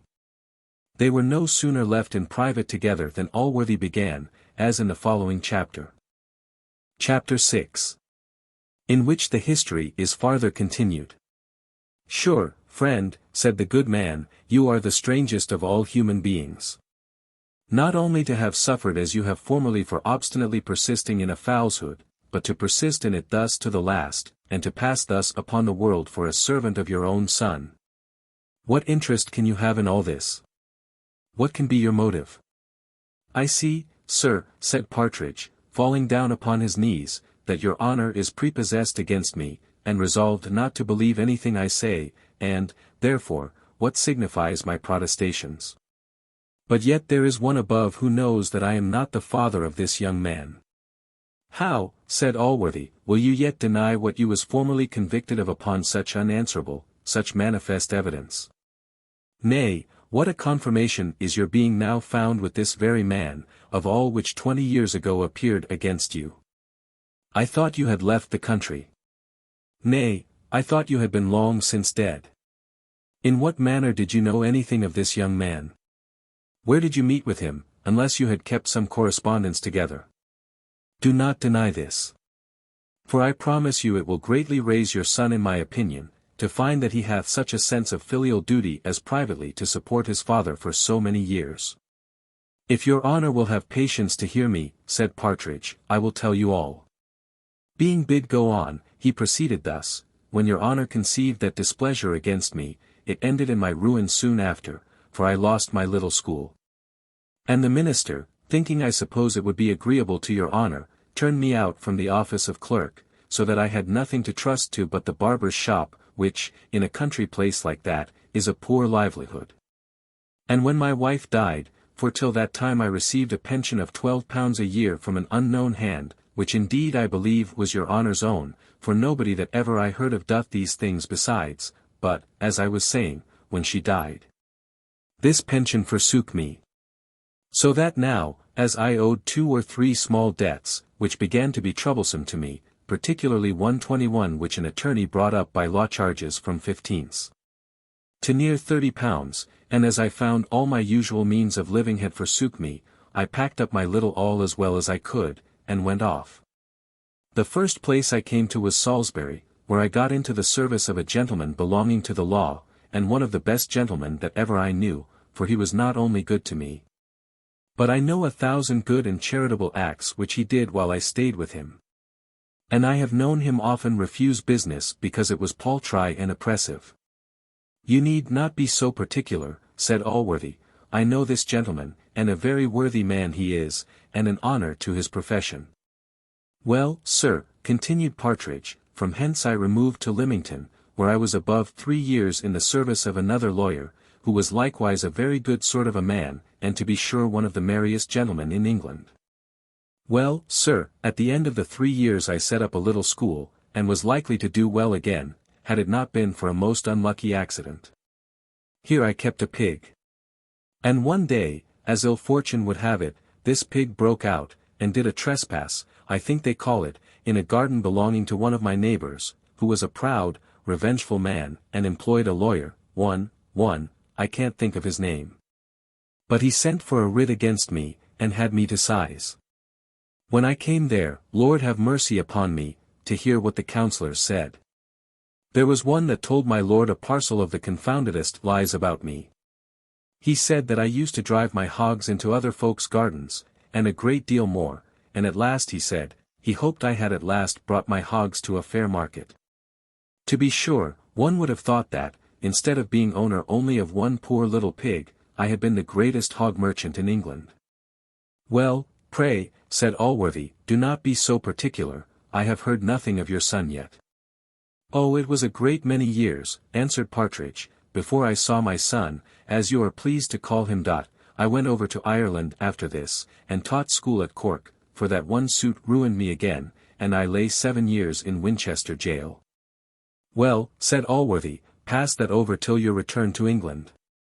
Then, sir, said he, it was about half a year ago that I landed at Bristol, where I stayed some time, and not finding it do there, and hearing of a place between that and Gloucester where the barber was just dead, I went thither. And there I had been about 2 months when Mr. Jones came thither. He then gave Allworthy a very particular account of their first meeting, and of everything, as well as he could remember, which had happened from that day to this. Frequently interlarding his story with panegyrics on Jones, and not forgetting to insinuate the great love and respect which he had for Allworthy.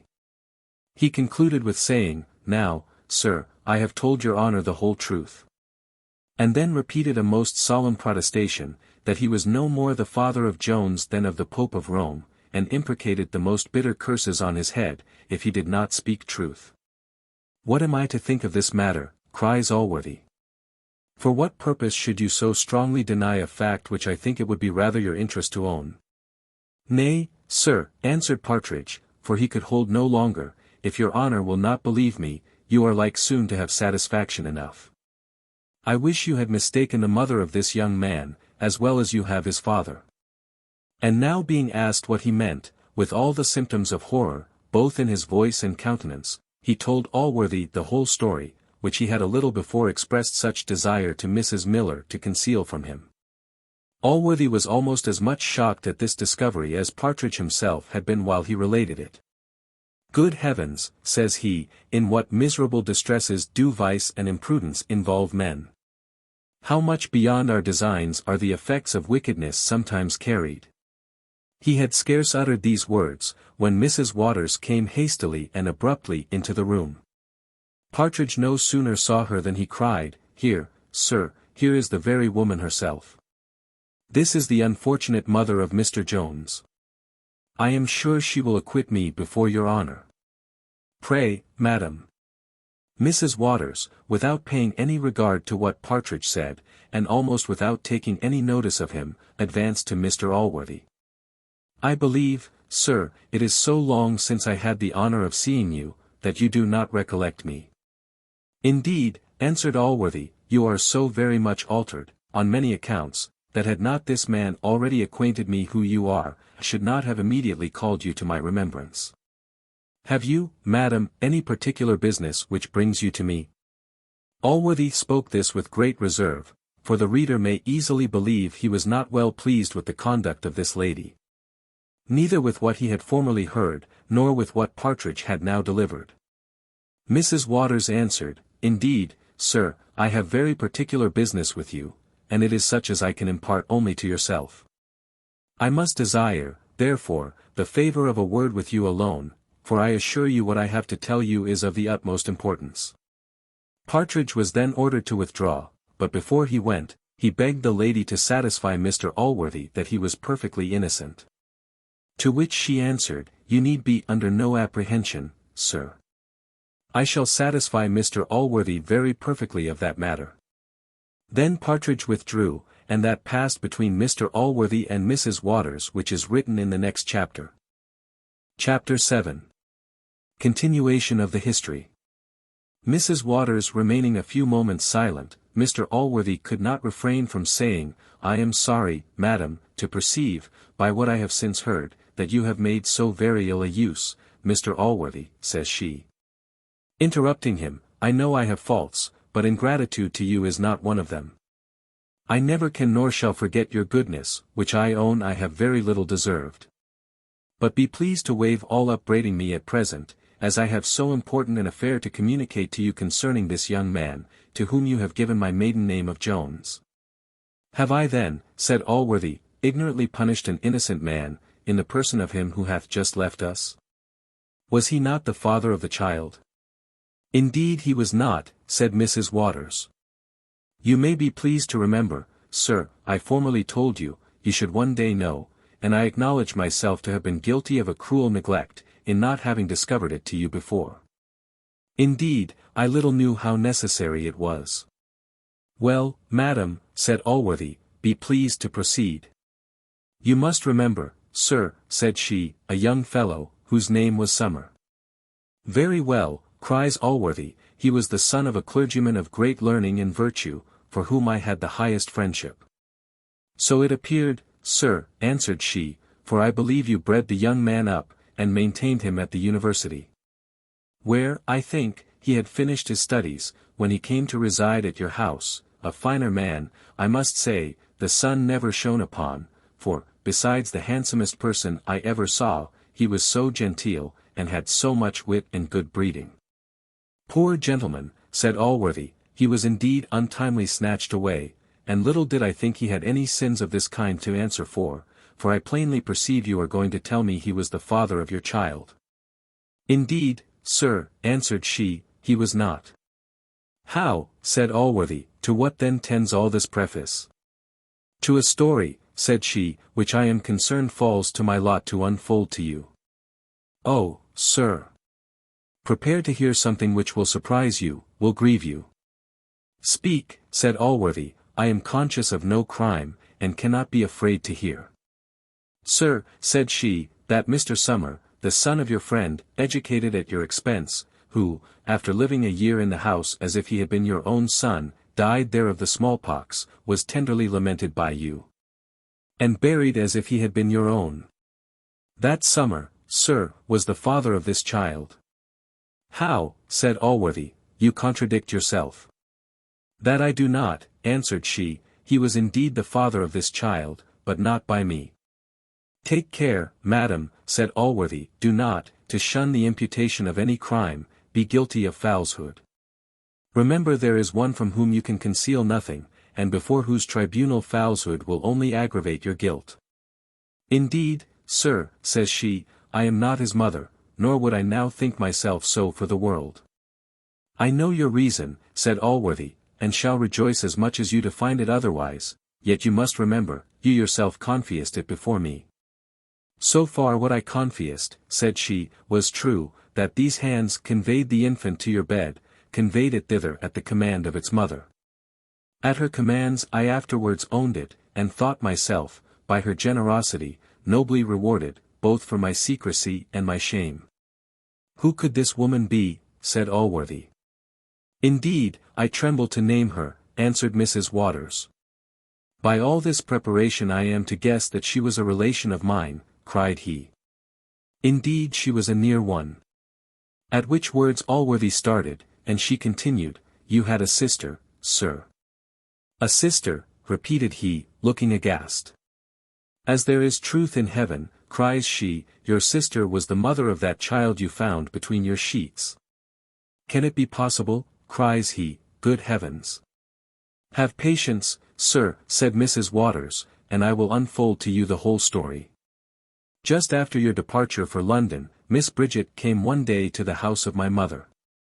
She was pleased to say she had heard an extraordinary character of me, for my learning and superior understanding to all the young women there, so she was pleased to say. She then bid me come to her to the great house. Where, when I attended, she employed me to read to her.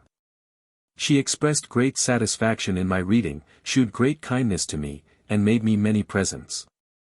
At last she began to catechize me on the subject of secrecy, to which I gave her such satisfactory answers, that, at last, having locked the door of her room, she took me into her closet, and then locking that door likewise. She said she should convince me of the vast reliance she had on my integrity, by communicating a secret in which her honor, and consequently her life, was concerned. She then stopped, and after a silence of a few minutes, during which she often wiped her eyes, she inquired of me if I thought my mother might safely be confided in. I answered, I would stake my life on her fidelity. She then imparted to me the great secret which labored in her breast, and which, I believe, was delivered with more pains than she afterwards suffered in childbirth. It was then contrived that my mother and myself only should attend at the time, and that Mrs. Wilkins should be sent out of the way, as she accordingly was, to the very furthest part of Dorsetshire, to inquire the character of a servant.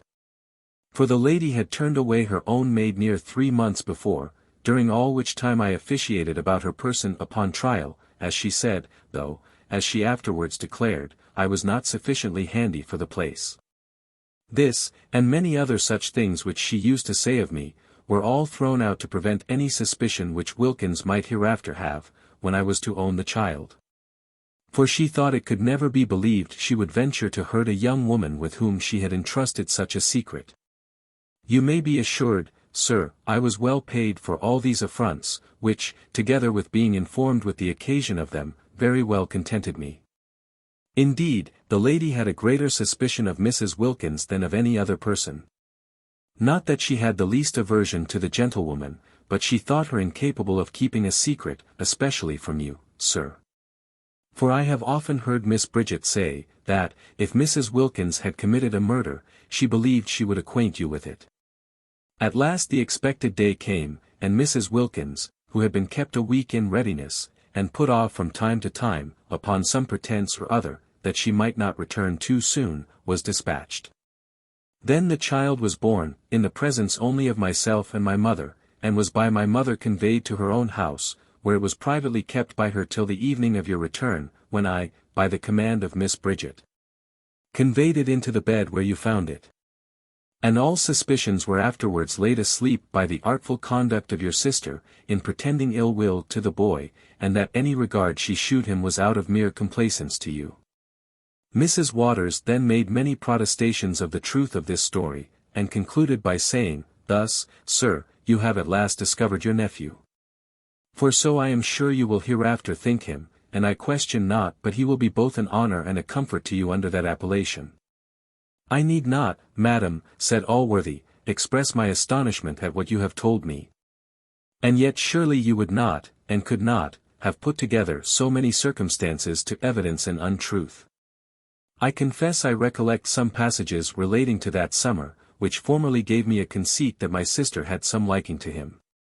I mentioned it to her, for I had such a regard to the young man, as well on his own account as on his father's, that I should willingly have consented to a match between them.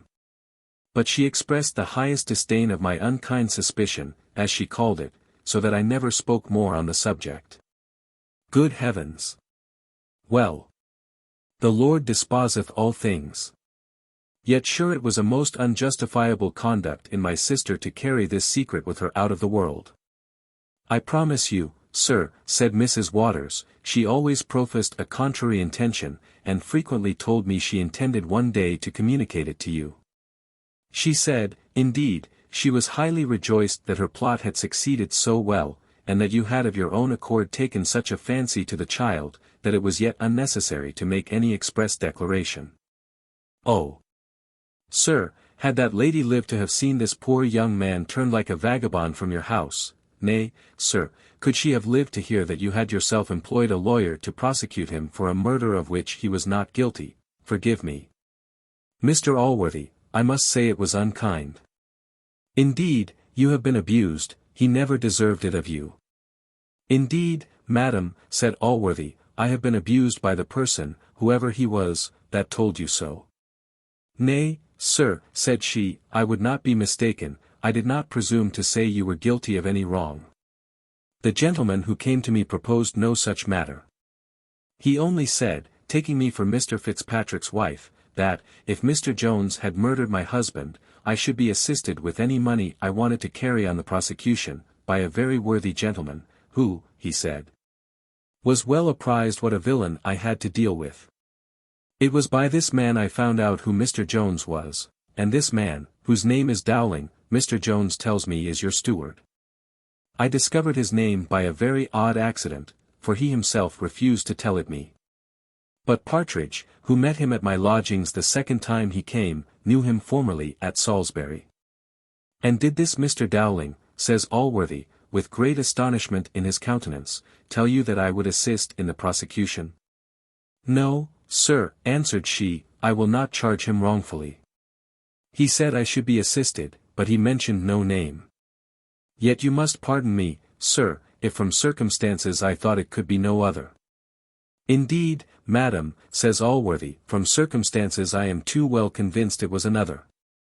Good heaven! By what wonderful means is the blackest and deepest villainy sometimes discovered? Shall I beg you, madam, to stay till the person you have mentioned comes, for I expect him every minute? Nay, he may be, perhaps, already in the house.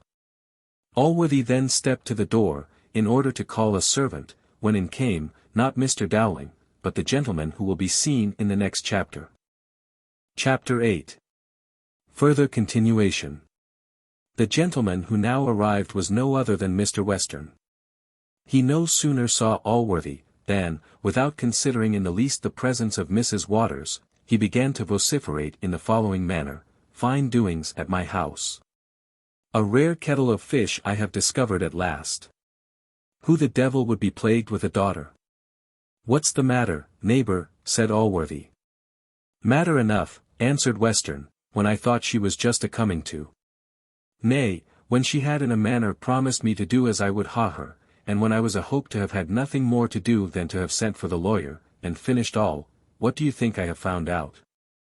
That the little bee hath been playing tricks with me all the while, and carrying on a correspondence with that bastard of yours.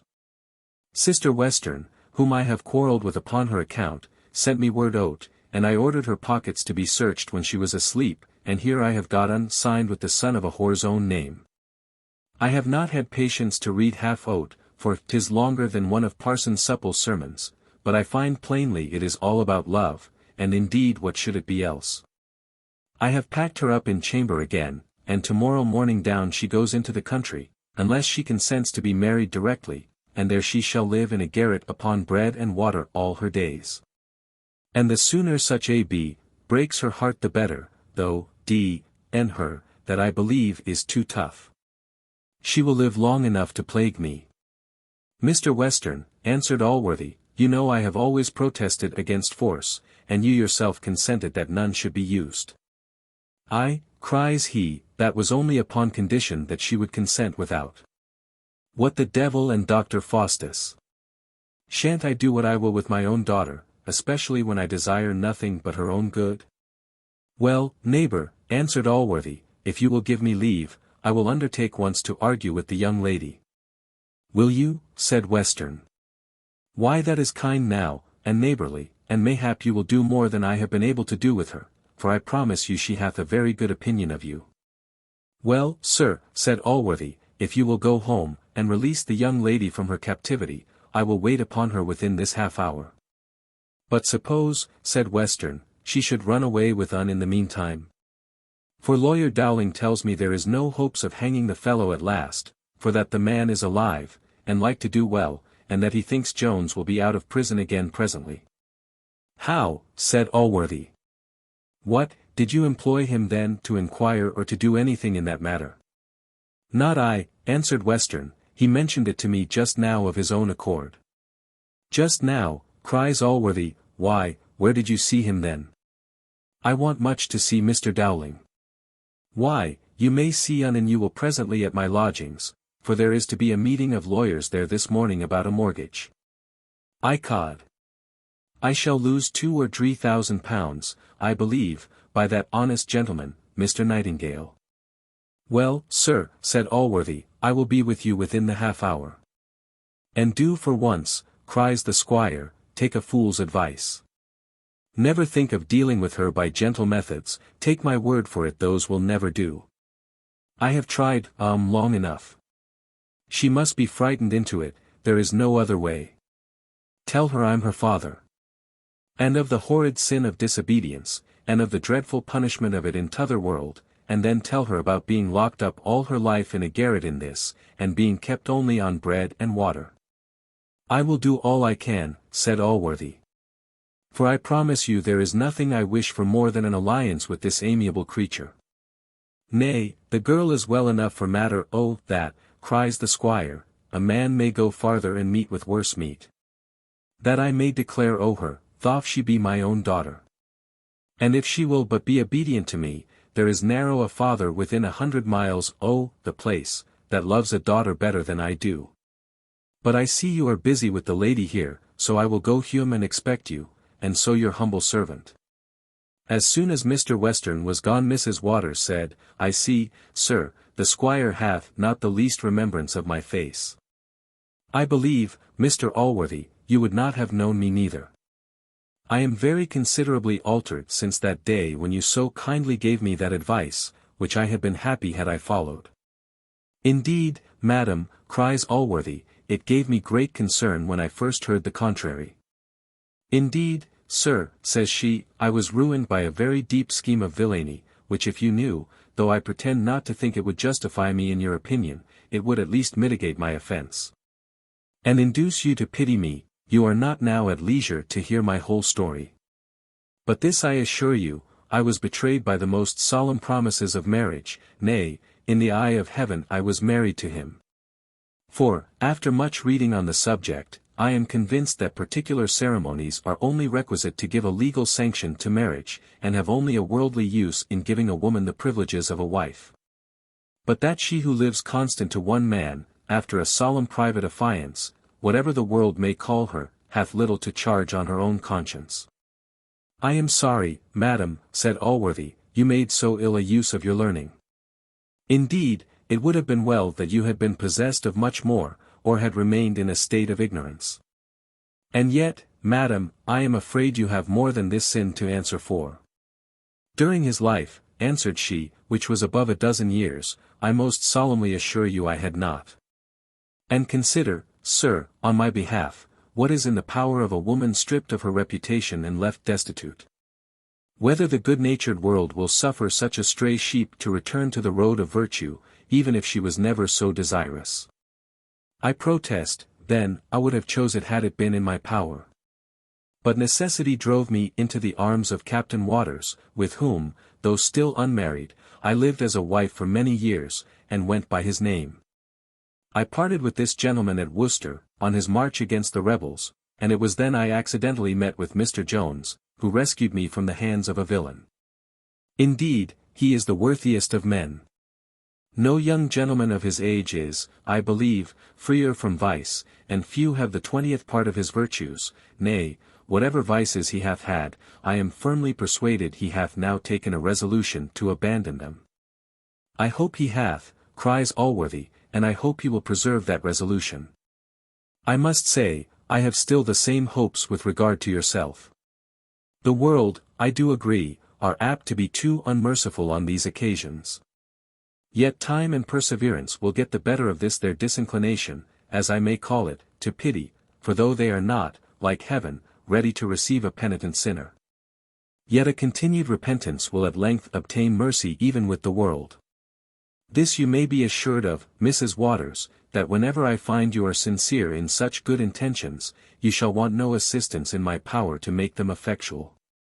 Mrs. Waters fell now upon her knees before him, and, in a flood of tears, made him many most passionate acknowledgments of his goodness, which, as she truly said, savoured more of the divine than human nature.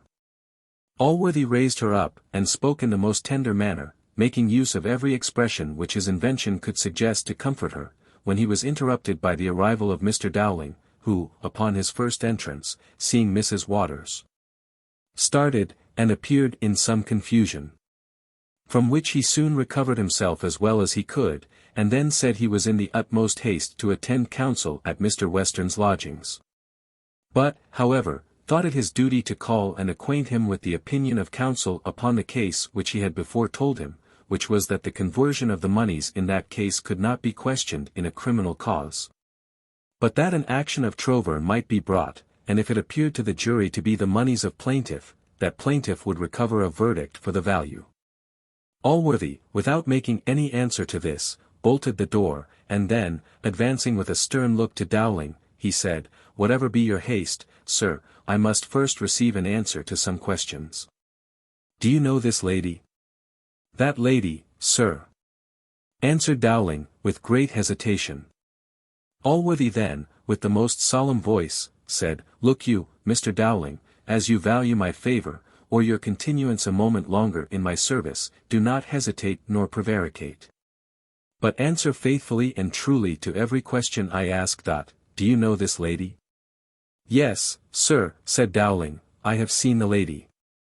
"Where, sir?" "At her own lodgings." "Upon what business did you go thither, sir, and who sent you?" "I went, sir, to inquire, sir, about Mr. Jones." "And who sent you to inquire about him?" "Who, sir?" "Why, sir, Mr. Blyfill sent me." "And what did you say to the lady concerning that matter?" "Nay, sir, it is impossible to recollect every word." "Will you please, madam, to assist the gentleman's memory?"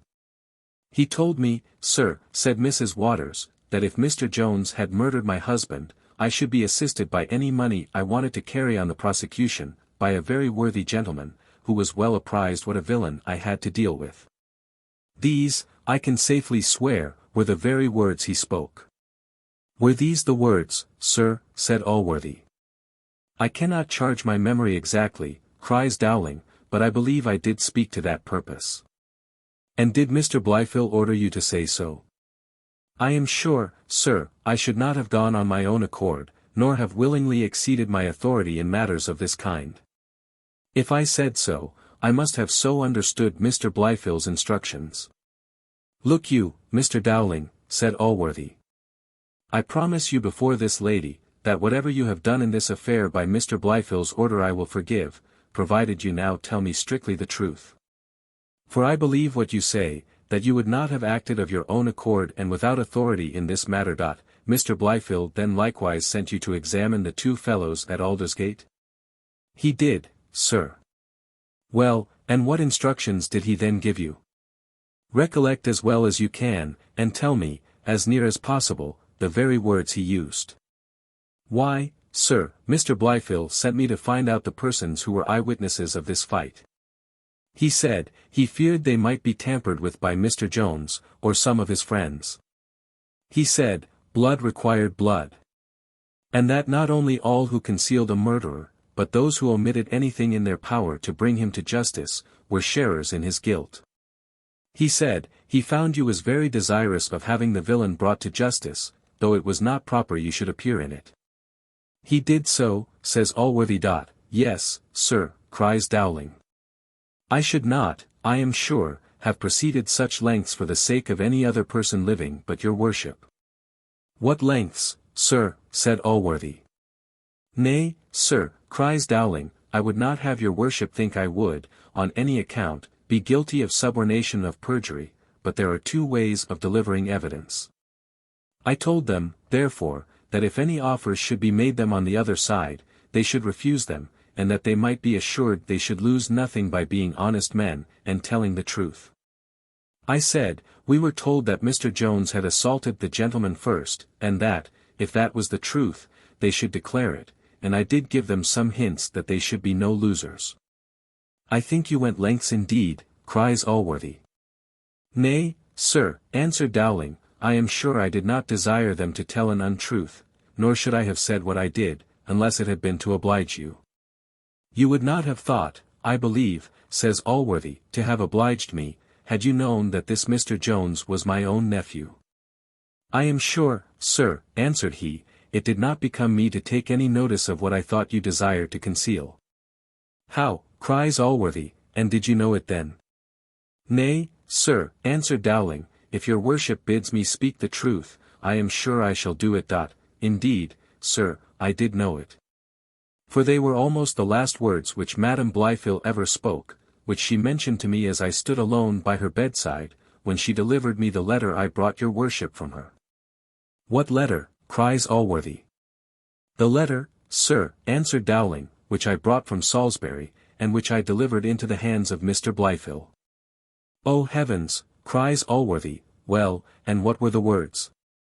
What did my sister say to you? She took me by the hand, answered he, and, as she delivered me the letter, said, I scarce know what I have written. Tell my brother, Mr. Jones is his nephew, he is my son. Bless him, says she, and then fell backward, as if dying away. I presently called in the people, and she never spoke more to me, and died within a few minutes afterwards. Allworthy stood a minute silent, lifting up his eyes. And then, turning to Dowling, said, How came you, sir, not to deliver me this message? Your worship, answered he, must remember that you was at that time ill in bed. And, being in a violent hurry, as indeed I always am, I delivered the letter and message to Mr. Blyfill, who told me he would carry them both to you, which he hath since told me he did, and that your worship, partly out of friendship to Mr. Jones, and partly out of regard to your sister, would never have it mentioned, and did intend to conceal it from the world.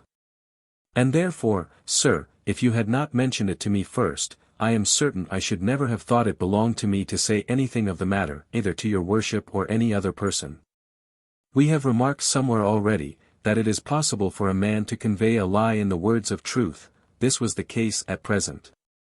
For Blyfill had, in fact, told Dowling what he now related, but had not imposed upon him, nor indeed had imagined he was able so to do.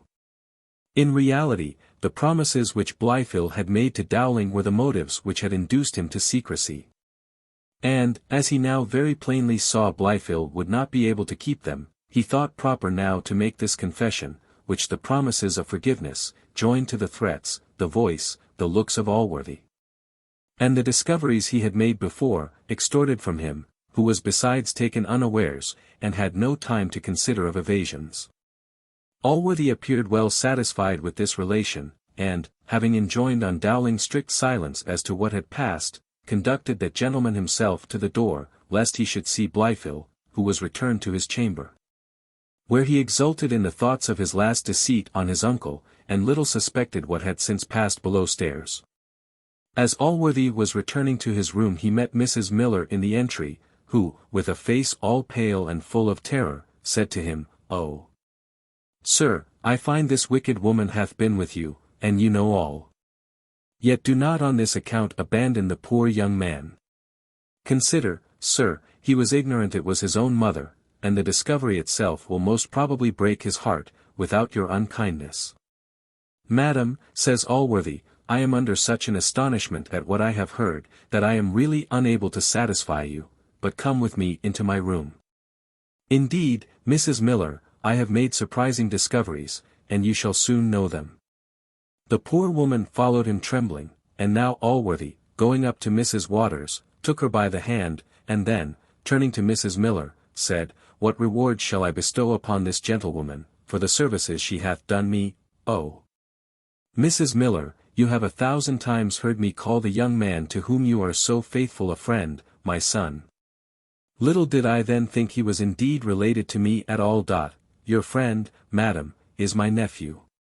He is the brother of that wicked viper which I have so long nourished in my bosom. She will herself tell you the whole story, and how the youth came to pass for her son. Indeed, Mrs. Miller, I am convinced that he hath been wronged, and that I have been abused by one whom you too justly suspected of being a villain. He is, in truth, the worst of villains. The joy which Mrs. Miller now felt bereft her of the power of speech, and might perhaps have deprived her of her senses, if not of life, had not a friendly shower of tears come seasonably to her relief. At length, recovering so far from her transport as to be able to speak, she cried, "And is my dear Mr. Jones then your nephew, sir, and not the son of this lady? And are your eyes open to him at last?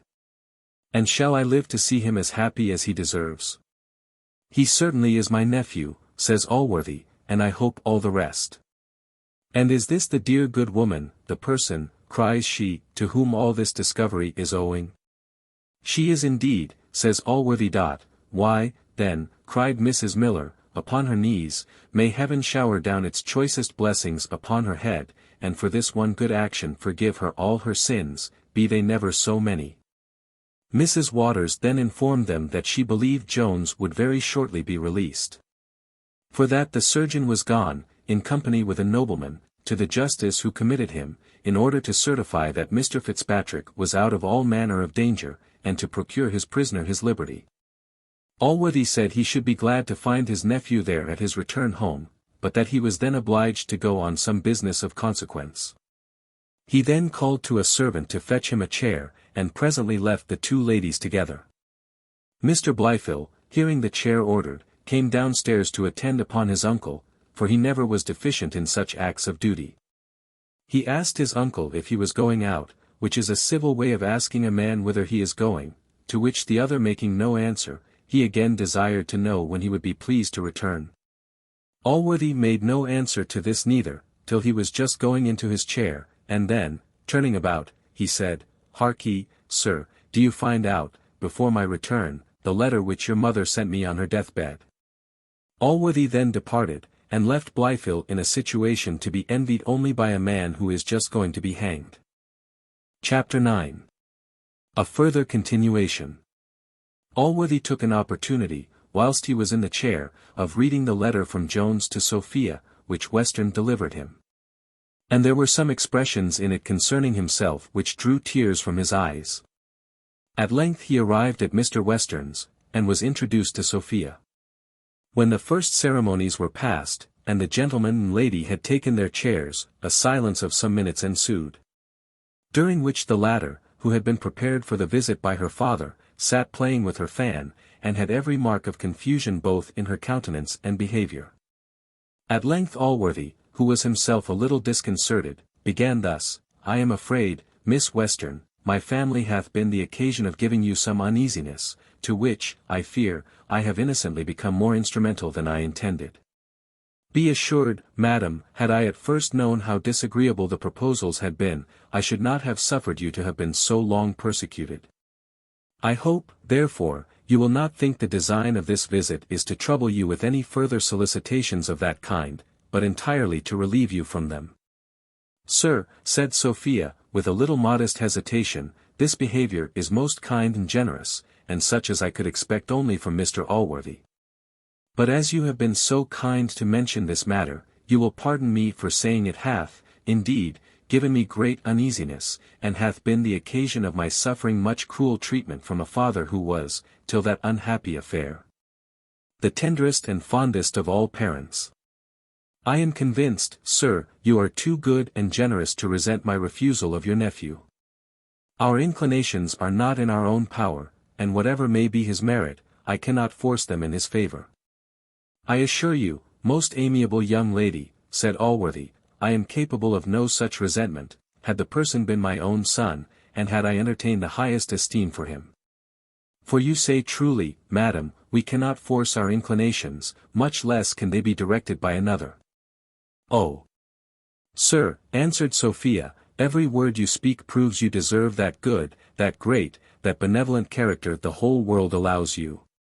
I assure you, sir, nothing less than the certain prospect of future misery could have made me resist the commands of my father.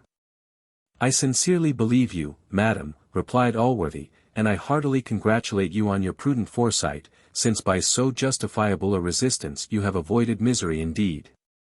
You speak now, Mr. Allworthy, cries she, with a delicacy which few men are capable of feeling. But surely, in my opinion, to lead our lives with one to whom we are indifferent must be a state of wretchedness. Perhaps that wretchedness would be even increased by a sense of the merits of an object to whom we cannot give our affections. If I had married Mr. Blyfill, pardon my interrupting you, madam, answered Allworthy, but I cannot bear the supposition. Believe me, Miss Western, I rejoice from my heart, I rejoice in your escape. I have discovered the wretch for whom you have suffered all this cruel violence from your father to be a villain. How, sir? Cries Sophia, you must believe this surprises me. It hath surprised me, madam, answered Allworthy, and so it will the world. But I have acquainted you with the real truth. Nothing but truth, says Sophia, can, I am convinced, come from the lips of Mr. Allworthy. Yet, sir, such sudden, such unexpected news. Discovered, you say, may villainy be ever so? You will soon enough hear the story, cries Allworthy. At present let us not mention so detested a name. I have another matter of a very serious nature to propose. Oh. Miss Western, I know your vast worth, nor can I so easily part with the ambition of being allied to it. I have a near relation, madam, a young man whose character is, I am convinced, the very opposite to that of this wretch, and whose fortune I will make equal to what his was to have been. Could I, madam, hope you would admit a visit from him? Sophia, after a minute's silence, answered, I will deal with the utmost sincerity with Mr. Allworthy. His character, and the obligation I have just received from him, demand it. I have determined at present to listen to no such proposals from any person. My only desire is to be restored to the affection of my father, and to be again the mistress of his family. This, sir, I hope to owe to your good offices. Let me beseech you, let me conjure you, by all the goodness which I, and all who know you, have experienced, do not, the very moment when you have released me from one persecution, do not engage me in another as miserable and as fruitless. Indeed, Miss Western, replied Allworthy, I am capable of no such conduct, and if this be your resolution, he must submit to the disappointment, whatever torments he may suffer under it. I must smile now, Mr. Allworthy, answered Sophia, when you mention the torments of a man whom I do not know, and who can consequently have so little acquaintance with me. Pardon me, dear young lady, cries Allworthy, I begin now to be afraid he hath had too much acquaintance for the repose of his future days. Since, if ever man was capable of a sincere, violent, and noble passion, such, I am convinced, is my unhappy nephew's for Miss Western. A nephew of yours, Mr. Allworthy, answered Sophia. It is surely strange. I never heard of him before. Indeed, madam, cries Allworthy, it is only the circumstance of his being my nephew to which you are a stranger, and which, till this day, was a secret to me. Mr. Jones, who has long loved you, he is my nephew. Mr. Jones your nephew, sir? Cries Sophia, can it be possible? He is, indeed, madam, answered Allworthy, he is my own sister's son, as such I shall always own him, nor am I ashamed of owning him. I am much more ashamed of my past behavior to him. But I was as ignorant of his merit as of his birth. Indeed, Miss Western, I have used him cruelly, indeed I have. Here the good man wiped his eyes, and after a short pause proceeded, I never shall be able to reward him for his sufferings without your assistance. Believe me, most amiable young lady, I must have a great esteem of that offering which I make to your worth. I know he hath been guilty of faults, but there is great goodness of heart at the bottom. Believe me, madam, there is. Here he stopped, seeming to expect an answer, which he presently received from Sophia, after she had a little recovered herself from the hurry of spirits into which so strange and sudden information had thrown her. I sincerely wish you joy, sir, of a discovery in which you seem to have such satisfaction. I doubt not but you will have all the comfort you can promise yourself from it. The young gentleman hath certainly 1,000 good qualities, which makes it impossible he should not behave well to such an uncle. I hope, madam, said Allworthy, he hath those good qualities which must make him a good husband. He must, I am sure, be of all men the most abandoned. If a lady of your merit should condescend, you must pardon me, Mr. Allworthy, answered Sophia. I cannot listen to a proposal of this kind. Mr. Jones, I am convinced, hath much merit, but I shall never receive Mr. Jones as one who is to be my husband, upon my honour I never will. Pardon me, madam, cries Allworthy, if I am a little surprised, after what I have heard from Mr. Western.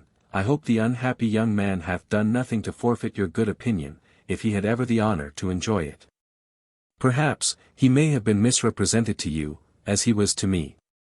The same villainy may have injured him everywhere. He is no murderer, I assure you, as he hath been called. Mr. Allworthy, answered Sophia, I have told you my resolution. I wonder not at what my father hath told you, but, whatever his apprehensions or fears have been, if I know my heart, I have given no occasion for them, since it hath always been a fixed principle with me, never to have married without his consent. This is, I think, the duty of a child to a parent, and this, I hope, nothing could ever have prevailed with me to swerve from. I do not indeed conceive that the authority of any parent can oblige us to marry in direct opposition to our inclinations. To avoid a force of this kind, which I had reason to suspect, I left my father's house, and sought protection elsewhere. This is the truth of my story. And if the world, or my father, carry my intentions any farther, my own conscience will acquit me. I hear you, Miss Western, cries Allworthy, with admiration. I admire the justness of your sentiments, but surely there is more in this. I am cautious of offending you, young lady, but am I to look on all which I have hitherto heard or seen as a dream only? And have you suffered so much cruelty from your father on the account of a man to whom you have been always absolutely indifferent?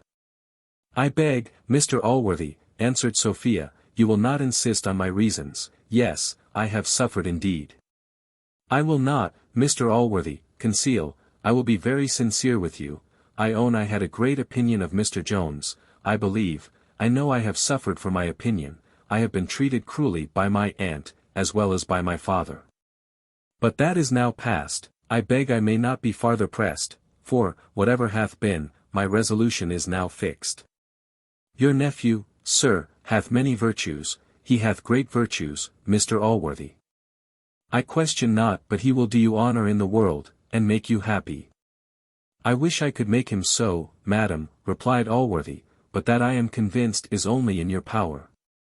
It is that conviction which hath made me so earnest a solicitor in his favour. You are deceived indeed, sir, you are deceived, said Sophia. I hope not by him. It is sufficient to have deceived me. Mr. Allworthy, I must insist on being pressed no farther on this subject. I should be sorry, nay, I will not injure him in your favour. I wish Mr. Jones very well. I sincerely wish him well. And I repeat it again to you, whatever demerit he may have to me, I am certain he hath many good qualities. I do not disown my former thoughts, but nothing can ever recall them. At present there is not a man upon earth whom I would more resolutely reject than Mr. Jones, nor would the addresses of Mr. Blyfield himself be less agreeable to me. Western had been long impatient for the event of this conference, and was just now arrived at the door to listen. When, having heard the last sentiments of his daughter's heart, he lost all temper, and, bursting open the door in a rage, cried out, "It is a lie. It is a d-n-d lie. It is all owing to that d-n-d rascal Jones. And if she could get it on, she'd ha on any hour of the day." Here Allworthy interposed, and addressing himself to the squire with some anger in his look, he said, "Mr. Western, you have not kept your word with me. You promised to abstain from all violence." "Why, so I did," cries Western, "as long as it was possible, but to hear a wench telling such confounded lies, zounds. Doth she think, if she can make voles of other folk, she can make one of me? No, no, I know her better than thee dost. I am sorry to tell you, sir, answered Allworthy, it doth not appear, by your behaviour to this young lady, that you know her at all. I ask pardon for what I say, but I think our intimacy, your own desires, and the occasion justify me. She is your daughter, Mr. Western, and I think she doth honour to your name. If I was capable of envy, I should sooner envy you on this account than any other man whatever. O Drabbit, cries the squire, I wish she was thine, with all my heart, wouldst soon be glad to be rid of the trouble o' her. Indeed, my good friend, answered Allworthy, you yourself are the cause of all the trouble you complain of. Place that confidence in the young lady which she so well deserves, and I am certain you will be the happiest father on earth. I confidence in her, cries the squire. Sblood! What confidence can I place in her, when she won't do as I would ha her? Let her gi but her consent to marry as I would ha her, and I'll place as much confidence in her as wouldst ha me. You have no right, neighbour, answered Allworthy, to insist on any such consent. A negative voice your daughter allows you, and God and nature have thought proper to allow you no more. A negative voice, cries the squire, I'll show you what a negative voice I ha. Go along, go into your chamber, go, you stubborn. Indeed, Mr. Western, said Allworthy, indeed you use her cruelly, I cannot bear to see this, you must behave to her in a kinder manner. She deserves the best of treatment. Yes, said the squire, I know what she deserves, now she's gone, I'll shew you what she deserves. See here, sir, here is a letter from my cousin, my Lady Bellaston, in which she is so kind to gi me to understand that the fellow is got out of prison again, and here she advises me to take all the care I can o' the wench. Odzookers. Neighbour Allworthy, you don't know what it is to govern a daughter. The squire ended his speech with some compliments to his own sagacity. And then Allworthy, after a formal preface, acquainted him with the whole discovery which he had made concerning Jones, with his anger to Blyfil, and with every particular which hath been disclosed to the reader in the preceding chapters.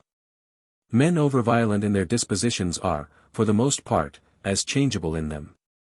No sooner then was Western informed of Mr. Allworthy's intention to make Jones his heir, than he joined heartily with the uncle in every commendation of the nephew. And became as eager for her marriage with Jones as he had before been to couple her to Blyfil. Here Mr. Allworthy was again forced to interpose, and to relate what had passed between him and Sophia, at which he testified great surprise. The squire was silent a moment, and looked wild with astonishment at this account. At last he cried out, Why, what can be the meaning of this, neighbour Allworthy? Vond oan she was, that I'll be sworn to odzookers. I have hit oat. As sure as a gun I have hit the very right oat. It's all along zister. The girl hath got a hankering after this son of a whore of a lord. I vound together at my cousin my Lady Bellaston's. He hath turned the head o' her, that's certain, but me if he shall ha her, I'll ha no lords nor courtiers in my family.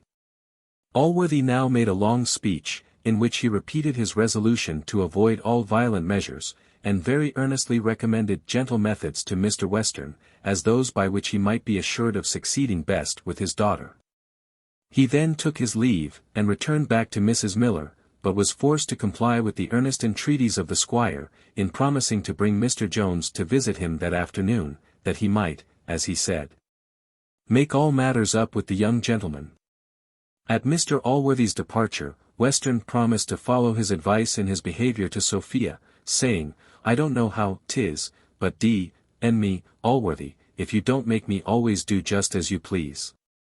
And yet I have as good an estate as you, and am in the commission of the peace as well as yourself. Chapter 10. Wherein the history begins to draw towards a conclusion. When Allworthy returned to his lodgings, he heard Mr. Jones was just arrived before him. He hurried therefore instantly into an empty chamber, whither he ordered Mr. Jones to be brought to him alone. It is impossible to conceive a more tender or moving scene than the meeting between the uncle and nephew, for Mrs. Waters, as the reader may well suppose, had at her last visit discovered to him the secret of his birth. The first agonies of joy which were felt on both sides are indeed beyond my power to describe, I shall not therefore attempt it. After Allworthy had raised Jones from his feet, where he had prostrated himself, and received him into his arms, "Oh my child," he cried, "how have I been to blame? How have I injured you? What amends can I ever make you for those unkind, those unjust suspicions which I have entertained, and for all the sufferings they have occasioned to you?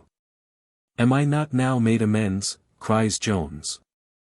"Would not my sufferings, if they had been 10 times greater, have been now richly repaid? Oh my dear uncle, this goodness, this tenderness overpowers, unmans, destroys me. I cannot bear the transports which flow so fast upon me. To be again restored to your presence, to your favor, to be once more thus kindly received by my great, my noble, my generous benefactor.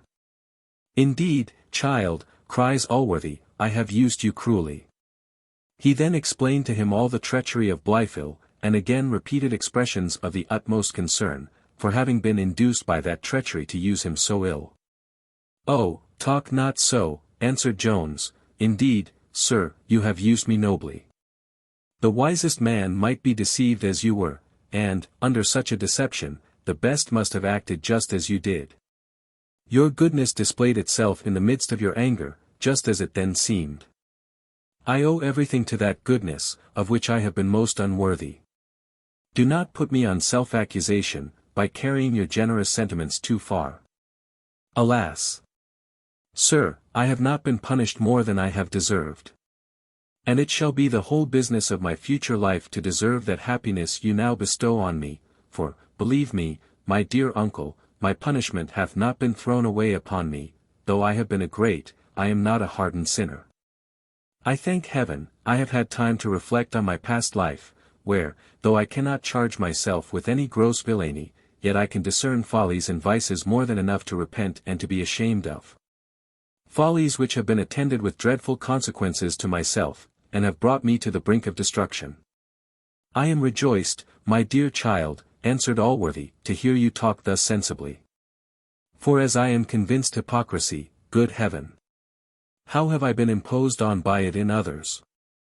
Was never among your faults, so I can readily believe all you say.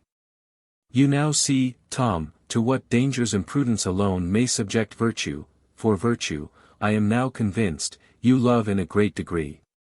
Prudence is indeed the duty which we owe to ourselves. And if we will be so much our own enemies as to neglect it, we are not to wonder if the world is deficient in discharging their duty to us, for when a man lays the foundation of his own ruin, others will, I am afraid, be too apt to build upon it. You say, however, you have seen your errors, and will reform them. I firmly believe you, my dear child, and therefore, from this moment, you shall never be reminded of them by me. Remember them only yourself so far as for the future to teach you the better to avoid them. But still remember, for your comfort, that there is this great difference between those faults which candour may construe into imprudence, and those which can be deduced from villainy only. The former, perhaps, are even more apt to subject a man to ruin, but if he reform, his character will, at length, be totally retrieved, the world, though not immediately, will in time be reconciled to him. And he may reflect, not without some mixture of pleasure, on the dangers he hath escaped, but villainy, my boy, when once discovered is irretrievable, the stains which this leaves behind, no time will wash away. The censures of mankind will pursue the wretch, their scorn will abash him in public. And if shame drives him into retirement, he will go to it with all those terrors with which a weary child, who is afraid of hobgoblins, retreats from company to go to bed alone. Here his murdered conscience will haunt him. Repose, like a false friend, will fly from him. Wherever he turns his eyes, horror presents itself. If he looks backward, unavailable repentance treads on his heels. If forward, incurable despair stares him in the face, till, like a condemned prisoner confined in a dungeon, he detests his present condition, and yet dreads the consequence of that hour which is to relieve him from it. Comfort yourself, I say, my child, that this is not your case. And rejoice with thankfulness to him who hath suffered you to see your errors, before they have brought on you that destruction to which a persistence in even those errors must have led you. You have deserted them. And the prospect now before you is such, that happiness seems in your own power. At these words Jones fetched a deep sigh. Upon which, when Allworthy remonstrated, he said, Sir, I will conceal nothing from you. I fear there is one consequence of my vices I shall never be able to retrieve. Oh, my dear uncle! I have lost a treasure. You need say no more, answered Allworthy. I will be explicit with you. I know what you lament. I have seen the young lady, and have discoursed with her concerning you. This I must insist on, as an earnest of your sincerity in all you have said, and of the steadfastness of your resolution, that you obey me in one instance. To abide entirely by the determination of the young lady, whether it shall be in your favour or no. She hath already suffered enough from solicitations which I hate to think of. She shall owe no further constraint to my family. I know her father will be as ready to torment her now on your account as he hath formerly been on another's. But I am determined she shall suffer no more confinement, no more violence, no more uneasy hours. Oh, my dear uncle, answered Jones, lay, I beseech you, some command on me, in which I shall have some merit in obedience. Believe me, sir, the only instance in which I could disobey you would be to give an uneasy moment to my Sophia. No, sir, if I am so miserable to have incurred her displeasure beyond all hope of forgiveness, that alone, with the dreadful reflection of causing her misery, will be sufficient to overpower me. To call Sophia mine is the greatest, and now the only additional blessing which heaven can bestow, but it is a blessing which I must owe to her alone. I will not flatter you, child, cries Allworthy. I fear your case is desperate. I never saw stronger marks of an unalterable resolution in any person than appeared in her vehement declarations against receiving your addresses, for which, perhaps, you can account better than myself. Oh, sir! I can account too well, answered Jones. I have sinned against her beyond all hope of pardon, and guilty as I am, my guilt unfortunately appears to her in 10 times blacker than the real colours. Oh, my dear uncle! I find my follies are irretrievable, and all your goodness cannot save me from perdition. A servant now acquainted them that Mr. Western was below stairs, for his eagerness to see Jones could not wait till the afternoon. Upon which Jones, whose eyes were full of tears, begged his uncle to entertain Western a few minutes, till he a little recovered himself, to which the good man consented, and, having ordered Mr. Western to be shown into a parlour, went down to him. Mrs. Miller no sooner heard that Jones was alone, for she had not yet seen him since his release from prison, than she came eagerly into the room, and, advancing towards Jones, wished him heartily joy of his new-found uncle and his happy reconciliation. Adding, I wish I could give you joy on another account, my dear child, but anything so inexorable I never saw. Jones, with some appearance of surprise, asked her what she meant. Why then, says she, I have been with your young lady, and have explained all matters to her, as they were told to me by my son Nightingale. She can have no longer any doubt about the letter, of that I am certain. For I told her my son Nightingale was ready to take his oath, if she pleased, that it was all his own invention, and the letter of his inditing. I told her the very reason of sending the letter ought to recommend you to her the more, as it was all upon her account, and a plain proof that you was resolved to quit all your profligacy for the future. That you had never been guilty of a single instance of infidelity to her since your seeing her in town. I am afraid I went too far there, but heaven forgive me. I hope your future behavior will be my justification. I am sure I have said all I can. But all to no purpose. She remains inflexible. She says, she had forgiven many faults on account of youth, but expressed such detestation of the character of a libertine, that she absolutely silenced me. I often attempted to excuse you. But the justness of her accusation flew in my face. Upon my honour, she is a lovely woman, and one of the sweetest and most sensible creatures I ever saw. I could have almost kissed her for one expression she made use of. It was a sentiment worthy of Seneca, or of a bishop. I once fancied Madam and she, I had discovered great goodness of heart in Mr. Jones, and for that I own I had a sincere esteem.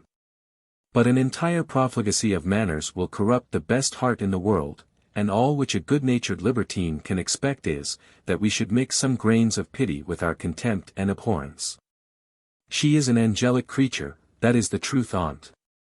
Oh, Mrs. Miller, answered Jones, can I bear to think that I have lost such an angel? Lost? No, cries Mrs. Miller, I hope you have not lost her yet. Resolve to leave such vicious courses, and you may yet have hopes. Nay, if she would remain inexorable, there is another young lady, a sweet pretty young lady, and a swinging fortune, who is absolutely dying for love of you. I heard of it this very morning, and I told it to Miss Western. Nay, I went a little beyond the truth again, for I told her you had refused her, but indeed I knew you would refuse her. And here I must give you a little comfort. When I mentioned the young lady's name, who is no other than the pretty widow Hunt, I thought she turned pale, but when I said you had refused her, I will be sworn her face was all over scarlet in an instant. And these were her very words, I will not deny but that I believe he has some affection for me.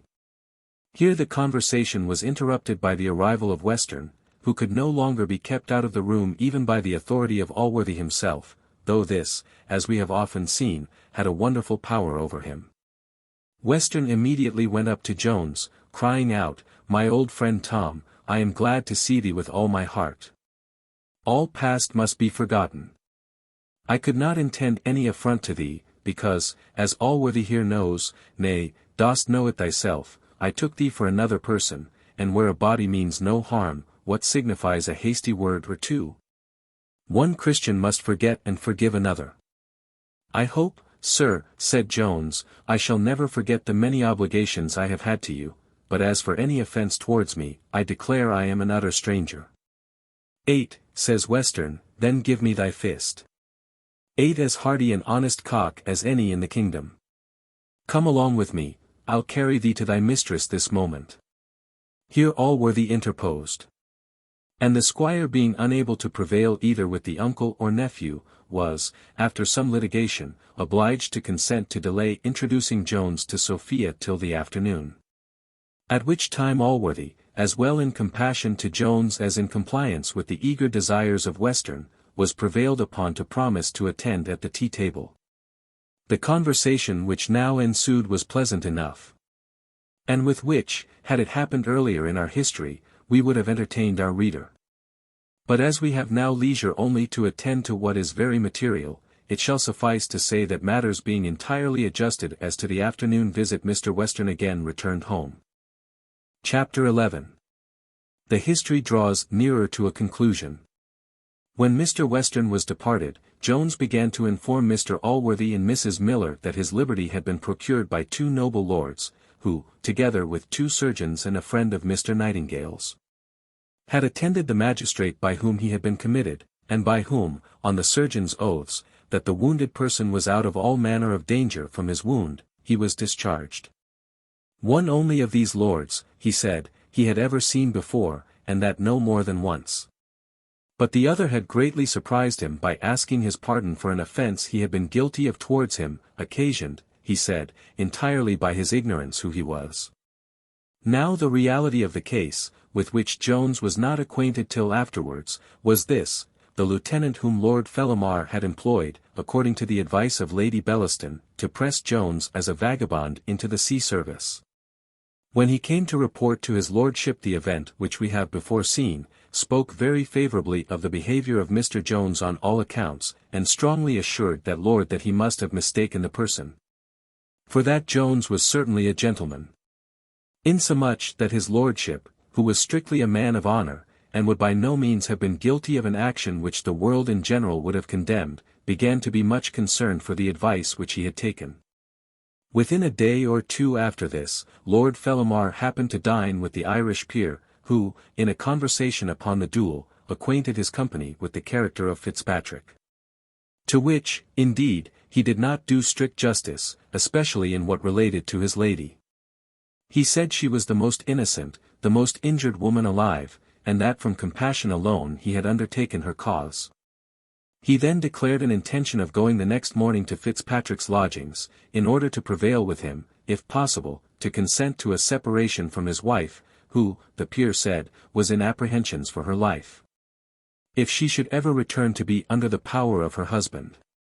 Lord Fellamar agreed to go with him, that he might satisfy himself more concerning Jones and the circumstances of the duel, for he was by no means easy concerning the part he had acted. The moment his lordship gave a hint of his readiness to assist in the delivery of the lady, it was eagerly embraced by the other noblemen, who depended much on the authority of Lord Fellamar, as he thought it would greatly contribute to awe Fitzpatrick into a compliance. And perhaps he was in the right, for the poor Irishman no sooner saw these noble peers had undertaken the cause of his wife than he submitted, and articles of separation were soon drawn up and signed between the parties.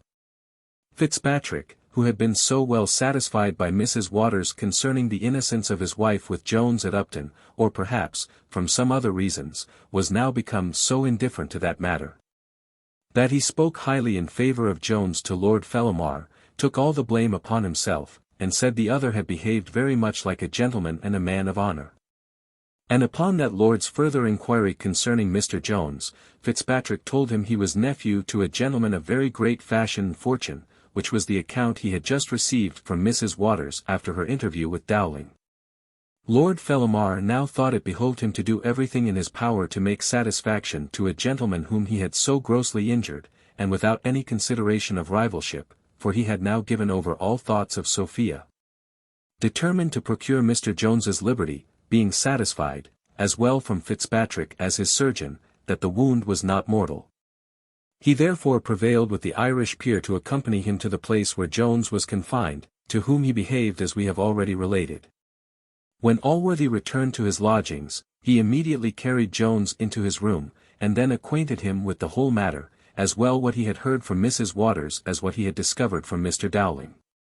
Jones expressed great astonishment and no less concern at this account, but without making any comment or observation upon it.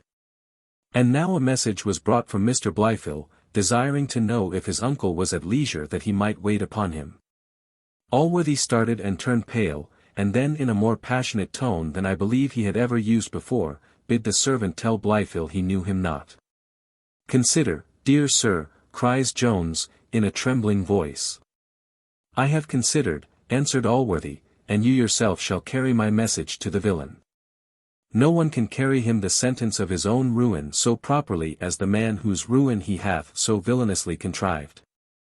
"Pardon me, dear sir," said Jones, "a moment's reflection will, I am sure, convince you of the contrary. What might perhaps be but justice from another tongue, would from mine be insult, and to whom? My own brother and your nephew. Nor did he use me so barbarously, indeed, that would have been more inexcusable than anything he hath done. Fortune may tempt men of no very bad dispositions to injustice. But insults proceed only from black and rancorous minds, and have no temptations to excuse them. Let me beseech you, sir, to do nothing by him in the present height of your anger. Consider, my dear uncle, I was not myself condemned unheard." Allworthy stood silent a moment, and then, embracing Jones, he said, with tears gushing from his eyes, "O my child! To what goodness have I been so long blind?" Mrs. Miller entering the room at that moment, after a gentle rap which was not perceived, and seeing Jones in the arms of his uncle, the poor woman in an agony of joy fell upon her knees, and burst forth into the most ecstatic thanksgivings to heaven for what had happened. Then, running to Jones, she embraced him eagerly, crying, "My dearest friend, I wish you joy 1,000 times of this blessed day." And next Mr. Allworthy himself received the same congratulations. To which he answered, "Indeed, indeed, Mrs. Miller, I am beyond expression happy." Some few more raptures having passed on all sides, Mrs. Miller desired them both to walk down to dinner in the parlour, where she said there were a very happy set of people assembled, being indeed no other than Mr. Nightingale and his bride, and his cousin Harriet with her bridegroom. Allworthy excused himself from dining with the company, saying he had ordered some little thing for him and his nephew in his own apartment, for that they had much private business to discourse of, but would not resist promising the good woman that both he and Jones would make part of her society at supper. Mrs. Miller then asked what was to be done with Blyfill. "For indeed," says she, "I cannot be easy while such a villain is in my house. Allworthy answered, he was as uneasy as herself on the same account. "Oh," cries she, "if that be the case, leave the matter to me, I'll soon show him the outside out of my doors, I warrant you. Here are 2 or 3 lusty fellows below stairs." "There will be no need of any violence," cries Allworthy, "if you will carry him a message from me, he will, I am convinced, depart of his own accord." "Will I?" said Mrs. Miller, "I never did anything in my life with a better will." Here Jones interfered, and said, he had considered the matter better, and would, if Mr. Allworthy pleased, be himself the messenger. "I know," says he, "already enough of your pleasure, sir, and I beg leave to acquaint him with it by my own words.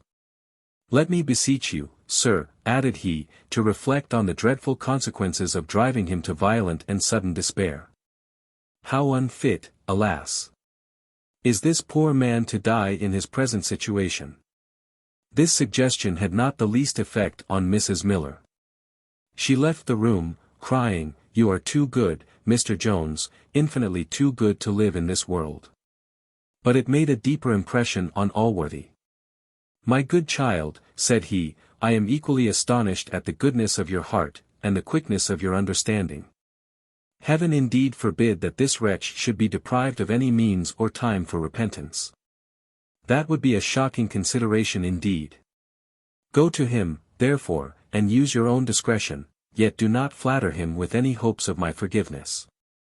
For I shall never forgive villainy farther than my religion obliges me, and that extends not either to our bounty or our conversation." Jones went up to Blifil's room, whom he found in a situation which moved his pity, though it would have raised a less amiable passion in many beholders. He cast himself on his bed, where he lay abandoning himself to despair, and drowned in tears. Not in such tears as flow from contrition, and wash away guilt from minds which have been seduced or surprised into it unawares, against the bent of their natural dispositions, as will sometimes happen from human frailty, even to the good. No, these tears were such as the fright thief sheds in his cart, and are indeed the effects of that concern which the most savage natures are seldom deficient in feeling for themselves. It would be unpleasant and tedious to paint this scene in full length. Let it suffice to say, that the behavior of Jones was kind to excess. He omitted nothing which his invention could supply, to raise and comfort the drooping spirits of Blifil, before he communicated to him the resolution of his uncle that he must quit the house that evening. He offered to furnish him with any money he wanted, assured him of his hearty forgiveness of all he had done against him, that he would endeavour to live with him hereafter as a brother, and would leave nothing unattempted to effectuate a reconciliation with his uncle.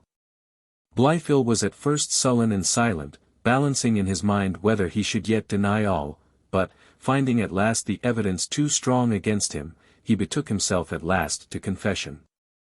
He then asked pardon of his brother in the most vehement manner, prostrated himself on the ground, and kissed his feet. In short, he was now as remarkably mean as he had been before remarkably wicked. Jones could not so far check his disdain, but that it a little discovered itself in his countenance at this extreme servility.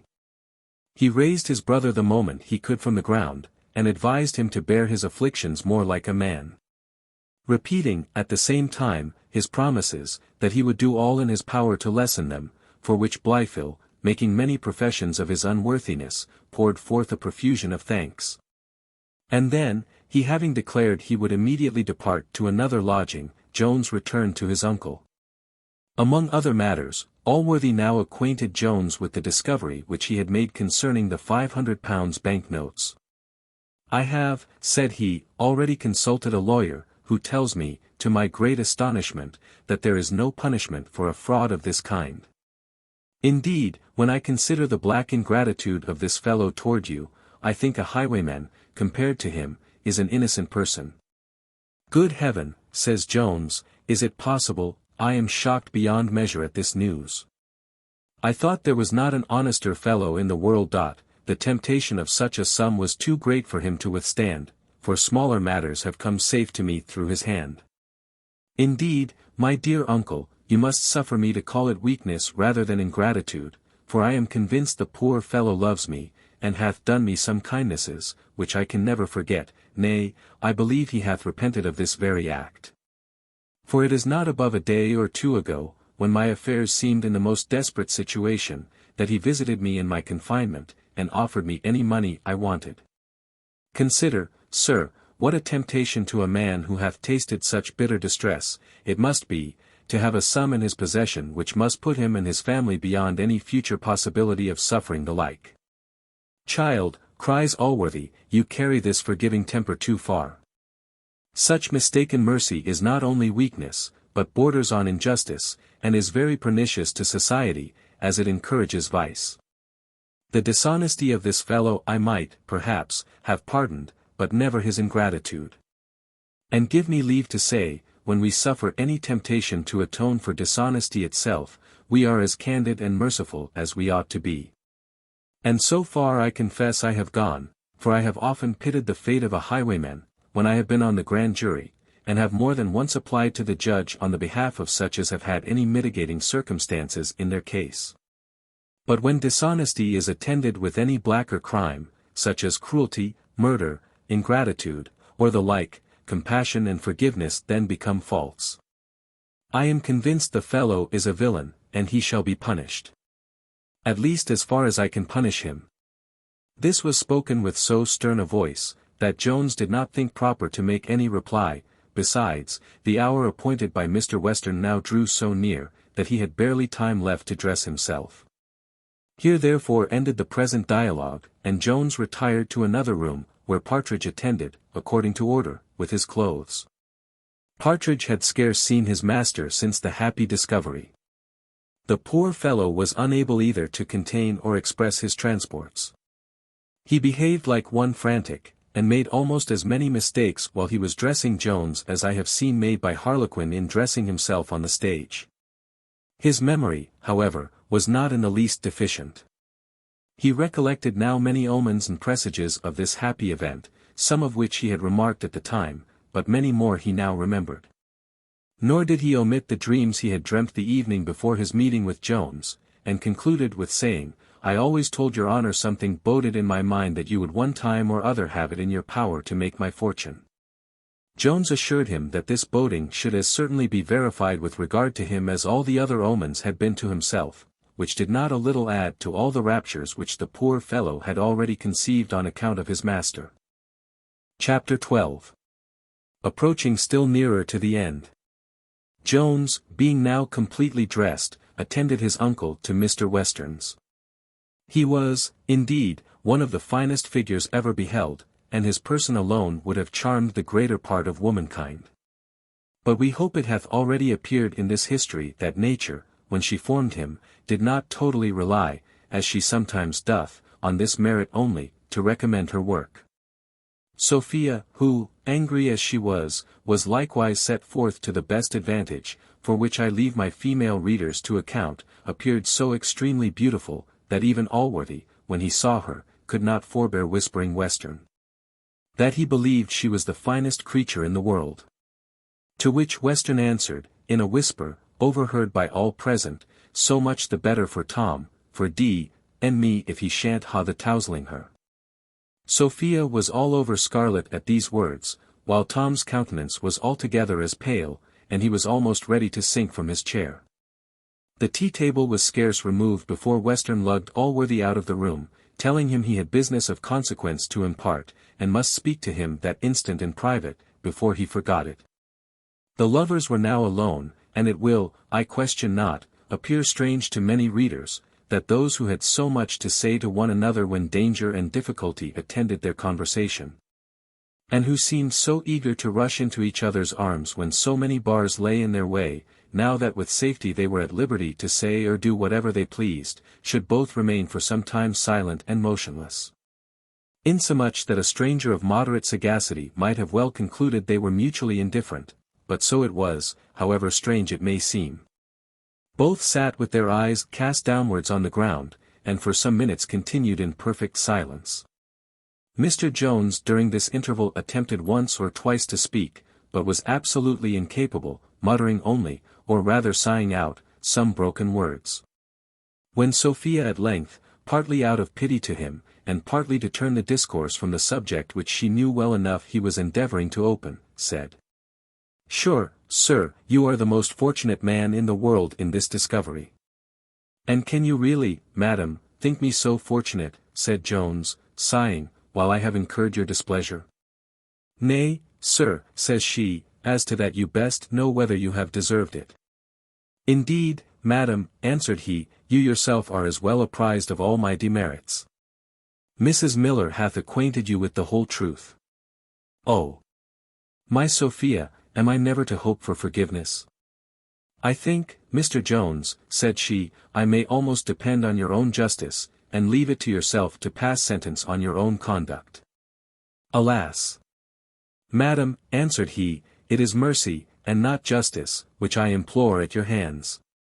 Justice I know must condemn me, yet not for the letter I sent to Lady Bellaston. Of that I most solemnly declare you have had a true account. He then insisted much on the security given him by Nightingale of a fair pretence for breaking off, if, contrary to their expectations, her ladyship should have accepted his offer. But confessed that he had been guilty of a great indiscretion to put such a letter as that into her power, which, said he, I have dearly paid for, in the effect it has upon you. I do not, I cannot, says she, believe otherwise of that letter than you would have me.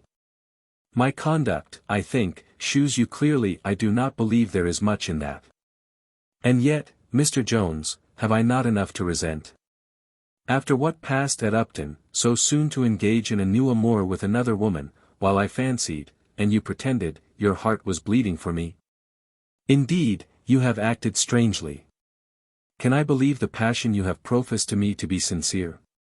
Or, if I can, what happiness can I assure myself of with a man capable of so much inconstancy? Oh! My Sophia, cries he, do not doubt the sincerity of the purest passion that ever inflamed a human breast. Think, most adorable creature, of my unhappy situation, of my despair. Could I, my Sophia, have flattered myself with the most distant hopes of being ever permitted to throw myself at your feet in the manner I do now? It would not have been in the power of any other woman to have inspired a thought which the severest chastity could have condemned. Inconstancy to you. O Sophia! If you can have goodness enough to pardon what is past, do not let any cruel future apprehensions shut your mercy against me. No repentance was ever more sincere. Oh! Let it reconcile me to my heaven in this dear bosom. Sincere repentance, Mr. Jones, answered she, will obtain the pardon of a sinner, but it is from one who is a perfect judge of that sincerity. A human mind may be imposed on, nor is there any infallible method to prevent it. You must expect, however, that if I can be prevailed on by your repentance to pardon you, I will at least insist on the strongest proof of its sincerity. Name any proof in my power, answered Jones eagerly. Time, replied she. Time alone, Mr. Jones, can convince me that you are a true penitent, and have resolved to abandon these vicious courses, which I should detest you for, if I imagined you capable of persevering in them. Do not imagine it, cries Jones. On my knees I entreat, I implore your confidence, a confidence which it shall be the business of my life to deserve. Let it then, said she, be the business of some part of your life to shew me you deserve it. I think I have been explicit enough in assuring you, that, when I see you merit my confidence, you will obtain it. After what is past, sir, can you expect I should take you upon your word? He replied, don't believe me upon my word. I have a better security, a pledge for my constancy, which it is impossible to see and to doubt. What is that? Said Sophia, a little surprised. I will show you, my charming angel, cried Jones, seizing her hand and carrying her to the glass. There, behold it there in that lovely figure, in that face, that shape, those eyes, that mind which shines through these eyes. Can the man who shall be in possession of these be inconstant? Impossible. My Sophia. They would fix a Dorimant, a Lord Rochester. You could not doubt it, if you could see yourself with any eyes but your own. Sophia blushed and half smiled. But, forcing again her brow into a frown, if I am to judge, said she, of the future by the past, my image will no more remain in your heart when I am out of your sight, than it will in this glass when I am out of the room. By heaven, by all that is sacred, said Jones, it never was out of my heart. The delicacy of your sex cannot conceive the grossness of ours, nor how little one sort of amour has to do with the heart. I will never marry a man, replied Sophia, very gravely, who shall not learn refinement enough to be as incapable as I am myself of making such a distinction. I will learn it, said Jones. I have learnt it already. The first moment of hope that my Sophia might be my wife taught it me at once, and all the rest of her sex from that moment became as little the objects of desire to my sense as of passion to my heart. Well, says Sophia, the proof of this must be from time. Your situation, Mr. Jones, is now altered, and I assure you I have great satisfaction in the alteration. You will now want no opportunity of being near me, and convincing me that your mind is altered too. Oh! My angel, cries Jones, how shall I thank thy goodness? And are you so good to own that you have a satisfaction in my prosperity? Believe me, madam, it is you alone have given a relish to that prosperity, since I owe to it the dear hope, oh. My Sophia, let it not be a distant one. I will be all obedience to your commands. I will not dare to press anything further than you permit me. Yet let me entreat you to appoint a short trial. Oh! Tell me when I may expect you will be convinced of what is most solemnly true. When I have gone voluntarily thus far, Mr. Jones, said she, I expect not to be pressed. Nay, I will not. Oh! Don't look unkindly thus, my Sophia, cries he. I do not, I dare not press you. Yet permit me at least once more to beg you would fix the period. Oh! Consider the impatience of love. A 12-month, perhaps, said she. Oh! My Sophia, cries he, you have named an eternity. Perhaps it may be something sooner, says she. I will not be teased. If your passion for me be what I would have it, I think you may now be easy. Easy. Sophia, call not such an exulting happiness as mine by so cold a name. Oh! Transporting thought! Am I not assured that the blessed day will come, when I shall call you mine, when fears shall be no more, when I shall have that dear, that vast, that exquisite, ecstatic delight of making my Sophia happy? Indeed, sir, said she, that day is in your own power. Oh! My dear, my divine angel, cried he, these words have made me mad with joy. But I will thank those dear lips which have so sweetly pronounced my bliss. He then caught her in his arms, and kissed her with an ardor he had never ventured before. At this instant Western, who had stood some time listening, burst into the room, and, with his hunting voice and phrase, cried out, to her, boy, to her, go to her. That's it, little honeys, oh that's it. Well. What, is it all over? Hath she appointed the day, boy? What, shall it be tomorrow or next day? It shan't be put off a minute longer than next day, I am resolved. Let me beseech you, sir, says Jones, don't let me be the occasion, beseech mina, cries Western. I thought thou hadst been a lad of higher mettle than to give way to a parcel of maidenish tricks. I tell thee 'tis all flimflam. Zoodikers. She'd have the wedding tonight with all her heart. Wouldst not, Sophie? Come, confess, and be an honest girl for once. What, art dumb? Why dost not speak? Why should I confess, sir, says Sophia, since it seems you are so well acquainted with my thoughts? That's a good girl, cries he, and dost consent then? No, indeed, sir, says Sophia, I have given no such consent. Dash, and want not ha-un then tomorrow, nor next day, says Western. Indeed, sir, says she, I have no such intention. But I can tell thee, replied he, why hast not? Only because thou dost love to be disobedient, and to plague and vex thy father. Pray, sir, said Jones, interfering, I tell thee thou art a puppy, cries he. When I vorbid her, then it was all nothing but sighing and whining, and languishing and writing, now I am vor thee, she is against thee. All the spirit of contrary, that's all.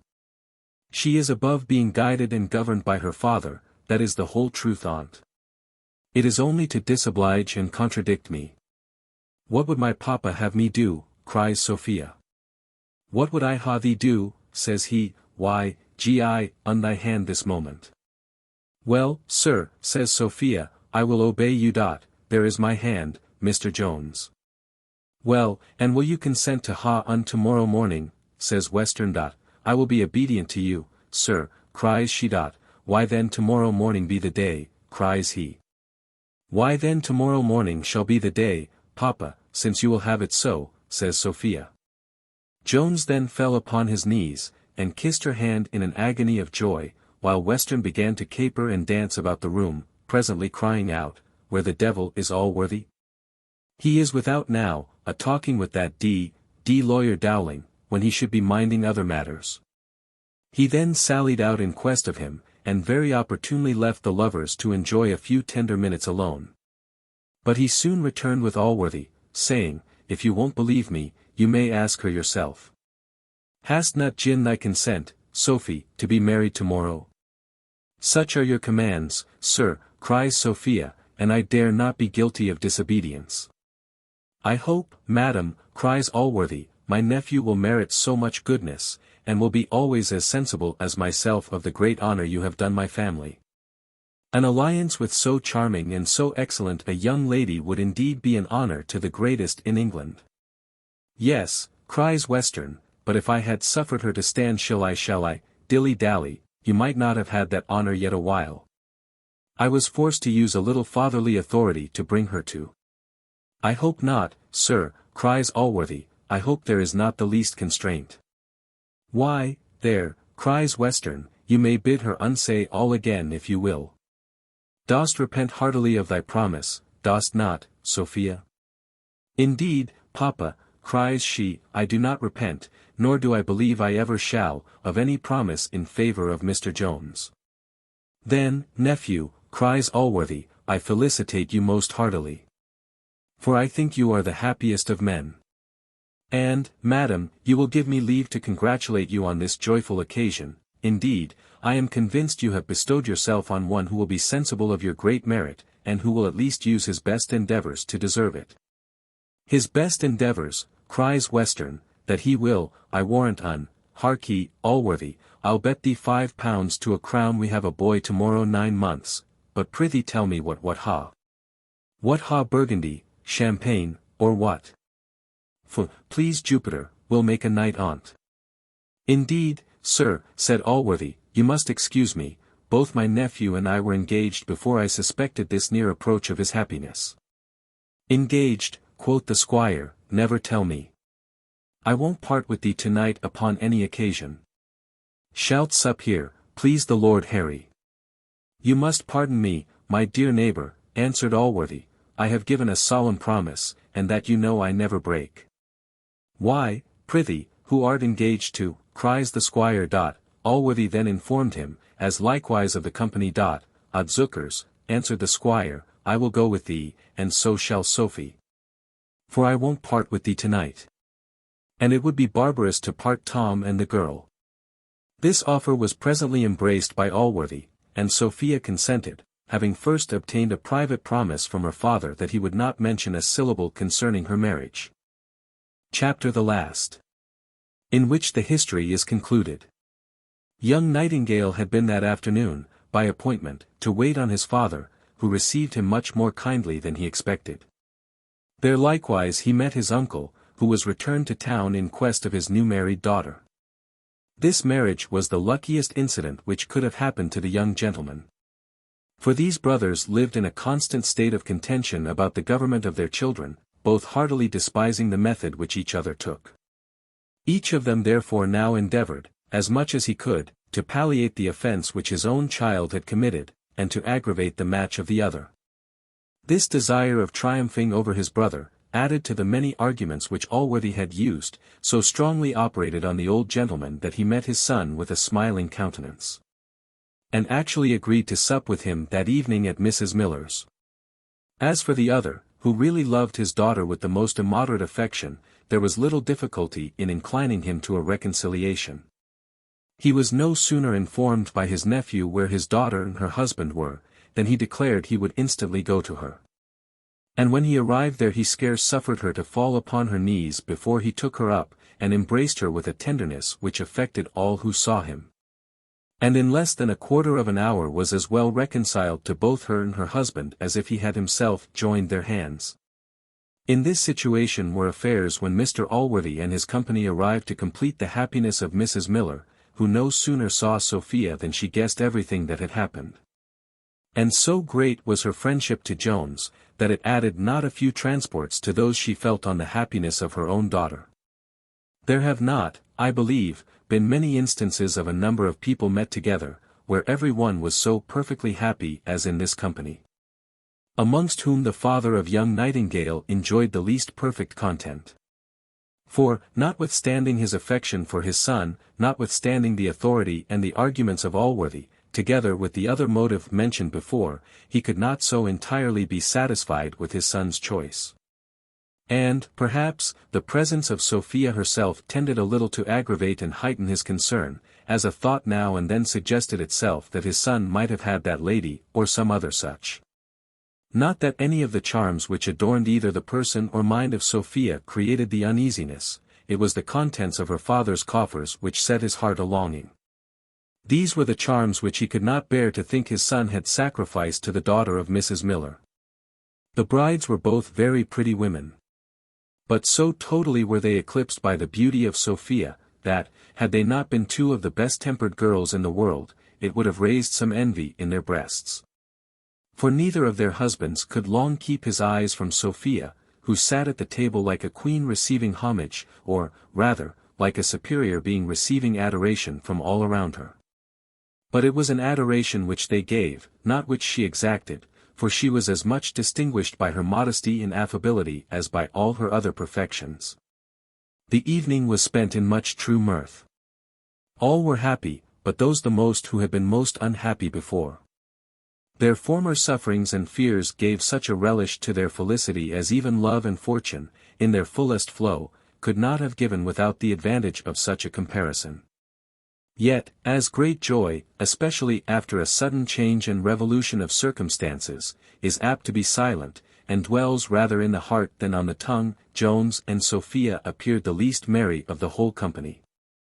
Which Western observed with great impatience, often crying out to them, "Why dost not talk, boy? Why dost look so grave?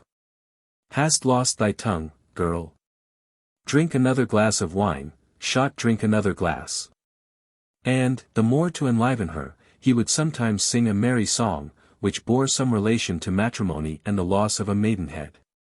Nay, he would have proceeded so far on that topic as to have driven her out of the room, if Mr. Allworthy had not checked him, sometimes by looks, and once or twice by a "Fie, Mr. Western."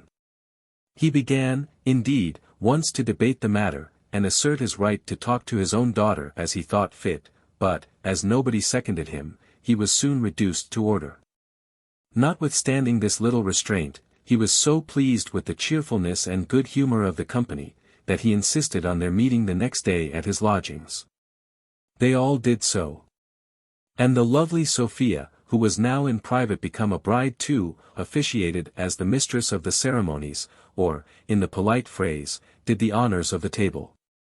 She had that morning given her hand to Jones, in the chapel at Doctors' Commons, where Mr. Allworthy, Mr. Western, and Mrs. Miller, were the only persons present.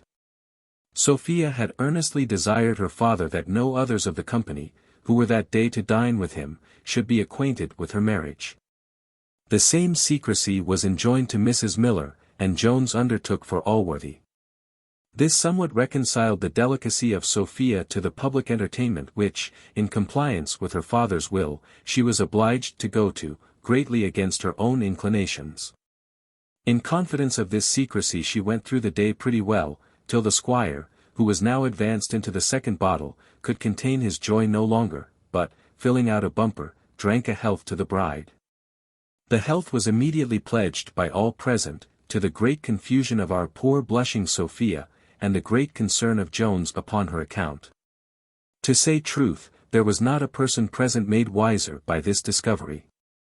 For Mrs. Miller had whispered it to her daughter to her husband to his sister, and she to all the rest.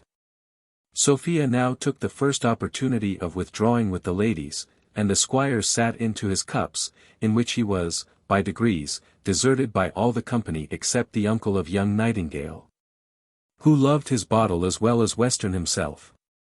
These two, therefore, sat stoutly to it during the whole evening, and long after that happy hour which had surrendered the charming Sophia to the eager arms of her enraptured Jones. Thus, reader, we have at length brought our history to a conclusion, in which, to our great pleasure, though contrary, perhaps, to thy expectation, Mr. Jones appears to be the happiest of all humankind. For what happiness this world affords equal to the possession of such a woman as Sophia, I sincerely own I have never yet discovered. As to the other persons who have made any considerable figure in this history, as some may desire to know a little more concerning them, we will proceed, in as few words as possible, to satisfy their curiosity.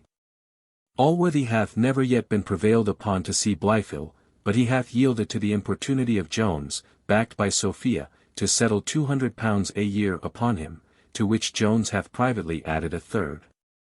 Upon this income he lives in one of the northern counties, about 200 miles distant from London, and lays up £200 a year out of it, in order to purchase a seat in the next Parliament from a neighbouring borough, which he has bargained for with an attorney there. He is also lately turned Methodist, in hopes of marrying a very rich widow of that sect, whose estate lies in that part of the kingdom. Squire died soon after he writ the before-mentioned letter, and as to Thwackum, he continues at his vicarage. He hath made many fruitless attempts to regain the confidence of Allworthy, or to ingratiate himself with Jones, both of whom he flatters to their faces, and abuses behind their backs. But in his stead, Mr. Allworthy hath lately taken Mr. Abraham Adams into his house, of whom Sophia is grown immoderately fond, and declares he shall have the tuition of her children. Mrs. Fitzpatrick is separated from her husband, and retains the little remains of her fortune. She lives in reputation at the polite end of the town, and is so good an economist, that she spends 3 times the income of her fortune, without running into debt. She maintains a perfect intimacy with the lady of the Irish peer, and in acts of friendship to her repays all obligations she owes her husband. Mrs. Western was soon reconciled to her niece Sophia, and hath spent 2 months together with her in the country. Lady Bellaston made the latter a formal visit at her return to town, where she behaved to Jones as a perfect stranger, and, with great civility, wished him joy on his marriage. Mr. Nightingale hath purchased an estate for his son in the neighbourhood of Jones, where the young gentleman, his lady, Mrs. Miller, and her little daughter reside, and the most agreeable intercourse subsists between the two families. As to those of lower account, Mrs. Waters returned into the country, had a pension of £60 a year settled upon her by Mr. Allworthy, and is married to Parson Supple, on whom, at the instance of Sophia, Western hath bestowed a considerable living. Black George, hearing the discovery that had been made, ran away, and was never since heard of, and Jones bestowed the money on his family, but not in equal proportions, for Molly had much the greatest share. As for Partridge, Jones hath settled £50 a year on him. And he hath again set up a school, in which he meets with much better encouragement than formerly, and there is now a treaty of marriage on foot between him and Miss Molly Seagrim, which, through the mediation of Sophia, is likely to take effect. We now return to take leave of Mr. Jones and Sophia, who, within 2 days after their marriage, attended Mr. Western and Mr. Allworthy into the country. Western hath resigned his family seat, and the greater part of his estate, to his son-in-law, and hath retired to a lesser house of his in another part of the country, which is better for hunting. Indeed, he is often as a visitant with Mr. Jones, who, as well as his daughter, hath an infinite delight in doing everything in their power to please him. And this desire of theirs is attended with such success, that the old gentleman declares he was never happy in his life till now. He hath here a parlour and antechamber to himself, where he gets drunk with whom he pleases, and his daughter is still as ready as formerly to play to him whenever he desires it. For Jones hath assured her that, as, next to pleasing her, one of his highest satisfactions is to contribute to the happiness of the old man.